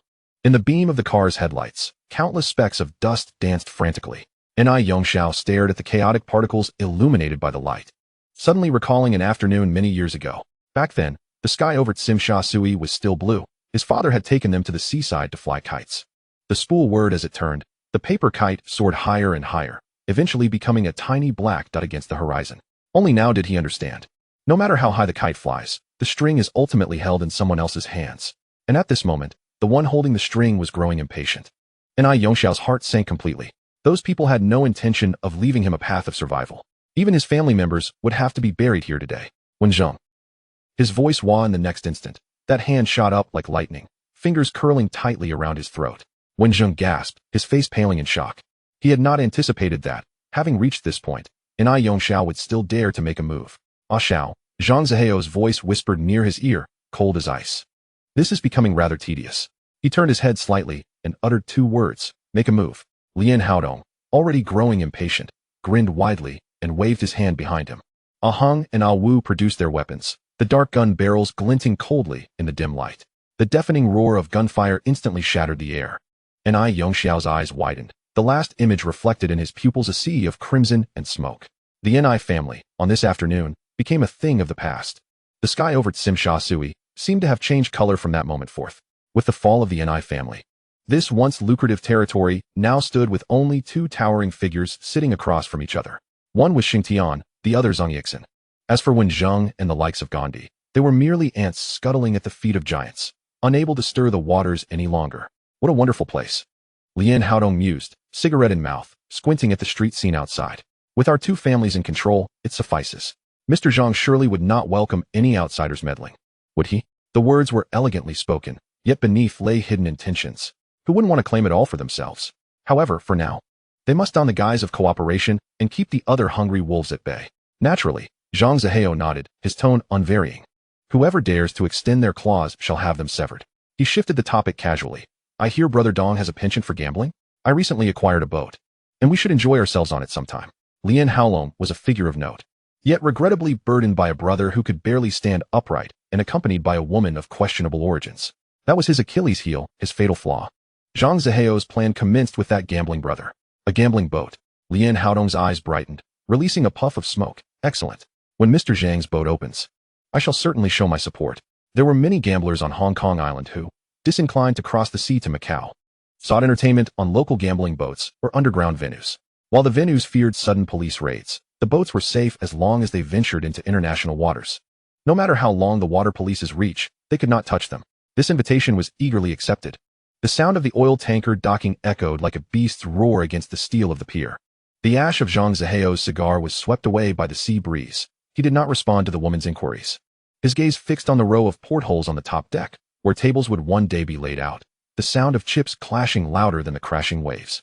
Bao Yuting's sunglasses reflected the metallic glint of the port's cranes, and she recalled her father's words. Those who can stand firm in Sim Sha Sui are not mere gamblers, but card counters. The scent of ink from the printing factory still clung to his flight jacket. As he kicked open the editor's office door, the bald man pressed proofs against his chest, as if they were a talisman. How much is the NI character worth? When the plane grasped the other man's collar, he caught the stench of cheap hair oil. How many fingers could it buy? The dull thud of the baseball bat against his wrist was lighter than anticipated, like the snapping of a clothesline. The thin editor curled up beside the ink barrel, trembling, daring not to cry out in pain. The underground newspaper office in Yao Ma Ti had burned throughout the night. As the flames licked at the lead type, the melted lead flowed across the cement floor like a twisted stream. Fatty Lee received a phone call before dawn, hearing only the sound of crashing waves through the receiver. Next time, it won't just be newspapers that burn. When the other party hung up, he realized he had crushed his pen, blue ink seeping into his palm like a bruised river. Lian Haolong, perusing the morning papers at the tea house, intentionally glanced at the social section. Marriages and funerals, stock fluctuations, and typhoon tracking maps occupied most of the space. He sipped his pu'er tea while the old accountant slid the ledger toward him, the cash flow of the NI family's establishments. Lian Haolong pointed with his fingertip to an obituary tucked within the newspaper's crease, bearing an unremembered surname, deceased from heart failure. As the old accountant closed the ledger, a tram rattled past outside, clanging along Nathan Road. Bao Yuting watched workers hoist the gilded sign of the Royal Star onto the bow of the ship, with installment interest rates. She removed her sunglasses, fine laughter lines crinkling at the corners of her eyes, sharper than the debts of a gambler. Finally, Zhang Zihao turned to her, the dock's crane shrinking to 2 black dots in his pupils. The most splendid aspect is, he extinguished his cigar against the railing. The dealer never has to reveal their whole cards. The neon lights of Tsim Sha Sui flickered to life one by one at dusk. The owner of the Dai Pai Dong wiped the table, grumbling to familiar patrons. The newspaper delivery was late again today. One customer, fixated on the live horse racing broadcast, replied nonchalantly, perhaps the printing press broke down. On the television screen, a dark horse surged past the finish line against the setting sun, its jockey clad in red like a fresh wound. A smile played at the corners of Zhang Zihao's mouth. Business in Hong Kong Island intertwined intricately with the South Seas, having long since woven itself into a tapestry. The man referred to as the king of gamblers had secured his position atop the wealth of East Asia through a few gambling establishments. Lian Guohua and the NI family had once nearly connected that line, reaching toward the golden pools of Macau. Now, with Zhang Zihao's prominence in Tsim Sha Sui, he could not yet afford to divert his energy toward that chessboard. Does Mr. Zhang intend to walk this backdoor path for a lifetime? Bao Yuting inquired, turning her face toward him. The sunlight cast a diagonal glow across her cheek, reminiscent of jade bathed in honeyed light. Certainly not. He shook his head. The richest flesh on Hong Kong Island lies in property development. As long as the subway and bus lines connect in places like Sai Wan and Lantau Island, the land will yield golden waves. As for Kowloon City, it still conceals a movable treasure. His tone conveyed such certainty that Bao Yuting felt compelled to retort. Yet as she furrowed her brows in thought, she realized that Kowloon City was densely packed with buildings like a beehive, leaving no space to spare. Aside from the walled city, where more ferocious wolves than those outside lurked, even the police hesitated to step closer. Could there still be vacant land in Kowloon City? She pondered aloud, suddenly raising her eyes, astonishment flickering within. You can't possibly mean the Kowloon walled city? Her red lips parted slightly, akin to a small coral fissure blooming open. Indeed, Zhang Ziheo's eyes gleamed with sharp light. If the entire walled city were to be leveled, just imagine how much land could be freed up. The Hong Kong government has grown increasingly ruthless in its purging of the Triads in recent years, and that old fortress has long been a thorn in their side. With just a few steps away from 1997, who could allow a nation within a nation to exist? If we can seize the opportunity to undertake the demolition and reconstruction project, erect a few high-rise buildings, our worth could multiply into billions. The real estate market on Hong Kong Island has always been an alchemical furnace, turning stone into gold. Does Mr. Zhang have confidence in moving there? Bao Yuding asked. Even if I do not act, the powers above will eventually take action. It is better for me to add a spark. He leaned forward slightly. Beyond Simsha Sui lies Tsuanwan, and beyond that Kowloon. The ambition in his words gleamed like a drawn sword, cold and menacing. What he sought was not merely a corner of the city, but to seize the very lifeblood of this metropolis, much like those prominent families. If you can indeed resolve the walled city, I can exert influence there, Bao Yuding said softly. The connections of the Bao family spanned across Hong Kong Island, even reaching the upper echelons. Very well, from now on, we shall partner in this venture. Zhang Ziheo rose, gesturing toward the gangway. Are you willing to come aboard and take a look now? The 5-story cruise ship docked at the shore loomed like a floating palace. Inside the hull, crystal chandeliers cascaded like waterfalls, gold leaf adorned the columns, and the carpet was thick enough to swallow footsteps. The aircraft loomed overhead as Zhang Mi and Luo Tianhong stepped aboard, momentarily stunned into silence. No wonder $30 million had been expended. The plane murmured softly, its gaze affixed to the gilded reliefs. Such grandeur was beyond my aspirations. Let me merely oversee this vessel. Zhang Mi surveyed the surroundings, a spark igniting in his eyes. The space could easily accommodate a shopping arcade and bars, hosting thousands on this ship. The 5th deck was entirely devoted to a casino, and with a few VIP rooms, there would be no shortage of affluent patrons. The salty breeze from the dock mingled with the scents of cigars and perfume. Zhang Ziheo lightly flicked the cuff of his suit, his gaze sweeping over the throng of heads, settling on the line of sleek black cars slowly approaching. As the door of a stretched Lincoln swung open, the surrounding clamor seemed to be abruptly severed, falling into a hushed silence. The hem of a trench coat brushed against polished leather shoes. A man with slicked back hair ascended the steps, the dock's lights shimmering upon his shoulder like scattered gold. Mr. Gao, Zhang Ziheo greeted, taking 3 steps forward, his outstretched hand poised perfectly between courtesy and warmth. Chapter 35. The Sudden Strike of Lianxing. Behind him, Zhang Mi stood with hands at his sides, unconsciously rubbing the seam of his trousers. The 5-deck cruise ship floated above the inky waters, each porthole gleaming with blinding brightness, resembling a slumbering behemoth awakening to unveil a multitude of eyes. A week prior, in a conference room overlooking Victoria Harbor, cigar smoke had coiled like serpents. When Zhang Mi unfurled the renovation blueprints upon the table, the nib of his pen tapped a specific cabin location. Here, he spoke softly, convert 20 tables, and transform the row by the window into VIP rooms. Zhang Ziheo did not glance at the blueprints, merely lifting his gaze to the esteemed Bao family representative. Bao Yuding stirred her coffee with a silver spoon, suddenly smiling. The god of gamblers owes my father a favor. She spoke lightly, as if discussing tomorrow's pineapple buns at a tea restaurant. At that moment, the god of gamblers, Gao Jin, stood at the opposite end of the gangway. His handshake was firm, his palm dry, yet his gaze, as if dipped in ice water, slid past Zhang Zheo's shoulder, lingering briefly upon the illuminated vessel. Zhang Sheng, you are quite the grand spender. His voice was low, yet it rendered the nearby reporters' ears perked, breathless. As Zhang Mi turned to lead the way, he heard the stifled commotion behind him. The dock was crowded with dark silhouettes, held at bay by security lines like a tide. Fragmented whispers wafted over. I hear there are 80 crystal chandeliers installed. Not to mention, the carpets in the casino are imported from Belgium. He quickened his pace, his shoes gliding silently over the red carpet. This assignment had been earned through 17 sleepless nights devising renovation plans. Zhang Ziheo had merely stated 20% of the profits, and the conference room erupted in gasps. That sound remained etched in his memory, akin to a blade scraping glass. In the lobby, a champagne tower bubbled with delicate effervescence. Bao Yuding approached with a glass, her skirt sweeping across the marble floor. What do you think? She lifted her chin towards Gao Jin's retreating figure. I told you I could secure his presence. I would not go back on my word. Zhang Zihao accepted the drink offered by a server. Pausing the rim at his lips, this favor from Bao, I shall remember. Gao Jin had reached the floor-to-ceiling windows. Below, the waters churned into an inky abyss. The neon lights of the island stretched into distant ribbons. Suddenly, he turned back. Zhang Sheng, is this ship destined for the open seas? The question was posed casually. Yet it caused Zhang Mi's back to tense slightly. The signal jammer, intentionally installed during renovations, was concealed behind a decorative painting in a safe, along with the chip vault reinforced with half-meter-thick steel on the lower deck. These details flickered through his mind like a carousel of images. Business, after all. Zhang Zihao swirled his glass. One must always afford guests ample freedom. As he spoke, his gaze roamed over the corners of the hall. Tian Yangsheng leaned against a pillar, arms crossed, the hem of his suit subtly bulging, hinting at something hard concealed within. Several men dressed in evening attire moved through the crowd with deliberate steps. Nearly invisible transparent earpieces nestled within their ears. The casino resided on the third deck. When the door swung open, a warm breeze enveloped him, infused with the scent of freshly laid carpet. On the green felt tables, chips were stacked in orderly columns.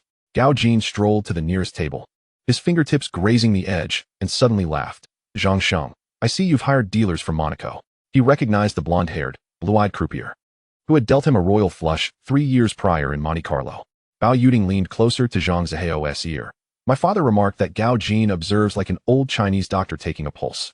The warm breath brushed against his ear, yet Zhang Zihao's gaze remained fixed on the back of the god of gamblers. The trench coat bore the faintest creases at the shoulder seam, the result of maintaining a particular posture over the years. He recalled the rumors that this god of gamblers could discern the location of a specific spade amidst the shuffle of cards. As night deepened, the cruise ship sounded its horn. The vessel gradually pulled away from the dock, the figures on the pier shrinking into a blur of indistinct shapes. Zhang Mi stood in the shadow of the upper deck, gazing at the warm light spilling from the casino below. He reached for a cigarette, only to tuck it back into his pocket. It was too bright here, too bright to conceal any movement. In a secluded chamber within the ship, a display screen divided into 20 surveillance feeds flickered. Zhang Zihao removed his suit jacket, loosening his tie. What was the turnover on the first night? The operator at the control panel tapped a few keys, only 3 hours in, and the cold light of the screen reflected upon Zhang Zihao's face, a gradual smile forming at the corners of his mouth. On the screen, Gao Jin sat in the VIP area, chips piled like a small mountain before him. He played slowly. Each time before placing a bet, he would run his thumb along the edge of the chips, as if verifying something. At 4 a.m, the winds and waves of the open sea intensified. The ship rocked gently, crystal chandeliers chiming softly. Gao Jin abruptly pushed back his chair, nodding to several wealthy individuals at the table, and turned to exit. He lingered in the restroom for quite some time. The sound of running water persisted, drowning out other noises. Upon his return, a folded note lay in his coat pocket. It bore but a single line, inscribed with hand soap upon the mirror, and then imprinted, lower deck, cabin 7, something inside. The casino remained a cacophony of noise. The aromas of champagne and sweat mingled. Some were celebrating, while others buried their faces in their hands. Gao Jin navigated through the crowd, gliding like a fish through underwater foliage. He recalled catching a glimpse of the schematic upon boarding. Cabin 7 was adjacent to the engine room, theoretically piled with spare parts. The corridor grew dimmer as he progressed. The carpet transitioned from crimson to deep gray, finally yielding to non-slip steel plating. He halted before a rusted iron door, his hand just brushing the handle when footsteps echoed behind him. Mr. Gao, did you come looking for the restroom and find your way here? Zhang Mi's voice emerged. He had appeared unnoticed, leaning against the corner of the pipe, casually toying with a chip. The chip danced between his fingers, resembling a silver butterfly. When Gao Jin turned, a familiar, impenetrable smile graced his face. The ship is too vast. I must have lost my way. As he spoke, his peripheral vision caught sight of Zhang Mi's other hand, which hung loosely at his side, the cuff revealing a small black object, not a gun, but rather something akin to a stun device. Allow me to escort you back to your cabin. Zhang Mi stepped forward, his footsteps light. Yet the steel floor resonated with a clear vibration. The distant roar of the engine room sounded like the breath of a colossal beast, reverberating through the walls. The two walked in tandem through the narrow corridor. His voice echoed within the pipes, slightly distorted, especially regarding the signal jamming system. It was not to prevent cheating by the guests, but rather to thwart any external tracking, was it? Zhang Mi's stride did not falter. Mr. Gao, you jest. There must be some safety measures in place on the open sea. Safety, Gao Jin echoed. Gao Jin repeated the word, akin to savoring an unfamiliar delicacy. In the pocket of his trench coat, a note was pressed against the lining, warmed by his body heat. What secrets lay hidden in cabin 7? Or perhaps even more incendiary revelations. As they returned to the brightly lit upper deck, dawn was breaking. The sea's surface glimmered with a pearly hue. Yet the casino remained ablaze with light. Zhang Zihao stood by the bar, meticulously peeling an apple with a small knife. The skin spiraled down in a long strip. Swaying gently, Mr. Gao rose early. He did not lift his head.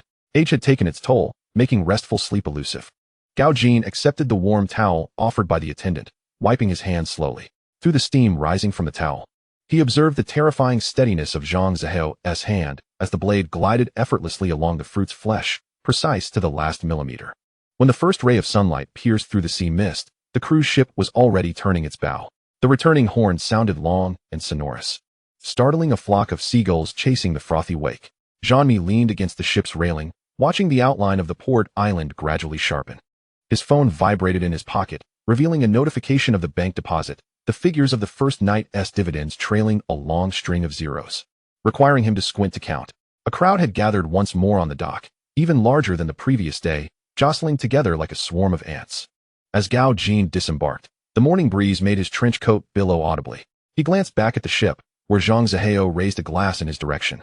The two men locked eyes across 100 meters of sea wind, resembling two beasts sizing each other up. It was only when the black Mercedes convoy pulled away from the dock that Jean-Mi emerged from the shadows. He held a chip in his hand, glancing at it under the sunlight, and suddenly tossed it with a flick of his wrist. The silver arc tracing a path through the air before splashing into the murky waters below. The splash was minimal, quickly swallowed by the waves. He was gone. Zhang Zihao had appeared behind him unbeknownst to him, his suit jacket draped over his arm, preparing for a second voyage at sea in 3 days. With the casino set to add 12 more tables. After speaking, he turned, his polished shoes tapping against the deck. When Zhang Zihao's hand was grasped by Gao Jin, he could distinctly feel the calluses on the other's palm. The gambling king's smile revealed fine lines at the corners of his eyes, akin to the creases left on damp paper as it dried. Long time no see. Gao Jin's voice was imbued with a warmth that seemed to have been meticulously polished like jade. The man behind him, known as Long Wu, stood like a statue, his gaze fixed and unyielding. See you later in the VIP room. When Zhang Zihao released his hand, he patted the back of Gao Jin's hand in a casual manner. He understood that tonight, countless individuals would vie desperately for a seat at that gambling table. The outcome had long ceased to matter. What truly mattered was the ability to nonchalantly recount in the years to come. I once played cards with the god of gambling. Gao Jin nodded slightly. To share a table with Mr. Zhang is my fortune. Their light banter floated away on the deck like feathers in the wind. The attendant guided Gao Jin deeper into the ship's interior, the sound of his shoes on the teak floor fading into the distance. Just as Zhang Zihao turned, he caught a whiff of a fragrance mingling jasmine and amber. I've brought the person. Bao Yuding's voice was sweet as honey, her fingertips brushing against Zhang Zihao's cuff. The promise I made to you should now be fulfilled, correct? He watched the dark red liquid ripple under the light, the glasses clinking together with a faint, crisp sound. Naturally, Zhang Zihao handed over one of the glasses, lowering his voice, but with so many people around, let's meet at the usual place after midnight. The woman's earlobes flushed a coral hue. She shot him a glance, her eyes sharp like a hook wrapped in velvet, then turned and melted into the crowd, her skirt brushing the ground as it stirred a subtle breeze. They remained oblivious to the white figure in the shadows. The woman leaned against the porthole, the crystals on her mask refracting fragmented light. She watched Bao Yuding depart, her nails digging deep into her palm until the pain surged along her nerves. Very good. These 3 words slipped from her lips, light enough to be scattered by the sea breeze as soon as they were uttered. Zhang Zihao suddenly felt a prickling sensation at the nape of his neck. He turned sharply, scanning the swirling heads, the swaying glasses, the tremulous floral adornments in the women's hair. He caught nothing. Perhaps it was an illusion, he mused. This ship bore too many scorching gazes. At that moment, Lian Haolong's laughter crashed into his ears. He approached with a group, like a moving island, his younger brother Lian Haolong closely following, his eyes unusually bright. Incredible. Lian Haolong clapped Zhang Zihao on the shoulder. Last time you mentioned buying a ship, I thought you meant a small dinghy. Actions speak louder than words. Zhang Zihao allowed the hand to rest on his shoulder. If Brother Haolong is interested, why not join me in managing this vessel? Lian Haolong nearly leaped with excitement. Really? Then his words were abruptly cut off. Lian Haolong gripped his brother's arm with a force akin to a vice. Zhang Laodi is just joking. His face wore a smile, yet the corners of his eyes were taut. We are not worthy of basking in the glow of this golden nugget. Spotting an old friend, he almost dragged Lian Haolong away. Zhang Zihao watched the brothers' retreating figures, raising his glass for a sip. As the liquid slid down his throat, he suddenly felt that gaze again, this time cast from behind the second-floor railing. He looked up, catching a glimpse of a white skirt rapidly retracting, like the wing of a startled dove, when Lien Haodong's figure vanished at the end of the dock. The curve of Zhang Zihao's smile faded as swiftly as the receding tide. He leaned against the railing, his fingertips lightly tapping the cold metal, watching as the two silhouettes melded into the distant gray mist. The words loyalty, trust, righteousness rolled silently between his teeth, destined to eventually settle firmly in his palm. By that time, Lien Haodong's irritating visage would no longer have the chance to flit through his sight. As the cargo ship sounded its horn, the Lien Haolong brothers had already boarded the deck. Zhang Zihao turned to greet several other guests, and after a brief exchange, Zhang Mi quietly approached, lowering his voice to remind him that the time had come. The sea breeze, laden with a briny tang, rushed toward them, and Zhang Zihao nodded, signaling that they could weigh anchor. Chapter 36, The Betrayal of the Black Devil. Just as Zhang Mi was about to signal the helmsman, an urgent shout echoed from the shore, a figure sprinting along the embankment. The young man, clad in a faded jacket, was panting heavily. Zhang Mi cast a glance, frowning slightly. Just as he was about to command the ship to continue, he heard a calm directive from behind. Let him come aboard. Although Zhang Mi was puzzled, he nonetheless gestured to lower the gangway. The youth stumbled aboard, sweat plastering his hair to his forehead. As he wiped his face, he bowed to the two men. Thank you for your patience. I am Fang Zhanghua. Zhang Zihao scrutinized the somewhat familiar face, fragments of memory suddenly coalescing. So it was him. Almost simultaneously, a cold voice echoed in his mind. Side mission activated. Assist him in reaching the pinnacle of the stock market within 3 years, fulfill vengeance, and bring him under your banner. Reward, master-level trading skills.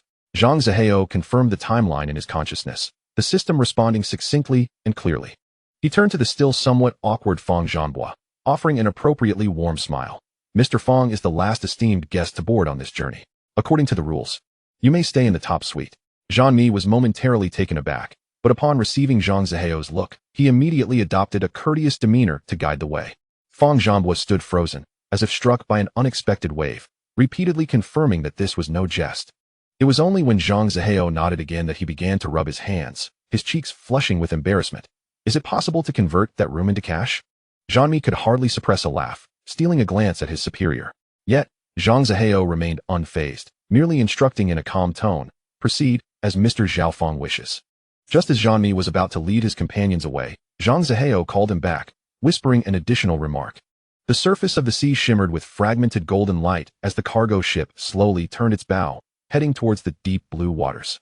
As Zhang Mi escorted the young man away, the sea breeze outside the cabin grew brisk. Zhang Zihao remained motionless until the sound of their footsteps faded entirely at the end of the metallic corridor. He then turned, nodding towards the aircraft and Tianyangyi, prompting several individuals to follow him deeper into the ship's hold. The cabin was lit in a dizzying manner, with the crisp clinking of crystal glasses mingling with the fluctuating laughter, creating an oily film that clung to the air. Someone recognized Zhang Zihao and raised a glass from afar, the curve of their smile perfectly fitting. Zhang Zihao's gaze swept over the swaying faces before suddenly fixating on a figure making their way into the inner cabin. The curvature of their waist and the rhythm of their steps etched in his mind. He instinctively moved to pursue, but Bao Yuding, seemingly anticipating the moment, stepped across to block his path. Zhang Zihao, her voice was sweet, yet laced with thorns. That look in your eyes makes you seem like you've lost your soul. What have you seen? By the time he hesitated, the figure had vanished into the shadow of the cabin door, never to be seen again. Zhang Zihao withdrew his gaze, swallowing hard, before forcing out a smile. Misplaced my attention, thought I encountered an acquaintance. An acquaintance? Bao Yuding let out a scoff from her nose, her sidelong glance brushing against his cheek. Surely not one with such a slender waist and long legs, right? Without waiting for his response, she pivoted on her high heels, her skirt blooming like a half-open black flower, and soon she was gone. Just as Zhang Zihao was about to step forward, Xiao Wang had already sidled up to him. His voice lowered to a whisper in his ear. Brother Zihao, that fellow has been settled in. Just curious, why do you particularly look out for him? It's merely a matter of affinity. Zhang Zihao's gaze continued to follow the direction in which Bao Yuding had disappeared. Protect him. Ensure he doesn't suffer any losses on our turf. There's no need for further inquiry. Understood. Once Xiao Wang retreated, Zhang Mi leaned in closer, his voice even more subdued. The gambling king has arrived, waiting for you inside. Zhang Zihao's brow twitched slightly. Just in time. My hands are itching. Are you truly going? Zhang Mi's eye twitched. After all, it was Gao Jin. What's wrong with Gao Jin? Zhang Zihao adjusted his cuff, the metallic cufflink glinting coldly. At the poker table, it's the cards that matter, not the names. No sooner had he spoken than a soft cough came from behind. The two turned to see Gao Jin standing 3 steps away. a smile playing at the corners of his mouth, its depth inscrutable. "Mr. Zhang, you seem to be in high spirits," he remarked, slowly rubbing the jade ring on his ring finger. "Then please, let us begin, but do know when to stop." They were set to play on the third level of the cruise ship. The deep red carpet absorbed their footsteps, and the air was thick with the mingled scents of cigars and old banknotes. The host bowed, leading them to a private table at the far end. The velvet surface of the table green as a bottomless lake. The two sat facing each other. Gao Jin leisurely shuffled the cards, the playing cards flying gracefully between his fingers. "Mr. Zhang, you appear remarkably composed," he observed, without even raising his eyelids. "Do you play often?" "Occasionally, for amusement." Zhang Zihao leaned back into his chair, yet his gaze remained fixed on Gao Jin's shuffling hands, a mere display of skill, not daring to show off in front of the gambling king. Too polite. Gao Jin finally lifted his eyes, his pupils reflecting two cold stars under the chandelier. The game was not just about reputation, it was a matter of winning and losing. The first card slid to Zhang Zihao's side. He refrained from touching it with his fingers, merely casting a glance at the corner of the card. Outside, the faint sound of waves echoed, muffled, as if some great creature were slowly turning beneath the deep waters. As the manager bowed and opened the door to the private room, the light from the crystal chandelier just grazed the jade ring on Gao Jin's ring finger. Zhang Zihao stepped aside to let the gambling king pass, his peripheral vision catching the slight tremor in Lian Haodong's fingertips, the man striving to suppress the upward curve of his mouth. "Guessing the size seems rather lackluster." Lian Haodong loosened his tie, the ivory chips clinking in his palm. "Why not play Texas Hold'em? The minimum bet is 500,000. As the dealer unwrapped the new cards, Gao Jin was polishing his gold-rimmed glasses with velvet cloth.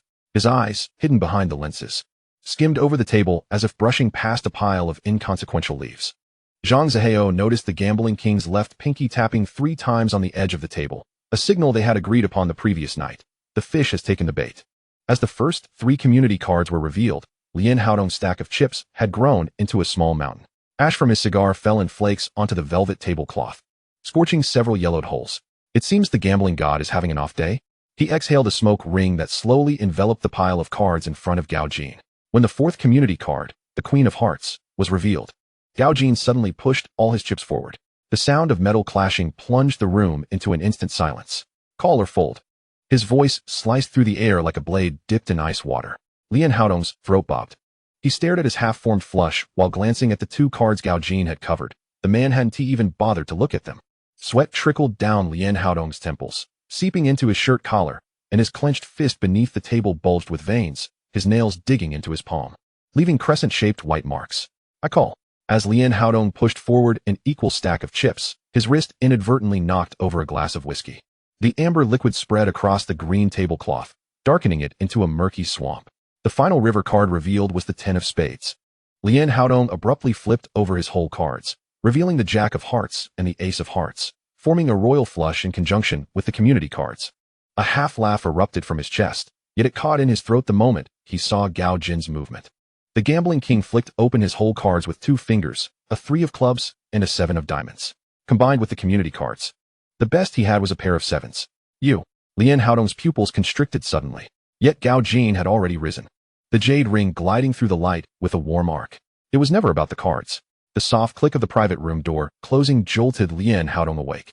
He looked down at his trembling hands, realizing that the chips had somehow transformed into stacks of debt collateral documents. Zhang Zihao stood opposite him, sliding the final signed document across the table's edge. "Mr. Lian, what you need to consider now is which property to mortgage." As Zhang Zihao's words drifted into his ears, a silent scoff rolled through his chest. This was the moment he had been waiting for. His expression remained unperturbed, merely turning slightly, tapping his fingers gently on the table's edge, his tone laden with advice as he addressed Lian Haodong. "Brother Dong, your luck has been rather good tonight. It would be wise to know when to stop." He paused, his gaze seemingly nonchalant as it swept across the main seat where Gao Jin was dealing. The depths of the situation unfathomable. Had he not intervened, Lian Haodong might have retained a fraction of clarity. The moment those words reached his ears, a tightness gripped Lian Haodong's neck, a fire igniting in his eyes. "Zhang Zihao, are you looking down on me, Lian Haodong?" He slammed his palm onto the table, the chips clattering loudly. "Money? Have I ever lacked for that? Gao Jin, you must follow through with this round, even if you don't want to." His voice elongated, the corners of his mouth twisting into a fierce arc. "This ship may not dock easily." Zhang Zihao lifted his gaze, meeting Gao Jin's eyes across the table.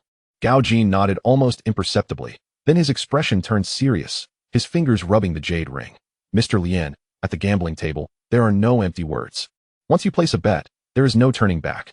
Enough with the chatter. Lien Haodong swatted away the ice towel offered by the attendant. Even my spit is worth a fortune. Do you think I would rely on such trifles from you? Let us get started.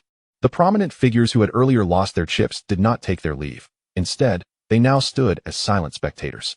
Their gazes were fixed upon the mountain of chips before Lien Haodong, watching as it gradually diminished, collapsing until only a few solitary tokens remained scattered across the green felt. In just a couple of hours, not only had he relinquished all his winnings, but he had also sunk millions more into the game. Lien Haodong, with an empty palm, felt beads of sweat forming at his temples. At that opportune moment, Zhang Zihao leaned closer, his breath warm against Lien's ear.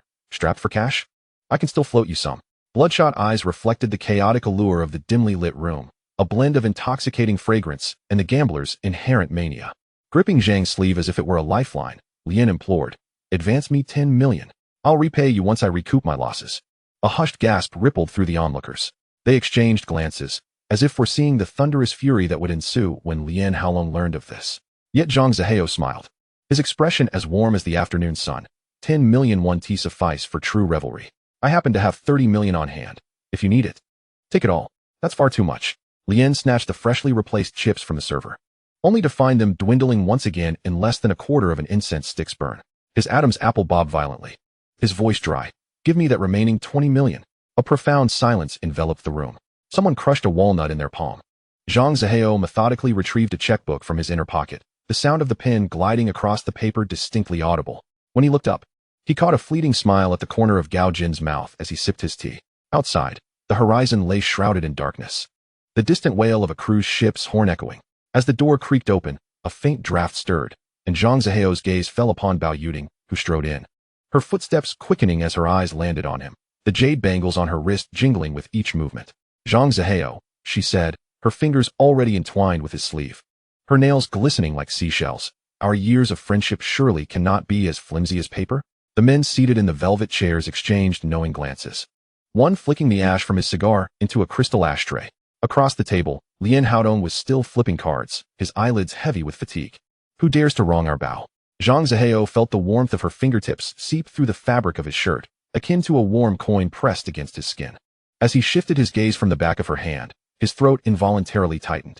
Who else could it be? Bao Yuding's nose crinkled slightly at the thought. The chips piled high were enough to obscure her ankles, yet within the hour, they had vanished into others' pockets. "You need to help me reclaim them, if you can't." She trailed off, the earring of South Sea pearls swayed with her head's movement. Laughter echoed from the corner. "Debts are indeed the hardest to repay, Mr. Zhang." A voice chimed in, the cigar smoke swirling lazily in the chandelier's glow. As Zhang Zihao rose, his coat brushed against a half-full glass of whiskey, the amber liquid spreading across the tablecloth like a dark map. The corridor's carpet absorbed the sound of their footsteps. Bao Yuding moved closer, her scent mingling with the unique aroma of tobacco and rust. "That masked woman," she spoke rapidly. "I bet high while she bet low. I chose red, she picked black, clearly shadowing my every move. A mere figure of 100,000 to you is just a number." "A number?" Bao Yuding suddenly halted, the tip of her stiletto pressing against the side of his shoe. "It's a matter of face. In the collaboration, if you suppress her, I will grant you half a point." Zhang Zihao watched the glimmer of the chandelier reflected in her pupils, but the words caught in his throat. As she turned, her skirt swirled in deep green waves, reminiscent of a pond disturbed by a thrown stone in the dead of night. In the hall, the crowd formed a circle around the slowing roulette. The ivory ball bounced between the red and black squares before finally settling into the 37th slot. The spectators exhaled a mixture of sighs and gasps. The masked woman gathered the chips, her black gloves contrasting sharply with the ivory tokens. Her movements possessed a peculiar rhythm, her pinky subtly raised with each push of the chips. Zhang Zihao scrutinized the angle of her wrist, noting the absence of any tremor or suspicious pause. All her actions flowed as smoothly as the roulette spinning again, and he navigated through the throng to stand opposite her at the table.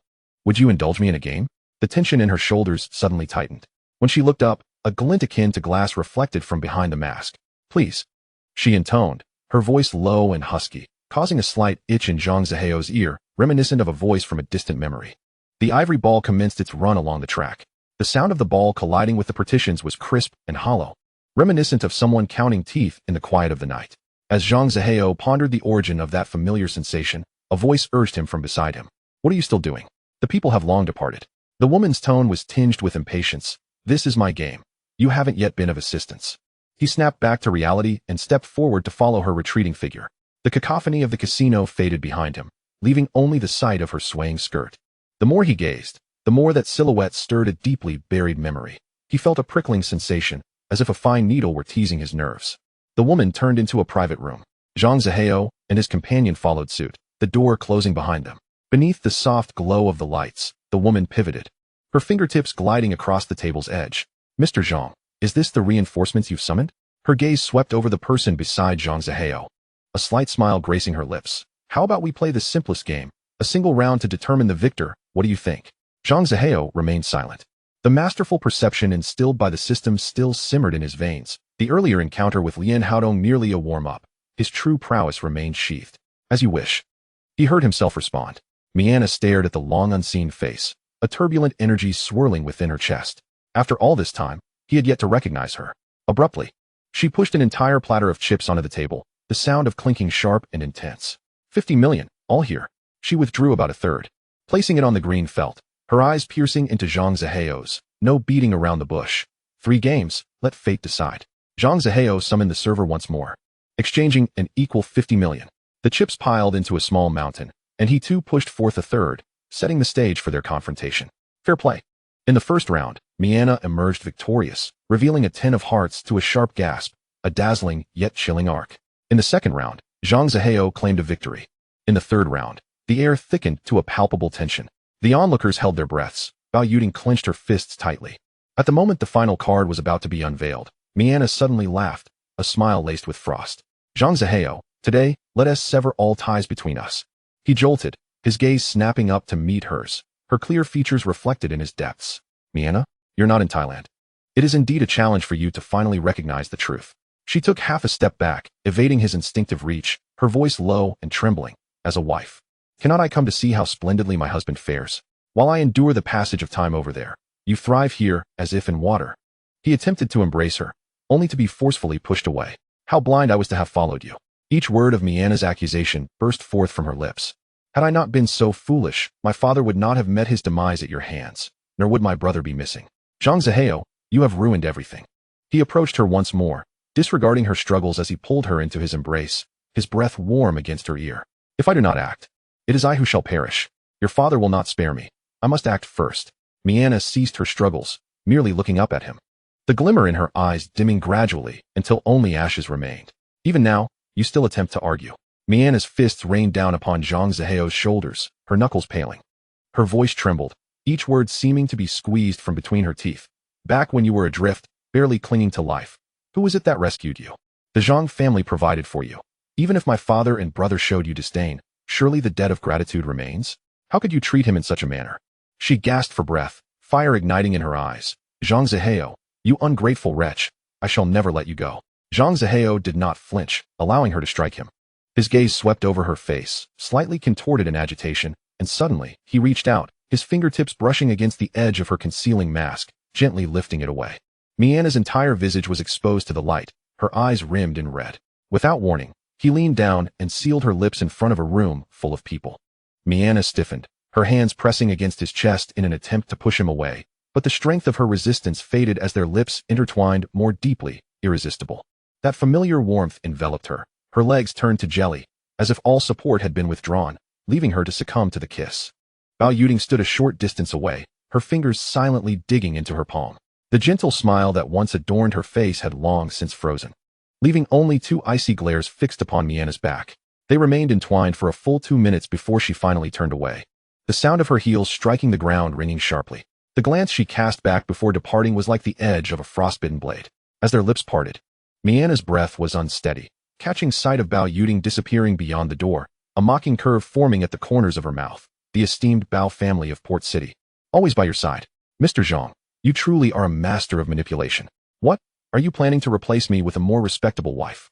Zhang Zihao remained silent, only feeling the icy sting in her words. He kissed her again, this time more slowly and heavily, until he sensed her finally yielding, no longer resisting. And he gradually released her. His thumb brushed over her disheveled hair, his voice low and husky. Mianna, I understand your hatred towards me. But back then, it was either his death or mine. Do you truly wish to see me become a corpse?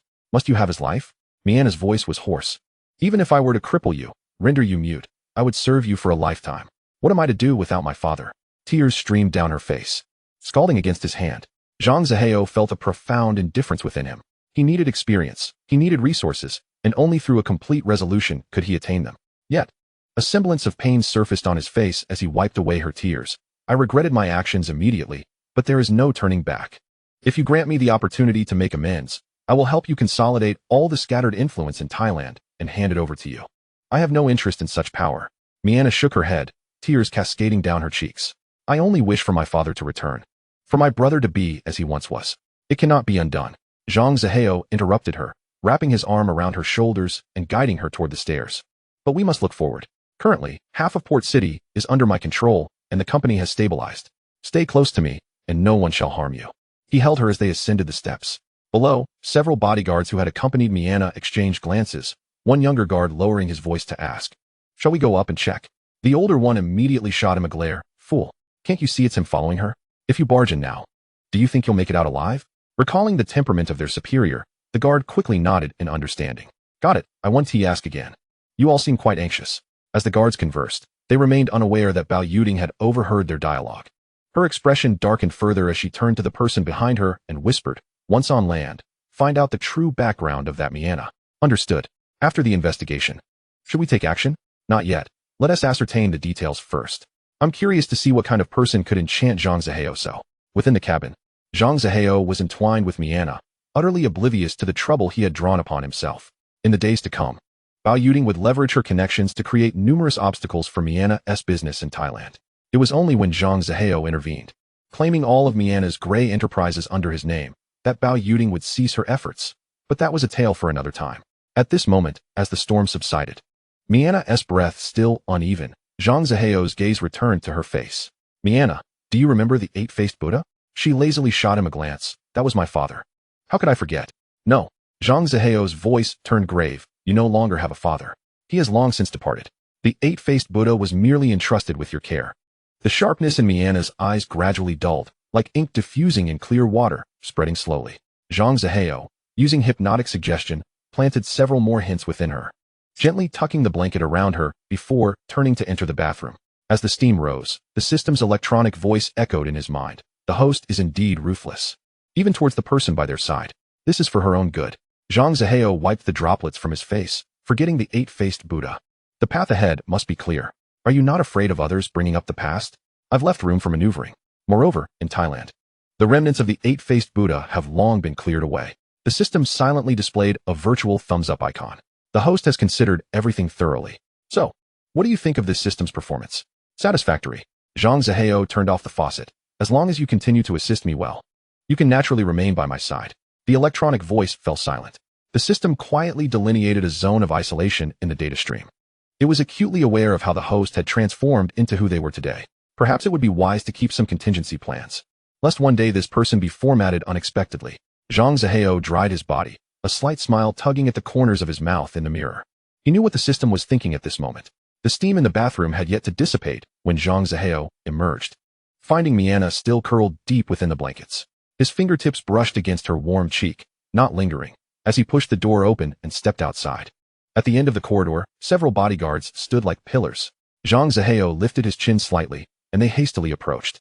"She is tired and asleep. We don't need you here. You may disperse." His voice was flat and calm.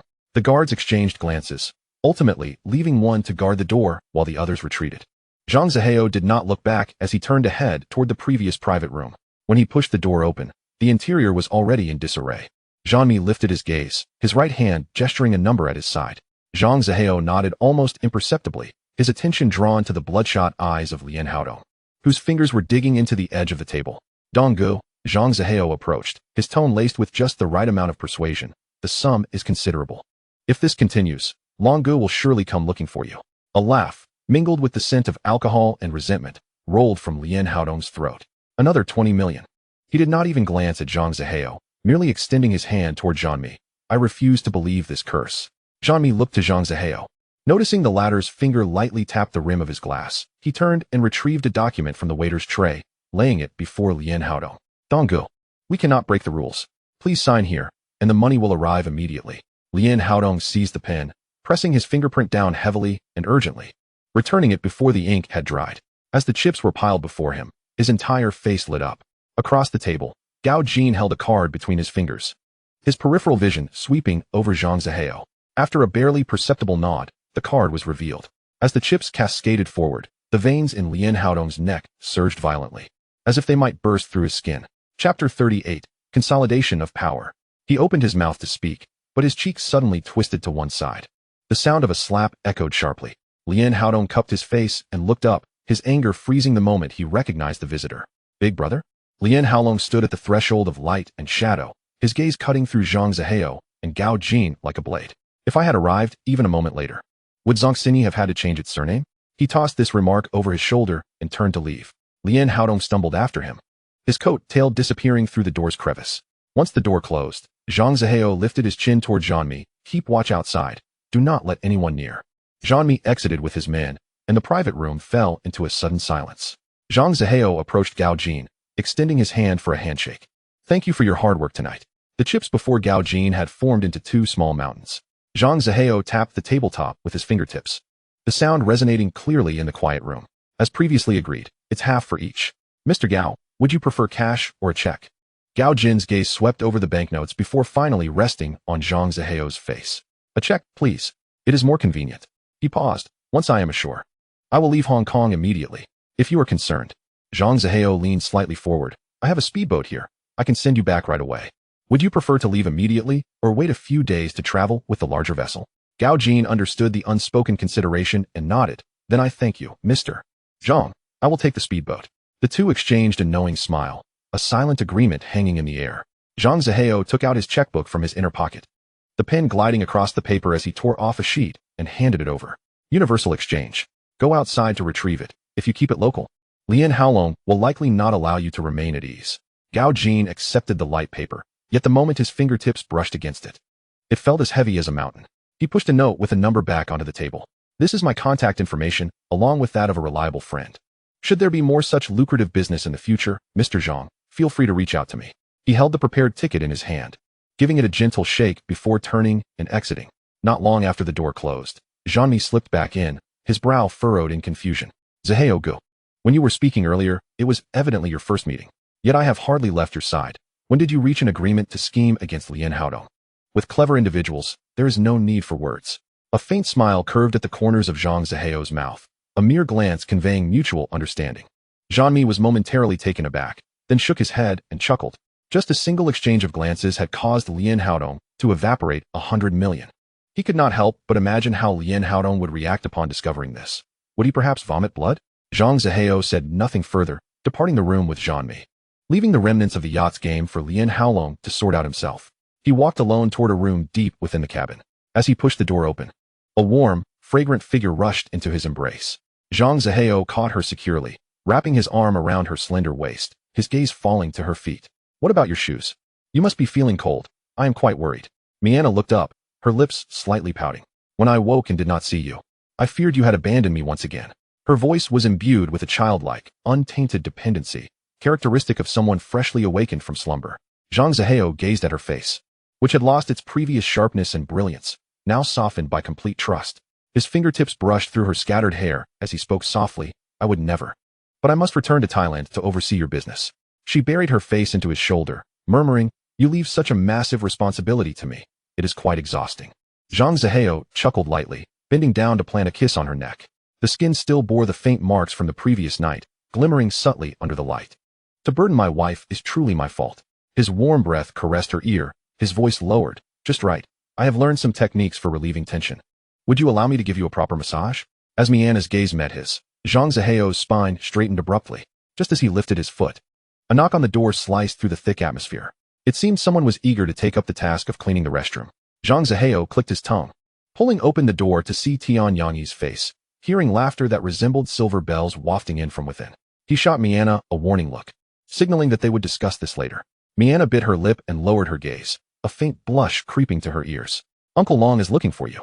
Tian Yangyi's eyes darted around the doorway, his Adam's apple bobbing. He says there is something urgent to discuss.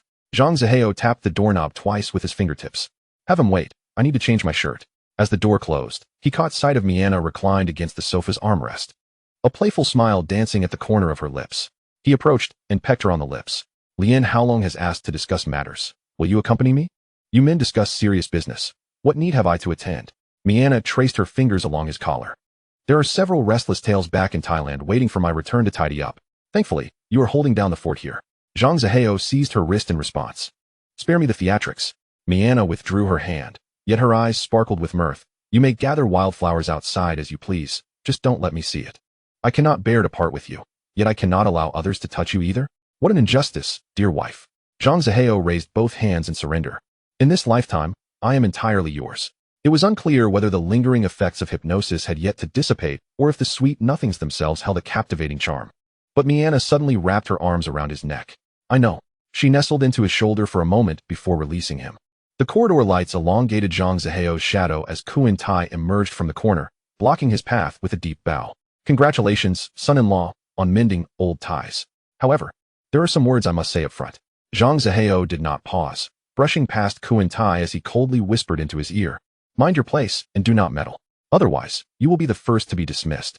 He strode directly toward the depths of the cabin, the sound of his polished shoes on the carpet gradually being drowned out by the crashing waves.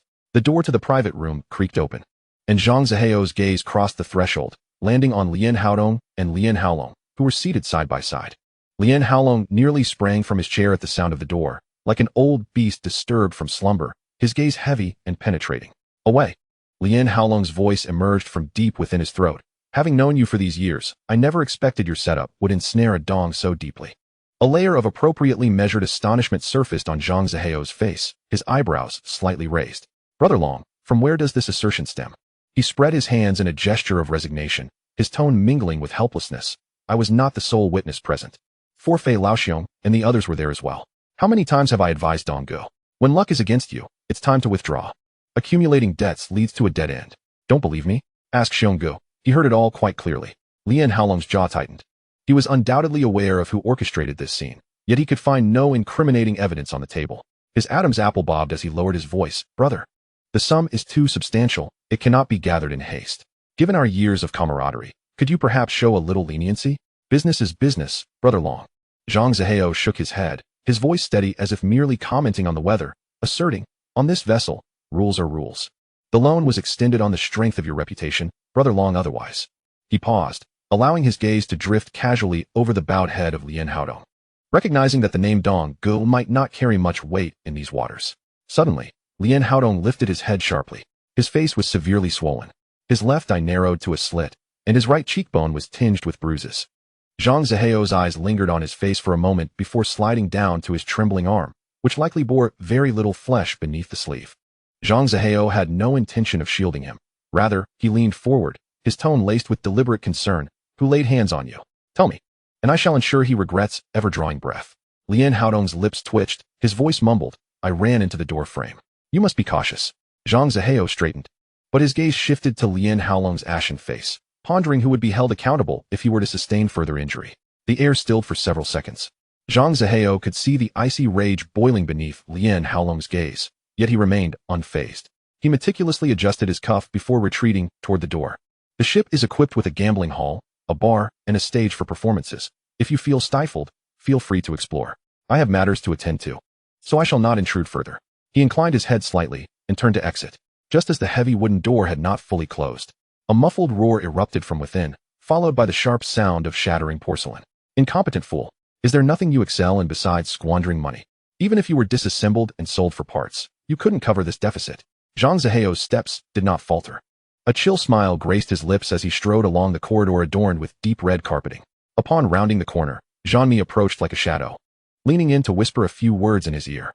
The nonchalance on Zhang Zihao's face instantly vanished, his expression growing somber. As Jean-Mi pushed open the door to the lounge, the mingling scents of rust and disinfectant assaulted his senses. Two young men, clad in servant uniforms, were bound to chairs, their collars askew and their forelocks drenched in cold sweat. Zhang Zihao halted at the threshold, his gaze slicing through the young men's distorted faces like a scalpel. Are these the two rats? His voice was low, yet it sent a shiver down Jean-Mi's spine. The individuals in the chairs jerked their heads up suddenly, their scare bloodshot. The Ni family has no rats. The one on the left squeezed out the words through clenched teeth. Blood debts must be repaid. Zhang Zihao did not respond, Instead, he approached slowly. The sound of his polished shoes on the carpet resonated like a countdown.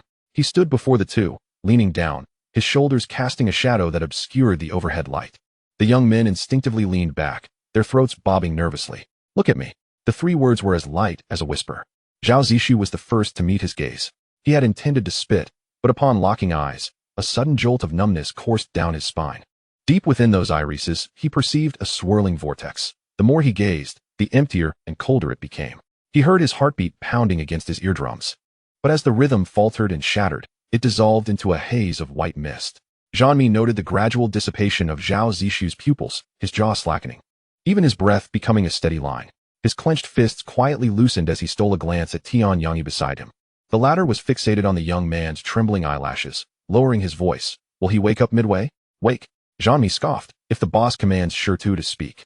Even Shirtu would report the moss species growing in the seams. At this moment, Zhang Zihao raised his index finger, drawing a slow arc before Zhao Zishu's eyes. "Your name?" "Zhao Zishu." The words rolled off his tongue flatly, as if reciting a script. "Old Madam and I, is my grandmother." "How many people boarded the ship?" "Including myself, 24. Tianyang in the corner momentarily gasped. Yet, Zhang Zihao's expression remained unperturbed as he continued. "How do you identify your own people?" "On the left sleeve. There are 2 folds. On the cold storage door in the kitchen, there's a chalk mark indicating seagull returns to the nest during the night shift change."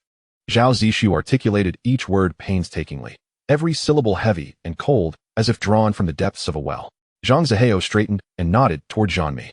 As the paper and pen were placed in Zhao Zishu's hands, he instinctively tightened his grip around the pen, sketching a crooked yet clear map delineating where the temporary storage point was, which ventilation duct led to the engine room, and which waiter had a short-range communicator tucked at their waist. The scratching of the pen against the paper resonated in the air, slowly freezing the atmosphere of the lounge into ice. Once the last drop of ink dried, Zhang Zihao withdrew the paper and turned to exit. "In 20 minutes. I want the cages of these 24 rats locked tight."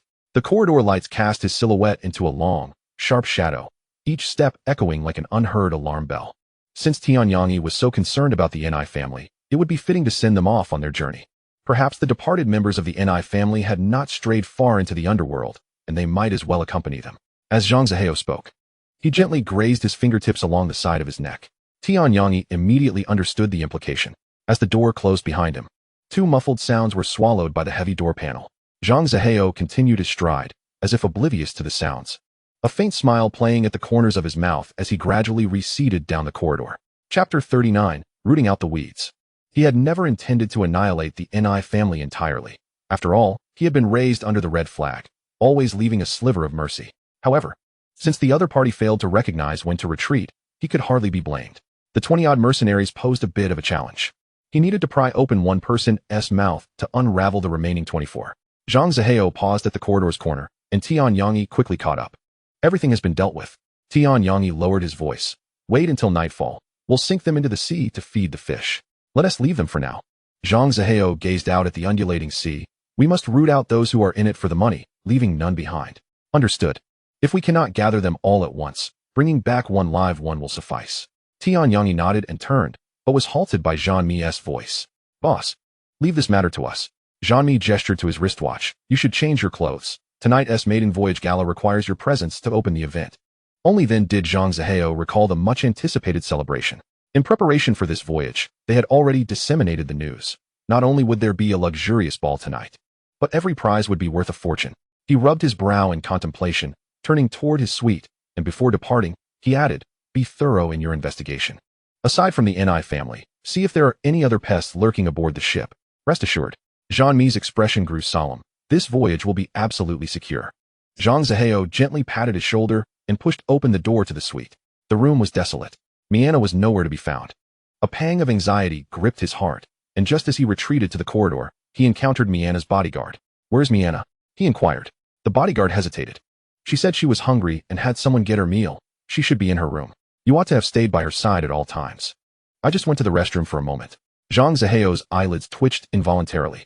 He turned and dashed back into the room, searching through the wardrobe, the terrace, and the bathroom, but there was no sign of Mianna. A cold sweat instantly crept down his spine. He yanked open the door, ready to shout, when a soft voice drifted towards him from the far end of the corridor. Turning his head, he saw a woman dressed similarly to Mianna approaching him. However, Her gait and silhouette were stiffer than Miana's, with slumped shoulders and an exaggerated sway of the hips, resembling someone in ill-fitting theatrical attire. His gaze swept over her dress. The stitching and fabric glimmering under the light, unmistakably the very outfit Miana often wore. He remained silent, waiting until the figure was within 5 paces before raising his hand. His tone laced with just the right amount of urgency. "Where have you been? I've been worried sick from your absence." Before his words had fully escaped his lips, he stepped forward, wrapping his arms around her and feeling the stiffness in her shoulder blades. He did not grant her a chance to struggle, half supporting and half pushing her into the cabin, the door locking with a definitive click behind them. In the surveillance room, smoke swirled around. A man, cigarette dangling from his lips, glanced at the bound Miana in the chair, flicking off the ash. "They say Zhang Zihao cherishes you dearly. How could he fail to recognize a counterfeit? Look." He embraced a fake and brought her inside. The ropes around Miana's wrists tightened, yet her expression remained as tranquil as a still pond. Her gaze fixed on the closed metallic door, her lips pressed into a pale, straight line.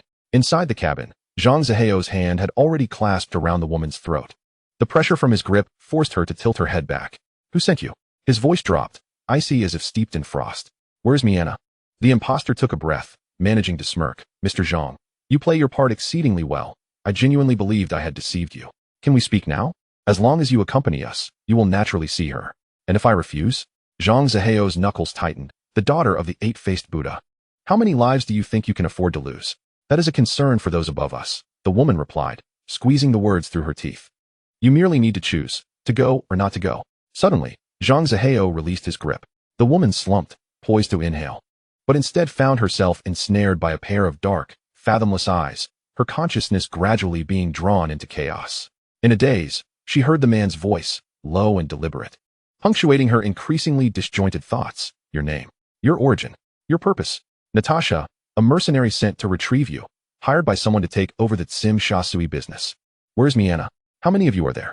10 of us are in the surveillance room, planning to act under the cover of night." Zhang Zihao withdrew his gaze, and Natasha crumpled to the floor.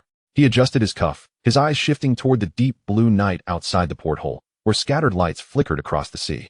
Standing by the porthole, the salty sea breeze slapped against his face. This journey had only just begun, yet the blades lurking in the shadows had already threatened his throat twice, with 2 mercenary scouts pried loose like rusted nails. He twirled his fingers, turning toward the woman named Natasha. "From this moment forth, your life is tethered to mine." His voice was lower than the vibrations of the engine room. "Lead the way back to the cabin, using your last breath to protect Miana." "Understood." The haze of confusion in Natasha's eyes suddenly cleared, her pupils sparkling with renewed light. She broke into a saccharine smile, her arms coiling around Zhang Zihao's elbow like a serpent. "Darling, it's time for you to meet my sisters." The cold barrel of a gun simultaneously pressed into the fabric of his lower back, sending jolts up his spine. Zhang Zihao allowed her to guide him forward. As they turned the corner of the corridor, they bumped into Tian Yangyi, who was approaching. "Boss, the banquet is about to begin." Tian Yangyi's gaze flicked over their entwined arms. "You haven't changed out of your formal wear? Take her to the deck for some fresh air." As Zhang Zihao sidestepped, he deftly flicked his wrist, curling and then releasing 3 fingers, a code from his days on the streets, signaling that the bait had taken the hook. Tian Yangyi's brow remained unruffled. Feigning to light a cigarette, he turned, his figure swiftly swallowed by the shadows of the corridor. The blue glow of the surveillance screen flickered in the narrow cabin. The woman clad in a silk nightgown was bound to a folding chair, the knots digging deeply into her wrists. A man with a scruffy beard watched the footage, sneering. "They say Zhang Zihao is the new king of hell on the island, marrying the daughter of the 8-faced Buddha, claiming all of Tsim Sha Sui as his own." He sauntered over to Miana, pinching her chin to force her to look up. "What a pity, the convoy that once pursued you could stretch from Penang to Bangkok, only to find you in this quagmire." Miana's eyelashes did not flutter. Instead, she fixated her gaze on the rusty vent. A knock echoed through the door. The moment it swung open, Zhang Zihao abruptly shoved Natasha aside and lunged forward, his fingers just brushing the knot when the cold muzzle of a gun pressed against the back of his head. The unique chill of metal seeped through his hair, freezing him in place. The bearded man's voice carried a mocking tone. "Why the rush? The real show is just beginning." As Zhang Zihao stepped onto the deck, the sea breeze was pungent, and the rough ropes around Miana's wrists had already drawn blood. The gunman stood with his back to the moonlight, the barrel glinting coldly in the damp air. "You think you can just take her without a word?" The man's voice scraped against the boat's deck like rusted metal. "Zhang Zihao, do you have a death wish?" One by one, the fibers of the rope began to snap. Zhang Zihao's fingertips moved steadily, his gaze never lifting. "You bound her to lure me out, didn't you? Now that I'm here, release her." Release? The gun's point suddenly swung towards Miana's temple. Since you are married, shouldn't you live and die together? Before the last syllable faded, another cold metal surface pressed against the gunman's temple. His neck stiffened as he turned to the right. Natasha, her pupils glazed over, held the gun with her finger poised on the trigger. You. His throat tightened. Natasha, do you dare to betray us? There was no answer. This mercenary, known for her swift decisiveness, now resembled a marionette, her breathing rhythm frozen at a fixed frequency. Zhang Zihao finally untied the last knot. He stepped in front of the man, his index finger tracing arcs before his eyes. Once, twice on the third pass.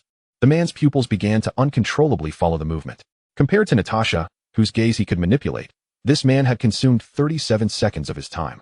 Zhang Zihao produced an old pocket watch from his pocket, its chain arching just enough to block the moonlight streaming through the porthole. When the watch brushed past the man's nose for the third time, his taut shoulders slumped. Your name? Zhang Zihao put away the pocket watch. Who sent you after my people? The man's facial muscles twitched, his teeth grinding audibly. Zhang Zihao leaned closer to his ear, his voice lower than the crashing waves. A few syllables later, the struggling ceased. Wu Qitian. The man's eyes were vacant as he revealed the code. The Jiaolong Mercenary Corps received the contract. The employer is Da. He wants you to sign documents relinquishing all your stalls. If you can't sign, you won't be allowed to return to Hong Kong. The cabin was filled only with the low, rumbling hum of the engine. Zhang Zihao recalled the beaming face that greeted him each time they met. Those hands that always eagerly offered cigars. Beneath that smile, however, lurked the hidden fangs. At this moment, Miana dared to step forward. As she grasped Zhang Zihao's arm, her fingertips trembled. When did you learn such hypnotic arts? She paused, suddenly tilting her face upward. You haven't used it on me, have you? Zhang Zihao was momentarily taken aback, then burst into laughter. You are my wife. He brushed his thumb over the bloodied marks on her wrist. How could I turn a blade upon my own? Miana buried her face into the hollow of his shoulder, her breathing gradually steadying. When she looked up again, her gaze flickered towards the two rigid figures. What shall we do with them? Throw them into the sea? No. Zhang Zihao's eyes turned towards the inky expanse of the ocean, recalling the dragon that had occupied the Malay Peninsula for 7 years. Their net there had yet to be cast. As he turned, his polished shoes splashed through the puddles on the deck. Let them return. From this day forth, every undercurrent in Malaysia must flow in our direction. Miana's fingertips glided over the velvet fabric, a flicker of doubt rising in her eyes. The fit was almost too precise. She lifted the gown to her front, the curve of the waistline flawlessly accentuated. Zhang Zihao took the button of her nightgown from her hand, the metallic clasp glinting coldly in his palm. Every night when I close my eyes, I can envision you adorned in it. His voice dropped to a whisper. As if reciting some incantation, the curve of your shoulder blades, the shadow of your spine. Even that faint scar on your left knee from your fall in Chiang Mai 3 years ago, do you remember? Outside, the sound of a cruise ship's horn echoed. The monitor in the control room still glowed. 9 hypnotized individuals moved mechanically down the corridor, their steps unervingly synchronized. Tian Yangi lingered at the corner, smoking, catching a glimpse of Wu Qitian's hollow eyes as ash fell onto his polished shoes. The boss always has some devilish tricks, one of the brothers muttered, only to be silenced by Tian Yangi's glare. In front of the changing mirror, Miana pulled up the zipper at her back. The burgundy satin flowed along her curves, tightening at her waist before flaring out into a cascade of waves at the hem. As she turned, the fabric captured all the light. Truly stunning, stunning as if it were a meticulously laid trap. What about the pocket watch? She suddenly inquired. Zhang Zihao, adjusting his cufflinks, retrieved the antique watch from his inner pocket.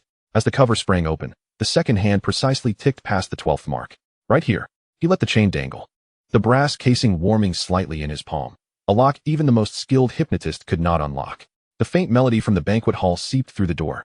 Miana took 2 steps closer, her high heels making no sound on the carpet. She reached out to touch his wrist, feeling the steady pulse beneath his skin. Those 8 individuals. She raised her eyes. What if they suddenly awaken on the deck? They want tea. He interrupted her, his thumb brushing against the satin ribbon at her collarbone. Hypnosis is not magic. It is implanted instruction, like writing new code into a computer. Unless the original code is found. He suddenly chuckled, the corners of his eyes crinkling with fine lines. And that code is with me.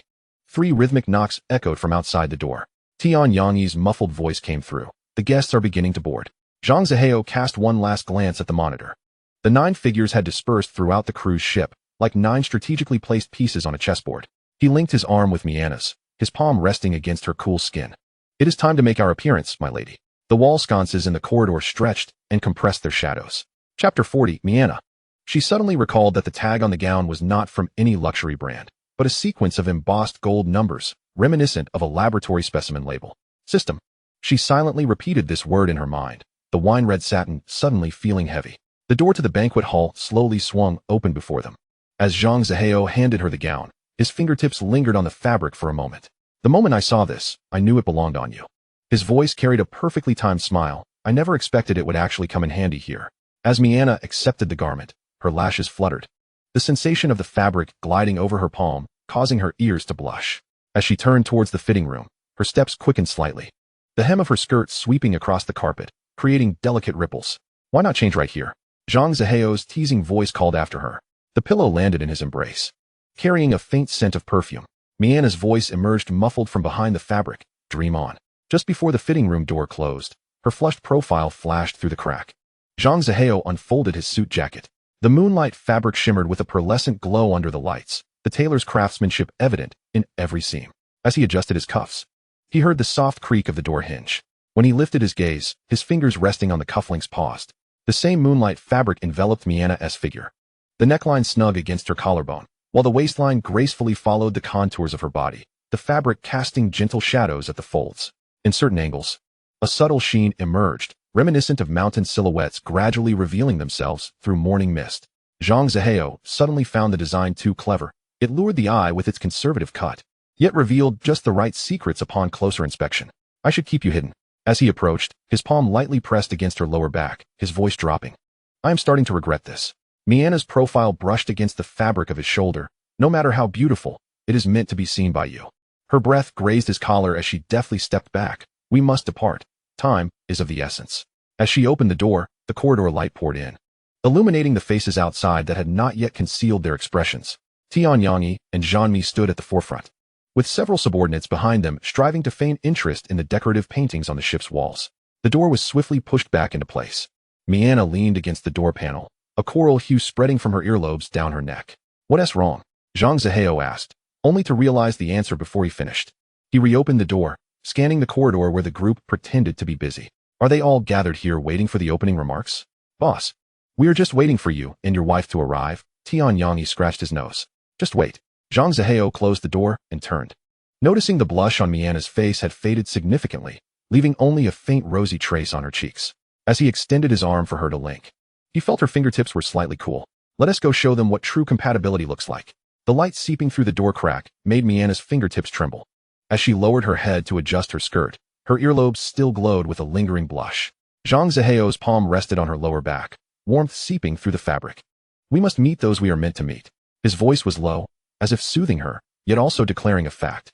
Laughter and chatter echoed from the end of the corridor. Tianyangyi, who had been leaning against the wall, lifted his gaze upon hearing footsteps.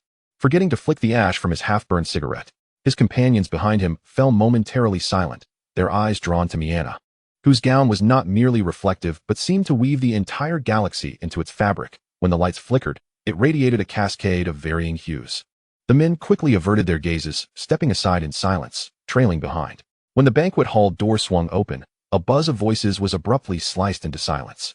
Countless gazes fixed upon them, adhering to their intertwined hands, glistening in the soft glow of her flowing skirt. A group of women clad in tailored skirts gathered near the champagne fountain, their manicured nails gripping the glass handles. Where did they come from? The one in the deep crimson gown squeezed out a sound through her teeth, wondering when Mr. Zhang could tolerate such ostentation by his side. Just look at that waist twisting. Another scoffed, though she dared not raise her voice. They were oblivious to the man lurking in the shadows behind them. Kuan-Tai slowly swirled his wine glass, the glass reflecting the taut line of his jaw like a drawn bowstring. He etched the faces adorned with makeup into his memory as the dregs of wine swirled at the bottom of the glass. At that moment, Bao Yuding weaved through the crowd. The red wine in her hand resembled a pool of congealed blood. She halted just a step before Zhang Zihao, her smile perfectly arched. Yet her eyes remained unyielding. Mr. Zhang, she began, slightly raising her glass. Who might this be? Mianna felt the muscles of the arm she held tighten slightly. She edged forward half an inch, her shoulder nearly brushing against Zhang Zihao's arm. I am Mianna, she introduced, her voice crystalline. Like shards of ice falling into a glass bowl, Zhang Zihao's wife. The word wife struck the air, eliciting a wave of suppressed gasps. Some exchanged bewildered glances, while others, particularly a few middle-aged men with slicked-back hair, abruptly paled and silently retreated towards the terrace. Zhang Zihao's peripheral vision caught the vanishing figures, but he remained still, only steadied his palm more securely against Mianna's waist. He led her towards the small stage at the front of the hall. The crystal chandelier poured down light like a waterfall, illuminating the intricate patterns on her gown that flickered like breath. Countless faces looked up like a silent ocean. Tonight, the waves are calm, Zhang Zihao declared, his voice low yet commanding, overpowering all the hushed sounds. He glanced at Mianna, who had slightly raised her chin, her neck forming a luminous arc perfect for introducing my wife. In the corner's shadow, Kuan Tai drained the last sip of his drink. The glass made no sound as it was placed down. The chandelier within the banquet hall illuminated every face brightly. As the host announced the commencement of the lottery, applause surged against the walls like a tide. The man on stage raised his hand in a calming gesture, and the commotion gradually subsided. He gestured to a woman clad in a silver-gray gown, who approached the lottery box, retrieving 10 slips of paper from the plush depths. Upon announcing the 7th name, a figure in the crowd paused momentarily. The name Fang Zhanghua caused Zhang Zihao's eyelashes to tremble imperceptibly, but he quickly averted his gaze. As though it were merely an inconsequential stranger's name, the winner was escorted to the side hall for prize collection, and the crowd erupted in envious gasps. The first round of prizes was particularly substantial, 100 Hong Kong dollars, 000, or the keys to an apartment in Tsim Sui. A few simply dressed individuals clutched their slips, their knuckles turning white. They had only come to witness the grandeur of this vessel. The music flowed like water over the edge of the dance floor. Zhang Zihao extended his hand to his wife, and Mianna delicately placed her fingertips in his palm, her lips curving into a gentle arc. "This piece belongs to me," she whispered softly, audible only to him. He wrapped his arm around her waist, leading her into the interplay of light and shadow, whispering against her ear. "The next one too." Not far away, Bao Yuding leaned against a column, the rim of her champagne glass resting against her lips. She followed the dancing couple with her gaze until someone obstructed her view. Lian Haolong swirled the amber liquid in his glass, his smile not quite reaching his eyes. "Would you like to switch and stand beside him?" Bao Yuding raised her eyes to him and suddenly smiled. "Mr. Lian, some paths, once taken, cannot be retraced. I would rather wait here." She downed the remaining wine in her glass, and, as she turned, her skirt swept across the cold marble floor.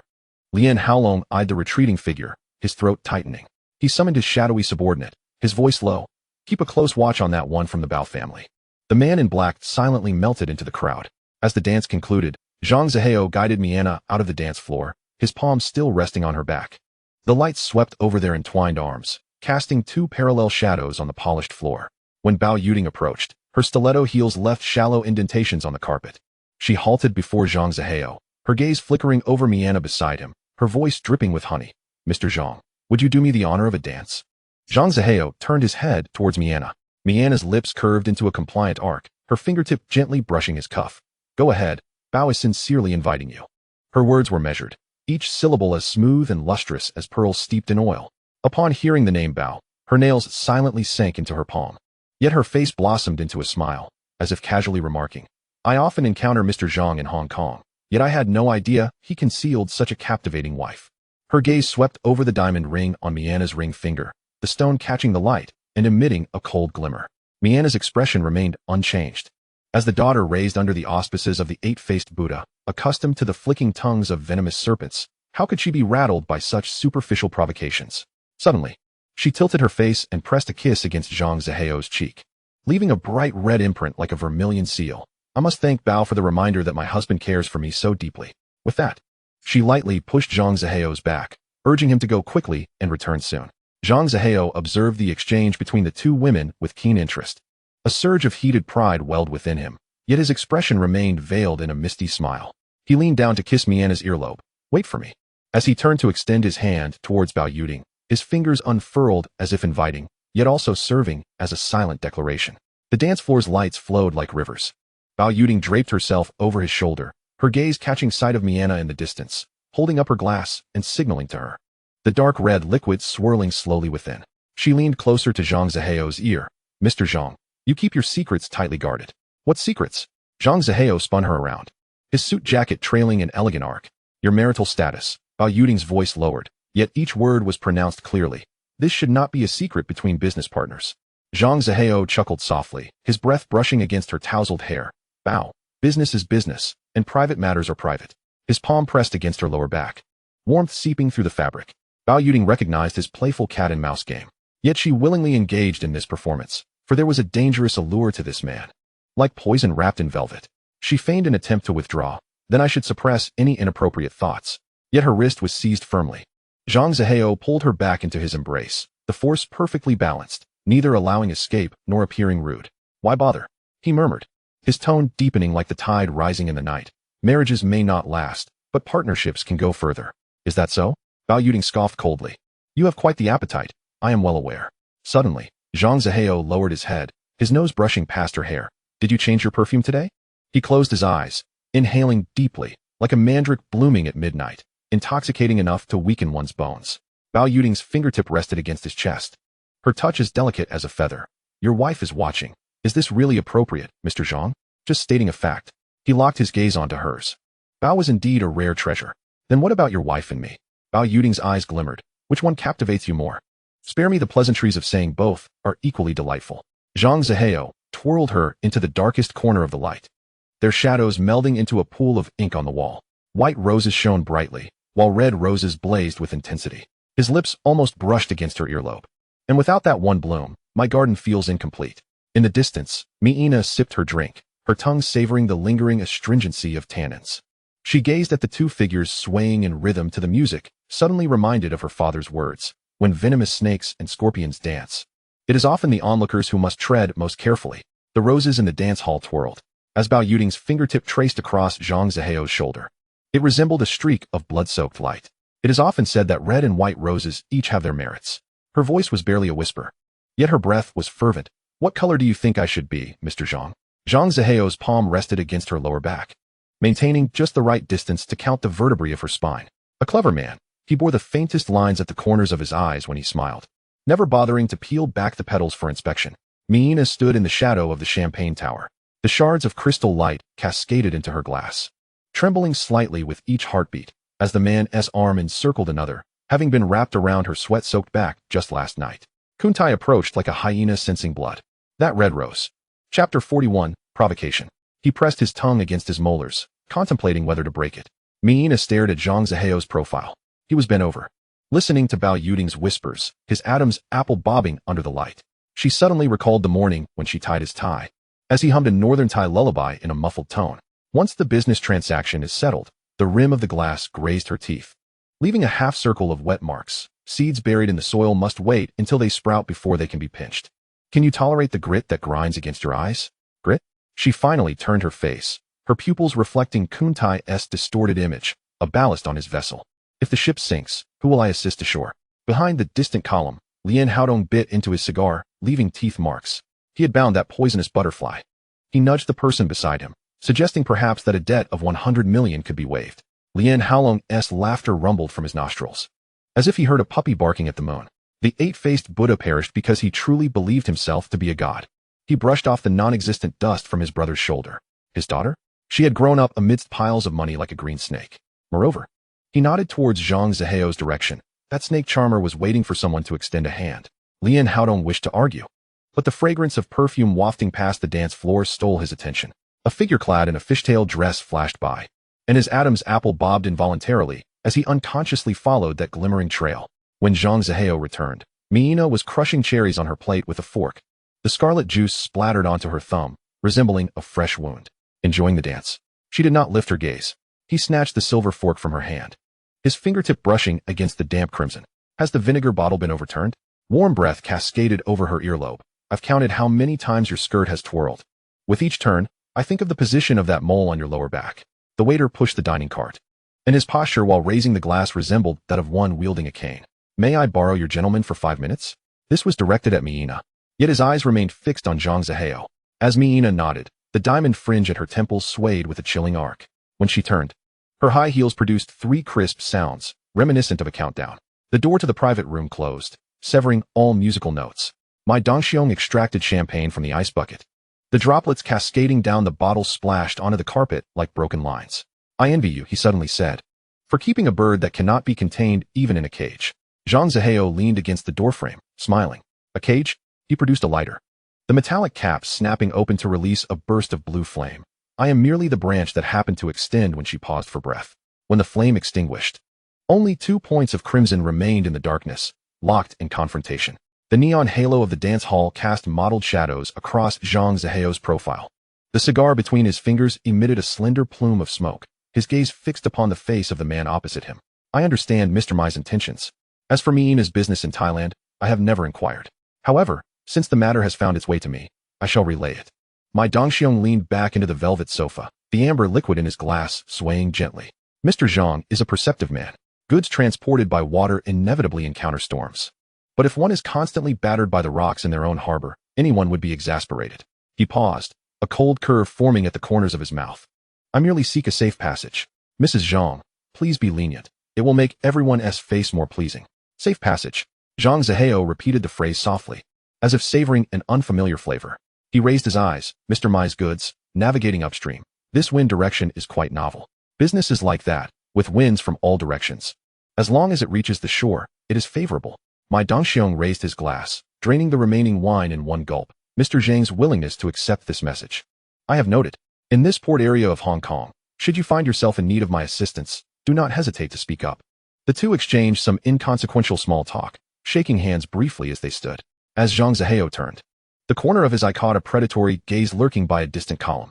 He did not pause, merely tugged the corner of his mouth faintly in that direction before stepping directly into the night outside the revolving door. Lian Haolong's fingers, gripping the crystal glass, turned slightly pale.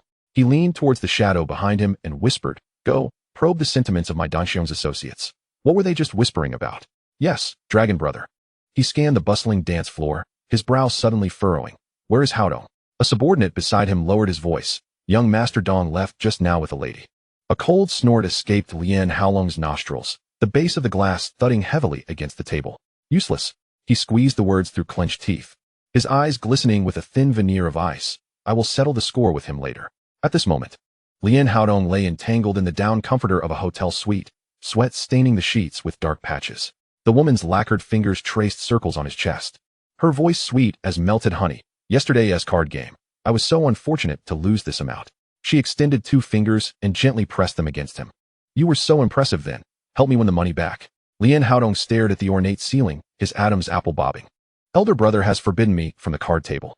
"Oh." The woman elongated her tone, her fingertip lightly tapping his chin.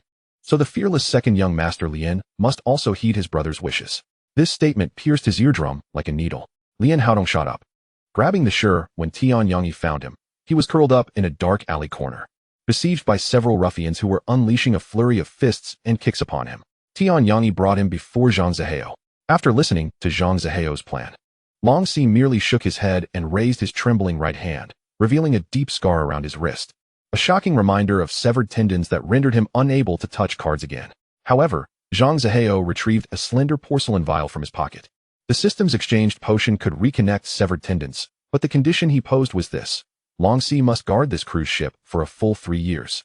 With an annual salary of 5 million, he could also receive a 2% cut of any substantial winnings. Long Si's gaze fixated on the vial, a flicker of light igniting in his eyes, and before the last syllable had escaped Zhang Zihao's lips, he nodded emphatically.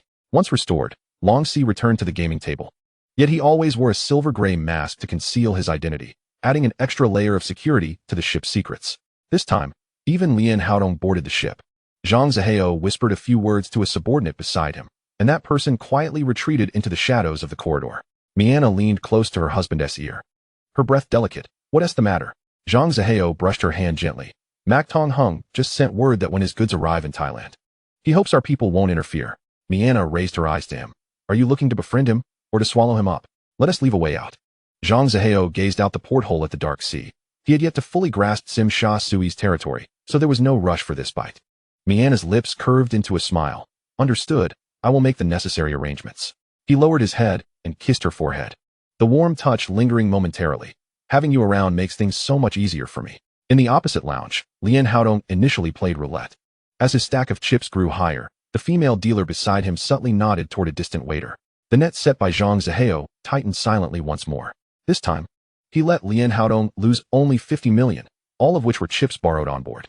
The IOUs had been prepared at the start, with crimson fingerprints pressed onto the paper, accumulating with previous debts, leaving Lian Haodong with a staggering total of 150 million.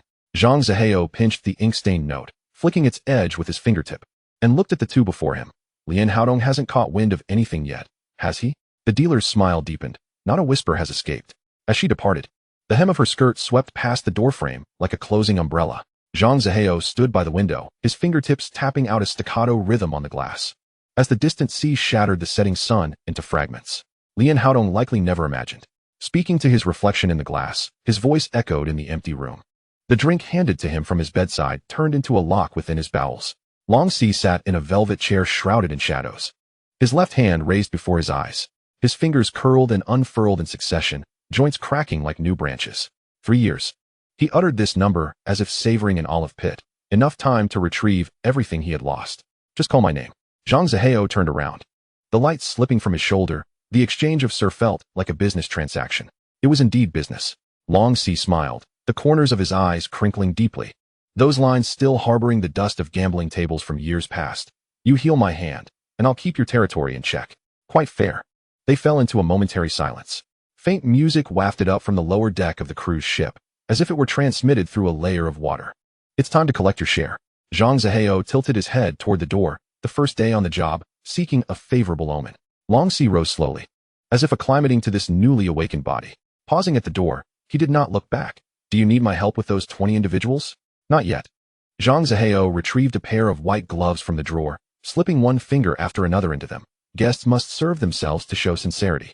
The carpet in the corridor absorbed all sounds of footsteps.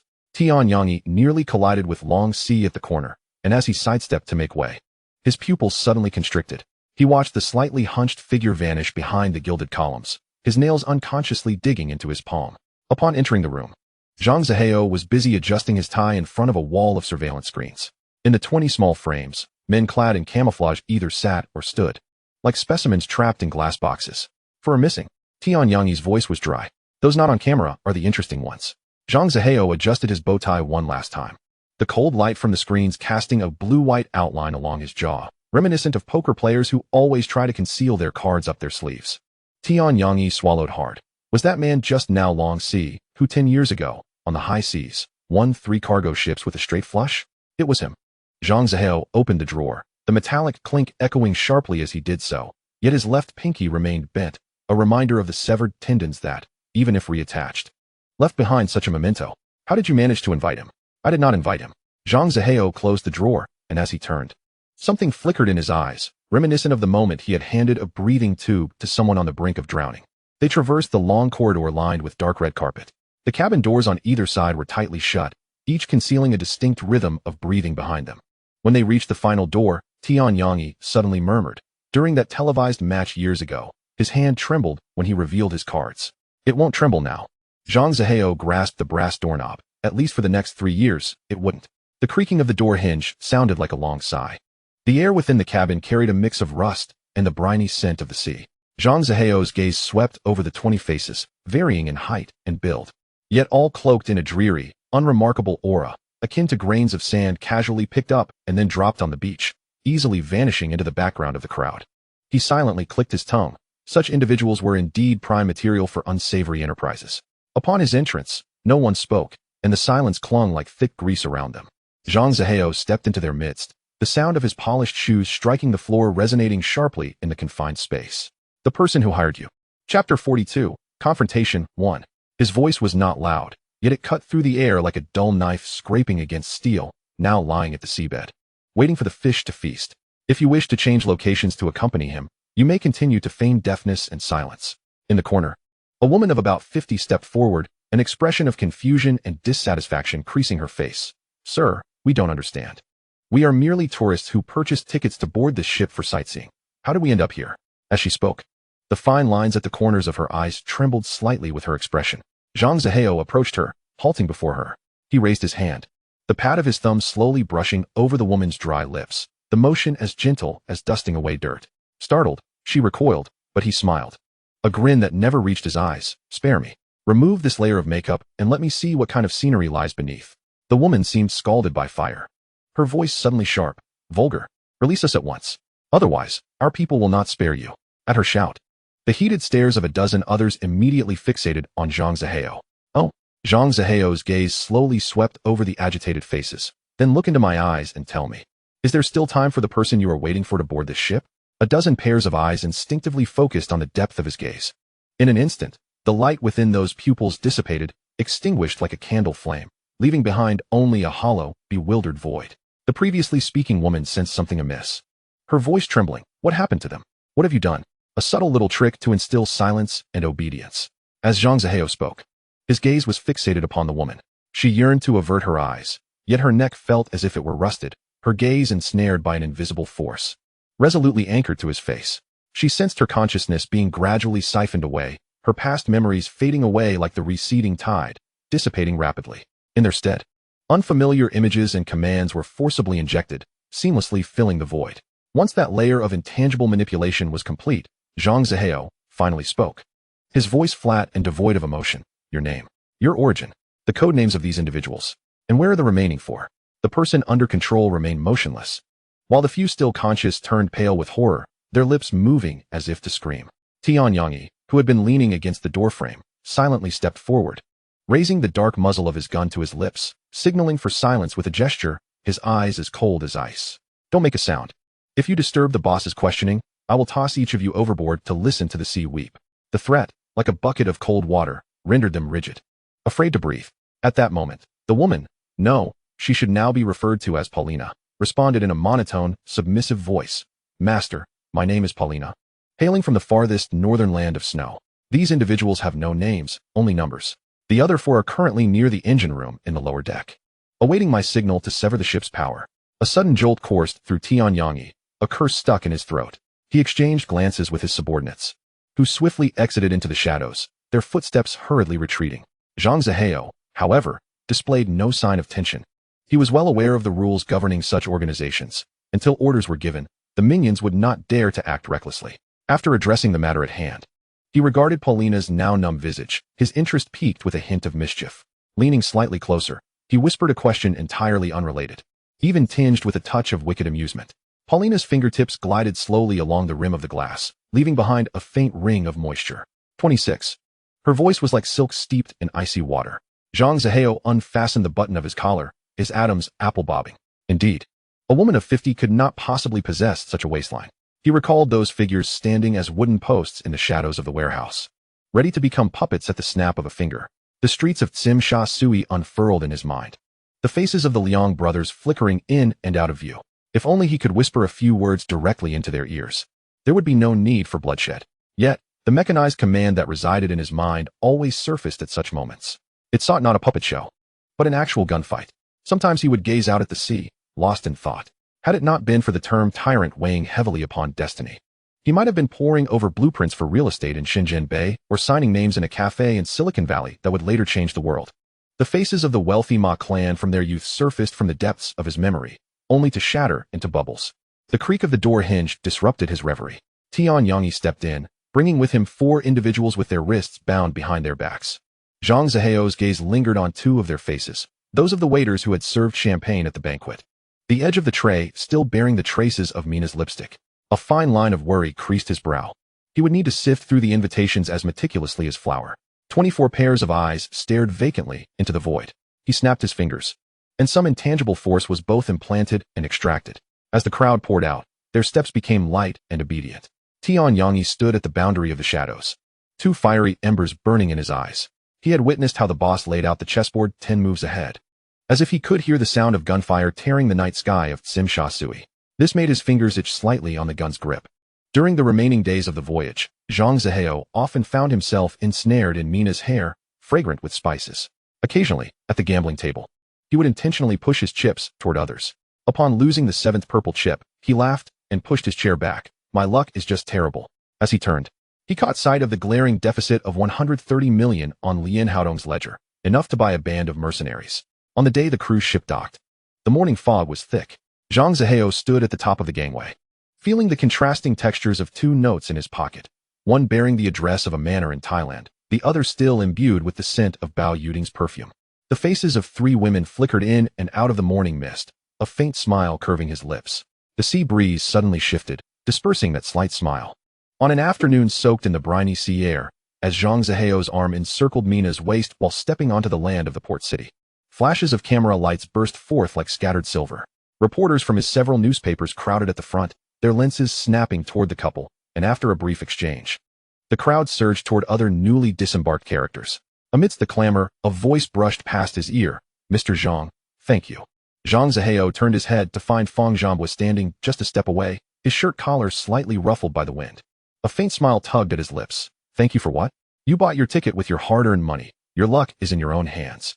And the house is merely a stroke of fortune from the heavens. What does that have to do with me?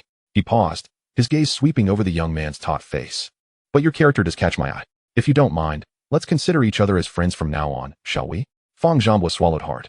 Disbelief tinged his voice. Is Mr. Zhang serious? A business card. Zhang Zihao did not pursue the conversation further. Merely pulled out a thin piece of paper from his inner pocket and handed it over, a number inscribed upon it. If you encounter an insurmountable obstacle, perhaps I can lend a hand. The card was clutched tightly in Fang Zhambua's palm, his knuckles turning white. He hurriedly bid farewell and disappeared into the throng. His figure quickly swallowed by the bustling crowd at the dock. This young man had nearly wagered his entire family's fortune, intending to take a gamble to meet some influential figures. Little did he anticipate that not only would he recover his initial stake, but he would also walk away with a heavy bundle of cash. Not to mention the unexpected acquisition of a property in Tsimsha Sui that could easily fetch a six-figure sum. At this moment, he was filled with thoughts of how relieved his sisters would be, yet he remained oblivious to the scene that awaited him upon entering his home. Of course, that was a matter for another time. As Zhang Zihao watched Fang Zhanbua vanish from sight, he embraced Mina and settled into the waiting car. When the BMW pulled away, he caught a glimpse of Bao Yuding on the other side of the dock, stomping her feet twice in her high heels before finally getting into the car, sent to pick her up. Days seemed to slip away as if someone had stealthily snipped a piece off, and in the blink of an eye, 2 or 3 days had passed. During the farewell at the airport, Mina hung onto his shoulder, her tears soaking his suit jacket. You can attract all the bees and butterflies out there, she said. Her voice thick with emotion, her fingers pinching his arm, but don't you dare bring any wildflowers into our home. Zhang Zihao bent down to brush his lips against hers. Warm breath cascading into her ear. I will be right here waiting for your return. Mina quickly scanned the surroundings, and when no one was watching, she tilted her head and pecked at his jaw. You can come to Thailand too. I will still wait for you. I will grasp every inch of Tsimsha Sui in my hands. His voice was lowered, almost like an incantation. Don't you dare deceive me. Why would I deceive you? As he watched her figure disappear at the end of the boarding passage, Zhang Zihao settled back into the car. The dull thud of the door, closing severing the external clamor. He sank into the leather seat, casting a glance at Tian Yangyi in the passenger seat. Have we managed to uncover Lian Haodong's whereabouts? We have already tracked down Mina's movements. As her subordinate reported in a hushed tone, his knuckles unconsciously tapped rhythmically on the steering wheel, as though composing a secret Morse code. She had been holed up in her residence for days, not daring to venture outside, perhaps having anticipated our arrival, not stepping out. The silhouette in the back seat stirred in the dim light, the car window reflecting the outline of half his face.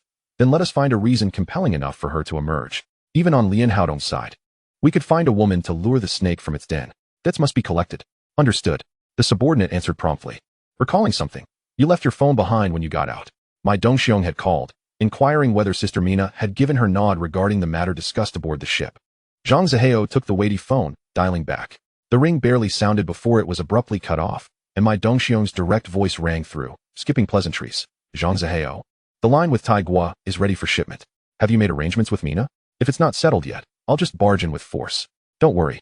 Zhang Zihao said, lowering the window slightly to let the night breeze in. Once your goods cross the border, her people won't obstruct them. But you understand the rules.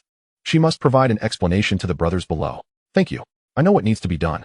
My Dongxiong chuckled on the other end, his laughter sharp like a blade sliding from its sheath. They exchanged a few more casual remarks, and then Zhang Zihao abruptly shifted the conversation. I hear you have a close relationship with Lian Haolong? There was a moment of silence on the line, filled only by the faint hum of electricity.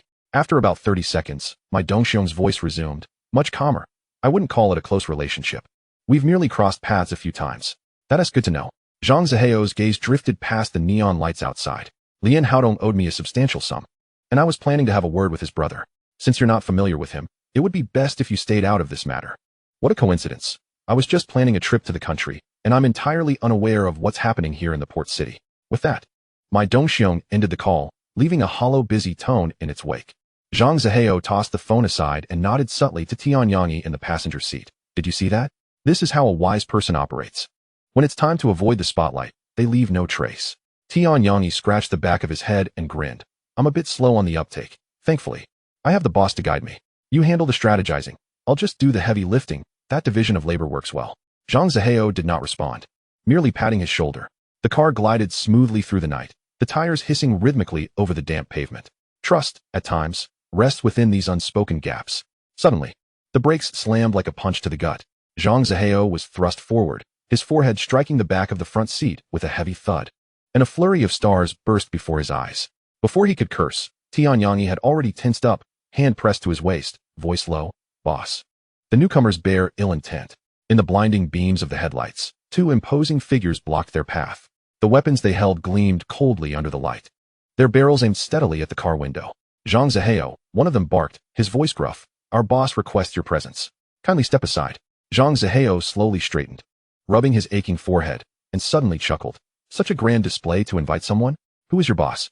I'm quite eager to learn." Chapter 43, Confrontation 2. As his words fell, shadows on both sides revealed 3 or 4 more figures, gradually closing in. One of them impatiently rapped the hood with the barrel of his gun, producing a loud clang. "Are you refusing to take a hint? Get out. If you dawdle any longer, don't blame the brothers for being rough." Zhang Zihao exchanged a glance with Tianyang. The two slowly opened the car doors, deliberately dragging their movements. Before stepping out, Zhang Zihao subtly nodded to the driver in the front seat, who remained unmoving, hands still resting on the steering wheel. The night wind rushed in, carrying a briny dampness. Zhang Zihao stood firm, scanning the encroaching crowd. 5 or 6 men, at least 3 guns glaring at him. In the distance, the low horn of a ship echoed from the harbor, long and mournful, like an ominous omen. Steel pipes glinted coldly under the streetlights, with several men surrounding the alleyway, grinning with a predatory intent. They calculated that as long as they could capture the man named Zhang Zihao, the credit before their boss would be firmly in their grasp. Suddenly, the air erupted with a sharp crack. As the others' eardrums buzzed, the first stout figure brandishing a stick had already collapsed. A pool of dark liquid spreading on the concrete. Before they could comprehend the abrupt turn of events, 2 shadows surged into the crowd like leopards. Zhang Zihao's fist, slicing through the air, struck the ribs of the closest man.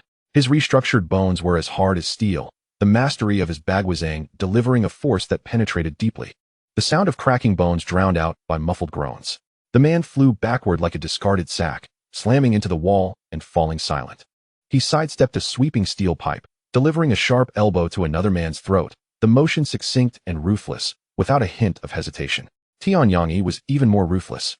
Born for slaughter, had he not followed Zhang Zihao, his name would have long been etched into the annals of mercenary legends. The steel pipe in his hands became a mere accessory, each strike landing precisely on joints or vital points, accompanied by the nauseating sounds of fractures and stifled cries. In less than 10 minutes, only the 2 of them remained standing in the alley.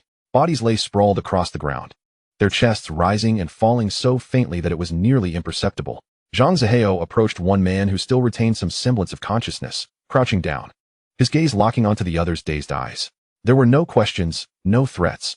An invisible force penetrated the chaos of the other's mind. "Who sent you? What is your purpose?" The man's lips quivered uncontrollably, his voice muffled. "Brother Luluo said capturing you would allow him to share your territory with Lian Haolong." A faint smile curled at the corner of Zhang Zihao's lips. He hadn't sought trouble, yet trouble had woven a net around him. "Very well." He stood up, giving brief instructions to Tianyang and the driver, who had been lurking in the shadows of the alley. "Clean up." "Understood, boss." The engine roared as the car pulled away. Tianyang watched the taillights disappear before leisurely strolling over to the bulky man who had first been shot and fallen. The man was slowly regaining consciousness, cradling his bloodied hand. Tianyang lifted his foot, the sole of his military boot pressing down firmly on the deformed hand. "Ah!" A piercing scream shattered the night sky. "Big brother, spare me. I was just following orders." Tears streamed down the man's face. "Following orders?" Tianyang's voice held no warmth. "If you act on thoughts that shouldn't be entertained, you must report to the place you're meant to go." He did not resort to firearms, but instead leaned down, firmly grasping one head after another, swiftly twisting. The sound of neck bones snapping echoed distinctly in the silence. Shortly after, several inconspicuous vans rolled into the alleyway. Jean-Mi, along with his crew, efficiently dragged the lifeless bodies into the vehicles, heading toward the incinerator on the city's outskirts, a longtime partner in their dealings. The flames swiftly devoured all traces. Zhang Zihao did not look back to concern himself with the cleanup. The steering wheel turned in his hands, navigating several corners before halting in front of a neon-lit bar. He walked straight into the noisy music and lights, asked the bartender briefly, and then walked towards the innermost private room. When the door was pushed open, smoke was swirling inside, and a thin man was holding his female companion and laughing. The appearance of Zhang Zihao abruptly stopped the laughter. The shock on the camel's face only lasted for a moment, and immediately the smooth smile of a businessman piled up. "Zhang Laoda, rare guest." Kowloon and Tsim Sha Sui have always had well water that does not cross the river. What wind has brought you here today? Do you have any instructions? Zhang Zihao didn't answer. He grabbed the camel's collar and pulled the person out of the sofa without hesitation, dragging the stunned crowd all the way to the cold air in the back alley of the bar. The camel struggled to stand firm, straightened its crooked collar, and its eyes flickered. Zhang Laoda, is there any misunderstanding? How dare my camel offend you? Misunderstanding? Zhang Zihao's voice was calm. The person you sent to invite me has just helped me move my muscles and bones. Now look at me. The camel instinctively raised its eyes and collided with a pair of bottomless eyes. There seemed to be a vortex slowly spinning inside, sucking away all the light and sound around, leaving only boundless darkness enveloping. His mind gradually froze, but his mouth involuntarily opened. When the camel's gaze was still fixed on Zhang Zihao's face, several rough and hoarse voices suddenly pierced his eardrums. Boss, how dare I touch you? The hypnotic rhythm was abruptly interrupted, and Zhang Zihao frowned, looking at several figures emerging from the darkness. Get lost. There was a gritty restlessness in his voice. And now that he left, he could still breathe with his life. What kind of toad is blowing a typhoon and lifting the roof with its breath? The person in charge spat out. Is it your turn to act recklessly in the territory of Kowloon? Brothers, teach him to crawl back. The figures surrounded and killed 2 people in the alley. The camel's taut shoulder line finally relaxed, and he tilted his head and grinned. Zhang Zihao, aren't you quite imposing in Tsim Sha Sui? They insist on breaking into my nest. Who is the bastard in the jar now? Bastard? Zhang Zihao suddenly smiled and looked down to see who had your shell on their back. Before the words could finish, several figures had already rushed forward.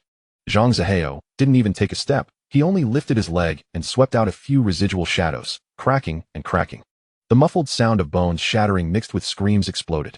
Those people rolled to the ground with twisted calves, their howls tearing through the night mist. The camel's Adam's apple rolled slightly. He had heard that Zhang Zihao could play, but he didn't expect it to be this bone-crushing style of play. At the moment when the cold sweat slid into his collar, he suddenly pulled out the guy from his lower back and pressed the cold metal against Zhang Zihao's back of the head. Zhang Zihao, camels are panting heavily, and venturing alone into Longtan is your own way of seeking death. Longtan. Zhang Zihao turned half of his face, his eyes reflecting the cold glow of neon lights in the distance. Camel, you insect in the mud, would feel like losing your place if you died elsewhere. Only those who rot in the nest deserve your name, right? The camel had not yet chewed through the taste of these words when it suddenly realized that its hand was not working properly, and the gun slowly turned around, firmly pressing against its own temple. Hypnosis was already possible, but you can still be a fool. Zhang Zihao's voice slid past his earlobe, like a snake's letter. It's okay now. Watching him pull the trigger is enough for you to remember until the next life. Bang! The gunshot hit the wall and bounced back. The camel stared and fell backwards, with a hole in front of its forehead emitting red and white substances. The remaining few who were still alive met Zhang Zihao's eyes before making a sound. Those eyes are like 2 deep wells. Once you look in, you can never climb out again. They suddenly pounced on each other with red eyes, their fists, teeth, and picked up broken bricks, all becoming sharp weapons to bite their own kind. When the people from Kowloon police station arrived, the alley was already lying in disarray.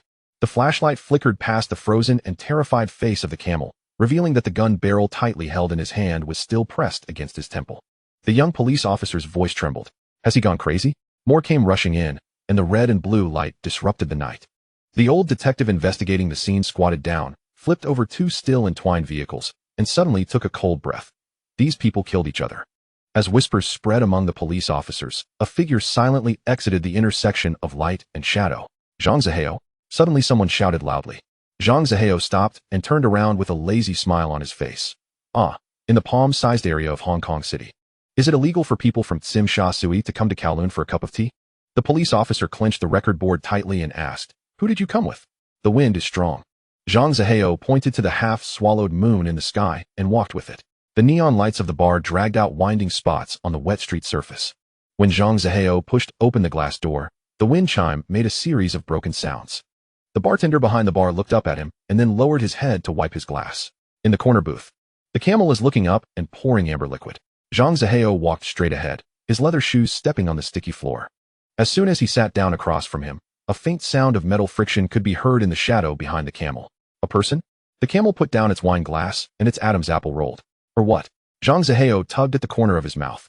Suddenly, red and blue lights flashed through the glass window. The camel's face suddenly changed, and his right hand suddenly leaned towards his waist. But faster than him was the burst of flames behind him. The first gunshot sounded like a broken beer bottle, followed by the second and third, mixed with the muffled sound of bones shattering. The camel widened its eyes, and suddenly a dark red flower bloomed in front of its forehead. As it tilted back, it was still holding a half-full whiskey glass in its hand. Zhang Zihao didn't move. He watched as blood dripped from the edge of the table and accumulated into small puddles at his feet. The siren sounds from far to near. When the man in uniform rushed in, only the smell of gunpowder and blood lingered on the scene. The young police officer held down Zhang Zihao's shoulder and said, "Excuse me. Please wait a moment." "How long?" Zhang Zihao asked. "Wait for someone who can make decisions." The sharp roar of tires rubbing against the ground pierces through the night. When the third car came to a stop and the door opened, Su Jinxio's leather shoes stepped into the accumulated water. He saw the figure leaning against the door and paused in his steps. What a coincidence. Zhang Zihao spoke first. Su Jinxio approached, and the metal emblem on his uniform shoulder patch reflected under the neon light. Has sister-in-law settled down? It was delivered to the dock 3 hours ago. Zhang Zihao took out the cigarette case, shook out one, and was idle, wanting to have a drink. Who knows? He raised his chin inward. Su Jinxio's gaze crossed his shoulder and landed on the mess of the booth. 2 forensic experts were squatting on the ground picking up shell casings, making a faint clanging sound as they picked up the copper-colored fragments with tweezers. The people of camels. Zhang Zihao took a puff of smoke and suddenly went crazy. Fire at each other, the last one. He paused for a moment and opened his head. Do you have any witnesses? All the living are over there. The cigarette butt pointed towards the corner of the wall, and several men squatting with their heads and their arms trembled under the guard of the police. Su Jinxio stared at him for 5 seconds, then turned around and walked towards the corner of the wall. The sound pressure of the inquiry was very low, mixed with intermittent sobbing and defense. 10 minutes later, he walked back and patted Zhang Zihao on the back. Go back and take a statement. The fluorescent tubes in the police inquiry room buzzed. Zhang Zihao signed the record, and, as he pushed the door open to leave, he found Su Jinxio leaning against the window in the corridor. Do not seek me out again, Zhang Zihao stated. What do you intend to do? Su Jinxio turned, the glass reflecting his tightly furrowed brows. What can a law-abiding citizen do? Zhang Zihao chuckled softly. Buy groceries, cook, watch television. The Ni family's affairs are far from over. Su Jinxio lowered his voice. The higher-ups have already caught wind of it. At this critical juncture, you had best truly be watching television. Zhang Zihao did not respond, striding directly into the elevator. The stainless steel walls of the cabin cast a blurred reflection of him, bloodshot veins creeping subtly beneath his eyes. The villa's living room was illuminated only by a single floor lamp. As Tianyang emerged from the shadows, he held a glass of ice water in his hand. It's all been handled, he said, placing the cup on the coffee table, the ice clinking against the glass with a crisp sound. The ashes have been scattered into the sea, and the tide will carry them away. Zhang Zihao sank into the sofa, closing his eyes as he rubbed his temples. Tomorrow, we're going to collect the debt from Zongxini. Will Lian Haolong recognize you? He will have no choice but to. Zhang Zihao opened his eyes, staring at the serpentine plaster molding on the ceiling. The camel has died, and the ledger is in my possession.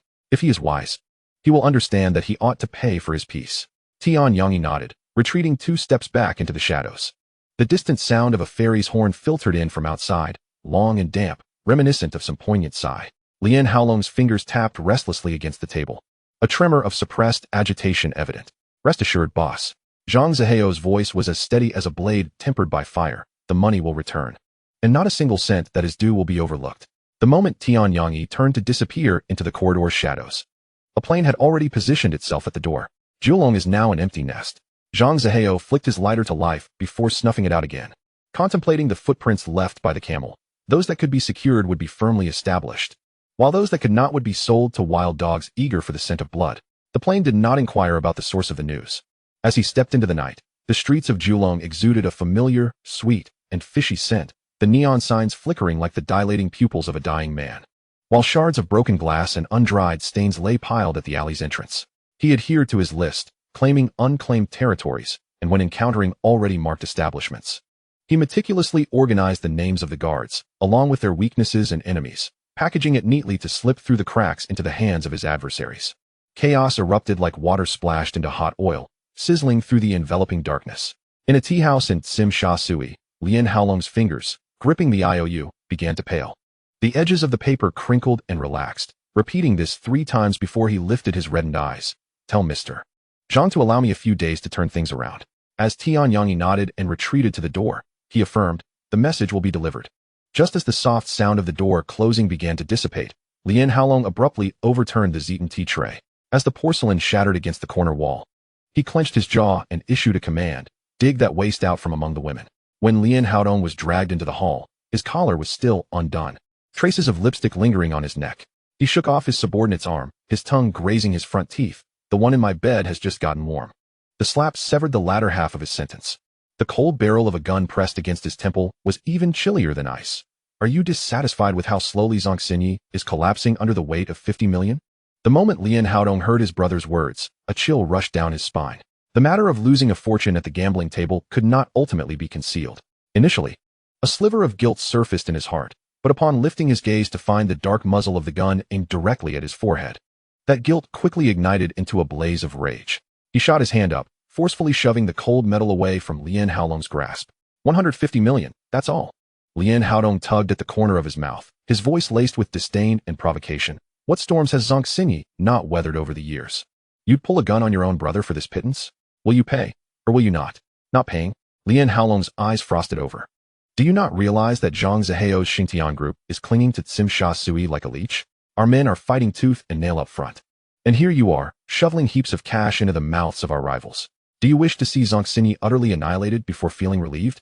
Who are you trying to scare? Lien Haodong scoffed, casually brushing off his sleeves. Xingtian has only just established a foothold for a few years. Do they think they can contend with us in Tsim Sha Sui? They ought to be wary of breaking their teeth.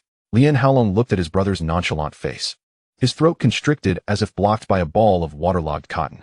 He had always considered this brother a reckless spendthrift, indulged simply because he could, never imagining that one day this insufferable brat would handily carve a hole in decades of hard work, threatening to unleash a deluge of disaster. Just then, a figure stumbled into the hall. Lien Haolong suppressed his boiling fury and squeezed out a question through gritted teeth. What's the panic? Dragon brother, outside.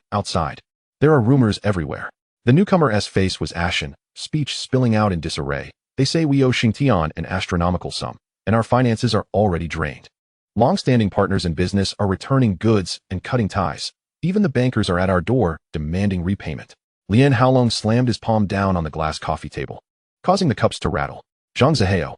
Each word was ground out from between clenched teeth. We had agreed on a few days' grace. Yet he turns around and spreads rumors to cut off my escape routes. Very well. What now, Dragon Brother? Should we negotiate with Zhang Ziheo again? Or should we scramble to gather money? If he intends to force me into a corner, then let him not blame me for tearing our faces apart. A glint of ruthlessness flickered in Lien Haolong's eyes. Gather the men. Tonight, I will visit Zhang Boss at the Shengtian headquarters. Understood. The man responded and retreated, a fleeting smirk crossing his lips as he turned, yet it did not escape the gaze of a pair of eyes lurking in the shadows on the second floor. Lien Haodong leaned against the railing, his phone vibrating in his palm. Catching sight of the caller ID, he pressed the answer button, his tone icy and confrontational. Zhang Ziheo. Your debt collection skills are indeed timely, leaving no room for sentiment. A warm, laughter-filled voice came through the receiver, soothing yet assertive. Brother Dong, you do me an injustice. It is merely that the ship is large and expenses heavy, and I have come to seek a little convenience. A trickle from your fingers would suffice for me to catch my breath. Is it convenient for you, Brother Dong? The repeated address of Brother Dong relaxed Lien Haodong, dissipating much of his earlier anger. Cash plus stocks. I can manage to scrape together 10 million. Can you handle stocks? I know nothing of that. The other party's smile remained. If it is convenient for Brother Dong, converting it into cash and property would be even better. Fine. Cash plus 2 properties, totaling 8 million. You choose a location, and I'll send someone over. Lien Haodong paused, lowering his voice. The remaining amount will settle our accounts from here on out. If you dare to mention even a word more, rest assured, Brother Dong, I understand the rules. The call was disconnected. Lien Haodong tucked his phone back into his pocket, his gaze drifting toward the vacant living room below, silently smirking. The busy tone of the call echoed in Zhang Ziheo's ear. He closed the magazine, the edges of the pages making a faint rustling sound beneath his fingertips. The neon lights outside had just flickered to life, casting a fluid dark red hue throughout the room. Lien Haodong finished his shower, steam still lingering on the tiles. He donned a silk shirt, leaving the top 2 buttons undone, his leather shoes clicking crisply against the marble floor of the foyer. The villa's front door closed behind him, the roar of the engine slicing through the evening's tranquility. Lien Haolong stood before the window in the study on the second floor, watching the taillights of the sports car turn onto the private road, disappearing into the deepening night. The cigar he held had long ceased to be smoked, a long accumulation of ash clinging to it. After a considerable pause, he let out a barely audible sigh, as the gray fragment finally broke apart and fell silently onto the Persian carpet. Once the current commotion subsided, it would be imperative to send that useless individual away. The farther, the better. This thought lingered heavily in his mind. Of course, He could not foresee that this plan would remain nothing more than a mere intention. The neon sign of the Belle Époque dance hall spun at the alley's entrance, casting a sultry lavender hue upon the damp air. Zhang Zihao refrained from entering. Instead, he leaned against the shadow of the street corner across, watching the hands of his watch move methodically. A vibration emanated from his pocket. He retrieved his phone and pressed it to his ear. Only a few terse sentences were exchanged, to which he responded with a noncommittal mm. The screen's glow illuminating half his face, the corners of his mouth lifting into a barely perceptible smile. Tomorrow, everything would come to a close. The thought of the promised reward from the system stirred a warm anticipation within his chest. Brother Wei, what brings such comfort? A voice, laced with mirth, emerged from behind him. It was Zhang Zihao turned, having smoothed away any trace of emotion from his face. Conveniently, Lian Haodong was inside the Belle Époque. Please, be courteous. Invite him to our company for a visit, perhaps a fine cup of tea. Zhang Mi's eyes flickered, quickly grasping the implication. By capturing Lian Haodong, the old dragon of Zhongxin, he would have no choice but to comply, claws sheathed regardless of their sharpness. A bloodless strategy, indeed, quite ingenious. He nodded in agreement, nearly colliding with Tian Yangyi, who was on the verge of knocking at the door. Stepping aside, Zhang Mi hurriedly vanished into the depths of the street with several figures. Tian Yangyi entered, carrying the chill of the night wind. Brother, the news has spread. Now, the entirety of Tsimsha Sui, along with several surrounding streets, is aware that Zhongxin is burdened with insurmountable debts. Lian Haolong's phone must be near explosion right now. The fire is certainly at its peak. Zhang Zihao approached the window, surveying the streets below. The information just received indicated that Lian Haolong was planning to personally lead a team tomorrow, intent on wiping us out entirely. Is the news reliable? Tian Yangyi's brow furrowed, wary of a potential trap. It cannot be a ruse. Zhang Zihao's tone was calm, yet carried an undeniable weight. Tomorrow, you will take your men and raid his stronghold directly. With his home empty, I wonder what he will have to venture out with. Tian Yangyi ceased his inquiries, nodding firmly. I shall gather the men at once. That night in the harbor city, the surface remained bustling, with neon lights flickering. Ordinary citizens continued their routines of dining, shopping, and returning home. Only a select few, with keen instincts, sensed an unusual metallic tang in the air. The two beasts at the ends of Tsimsha Sui lurked in the shadows, muscles taut, poised to pounce. Several onlookers, sipping tea from a distance, gazed at the unrest in the district, contemplating whether they could salvage any scraps. They awaited a spectacle of mutual destruction. Alas, the show did not unfold as they anticipated. The following day, just as Lian Haolong's men made a move, Zhang Zihao struck like lightning at the heart of their operations. The conclusion arrived so swiftly that it left no room for reaction. When Lian Haolong fell, the last image reflected in his eyes was that of his brother, Lian Haodong, with a face twisted in terror. As for Lian Haodong's fate, it was not to be much better. The sky over Tsimsha Sui, in a moment unnoticed by anyone, had changed its color. As Zhang Mi pushed open the private room door, he found Lian Haodong slumped on the sofa, each arm draped around a heavily made-up woman. The sound of the door slamming against the wall prompted him to raise his bleary face, his gaze taking a few moments to focus on the newcomer. Oh, Zhang Mi. Lian Haodong grinned, his gold tooth glinting under the colored lights. Where's your boss? He invited me, and you send a lackey instead? Does he look down on me? Brother Dong? Zhang Mi remained silent, merely stepping aside to clear the passage. The corridor's light spilled over his shoulder, casting a cold white line upon the carpet. Brother Wei had an urgent matter. He sent me to bring you to his place for a visit. Why didn't you say so earlier? Lian Haodong pushed the women away, staggering to his feet. Before leaving, he planted a kiss on each of their faces, a smudge of lipstick staining the corners of his mouth. Be good and wait for Brother Dong to return. I'll take care of you then. As the elevator descended, Lian Haodong grumbled. Zhang Zihao is truly untrustworthy. He promised to discuss business at the Belle Époque, only to change his mind. Zhang Mi, remember, when we see him later, I must ensure he counts 2 points less. Zhang Mi observed the oily reflection of Lian Haodong in the elevator mirror, where the man was busy adjusting his floral shirt collar. Fool, he scoffed inwardly. The coffin lid was already pressing down upon his eyelids, yet he still worried about haggling. As the car approached the mid-levels villa, Lian Haodong peered out the window, exclaiming, Is this the kind of pigeon coop your boss lives in? The houses my subordinates buy are far more impressive. In the living room, Zhang Zihao was polishing a glass with a velvet cloth. Hearing the commotion, he did not look up. After tonight, a grand house will naturally become available. Moving to a new residence? Congratulations. Lian Haodong tossed a bundle of cash secured with a rubber band onto the coffee table, the edges fluttering. This is the amount. Don't go pestering my brother Haolong for repayment anymore.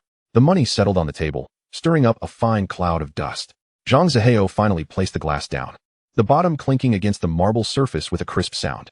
I accept the money. The night is dark, and the mountain roads are treacherous. Brother Dong might as well stay the night. Lien Haodong took a half step back, the heels of his shoes brushing against the plush carpet. No need for trouble. I'll just head back to sleep. No trouble at all. Zhang Zihao advanced, his shadow slowly creeping up Lien Haodong's startled face. I will personally call Kowloon to inform him that you are visiting here. Really unnecessary. Lien Haodong abruptly turned, only to collide with a cold metal pipe. Zhang Mi had somehow blocked the entrance, a dark gun barrel pressed against his brow, the sound of the safety being disengaged echoing piercingly in the stillness. Zhang Zihao. Lien Haodong's throat tightened, his voice rising an octave. Are you seeking war with Zhongxini? Brother Dong is overthinking things. Zhang Zihao leisurely adjusted his cuff. I merely intended to provide you a place to rest. Chapter 45, The Dockside Clash. The acoustics in my basement are excellent, and the bed is soft. You will surely enjoy it. Zhang Mi nudged him with the gun. Lien Haodong swallowed hard, his eyes darting rapidly between Zhang Zihao and the gun's muzzle. Finally managing a distorted smile. Staying for a night sounds quite hospitable. As the iron door of the basement closed, Lien Haodong heard Zhang Zihao's footsteps receding, unhurried. Each step seeming to tread upon his abruptly halted heartbeat. Darkness surged from all directions, engulfing the last glimmer of hope. Zhang Zihao watched as Zhang Mi entered, tapping twice on the screen of his phone. When the call connected, Lien Haolong's feigned anxious voice emerged from the receiver. The money is being gathered. It will definitely reach you within the next day or two. A silence lingered for 2 seconds before Zhang Zihao slowly replied, no rush. Your brother Haodong just visited, leaving behind some money, approximately this amount. He quoted a figure, his tone devoid of emotion, adding, he specifically instructed me not to make it difficult for you. Out of respect for your brotherly bond, I can temporarily forego this debt. Where is Haodong now? Lien Haolong's breathing noticeably quickened. He drank too much and is resting here with me. When the sun rises tomorrow, I will personally escort him back to see you. Zhang Zihao, speak plainly. Do not lay a hand on my brother. Brother Long, such words. Zhang Zihao chuckled lightly, his knuckles unconsciously tapping the table, as if he were the one lacking in humanity. Rest assured, tomorrow you shall receive a complete and intact Lien Haodong. From the other end, Lien Haolong's voice emerged, strained and labored, akin to a ferocious beast trapped within a cage. He lowered his tone, each word painstakingly extracted from between clenched teeth. Haodong is straightforward. If there are any grievances, let them be directed at me. Do not harm him. I am a person of reason. Before Zhang Zihao could finish his sentence, the faint echoes of muffled wails wafted through the background, intermittent yet sufficient for the person on the other end to discern the source. A sharp crack resonated from the receiver, reminiscent of plastic casing fracturing under pressure. In the Rue ET restaurant, Lien Haolong's voice was taut, like a bowstring drawn to its limit. Let us discuss this face to face. How much do you want? The terms are yours to dictate. See you tomorrow. Zhang Zihao decisively severed the call. As the busy signal blared, Lien Haolong forcefully slammed the landline against the wall. He immediately dialed several numbers, hoarsely issuing commands for verification. News swiftly returned. Lien Haodong's sports car was indeed parked near Zhang Zihao's territory, and he had been missing for over 6 hours. Lien Haolong's fist crashed onto the wooden coffee table, causing the cups to rattle in disarray. He had long been aware of his younger brother's reckless nature, yet never anticipated such folly leading him into a trap. At 3 in the morning, Lien Haolong unfurled a map once more. The pen tip viciously circled a red dot at Zhang Zihao's residence, while several convoluted routes were sketched around the tea restaurant. Most of his manpower would need to converge on the stronghold, not only to dismantle the enemy's lair, but also to rescue the hostage. He himself would only take a handful of men to the rendezvous. Once the plan was established, he sat in the living room, absorbed in thought, gazing out as the ink-black night gradually faded to a ghostly gray. Meanwhile, after dispatching all necessary arrangements, Zhang Zihao waved for Tianyangyi and several others to return and rest. He leaned back in the leather chair of his study, closing his eyes to gather his thoughts. As the morning light filtered through the slats of the blinds, he leisurely sliced a fried egg. After breakfast, he accepted the coat handed to him by an aide, leading Tianyangyi and a dozen others out the door. In the midst of the line, Lien Haodong's complexion was ashen, his steps unsteady. The sign of Rue ET restaurant glistened in the morning mist. Passers-by, initially out for an early stroll, averted their eyes and took detours upon witnessing this scene. In mere moments, the entire street lay deserted. Pushing open the glass door of the tea restaurant, Lien Haolong noted that apart from the 7 or 8 subordinates he had brought, no other patrons were present. The air conditioning was set to a chilling degree, raising goosebumps on his arms. Lien Haolong immediately noticed the dark circles beneath his brother's eyes and the crumpled shirt he wore, causing his heart to sink. He suppressed the rising unease, calculating that another team should now be closing in on Zhang Zihao's stronghold. The odds still favored him. Zhang Zihao took a seat across from him, his coat casually draped over the back of the chair. It had been quite some time since their last encounter. A subtle smile graced his lips. I have indeed missed you a bit. Spare me the pleasantries. Lian Haolong leaned forward, his elbows pressing against the cold table surface. Let us cut to the chase. What do you truly desire? Zhang Zihao tapped his fingers on the table, his gaze fixating on the suddenly tense nape of Lian Haolong's neck. I am curious. You have placed him in Tian Tian group. Do you intend to undermine my foundation? Lian Haolong's facial muscles twitched, his atoms apple-bobbing. Who informed you? Who? Zhang Zihao reclined against the chair's back, his tone laced with amusement. Perhaps it would be best to let him come out and greet you himself. The icy touch of metal unexpectedly pressed against the back of Lian Haolong's head. He turned his head slowly, and upon seeing Offa's calm, unperturbed eyes, his pupils dilated in shock. After over a decade of familiarity, this face felt eerily foreign. Lian Haolong, standing nearby, inhaled sharply, his voice trembling. Offa? Eldest brother has treated you well. In an instant, the surrounding bodyguards raised their arms. Their dark gun barrels aimed squarely at Offa. This cannot be deemed betrayal. Offa pushed the gun barrel forward, his tone as flat, as if discussing the weather. I have always been Mr. Zhang's man. Gunfire erupted in the confined space, dull yet brief. Lian Haolong's body lunged forward, a bright red bloom appearing on his forehead. Lian Haolong screamed, attempting to rush forward, but felt two violent impacts against his chest. Looking down, he saw his shirt rapidly soaking through with two dark red patches. Staggering, he turned, only to find Zhang Mi slowly lowering his gun, his gaze as cold as an icebound lake. Lian Haolong opened his mouth, yet no words emerged.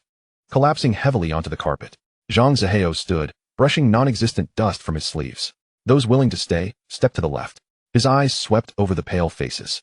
Those unwilling, I shall send them to continue serving their former master. Tian Yangyi nodded in acknowledgement. Zhang Zihao exited the restaurant, the muffled sounds of struggle fading into silence behind him. At that moment, a monotonous mechanical voice resonated directly within his skull. Simsha Sui unified task completed. Reward, 1 skill point, 20 attribute points. Internal martial arts have been uploaded. Please check. A translucent panel materialized in his consciousness. Strength and agility values remained unchanged. He allocated the skill point to the mental attribute. The list refreshed. Shooting, master level. God level hypnosis, proficient. Internal martial arts, proficient. A subtle sense of satisfaction began to swell when the system voice chimed again. New task released. Option 1. Eliminate Da and Alu. Deadline. As soon as possible. Reward. All physical skills upgraded to master level. Option 2. Expand asset scale 5-fold. Deadline. 6 months. Reward. 1 transformable special firearm. The second reward caused a flicker of intrigue in his brow. Contemplating the path to doubling his assets, Tian Yangyi's footsteps approached, halting beside him. The smoke in the tea room had yet to dissipate, and the table bore the remnants of half-cold tea stains. In the corner, a figure hung their head. Breath long since ceased. Outside, a low voice inquired, as usual for the remainder? As usual. The reply was faint, reminiscent of a discussion about the weather. Ashes were certainly less troublesome than the living. The sound of engines shattered the street stillness. Zhang Zihao rolled down the car window, allowing the wind to rush in. He aimlessly twirled the steering wheel, his gaze drifting past the rows of pawn shops and tea houses, illuminated by flickering neon lights. Where would the tide of wealth surge forth, like a wave? His knuckles lightly tapped against the steering wheel. Simultaneously, the iron gates of the police station swung open with a clang. 2 figures stepped out, squinting in the sunlight. Alu produced a pack of cigarettes, offering one to his companion. That bowl of rice and Simsha Sui, Zhang Zihao, cannot finish alone. Da accepted the cigarette, not lighting it, merely twirling it between his fingers, a quarter. Give it to me, and we shall wipe the slate clean. Fair enough. Alu chuckled. 2 black sedans glided silently to the roadside, their doors opening like black wings unfurling. Upon returning to the residence, dusk was already creeping up the window panes. Tian Yangyi stood before the map, his fingers tracing the winding street lines. Just then, the doorbell rang frantically. Zhang Mi nearly stumbled into the living room. His forehead slick with sweat, hair plastered against his brow. He seized a porcelain cup from the coffee table and gulped down a mouthful, only to choke and double over. His face contorting. Is this boiling water? Freshly brewed. It needs to cool. Zhang Zihao gestured towards the kitchen. Zhang Ma, bring me a cup of cold tea. Zhang Mi leaned against his knees, his chest heaving violently. Tian Yangyi had already stepped forward, demanding clarity on the matter at hand. Which venue are you referring to? The 3 gambling establishments and 2 bars were all embroiled in the altercations instigated by Alu, and Zhang Mi wiped the corner of his mouth. It had only been 3 days since they had emerged from Chengchao, and they dared to extend their claws before firmly establishing their footing. Zhang Zihao moved to the window.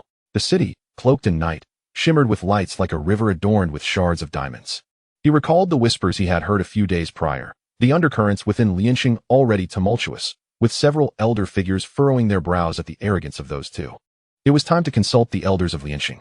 He did not turn back, his voice resonating against the glass, both muffled and clear, conveying to them that if two more sensible individuals were seated in those positions, everyone could partake in the spoils. Tianyang nodded, his silhouette silently merging into the shadows of the corridor. Only then did Zhang Zihao turn, accepting the cup of cool water from Zhang Ma, his fingertips brushing against the icy surface. The beads of condensation on the rim slid down slowly, glinting under the light like the cold gleam of a blade. Tianyang stubbed his cigarette into the crystal ashtray, the ashen remnants curling into grotesque shapes. The Ni family had once extended their hand, his voice lowered. Akin to a dull knife scraping against rusted metal, it was now our turn to reclaim what was ours. Zhang Zihao did not respond immediately. His fingertips drummed absently against the mahogany table, the sound muted and heavy, reminiscent of distant thunder. Such matters could not be articulated in that manner. He finally spoke, his tone level, devoid of emotion. In our dealings, we adhere to principles. They were the ones who first breached the rules. We are merely rectifying them. The boss was right. Tianyang chimed in immediately, the corners of his mouth forming a cold smile. The Shengtian group had always relied on reason to persuade others. Zhanmi stood in the shadows, his back straightened. He focused on the intricate floral patterns of the carpet, his tongue pressed against the roof of his mouth, stifling a laugh that threatened to escape his throat, forcing it down, causing his throat to constrict and his stomach to churn. You look rather pale. Zhang Zihao's gaze swept over him like a chilling probe. If your stomach is unsettled, perhaps you should step outside for some fresh air. I'm fine, boss. Zhanmi lifted his face, managing a perfectly timed smile. I just think that you and Egu possess a level of insight that the entire company could learn from for 3 years. Zhang Zihao detected the gravel embedded in those words, but chose to feign ignorance. There were more pressing matters at hand. The substantial gains from Da and Lu must be completely absorbed. This was not only for the expansion of their territory, but also to fulfill a task that was imperative. He inclined his head slightly towards Zhanmi, a silent command. Zhanmi understood, retreating quietly like a drop of water merging into a dark river. Once the door closed behind him, Zhang Zihao waved Tianyang away as well. When he was left alone in the room, he picked up his private phone and dialed a number etched into his memory. The busy tone persisted for some time. With no answer, he hung up, and within 3 minutes, the phone rang back. A cheerful voice came through the receiver, the tone slightly teasing, like a hook. Zhang boss? The sun has risen in the west. There's a business matter I'd like to discuss with you. Zhang Zihao leaned back against the chair. Oh, should I come to you? Or will you come to me? Zhang Zihao let out a low chuckle, with something more beneath it. The usual place then. The villa at Xiangjiang, tranquil. Sounds good. The response was prompt. Send me the address. Let us not miss each other. He recited a series of numbers before ending the call. Chapter 46, strategically taking Suan.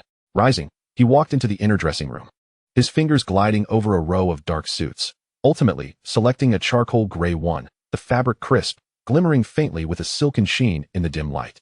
He adjusted his cufflinks and tie in the mirror, meticulous about every detail. The reflection revealed a man with deep-set eyes and a hint of a smile at the corners of his mouth, as if preparing for a meticulously orchestrated gala. The Xiangjiang villa lay nestled in the hills, shadows of trees dancing in the breeze. As car headlights sliced through the twilight, he spotted the fiery Bentley already parked outside the ornate iron gate. The window descended, revealing Bao Yuding, her profile illuminated in the deepening night, her red lips striking like a vermilion birthmark. He exited the car, approached, and opened the door. Without exchanging pleasantries, his arm slipped around her knee and back, lifting her effortlessly.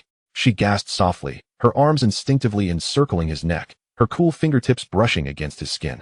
There was a hint of struggle, akin to a butterfly fluttering its wings, so slight it was nearly imperceptible. The master bedroom on the second floor of the villa was suffused with an unfamiliar fragrance. After a tempest, the air was thick with damp warmth. Zhang Zihao leaned against the headboard, observing the damp tendrils of hair clinging to the woman beside him. Bao Yuding, he began, his voice hoarse from exertion. You are exquisite. Am I? She did not turn, gazing instead at the shards of light reflecting off the crystal chandelier on the ceiling. What of your lady at home? Just days ago, you were inseparable from her, your eyes leaving no room for another. All is well, he answered vaguely, his fingers toying with a curl of her hair. Greedy are we? She finally turned to face him, her eyes shining with intensity. Do you wish to have both? Zhang Zihao met her gaze, the smile at his lips fading. You know yourself best. He spoke slowly. If I were to say that I love you to the extent of sacrificing my life for you, would you believe it? Perhaps in the next moment, Those high heels will leave an imprint on my heart as you turn to seek another. Just as he hung his suit jacket on the rack, a knock resounded at the door. Tianyang entered, his gaze sweeping over Zhang Zihao's partially unbuttoned collar. A knowing smile curling at the corners of his lips. Looks like you were busy last night. Zhang Zihao chose not to engage in banter, settling into the leather chair. Have you taken care of the matter I entrusted to you? After Da and A Lu emerged from within, their business had languished, and several elders were already growing impatient. Tianyang stepped closer, lowering his voice. As per your instructions, I've made contact, and they have all nodded in agreement. We're just waiting for you to set a date, and those two can cease operations for good. No rush. Zhang Zihao's fingertips tapped rhythmically against the table's edge. We need to secure that stick from Lianxing first. Without the token, those old-timers won't stir. Understood. Arrangements are already being made for retrieval. Once Tianyang exited, Zhang Zihao gazed out the window. The morning light was blinding, causing him to squint as he recalled the fragrance that had permeated the villa the previous night. Bao Yuding, curled up in the velvet blanket, flashed before his eyes.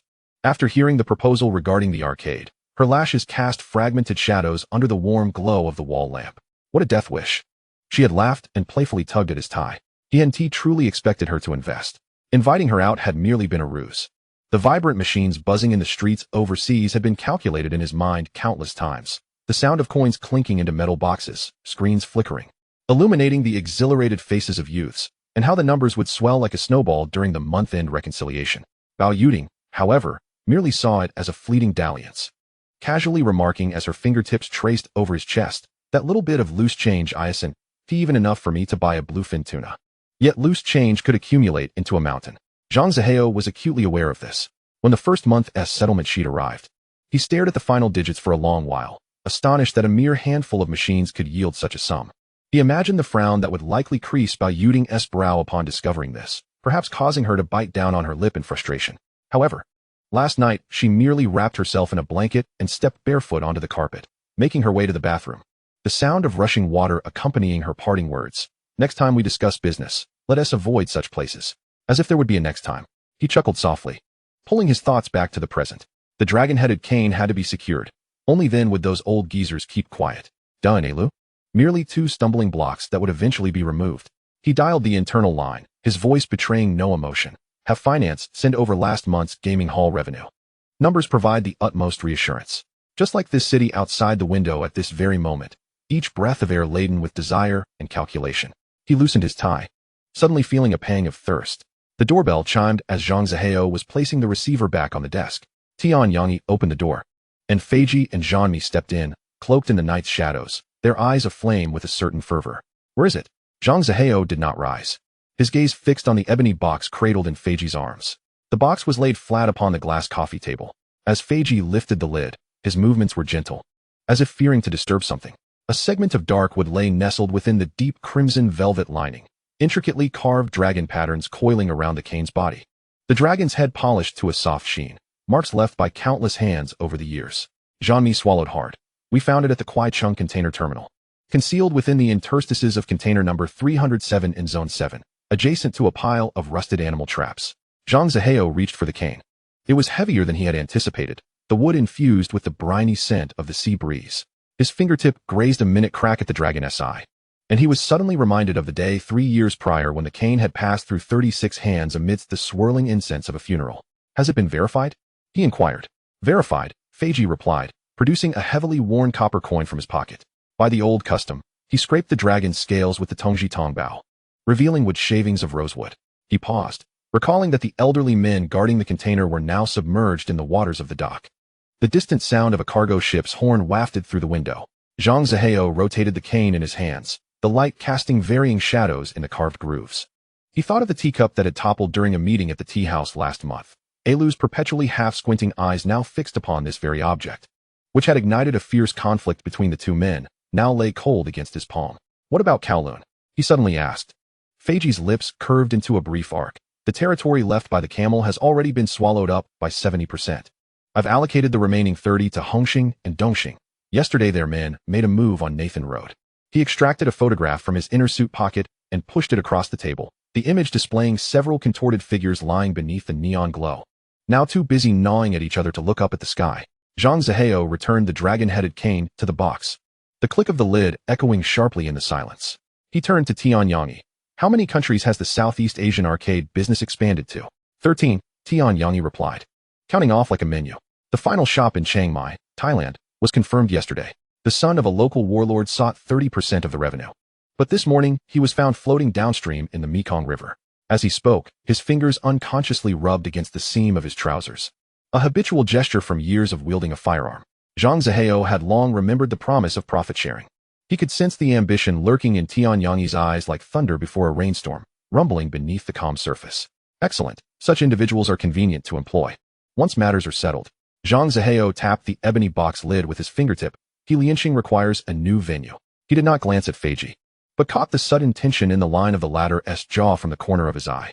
Zhang timely offered a cigar. As the match struck, the orange flame illuminated the map of Tsim Sha Sui pinned beneath the glass coffee table. The territories circled in red ink converging into a crimson web. Let them continue searching. Zhang Zihao exhaled a plume of smoke, watching the ashen gray rings collide with the ceiling. The harder they strive, the better. When they can no longer catch their breath. He gestured in the air, mimicking a net being drawn closed. Feiji gathered the box and took his leave. After the door clicked shut, Zhang Zihao approached the floor-to-ceiling window. The neon lights flickered on the street below. The fluorescent green of the gaming hall sign piercing the night like the eyes of a beast. Further afield, the harbor lay in darkness. The lights of cargo ships scattered like fallen chess pieces, territory that Tianyang was currently seizing. The phone suddenly rang. Miana's voice floated through the receiver, and Zhang Zihao responded with a few non-committal murmurs.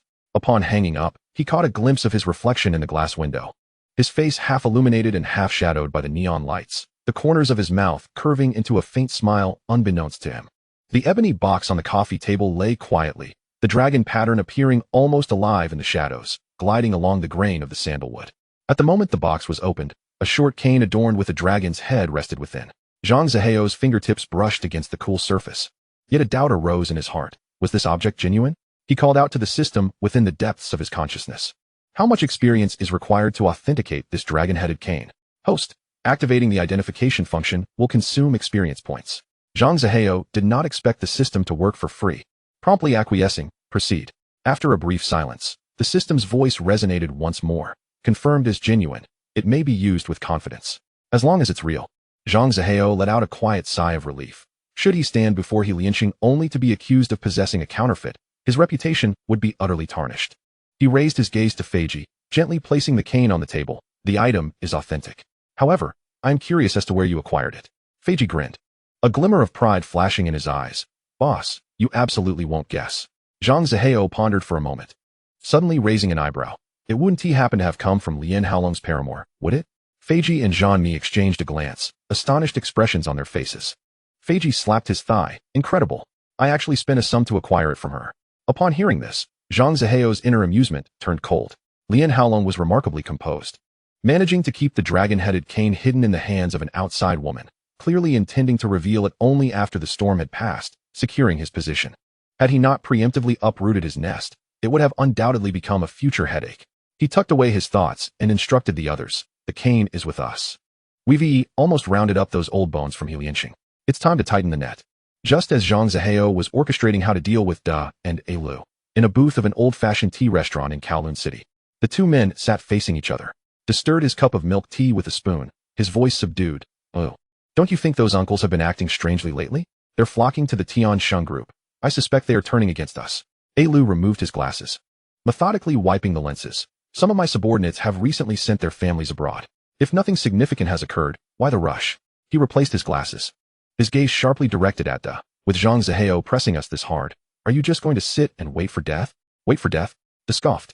Just the other day, I snatched 2 venus from his territory.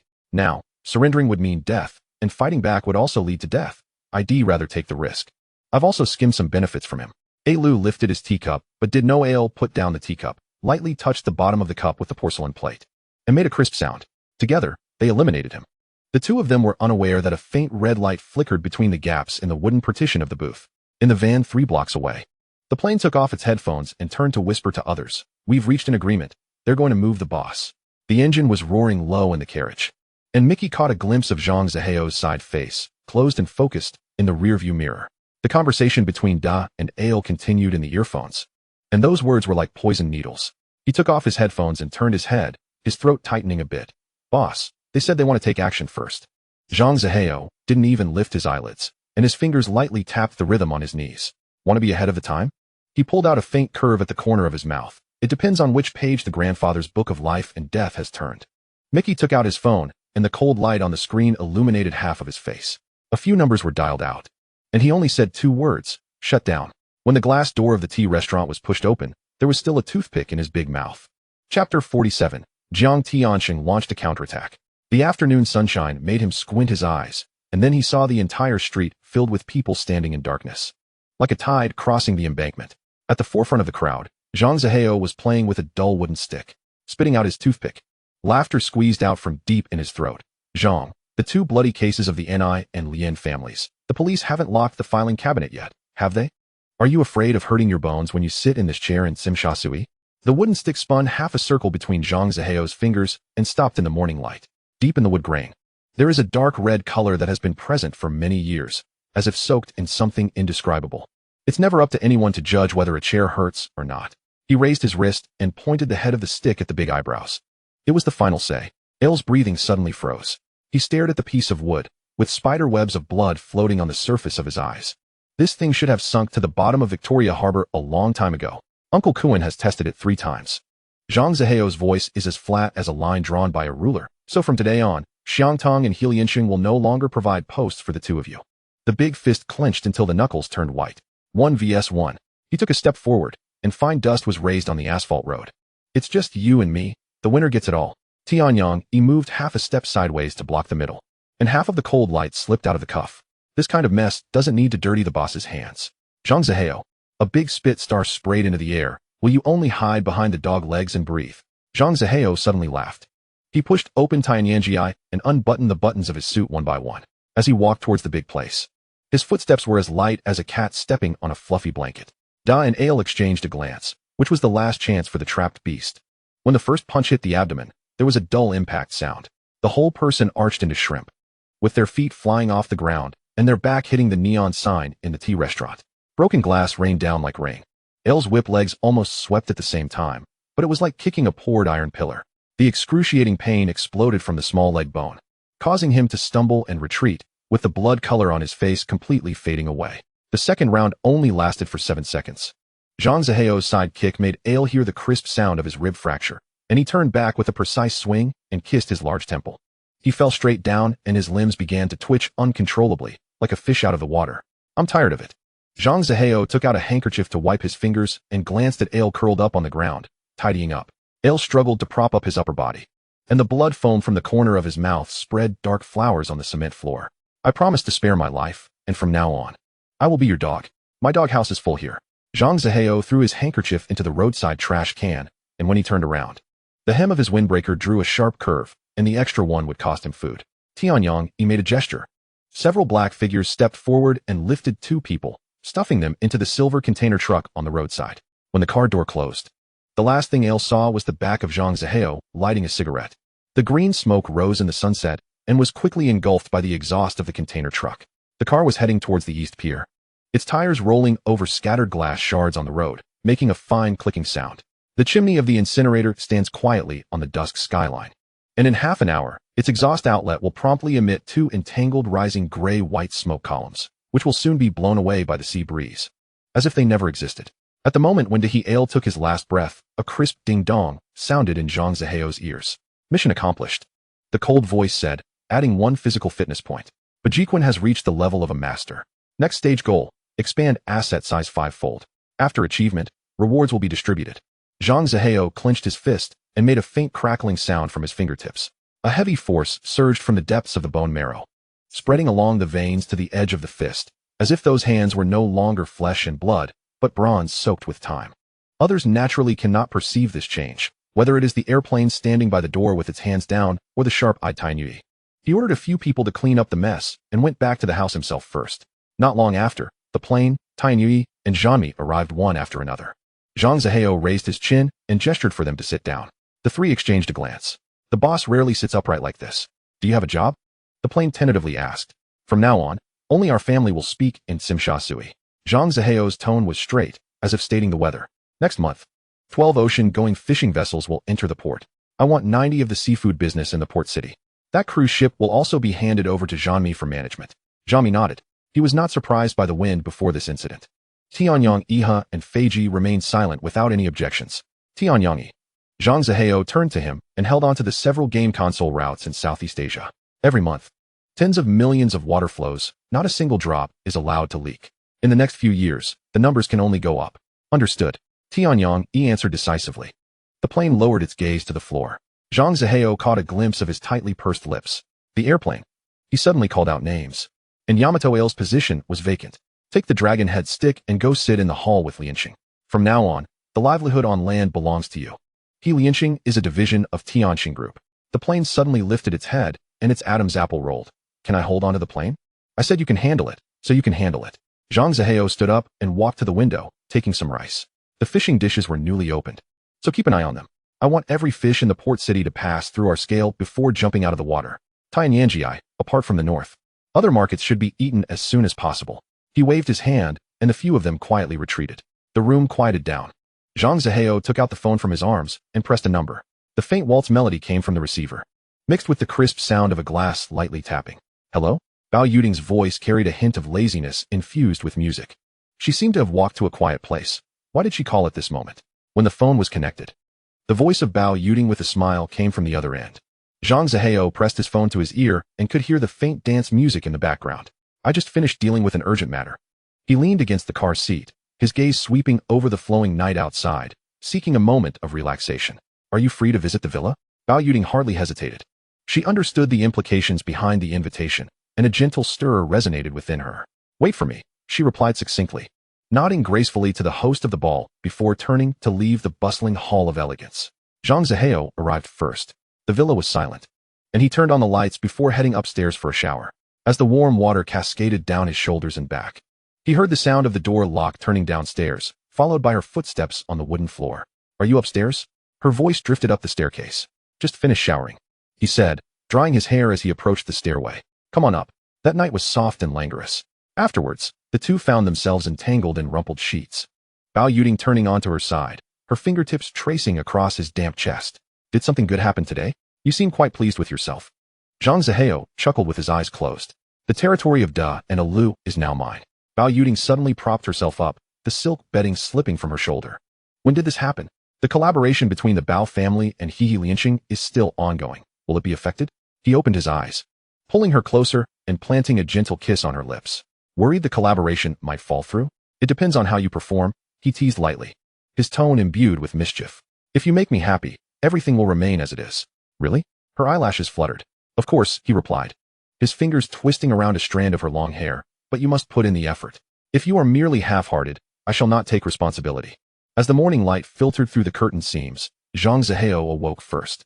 The woman nestled in his arms slept soundly, her breathing steady.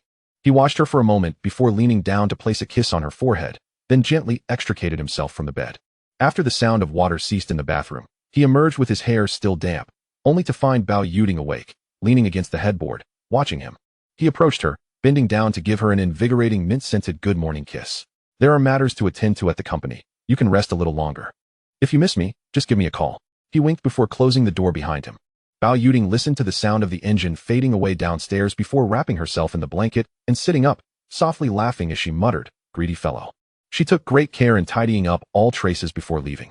When the cleaning staff arrived as per routine, the villa still appeared as if uninhabited, with only a faint scent in the air hinting at the warmth of the previous night. Upon returning to the office, Zhang Zihao buried himself in paperwork. The gaming machine business in the harbor city was flourishing, with monthly net profits surpassing 3 million. He was well aware of the scrutiny this figure would attract from the shadows, but he also understood that in Sim Sha Sui, to compete for a share of this cake, one must first weigh their own capabilities. While the revenue curve steadily climbed, he began contemplating new strategies. The wealth growth targets mandated by the system loomed overhead. Relying solely on gaming machines would not suffice. What needed to be done now was to reignite the cold stove and fan the flames of the hot one even more fervently. When the new batch of karaoke equipment he had ordered from overseas arrived at the port, the dock's crane was slowly lowering wooden crates. He instructed his subordinates to run the promotional video during prime time on television, and soon, the streets were filled with those gleaming machines under the neon lights. Within half a month, even the owner of the tea restaurant could hum along to half a Cantonese tune into the microphone. Seizing the momentum, He set up a stage in Victoria Park, announcing the Karaoke Star Championship. The champion would not only take home a 2 million Hong Kong dollar check, but also gain entry to a casting contract at ATV, with the crumpled collar of young contestants soaked in their fervent sweat. Meanwhile, the ink on the check he had signed for Stephen Chow's new film had yet to dry. The script for A Chinese Odyssey had lain in his drawer for 3 days, and his assistant had subtly reminded him that such themes had performed poorly at the box office in recent years. Zhang Zihao simply locked the copyright documents in the safe, turning the key twice. He knew that some fruits needed time to ripen, just like wine in a cellar. Opening the bottle too early would only result in a sour taste. As the slanting rays of the sun filtered through the office blinds, Fei Ji entered. This man no longer strode with the same bravado. His suit sleeves were neatly buttoned, yet a fleeting sharpness in his eyes reminded one of his past on the streets. Zhang Zihao set down his pen, the glass reflecting the other's taut posture. The gaming hall's revenue has dropped by 30% this month. Fei Ji wasted no time with pleasantries, the numbers spilling from his lips like icy beads. A new chain of arcade centers has opened in Southeast Asia, and our regular clients have been lured away by discount coupons. Zhang Zihao slowly opened the envelope with a paper cutter. Have you figured out who is behind this? On the surface, it's a company registered in Singapore. Fei Ji leaned forward slightly, but I want to hold a championship to create a buzz. Let's set the prize to be equivalent to half a month's revenue of an arcade. It's worth the gamble. The pen tip tapped on the notepad, staining it with a blue mark. Zhang Zihao recalled passing by Temple Street last night, where young men were entranced by the glow of screens. Go ahead with it. He finally said, make it grander, let the reporters capture plenty of photos. As Fei Ji turned, the sound of his polished shoes echoed sharply, resembling some form of Morse code. Once the door closed, Zhang Zihao pulled out the newly drafted contract. With Zhou Ruanfa and Zhong Chuhong's names printed side by side on the title page of Across the World, while another document was for Wong Kar-wai's Ashes of Time. As the nib of the fountain pen scratched against the paper, he imagined the waves of laughter and sighs that would erupt in future cinemas. These investments resembled nets cast into the deep sea. He knew he only needed to wait for the tides to bring forth abundance to the shore. When the grass at the racetrack turned a vibrant green during the March rains, the first batch of thoroughbreds arrived from Ireland. Initially, only a few horse racing enthusiasts cast curious glances over the railings until a chestnut horse named Chasing Cloud won 3 consecutive unexpected victories. Tabloid headlines featured the moment the jockey cracked the whip, and the stable's phone never fell silent since. Zhang Zihao stood at the highest point of the grandstand, peering through his binoculars at the bloodline certificates presented by merchants from the West. Chapter 48. The Bloodbath at Causeway Bay, the Fall of Hung Hing. 2 spirited horses were testing their hooves on the dedicated track, the setting sun dyeing their manes a molten gold. The wind swept past him, carrying grass clippings against his clothing, as the distant lights of the harbor city flickered on one by one, resembling a sea of scattered stars. The newspapers in Hong Kong had been dominated by the 2 magnificent steeds for 3 consecutive days. The glossy paper captured the sheen of their manes in the morning light, and Zhang Zihao's name spread through the streets alongside the betting slips. In less than 6 months, the newly established racetrack in the northern part of the city had already climbed into the top 3 on the island. Chao Sheng, have you seen today's newspaper? Boss Gu slid the ink-scented paper across the mahogany table. Boss Chow did not take it, instead staring at the swirling pu'er tea leaves in his cup, struggling to comprehend. The streets are filled with horse photos. Even the tram advertisements are hanging them up. Initially, we tolerated when he snatched business from us. Now he's stepping on our shoulders to rise higher. Boscu removed his gold-rimmed glasses, gently polishing the lenses with a soft cloth. If this continues, they might even have to change the racetrack's name to Zhang. Finally, Boss Chow lifted his gaze, and I Kuan left too suddenly. I haven't found a new stronghold yet. What about you? I heard you got involved with Dongxing's line. Camel? Boscu laughed briefly, his eyes narrowing behind the lenses. Last month, I swallowed a bullet myself at the warehouse. The people of Dongxing frantically searched for the assailant, yet at that moment, the 3 witnesses insisted that the camel was merely exchanging gunfire with a few strangers. The police station's evidence bag remains sealed with a yellow line to this day. The tea has grown cold. The waiter approached to refill the cup, but was dismissed with a wave by Boss Chow. The 2 men sat in silence for a considerable time. Outside the window, the clanging of the tram mingled with the youthful voice of a newsboy hawking the special horse racing edition. Those sounds flowed into the elegantly decorated private room like a tide. Could one merely stand by and watch as he devoured our ancestral legacy? Boscu wrapped his fingers on the newspaper's front page, where a spirited face smiled back. Wait.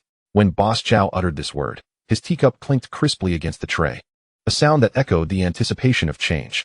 Yet, the expected change never arrived. Instead, it was the increasingly glaring red figures on the racetrack accounts that came to light. First, rumors circulated that the Gu family's thoroughbreds had contracted a strange illness, followed by revelations that the results of last month's 3 major races at the Chow family's venue had already been leaked. The whispers spread like mold during the rainy season, silently infiltrating the ears of every gambler on the island. They all knew who was sowing the seeds behind the scenes. Yet, the evidence was as elusive as smoke, dissipating into nothingness when grasped. The second meeting took place in a Chaozhou restaurant tucked away from Nathan Road. As the door to the private room closed, Boss Chow loosened his tie. Waiting? At this rate, we might as well pawn our saddles. Boss Gu leisurely unwrapped a damp towel from its plastic covering. I'll put in 5 million. You put in 5 million. Let us arrange for someone to send Zhang Zihao to the South Seas for a permanent vacation. 10 million? Boss Chow swallowed hard. It must be done discreetly. Discreetly? At last, Boss Gu tore through his affable facade, his gums glistening white beneath the light. He has cut off our means of livelihood, and we are still to speak of discretion? I know mercenaries from Siam who get paid for their services and never inquire about the employer's name. The money has been transferred. It went to an anonymous account in Bangkok.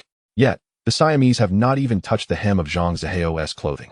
On the third day at dusk, the 2 racetrack owners were blindfolded and taken away from their respective offices. When the blindfolds were finally removed, they found themselves kneeling on the cold marble floor.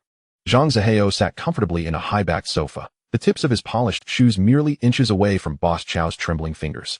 He leaned forward, scrutinizing the pale faces of the 2 men as one would examine racehorses. Gentlemen, he said, his voice laced with amusement, I run a racetrack, and you run a racetrack. Hong Kong is vast. We could easily prosper together. Why must you present me with such a grand gift? The chandelier overhead gleamed too brightly, turning the beads of sweat on the kneeling men's foreheads into tiny mirrors. In those mirrors reflected the calm, unperturbed eyes of the man seated on the sofa. Boss Gu suddenly sprang up from his chair, his finger nearly poking Zhang Zihao's nose. You, those sordid affairs in the stables. Do you dare claim they have nothing to do with you? His voice was hoarse, like a frayed bellows, driving others to desperation. And he should not blame them for drawing their swords. Yet, Zhang Zihao merely leaned back, the tips of his shoes lightly tapping the carpet. Do not let your anger flare too high, Boss Gu. A smile lingered at the corners of his mouth as he withdrew a bottle from the ice bucket.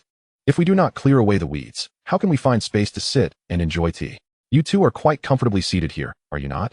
Boss Chow's clenched fists trembled on his knees. Let us be straightforward. Do you intend to swallow the entire racetrack? Such words were harsh. Zhang Zihao swirled the amber liquid in his glass. I merely wish to invite you both to share in a feast. He gestured, and his subordinates promptly laid 2 documents flat on the tea table. The parchment gleamed coldly under the light. The 2 men grabbed the contracts and scanned a few lines, their pupils suddenly constricting. Boss Chow shook the pages, producing a rustling sound. 65%? You might as well rob us outright. The remaining 35% would suffice for the 2 of you to live in luxury for 3 lifetimes.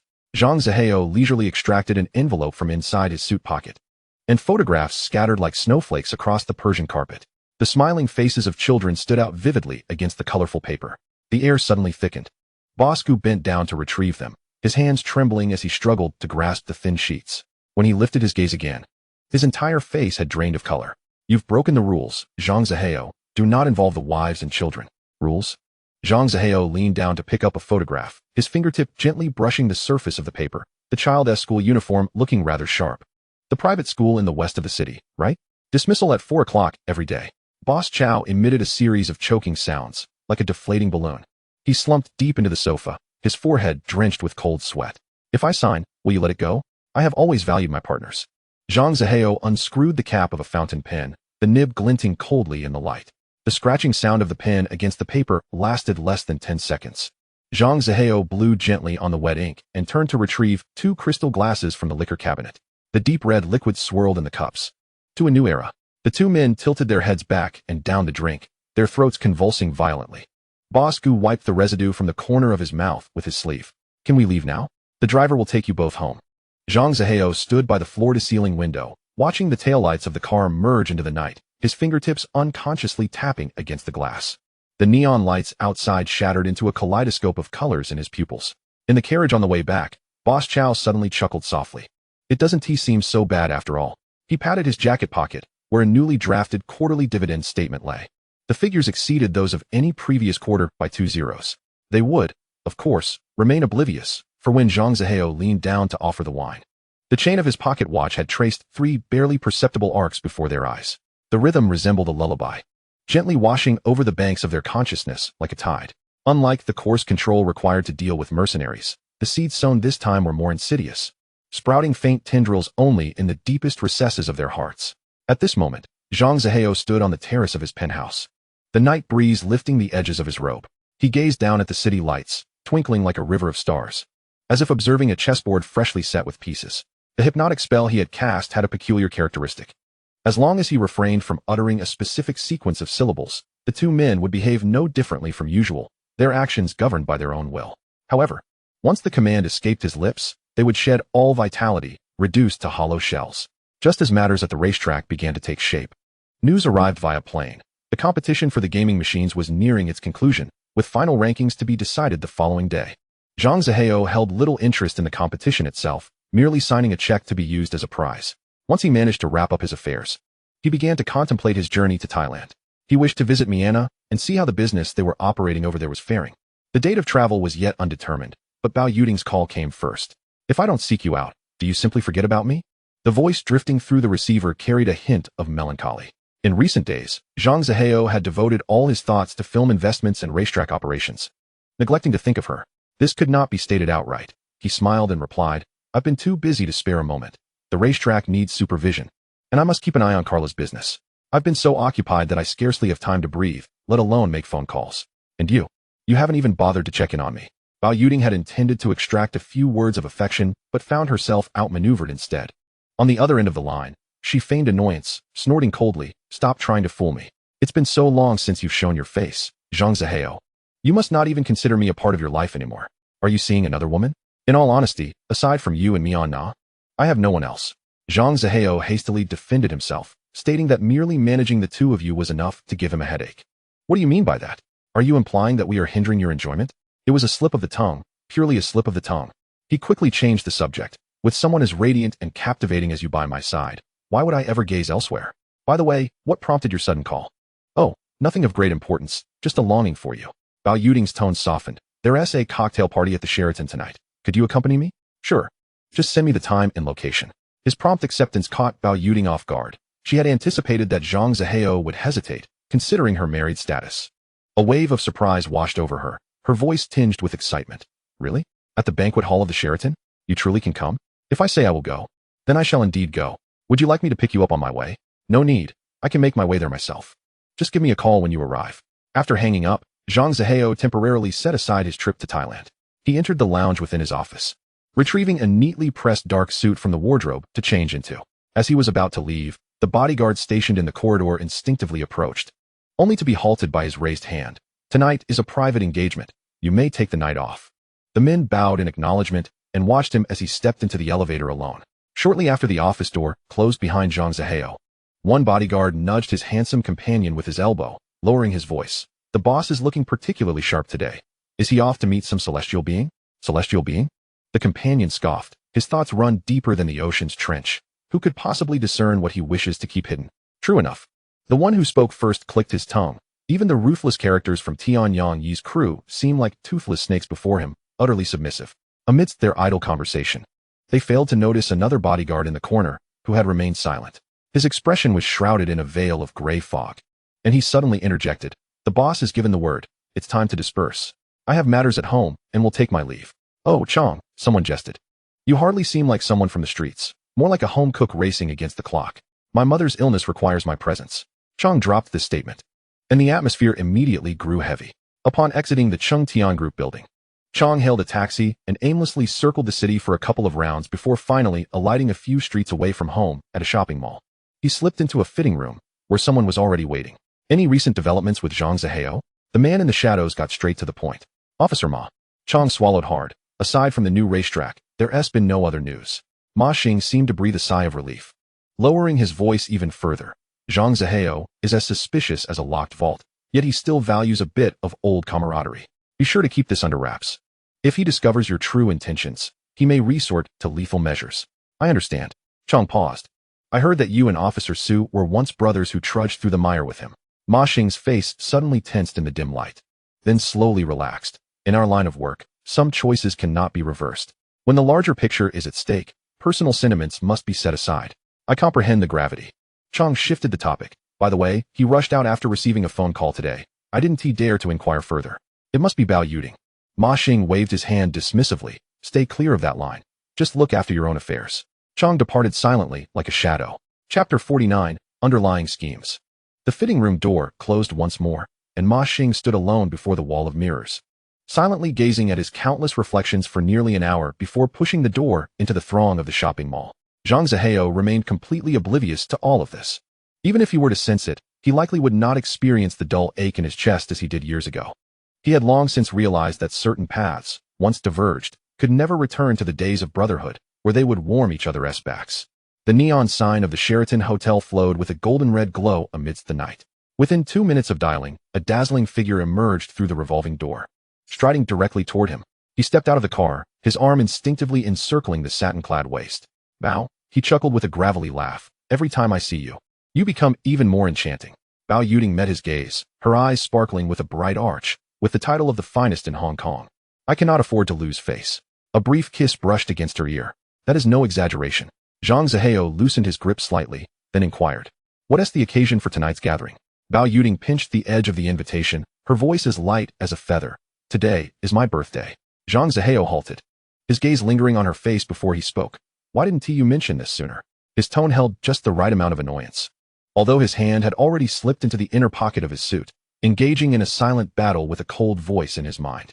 A list of items flashed through his consciousness. South African blood diamond necklace, Burmese pigeon blood ruby, and 19th century European court pieces.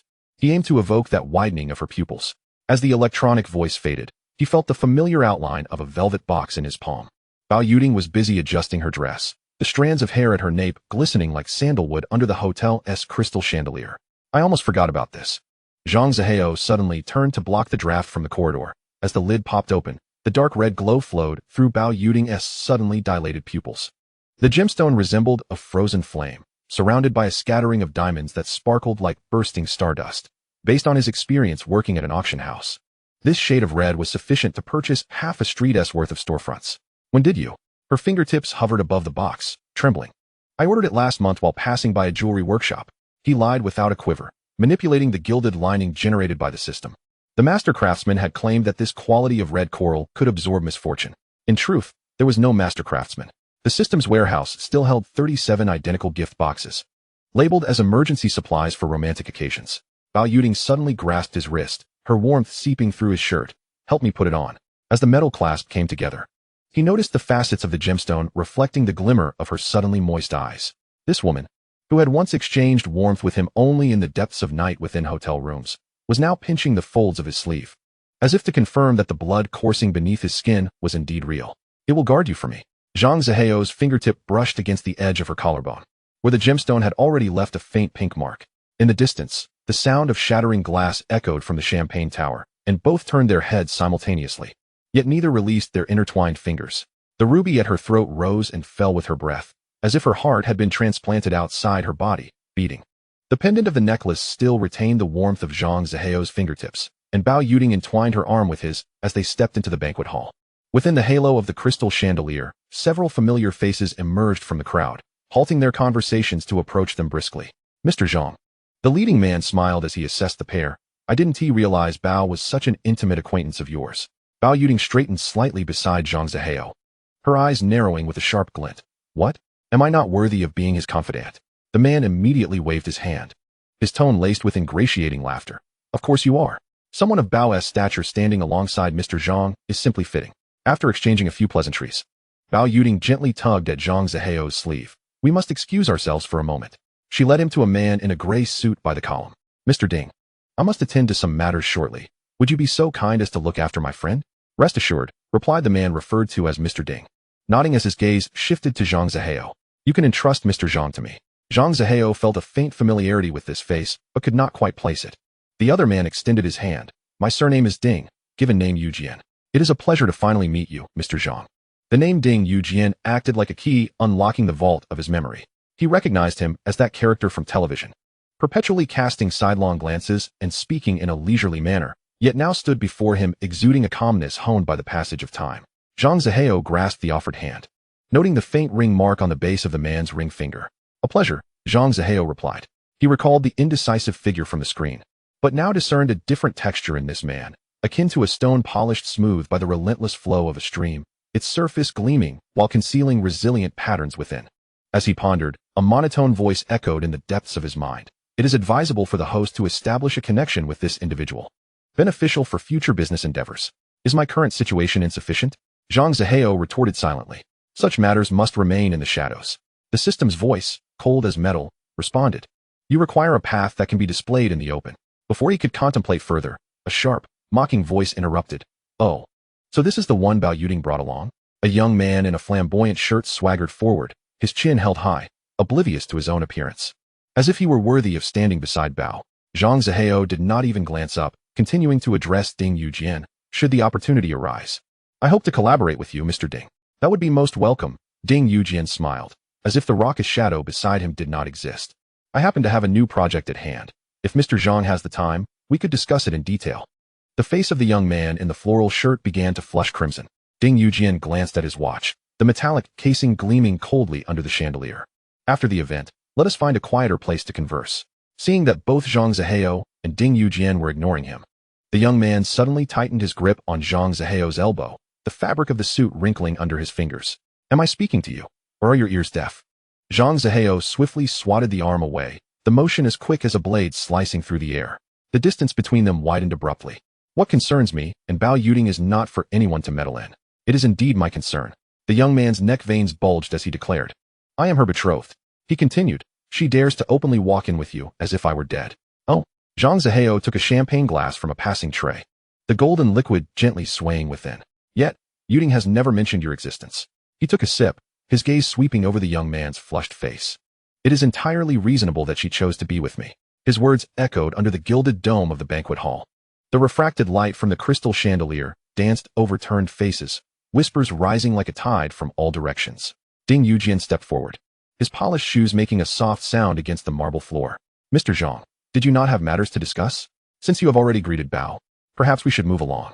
Zhang Zihao cast a glance toward the distant spiral staircase, where a pale yellow dress caught his eye. He did not care for the awkwardness of the scene, yet tonight was ultimately her birthday celebration. Thus, he nodded slightly to Ding Yujian and turned to leave. However, a rustle of fabric caught his attention. The same hand struck again, this time with a gust of wind aimed at his shoulder. With your cowardice, you think you deserve her?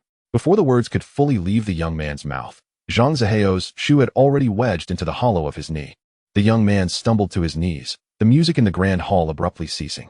Zhang Zihao crouched down, pressing his palm against the young man's violently heaving shoulder, lowering his voice so only they could hear. In my time back in Hong Kong, you are the first to dare speak to me in such a manner. He shifted his ankle slightly, the hard sole of his Italian leather shoe pressing against the young man's throat. You certainly have a lot of audacity. Let go.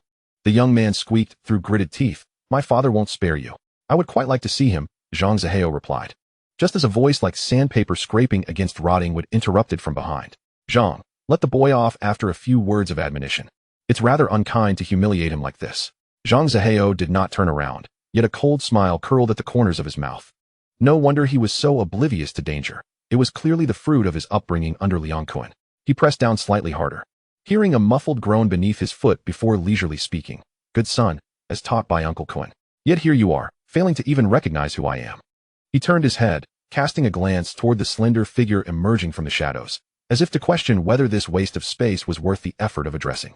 Indeed, this wretch is quite useless. Liang Kun stepped out from behind the Roman column, his eagle-like claws gripping his son's collar, nails almost digging into the fabric fibers. Huazai apologized to Mr. Zhang at once. But he kicked me first.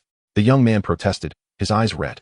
Liang Kun did not lift his gaze, merely exhaling a breath of disdain through his nostrils.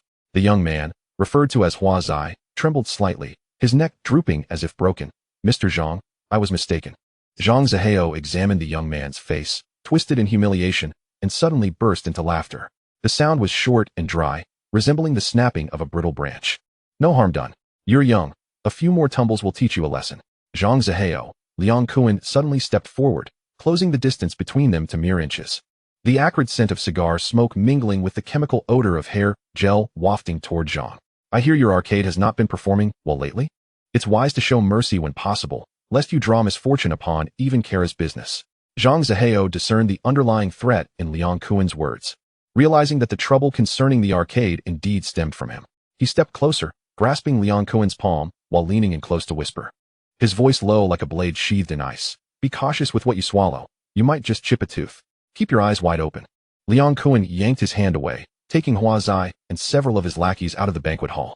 Once they had departed, Zhang Zihao turned to Ding Yujian, who had remained quietly by the side. I apologize for any embarrassment caused. Not at all, Ding Yujian replied, handing him an ivory-colored business card. Mr. Zhang, feel free to contact me at your convenience. As soon as the card was tucked into Zhang's suit pocket, a woman latched onto Ding Yujian's arm. A fragrant breeze wafted from her hair, her voice laced with just the right amount of playful reproach. You vanished before I could find you. I searched for ages. Ding Yujian's eyes crinkled with a smile as he turned to Zhang Zihao. This is my wife, Chu Jun. He then addressed his wife warmly. This is Mr. Zhang Zihao. As their hands met in a courteous shake, Chu Jun's fingertips lingered for a brief second in Zhang Zihao's palm. Director Wang is looking for you, she said. Glancing up at her husband, he mentioned it was urgent. Please excuse me for a moment. Ding Yujian nodded at Zhang Zihao, his hand resting on his wife's waist as they turned to leave. As their figures melted into the crowd, Bao Yuding fluttered back to Zhang Zihao like a returning bird. Did everything go smoothly?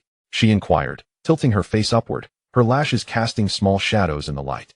Zhang Zihao brushed his knuckles against her nose. Mr. Ding has asked to discuss investment in more detail at another time. Were you intentionally leaving space? Why else? The captivating glimmer in Bao Yuding's eyes hinted that had I been present earlier, Jinkuan would hardly have dared to perform his act in full. Observe the current scene. Her gaze swept across the averted eyes of those around her, each pair concealing a tremor of apprehension. It is evident that you possess a keen sense of strategy. Zhang Zihao glanced at her wristwatch, pondering how much longer this gathering would drag on. That bottle of bourbon in the villa ought to be breathing by now. A faint blush crept up Bao Yuding's ears, yet she deliberately turned her face away. What is the rush? The midnight show has only just begun. Who's in a hurry? He chuckled softly. I merely wish to discuss the planning for the land in the southern part of the city. A pretense, indeed. She pinched his arm, her tone softening. Wait for me for 5 minutes. I'll just say a quick hello and leave. As she turned, the hem of her dress swirled in a graceful arc. In just a moment, a gloved hand pulled him out into the night. Zhang Zihao allowed himself to be led through the corridor, and as the night breeze enveloped him, he caught sight of the valet tossing the sports car keys into the air. Chapter 50, Han Chen's Betrayal. As the car wheels ground over the last stretch of winding mountain road and came to a halt, the lights of the harbor city sprawled beneath them like a sea of scattered diamonds. Zhang Zihao released the steering wheel and turned to face Bao Yuding in the passenger seat. The mountain wind streamed through the open window, tousling her hair at the temples. Why did you drag me away? His voice was carried off by the wind. Is your family forbidding you from going out? Bao Yuding shook her head, her fingers idly twisting the fabric of her dress. I just wanted to experience what it felt like to escape everything. And now that you have, what do you think? Zhang Zihao leaned back against the seat, his gaze resting on the gentle rise and fall of her shoulders. The night cast her profile into a haze of shadows. He felt remnants of exhilaration from their recent flight, a thrill akin to burning liquor sliding down his throat. The mountaintop was so quiet that one could hear the whisper of grass blades brushing against each other. Bao Yuding wrapped her arms around herself, prompting Zhang Zihao to remove his jacket and drape it over her. The suit still held his warmth, enveloping her delicate shoulders. Your arcade. She gazed down at the sea of lights below. There must be far fewer guests now. The business has slowed down, Zhang Zihao mused, pulling out a cigarette, contemplating, and then stowing it away. We held a competition to draw some patrons back. What have you heard? Bao Yuding turned her face towards him, her lashes casting faint shadows beneath her eyes. Jinkuan has managed to siphon off nearly 30% of the clientele. Do you know it was him? I had my suspicions. Zhang Zihao let out a brief, hollow laugh. His son approached me last night, claiming to be your fiancé. Does he even deserve that title? Bao Yuding's voice suddenly escalated, her fingertips digging into her palm. Zhang Zihao reached out to press gently on her shoulder, feeling the tension in her muscles. Do not worry, his words. Even the wind would not believe. He paused. If he had a more respectable appearance, he might intimidate someone. They remained on the mountaintop until the dew began to settle heavily. On their way back, neither spoke a word. The car's headlights sliced through the darkness like a dull knife. The following morning, the top-floor office of the Tiansheng Group was bathed in a pale gray light. Zhang Zihao stood before the floor-to-ceiling window, observing as the streets below gradually awakened. Just as Tian Yangyi and the plane entered, he finished his last sip of coffee. How many clients has Jinkuan stolen? He turned, the porcelain cup lightly tapping the table's surface. The plane lowered his gaze, his Adam's apple bobbing slightly. I am devising a way to win them back. Let it rest for now, Zhang Zihao interrupted, moving to sit behind the desk. Hongxing is about to elect a new leader. If Jinkuan desires that position, we should add some fuel to the fire. How shall we do that? Let the word of the boss's demise spread. Zhang Zihao interlaced his fingers, leaning forward. Let Chun Haonan and Shan Ji know who their elder brother fell to. Do you think those little wolves will turn on whom? Tian Yangyi's eyes narrowed slightly. The plane paused for 2 seconds, a slow smile creeping across his lips. Borrowing someone else's knife to draw blood? The blade has long been sharpened. Zhang Zihao leaned back in his chair, his gaze drifting toward the sky, which was gradually brightening. We just need to place the knife in the hands of the right person. The conference room was enveloped in a haze reminiscent of a harbor before a storm.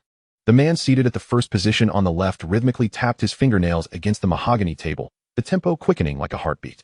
As the sound of polished shoes echoed across the marble floor, a smile cracked across his lips, akin to tearing open an old wound.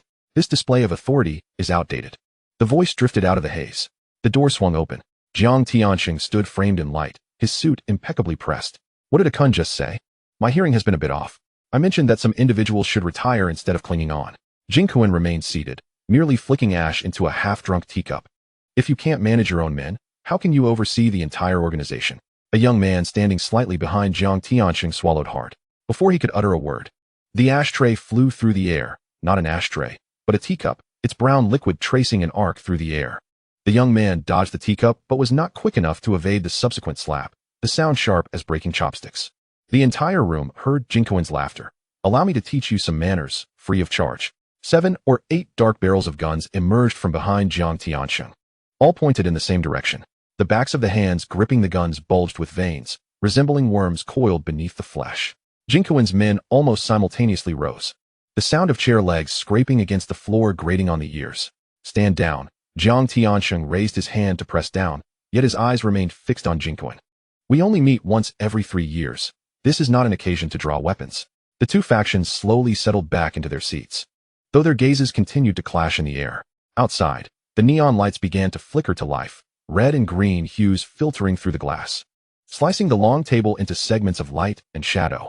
Each faction leader's face was shrouded in darkness, save for the flickering embers of their cigarettes. The rumors began circulating 3 days prior. First, at the fishball stall on the streets of Mongkok, then at the mahjong parlors in Shamshui-pa, and even in the restrooms of Causeway Bay, whispers could be heard. The tale spread faster than the wind. On the night the boss encountered trouble, someone claimed to have seen Jingquan's car parked at the alley's mouth. The truth or falsehood remained unexamined. Once the story spread, it was like water spilled from a cup. When Chun Haonan received the call, he was repairing a motorcycle. The voice on the other end simply said, 3 o'clock, the usual place, and he understood.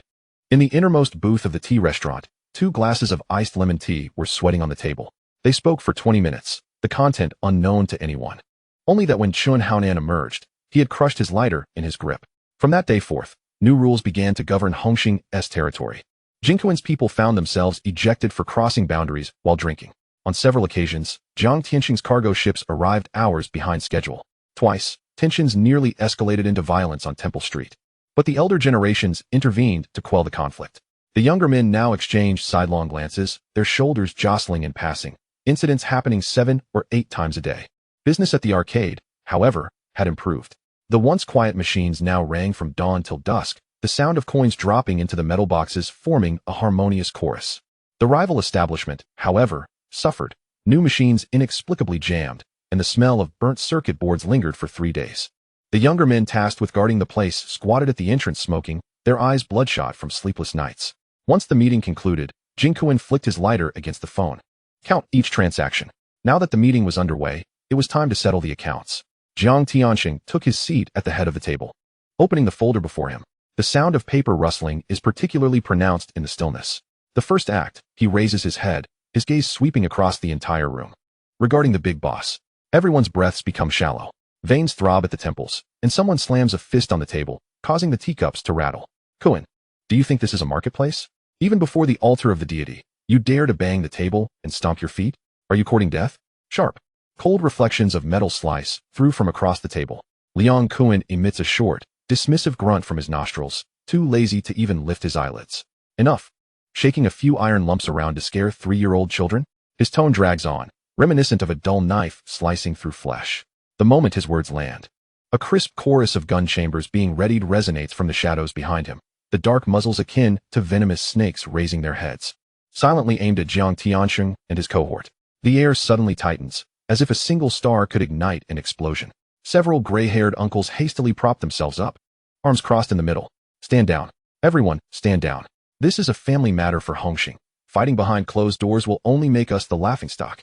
One among them, panting heavily, jabs a finger forcefully on the table. That Zhang fellow from Tsim Sha Sui is expanding his territory faster than the tide. If we continue to consume ourselves from within, we'll eventually be devoured whole. This disturbance finally proves effective, as the weapons on both sides gradually lower. Though the stares remain piercing as they bore into each other's flesh. Liang Kuan plops down into his chair with a thud. The tips of his polished shoes unceremoniously propped on the table's edge, casting a sidelong glance at the opposite side. Jiang Sheng, you've sat in that head chair for over a decade. Your backside must be numb by now.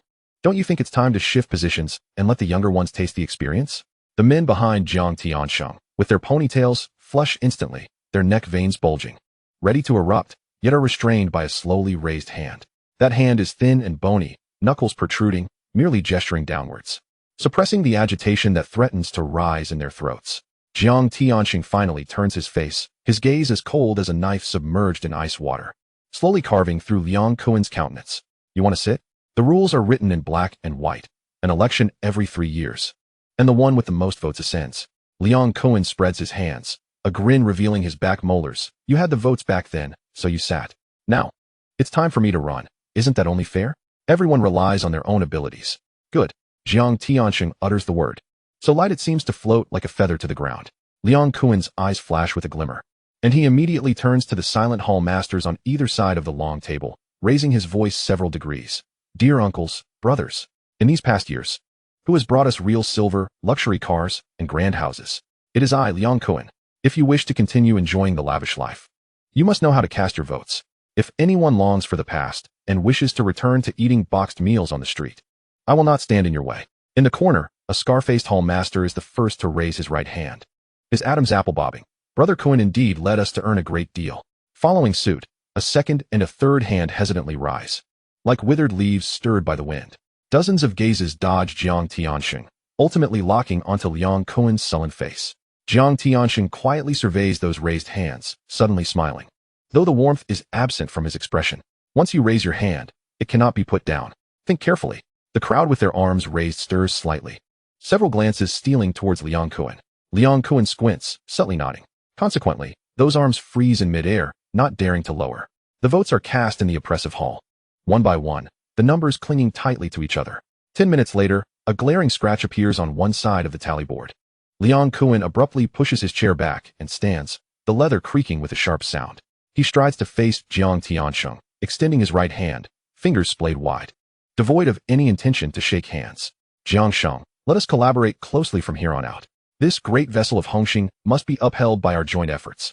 Anyone could see that his eyes burned with unmasked ambition and provocation. The ever-calm Jiang Tiansheng, at this moment, allows the corners of his mouth to curve slightly, revealing a faint smile. He raises his hand, gently brushing aside Liang Kuan's outstretched hand, his voice low and measured. The matter of the election is settled.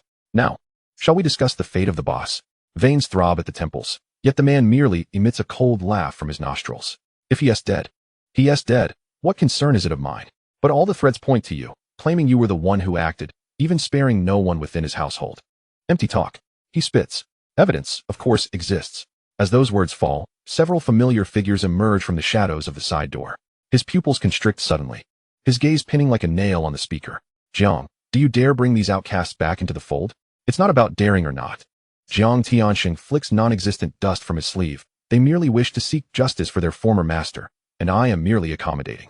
You traitor. A low growl escapes his throat. With your actions, can Hongxing still tolerate you? Whether they tolerate me or not, I fear that is no longer for you to decide. Jiang Tiansheng suddenly smiles, yet the mirth does not reach his eyes. After all, your first order of business in this chair is to think you can sweep me out the door. That would be too naive. The air in the hall thickens for a moment. Those who had just glared with anger now begin to slump one after another, their foreheads resting against the cold table. Even he feels his knees weaken, nearly toppling. It is only natural to feel weak. Jiang Tiansheng's voice slithers like an oiled rope, wrapping around them slickly, adding a hint of flavor to the tea, not fatal, but enough to keep everyone subdued for a moment. He turns his face. Haonan, Shanji. Our enemies are right before us. What are we waiting for? Shun Haonan's knuckles turn white as he grips the short blade, advancing step by step. The muffled sound of the blade embedding into flesh is particularly clear. He hears a strange hissing from within his abdomen. Is this how you treated my brother back then? Shun Haonan's voice trembles, unsure whether from anger or something else. Chapter 51. Using a knife to eliminate a threat. The intense pain instead releases a rush of sweet satisfaction in his throat. Wrong. He grins, blood seeping from between his teeth. I made him watch as his beautiful wife was ravaged, then tossed under the wheels to be ground into rags. And his tender child, with one slice. His innards spilled everywhere. Only then was it his turn. Are you satisfied with this answer? He sees Chun Haonan's facial muscles twitch, bloodshot eyes rising to a crimson tide. Then he hears a colder remark. You have a lone heir named Huazai, correct? If I were to slice off each of his 10 fingers one by one, presenting them in a box before you, would you weep? You dare touch him. He struggles to lunge forward, but multiple hands hold him firmly in his seat. I will haunt you even as a ghost. Haunt me? Chun Haonan lets out a short laugh. How coincidental. I am the one who holds grudges the most. With a gesture, 2 lackeys drag in a bloodied, mangled figure. Upon hearing his voice, the figure emits a beastly whimper, its mouth reduced to a dark void. Every drop of blood in him freezes. Even the tongue is severed. You are truly vicious. Compared to what you did to a child, Chun Haonan squats down. The back of the blade tapping his cold face. My methods are considered merciful. The crowd, under the influence of the drug, stands frozen in place. Eyes wide as they watch the blade in Chun Haonan's hand-carved silver arcs under the light. With each glint of cold light that falls, the subtle sound of flesh parting intertwines with the suppressed breaths. Meanwhile, the lucrative establishments under the name of Hongxing were silently being taken over by another group. Zhang Ziheo's movements were swift, so rapid that even the sound of the wind could not keep up. By the time Hongxing's meeting concluded amid a cold sweat, several streets had already changed ownership. Had those who were nervously inching their way out known that stepping through that door was akin to walking into a trap, they would have surely preferred to rot in their chairs for the rest of their lives. The few hall masters who had once supported Liang Kuan jostled towards the exit, still holding onto a glimmer of hope that Jiang Tiansheng would at least put on a show. They were not mistaken. Jiang Tiansheng indeed refrained from taking action at headquarters. However, upon returning to their own territories, they were met with shattered signs and unfamiliar faces. The guards stationed there did not even bother to inquire. They simply pulled the trigger. The villa was shrouded in the steamy mist of hot pot. The plane lifted a slice of tender beef, dipped it in the crimson broth, and grinned. Brother, this tactic is truly brilliant. We've taken the entire street without even drawing a knife, and also cleared out the competition. Zhang Ziheo leisurely adjusted the dipping sauce, sesame paste slowly sliding down the rim of the bowl. Why dirty one's hands with matters that can be solved through intellect? He glanced at the few brothers seated around him, unharmed, with their territory expanded by 30%. This was indeed a profitable venture. On the other side, as Jiang Tianxing stepped down the headquarters stairs, he received the news. His fingers turned white from gripping the phone tightly, yet suddenly, he burst into laughter. Chun Haonan looked over in confusion as Jiang Tianxing tossed the phone to his subordinate and patted the front of his suit. Being used as a pawn, he gazed towards the distant neon-lit street corner, and even if given 100 chances to do it again, he would still choose to act today. He paused, lowering his voice significantly. If Liang Kuan remains alive, tomorrow it will be me lying on the chopping block.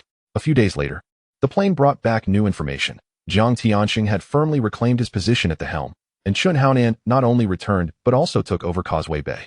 Zhang Ziheo was watering the green pot hose on the windowsill, droplets cascading from the leaf tips into the soil. Let him stay, he thought, snipping off a withered leaf. He reasoned that someone who could press down once would indefinitely be able to do so a second time. Keeping him there, Hongxing finally had a respectable facade. As dusk fell, Zhang Ziheo picked up his coat, preparing to leave the office when his phone suddenly vibrated. The voice of Ding Yujian, laced with amusement, came through the receiver. Mr. Zhang, it has been quite a while since we last met at Ms. Bao's banquet. Might I have the pleasure of your company once more?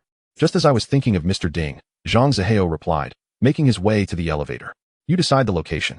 A new hot pot restaurant has opened, and the broth is quite special. All right, I'll be there shortly.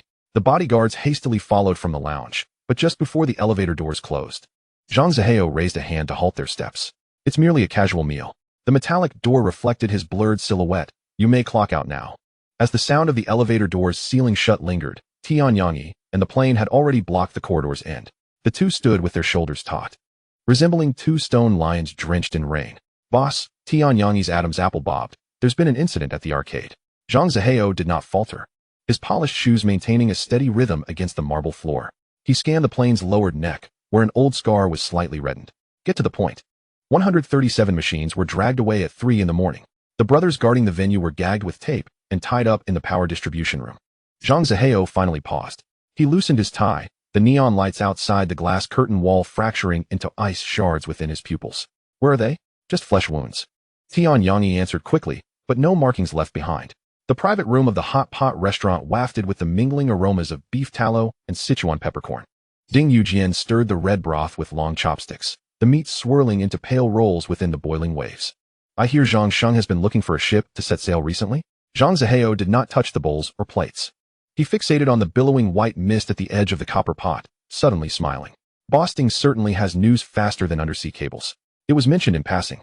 Ding Yujian lifted a spoonful of duck blood, suspended in midair. I've acquired a piece of land in Dongguan, intending to produce circuit board chips.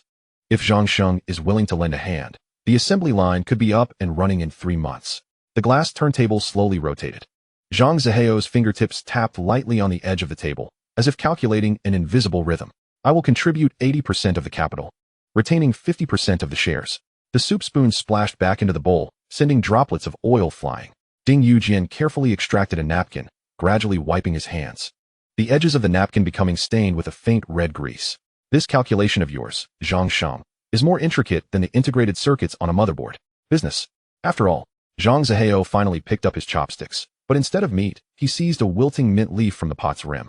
Just like how someone must eventually fish out the ingredients after prolonged cooking. Outside, night deepened. The neon sign of the arcade across the street was missing 3 strokes. Flickering, as if gasping for breath. Tian Yangyi stood in the shadows, making a phone call, the blue glow of the screen illuminating the new bruise on his brow. The plane crouched by the curb, fixated on the half-soaked corner of a freight bill caught in the sewer grate, yet the shipping unit stamp still retained a jagged shadow. In the parking lot, Zhang Zihao rolled down the car window. The night breeze swept in, carrying the distant sound of a ship's whistle from the docks. A map of Dongguan lay discarded on the passenger seat, with a particular town circled repeatedly in red ink. As he started the engine, he glanced at the rearview mirror, where the reflection showed Ding Yujian still standing by the window of the hot pot restaurant's 2nd floor, holding a teacup as if to toast or measure the distance. The tires rolled over a speed bump, the car shuddering slightly. Zhang Zihao steered with one hand while pressing the redial button on the car phone with the other. As the busy signal rang for the 3rd time, he hung up and opted to send a text message. The phone screen illuminated his jawline, where a muscle twitched subtly, as if a string buried beneath the skin was ready to snap at any moment. The sea of neon lights in the rearview mirror collapsed into flowing patches of light. Zhang Zihao's fingertips gently tapped twice on the sandalwood table. The helm of the factory must be in my hands. Ding Yujian set down the teacup, the bottom striking the table with a crisp sound. Otherwise, those below will not hear my voice. This arrangement poses risks for both of us. The shadows of clouds drifted past the glass, casting a brief gloom between Zhang Zihao's brows. Suddenly, he smiled. I will cover 70% of the funds. You take 55, leaving me with 45. You can steer the ship, but the scale remains in my hands. Does that seem fair? Ding Yujian's Adam's apple bobbed again. He stared at the golden line drawn by the sunlight across the table, as if trying to bite it in half, finally squeezing out a response through clenched teeth. Agreed. But every screw in the factory must turn according to my rules. Naturally. Zhang Zihao leaned back into the leather chair, which emitted a slight creak. As long as the numbers in the ledger match the moonlight, you can raise peacocks in the workshop for all I care. He leaned forward, pressing his sleeve down sharply. But I must state this clearly. When doing business on the mainland, do not cross the red lines drawn by the law. Should you overstep and incur losses, the deficit must be covered by your own resources. I am not particularly capable. Ding Yujian rubbed the calluses on his knuckles, but I dare not touch those life-threatening matters. Zhang Zihao believed him. He recalled the phrases from the dossier, a younger brother plunging a knife into his son's chest. Yet that person never even entertained thoughts of revenge. In the steam of the tea, he suddenly felt the need to add, after all, our money will flow into the same river now. If there are hidden reefs at the riverbed, 2 boats will capsize. I've heard. Zhang Zihao used a lid to push aside the floating leaves. Do you still have a brother who is serving time? Ding Yujian's shoulders suddenly tensed. Is there a Kong? Does Mr. Zhang know him? I have an associate who just got out, claiming that a certain Ding in prison constantly boasts that my brother's fortune will eventually be mine. Zhang Zihao raised his eyes, his gaze slicing through the other's face like a scalpel. What? Have you already prepared a will to stuff your fortune into his pockets? Ding Yujian's face instantly drained of color. He clenched his fists, the veins on his hands standing out starkly. I have a wife and children. A sister. How could that be possible? That's good to hear. Zhang Zihao set down his teacup, the sound of porcelain clashing echoing sharply in the silence. Familial love is warm. Yet legal documents are cold. If you truly wish to protect your family, it would be prudent to clarify that document sooner rather than later. Don't wait until calamity strikes, only to benefit those who should not benefit. Ding Yujian is not foolish. A man who has clawed his way out of the mire possesses instincts sharper than those of a wild dog. He fixed his gaze on Zhang Zihao, something in his pupils rapidly contracting. Did Mr. Zhang hear some whispers? Whispers, not at all. Zhang Zihao walked to the window, turning his back to him. But my associate tells jokes, mentioning that your brother in there knows the penal code better than the prison guards. The glass reflected his blurred silhouette. You should take care. Don't wait until the flames are licking the beams before recalling the coals buried in the stove. After enduring hardship for so many years, he ought to have learned caution. Ding Yojian's voice grew lower, as if he were trying to convince himself. Zhang Zihao remained silent. He recalled the yellowed, old news. This man had once taken the fall for his brother and endured the harsh life of prison. Yet now, he still believed in the old tale of a wayward son returning. The decision to cooperate felt like a rusty nail suddenly driven into his heart. Had he not chosen wisely? The twilight light seeped in, elongating the shadows of the two men, intertwining, and finally pinning them to the cold marble floor. Deep within Zhang Zihao's consciousness, a long-forgotten electronic voice resonated. The host need not worry. Ding Yojian's fate is unique, with fortune entwined around him. Investing in him is akin to sowing seeds in fertile soil. Since you are so assured, I shall place my trust in this instance. Yet that heavenly truth is truly alarming, for he still believes in that wolf in sheep's clothing. The outcome is already predetermined. Even if he loses all his closest kin, he will survive and become a monument in the business world of Hong Kong Island. The system's assurance eased the tension between Zhang Zihao's brows. He turned to the gentle man across the table, his fingertip tracing a slow circle along the rim of the glass. Mr. Ding, since you have investigated my background, you must know I disdain weaving lies. I shall say this only once. Be wary of that scorpion beside you. Just then, the hot pot broth began to boil, the red oil bubbling like lava. Zhang Zihao seized the moment to cut off the conversation, letting the rising steam separate the silence between them. Outside the door, Enai Chujuan's fingers sank deeply into the strap of her handbag. She stood like a frozen statue outside the private room, each word piercing her eardrums like ice picks. She cannot, like her husband, always wear fangs as a smile. That name sent chills down her spine, Ding Yukong. She must build high walls, never allowing that venomous snake to come near her children, even if it means standing against the entire world. As the copper pot gradually emptied, the framework for cooperation had also been established. The blueprint for the electronic factory's northern expansion was sketched on a napkin, the ink spreading along the fibers. Chapter 52, Collusion Between Politics and Business. Tomorrow, come to Shengtian Group to sign the formal contract. As Zhang Zihao stood, the movement of his coat stirred a gust of wind. A flash of a skirt vanished around the corner in the mirrored reflection. He recognized that silhouette. Enai Chujun had indeed heard. Those words had been prepared for her. Ding Yojian's heart was too soft. Soft enough that 3 sentences of repentance could erase all warnings. But a mother is different. A maternal beast transforms when protecting her young. She will shred any potential threat and lock away the family fortune in a glass cabinet for all to scrutinize. In doing so, certain individuals would no longer be able to extract even a drop of gold or silver from flesh and blood. The system chuckled within his mind. Why go to such lengths? He is destined for immense wealth. Unsettled, Zhang Zihao murmured to himself as he pressed down on the accelerator. The red light loomed like a gaping wound against the night sky. On the crosswalk, a man sprinted while cradling a girl, the hem of his suit snagging on his trembling knees. Zhang Zihao honked the horn. Fang Zhamba suddenly turned around, the pale face of the little girl flashing in the headlights, resembling a magnolia drenched by a torrential downpour. As Fang Zhamba turned his face, the reflection in the car window revealed a familiar countenance. He had no time to think. He scooped up the girl and rushed toward the vehicle, his knuckles tapping against the glass. Zhang Zihao rolled down the window, his gaze landing on her. What happened? My sister. Fang Zhamba panted, tightening his grip. She suddenly started bleeding. We need to get to the hospital immediately. The girl in the back seat appeared as pale as paper. Zhang Zihao paused in silence for a moment before opening the car door. Get in. Fang Zhamba hesitated, glancing down at the dark red stain seeping through his sister's skirt. It might dirty your seat. Don't dawdle. The green light illuminated, and the car merged into the flow of traffic. Zhang Zihao glanced at the rearview mirror. Which hospital to go to? The nearest one will do. Fang Zhamba's voice trembled. The nearest may not be suitable. With a turn of the steering wheel, Zhang Zihao pressed down on the accelerator. There's a friend of mine at Paul Hospital who can examine her thoroughly. Fang Zhamba's lips moved, ultimately managing to squeeze out 2 words. Thank you. Zhang Zihao did not respond. He was well aware of the fate that awaited the girl, and he remembered the system's instruction to guide Fang Zhamba. As the car came to a halt at the hospital entrance, Fang Zhamba suddenly gripped the hem of his clothing tightly. I don't have enough money for the expenses here. I will cover it first. Zhang Zihao unbuckled his seatbelt. You can pay me back slowly. Dr. Lin, dressed in a white coat, was already waiting at the steps. He glanced at the bloodstains between the girl's legs, his brow furrowing tightly. How could such a small child be treated this way? Though his words were stern, his hands did not falter. The assistant quickly placed her on a stretcher, the wheels rolling over the ground toward the depths of the corridor. Fang Zhanbo watched the disappearing stretcher's end, then turned to Zhang Zihao, deeply bowing. If it weren't for you today. Fang Zhanbo. Zhang Zihao interrupted him. Do you ever truly care about how they live? They're very well behaved. So well behaved that they dare not even cry out in pain. Which is why they lie here. Before his words had faded, Dr. Lin had already emerged from the emergency room, his gloves faintly scented with disinfectant. The gray wolf's eardrums were struck by the weighty tone of the other. Be more vigilant in the future. The voice was low, like a stone rolling over rough ground. Your sister is still too young, her bones have not yet hardened, and she cannot withstand such storms. You must keep a close watch over her. There should be no lesson left unlearned. Fang Zhanbo stood frozen in place, his mind seemingly filled with a soggy mass of cotton. After a few seconds of heavy silence, a chilling sensation suddenly crawled up his spine. He abruptly turned to Dr. Lin, his throat tightening. Doctor, what do you mean by that? My sister could never. Doctor.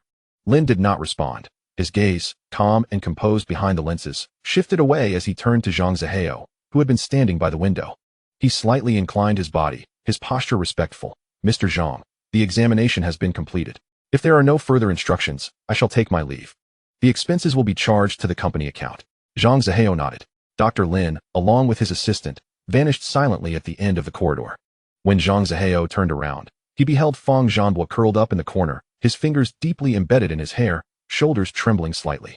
He approached, resting his palm on the other man's rigid scapula. Do not despair, he uttered, his voice low yet imbued with undeniable weight. Your sister is still lying inside. If you collapse first, what will become of her? Fang Zhanbo lifted his face, eyes rimmed with red, forcing out a smile that was more grotesque than tears. I apologize for the spectacle, Mr. Zhang. I never anticipated her bleeding was due to this. The child seemed pure-hearted, not the sort to act recklessly. Zhang Zihao gazed toward the closed door of the hospital room, aware that there were likely unspeakable difficulties within. Before seeking clarity, refrained from hasty judgments. He paused, extracting a business card from his inner pocket and gently placing it on the cold metal chair beside him. Should matters become truly complex, contact this number. Furthermore, I have already made arrangements with the hospital. You need not concern yourself with any expenses. Suddenly, a stifled sob emerged from within, akin to the lament of a wounded creature. Fang Zhanbo sprang up as if pricked by a needle and rushed inside. The moment the girl on the hospital bed saw her brother, tears cascaded from her eyes like a breached dam, her nails clawing desperately at the pristine white sheets. Brother, why must you save me? Let me die in peace. I have no face left to live. Fang Zhanbo felt a painful constriction in his chest. Was he angry? Certainly. Yet, the memories of their days together, sharing a meager piece of hard bread beneath a leaky roof, huddling under a thin blanket for warmth during the harsh winter, surged forth. Drowning out all reproach, he settled at the edge of the bed, enveloping her trembling form in his embrace, resting his chin against her damp forehead. Nonsense. Should the sky fall, I will hold it up for you. Speak slowly, word by word, and share your thoughts with me. Zhang Zihao stood at the door, observing the intimate silhouette of the siblings, and quietly retreated a step. You two converse first, he murmured, his gaze sweeping over Fang Zhanbo's tear-streaked profile. Remember, should you need anything, seek me out. The corridor lights stretched his shadow long. The girl raised her tear-filled eyes from her brother's shoulder, watching the gradually receding, upright figure, and asked in a hushed voice, Brother, who is that person? Fang Zhanbo followed her gaze, his throat tightening. Mr. Zhang Zihao. I am not certain of his background. Only that he has aided us significantly. The little house in Tsim Sha Sui, with a view of the sea, is a result of his lottery drawing on his cruise ship. It is through his connections that you are able to stay at Paul Hospital. As the night breeze flowed through the hospital's vast hall, Zhang Zihao had already driven into the neon-lit streets. Unbeknownst to him, the seed sown in the heart of that young man in the hospital room would one day germinate, becoming his sharpest piece on the financial chessboard. Of course, that was a tale for another time. At this moment, Zhang Zihao pushed open his front door, the warm water washing away the fatigue of the day. Just as he donned his robe, the bedside lamp still aglow, a sudden, heavy knocking shattered the tranquility of the night. When the door swung open, Sister Zhang stood in the shadow of the corridor. Mr. Tianyangyi has arrived, claiming there is an urgent matter. Her voice was low, as if to avoid disturbing something. Zhang Zihao fastened the last button of his shirt, the silk fabric whispering softly, Have him wait downstairs. Footsteps faded around the corner of the stairs before he slowly descended. Tianyangyi paced the living room, the sound of his leather shoes thudding against the carpet, and hurried toward him upon catching sight of his figure. At this hour? Zhang Zihao glanced at the wall clock. The hour hand rested on 3. I found them. Tian Yangyi swallowed hard. The group involved in the robbery of the gaming machines. The air thickened for a few seconds. Zhang Zihao approached the liquor cabinet, the clinking of glass resonating. Who? East Star Crow. The wine glass paused midair. As Zhang Zihao's tongue brushed against the roof of his mouth, he repeated those 2 names, a faint smile curving at the corners of his lips. The hairs on the back of Tian Yangyi's neck bristled. Every time the boss exhibited such an expression, someone was bound to suffer misfortune. Shall we act now? Tian Yangyi's voice cracked as he spoke. The camel has just died, and you dare to make a move? Zhang Zihao swirled the amber liquid in his glass, the ice clinking against the glass wall. On your own? Even with 10 times your courage? Are you suggesting someone is backing them? Keep a close watch on him. Zhang Zihao tilted his head back and drank deeply, his Adam's apple moving as he observed who he met, with whom he conversed, and whose calls he took at midnight. As for the plane, he set down the glass, the bottom tapping lightly against the table. You might inquire where his mind has wandered off to lately. As Tian Yangyi exited, he took the last remnants of sound from the living room with him. The sheets in the bedroom felt icy. Zhang Zihao stared at the patterns on the ceiling for a while, his fingers already dialing a number etched in his memory. The waiting tone on the other end had barely sounded once when he contemplated hanging up. What time is it in Bangkok? She ought to be asleep. Yet. The call was answered. Away? The drowsy voice, like silk steeped in honey, softly wrapped around his eardrum. Did I wake you? This call. She chuckled lightly, her breath resonating through the line. You are the only one left. Zhang Zihao closed his eyes. The news of Tsim Sha Sui's overnight change in ownership. She must have already known. The hidden eyes in the darkness, the ears that crossed borders. How could the daughter of the 8-faced Buddha not have her own network? He even suspected she was aware of the matter concerning Bao Yuding, but chose not to speak of it, as if concealing a blade not yet drawn. When you tire, come back, she said on the other end, her voice suddenly free of drowsiness. I have stewed soup, keeping it warm. The night outside was so thick it felt suffocating. Zhang Zihao grasped his heated phone, suddenly recalling many years ago by the Mekong River. She too had said to him through the night, away, this road is too dark. I will accompany you. Zhang Zihao did not reveal the affair with Bao Yuding. He spoke into the receiver. Miina, I have been dreaming of you lately. On the other end, he could hear her breath laced with laughter. I miss you too. However, Meidaxiong's goods must pass through my territory. I need to keep a close watch on that batch. Something feels amiss. Isn't it just a transit? Zhang Zihao tapped his fingers against the table. The volume of the transit is enough to fill 3 streets. Miina lowered her voice. I had someone test it. It is not what it seems, it's something new. It takes 3 tries with a rat to shake it off. Zhang Zihao rose, the window glass reflecting his taut jawline. It has never appeared on the market before. Thus, there is fear. What if he disperses it on my turf? Miina paused. You decide whether to keep this road open. I will handle it. Zhang Zihao gazed out at the increasingly brightening sky. In Hong Kong, I will find Meidaxiong for tea. The call lingered until 3 in the morning. After hanging up, he felt no inclination for sleep and chose instead to close his eyes, sinking into the depths of consciousness, where the void awaited him. The moves of the 8 Extremes fist were dissected repeatedly beneath the system's simulated moonlight. Internal energy flowed with his breath. Each punch stirred the sound of wind breaking. The shadow of his training partner shattered into points of light during the 7th exchange. This marked the first time post-upgrade he had utterly defeated a system-generated opponent. As dawn light streamed into the office, Zhang Zihao was perusing the quarterly reports. Zhan Mi and Tian Yangyi entered, bringing with them a scent of the sea. The cruise ship had been intercepted by the water police upon its return. Zhan Mi loosened his tie. Though nothing was found, this has never happened before. Zhang Zihao's pen tip bled ink onto the paper. The next voyage is in 7 days? On the 15th. Tian Yangyi added, the tickets have sold out. Understood. Zhang Zihao pressed the speakerphone button on the internal line, the numerical keys emitting a faint, buzzing sound in the stillness. He raised his gaze to the 2 individuals still standing in place. Is there anything else? Zhan Mi and Tian Yangyi exchanged a glance. The distant sound of the early ferry's horn drifted in from outside, long and foreboding, like a warning.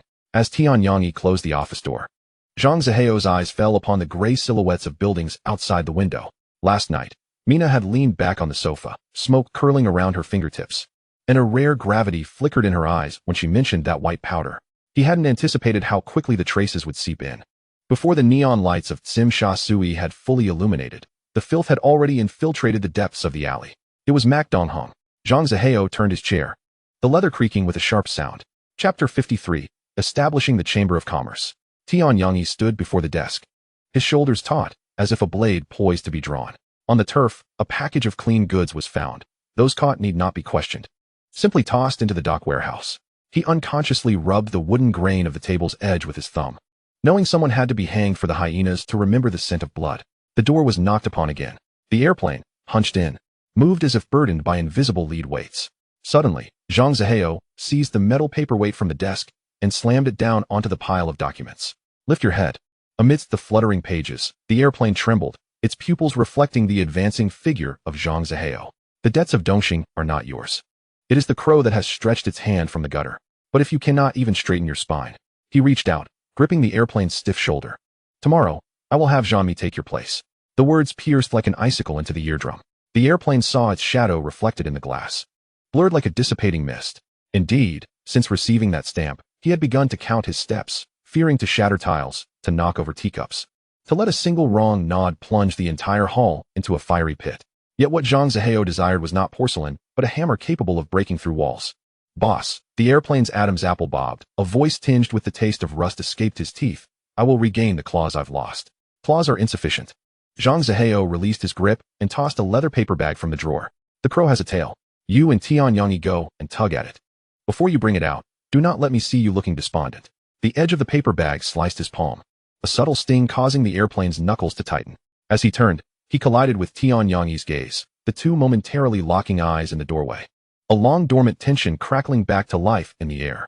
Once the office returned to silence, Zhang Zihao pressed the call button. The waiting tone rang in his ears, and he gazed at his blurred reflection in the glass, suddenly recalling Mina's words from last night. Some flames must be quenched with one's own hands. Otherwise, it is your own sleeves that catch fire. The call connected. The phone pressed to his ear. The receiver only emitted a prolonged, busy signal. Zhang Zihao stared out at the overcast sky, his fingertips tapping rhythmically against the cold glass tabletop. The thought of Mac Dongheng playing tricks pricked his temple like a fine needle, throbbing insistently. He closed his eyelids, calling out into the void. The formless voice immediately responded. Host, there are currently no relevant commands. What if that person were to completely evaporate from the harbor city? If the host could simultaneously eliminate all gray enterprises under their name, an additional 2 skill points could be obtained. Is 2 lives worth so little? The corner of Zhang Zihao's mouth twitched. I might as well directly ask for something tangible. The host may choose to forfeit. The system's tone was flat, like a deadline. Required. He opened his eyes, the glass reflecting a face devoid of expression. Of course, I require it. The appointed time was drawing near. Just then, the internal line rang, Amy's voice sweet as honey. Mr. Ding Yujian has arrived, saying he has an appointment to sign documents with you. Let him in. Zhang Zihao paused. Also, have Lawyer Fong come up. As the door swung open, Ding Yujian stood at the threshold of light and shadow. Zhang Zihao rose to greet him, shaking the hand extended towards him. Mr. Ding, you are quite punctual. With the contract on his mind, he hastened his steps. Ding Yujian smiled, the corners of his eyes crinkling with fine lines. I hope I haven't delayed your business, Mr. Zhang. Not at all. I should have gone down to greet you. Just as the pleasantries were exchanged, the door was knocked upon again. The young man, entering, wore a neatly pressed suit and sported a pair of thin-framed glasses. Zhang Zihao gestured towards his desk. Wei Hao, please help me draft a contract with Mr. Ding. The specific terms are those we discussed yesterday. Fong Wei Hao took out his notepad, the tip of his fountain pen moving smoothly across the paper. Occasionally, he would glance up to confirm a detail, his gaze behind the lenses tranquil as a deep pool. Once finished, he closed the notebook, slightly bowing. Please, gentlemen, review this. I will make any necessary adjustments immediately. Once the heavy wooden door had closed again, Ding Yujian turned to Zhang Zihao, his thumb gesturing towards the doorway. Mr. Zhang, this lawyer of yours is quite remarkable. Just now, we discussed so many fragmented details. Yet he was able to organize them on the spot. Where did you find someone like him? Zhang Zihao leaned back in his leather chair, his gaze resting on the steam rising from Ding's teacup. Just luck. Zhang Zihao always remembered Fong Wei Hao. That man had been labeled a villain in the courtroom.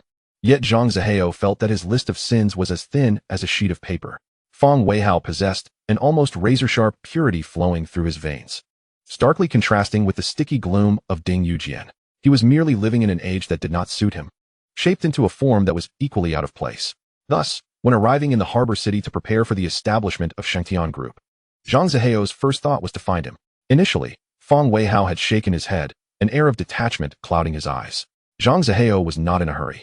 He gradually laid out a stack of conditions, as if placing pieces on a chessboard, finally adding a light, hypnotic suggestion.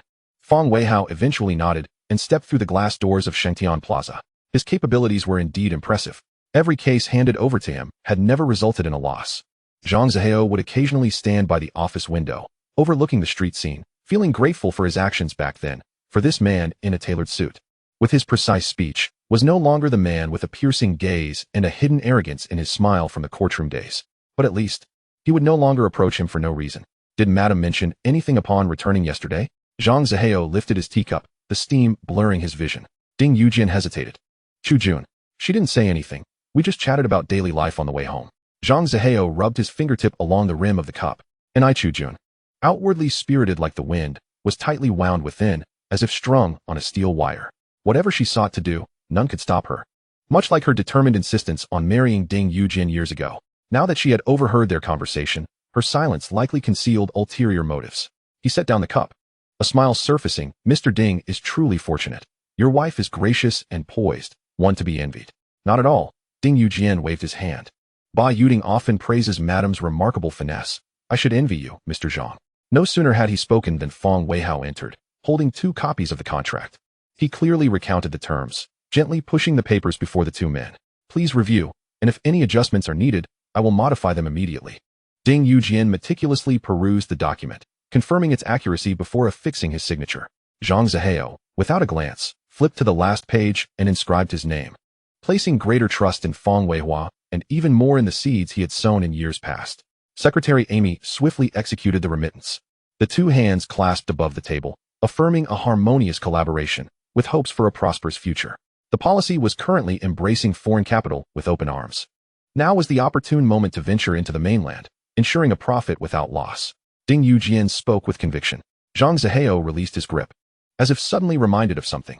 I'll be heading north in a few days. I've set my sights on 2 plots of land to secure for factory development. Factory development? Ding Yujian's eyes lit up. Mr. Zhang, which industry do you intend to enter?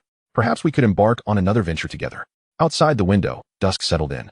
The glass reflecting the silhouettes of the 2 seated across from each other, akin to 2 chess pieces poised to descend upon the map of the mainland. The cigar held between Zhang Zihao's fingers traced an arc in the dim light. I plan to introduce 2 European luxury brands into the interior. Ash cascaded onto the mahogany tabletop.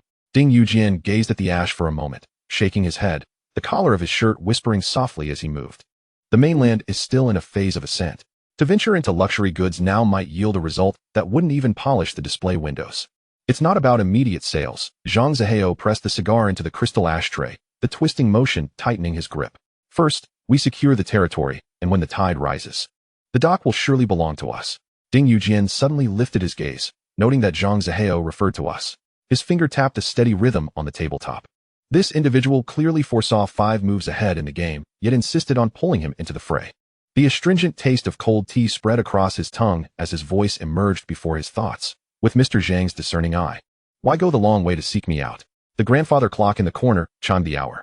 Zhang Zihao turned his face toward the window, watching the neon lights gradually illuminate the night, his reflection obscured by a thin veil of mist. The system's cold alert echoed in his ears. A faint golden label floating above him, visible only to him. Professional manager potential value. When he turned back, he donned an appropriately sincere demeanor. I rarely misjudge a person. Mr. Ding's instincts are sharper than a hound's.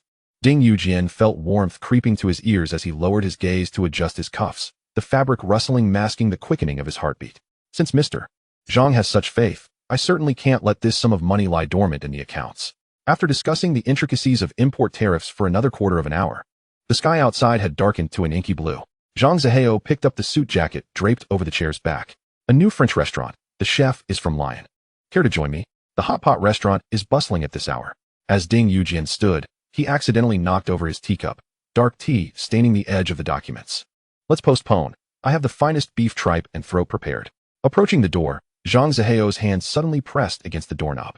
Please, no more boss. Just call me Zihao. The coolness of his palm seeped through the doorknob.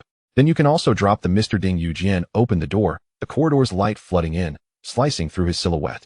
Call me Yujian, or simply Ajian, as the brothers on the street do. Once the door closed with a soft click, Fong Weihua emerged from the shadows beside the filing cabinet. He withdrew a neatly bound contract. The rustle of the pages stirred a slight breeze. On page 3, clause 7, and the additional terms on page 11, he stated, his long fingers gliding over the tightly packed text, with these few words added. Even if he loses everything in the mainland, he must first fill our capital pit.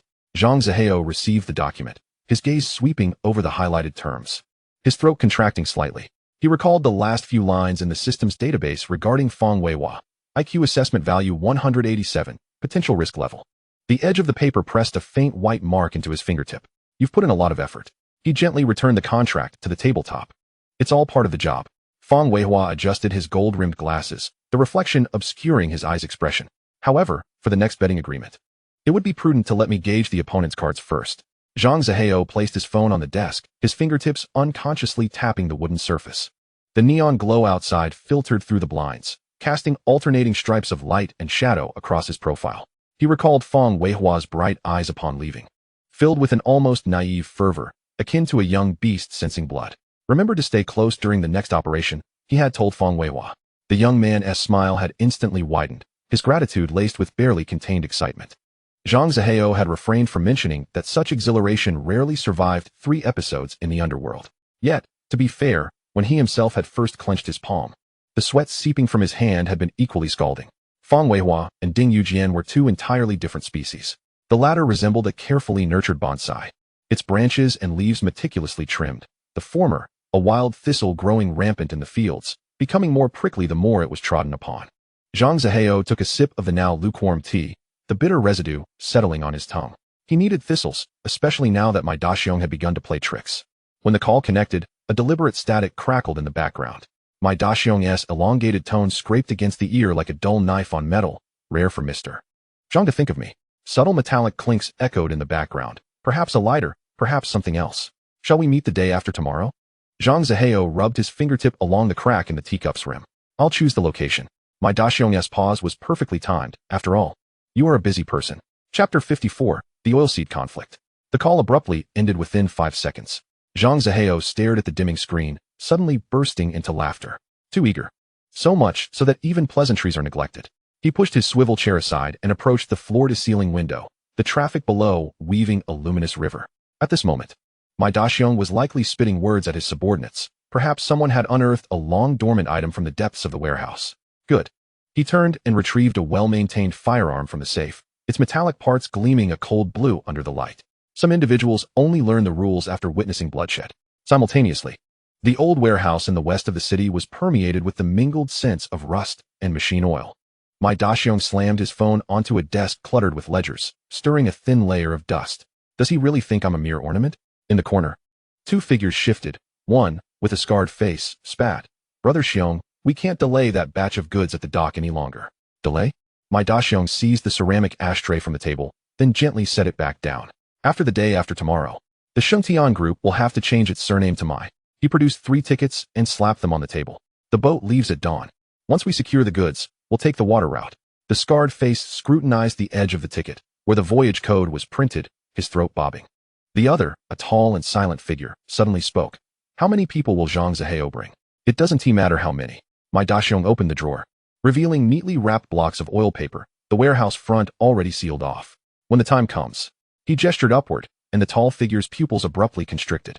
As the neon signs illuminated one by one in the night, Zhang Zihao was pressing the final bullet into the chamber of his firearm.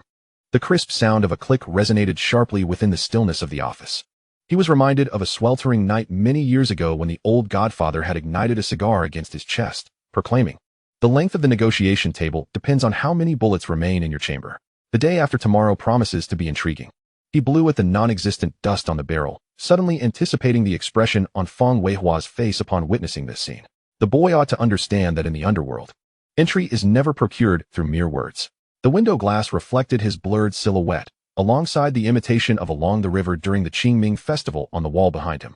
The merchants and laborers depicted along the banks of the Bian River were eternally frozen in their moment of clamor, while the genuine transactions of this city transpired quietly in the shadows, beyond the reach of light.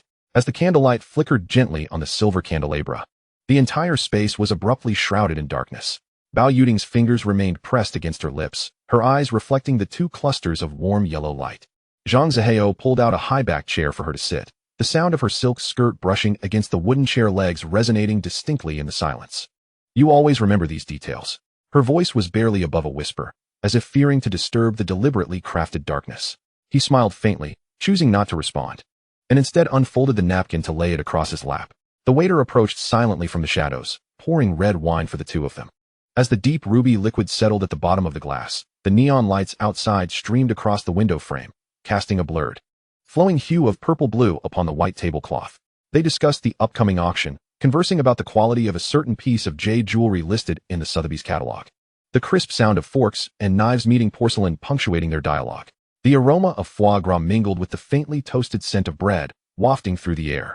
In the shadows at the far end of the restaurant, someone withdrew their gaze.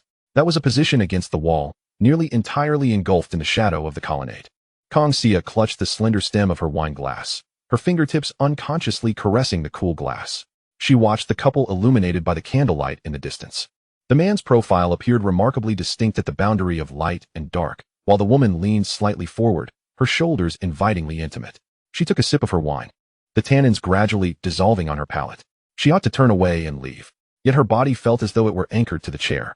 She recalled snippets of conversation from a few days prior, murmurs regarding unusual stirrings from the Hongxing faction, and the two heads of Dongxing, who frequently huddled together, whispering. Some threads hung tenuously in the air, their connections still elusive. When the waiter approached once more to refill the glasses at that table, Zhang Zihao raised his hand to indicate that it was unnecessary. He turned slightly to speak to Bao Yuding, prompting her to cover her mouth with a laugh. Her eyes curving into crescent shapes. Kongxia set down her glass. The base of the cup made a faint sound upon contacting the table.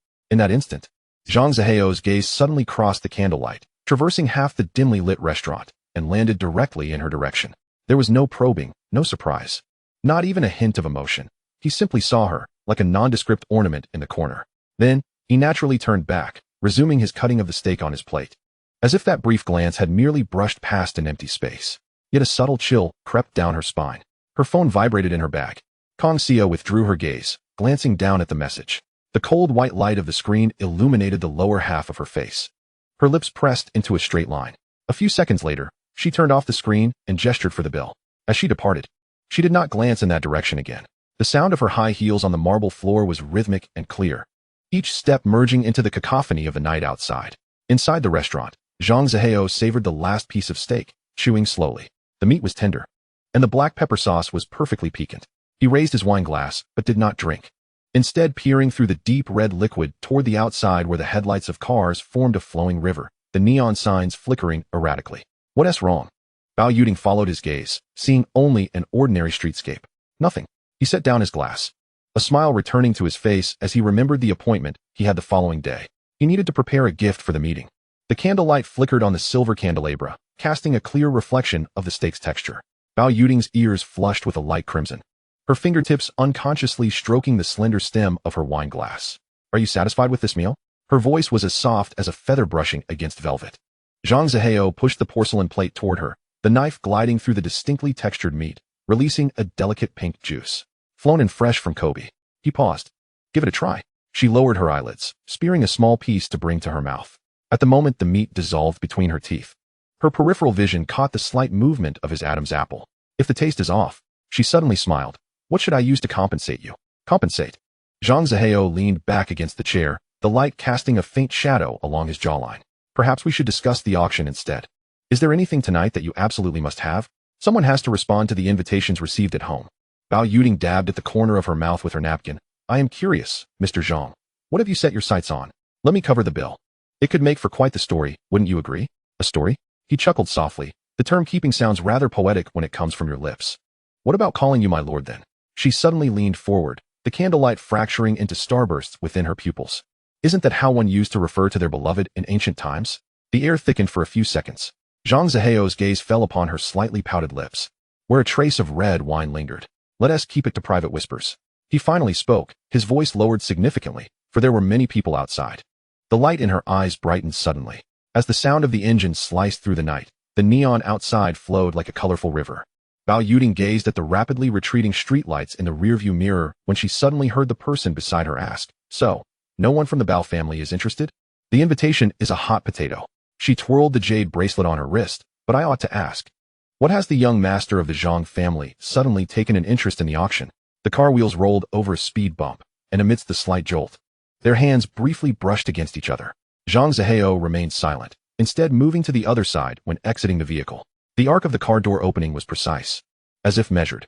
He raised his hand to shield the upper part of the door frame, palm facing up as he extended it. After you, my princess. Her fingertips slipped into his palm, cool as the first snow. As the revolving door of the auction house severed the chaos from the outside, countless gazes converged from all directions. The light from the crystal chandelier was too bright, casting a cool sheen on the pearl necklace around her neck. In the corner, the rim of a champagne glass lingered at someone's lips. Who was that beside the heiress of the Bao family? A young man in a dark patterned suit squinted. His companion swirled the amber liquid in his glass, the ice cubes clinking against the glass wall with a crisp sound. To have Bao Yuting on his arm. The sentence was left unfinished, a smile already emerging. Tonight promises to be entertaining. As Ouyang set down his glass, his fingertips left a damp mark on the glass wall. Having returned after several years, the flickering lights at the banquet momentarily disoriented him. In the distance, the couple traversed through the dappled light beneath the crystal chandelier. The woman linking her arm through the man's, her skirt blooming like a dark flower in the night. He unexpectedly found himself in the company of the notoriously difficult Bao family matriarch. The individuals nearby lowered their voices, remarking, "Did you see? Bao Yuting is now even walking with a lighter step." Ouyang turned his face. The speaker was an old acquaintance from their previous horse racing escapades. Leaning in closer, with a breath tinged by the remnants of whiskey, he said, "In the years you've been abroad, Sim Sha Sui has seen 3 waves of newcomers. Are you familiar with Nichkun and the pair of brothers from the Lien family?" "Of course I am aware," replied Ouyang, fiddling with his cuff. "What has become of them?"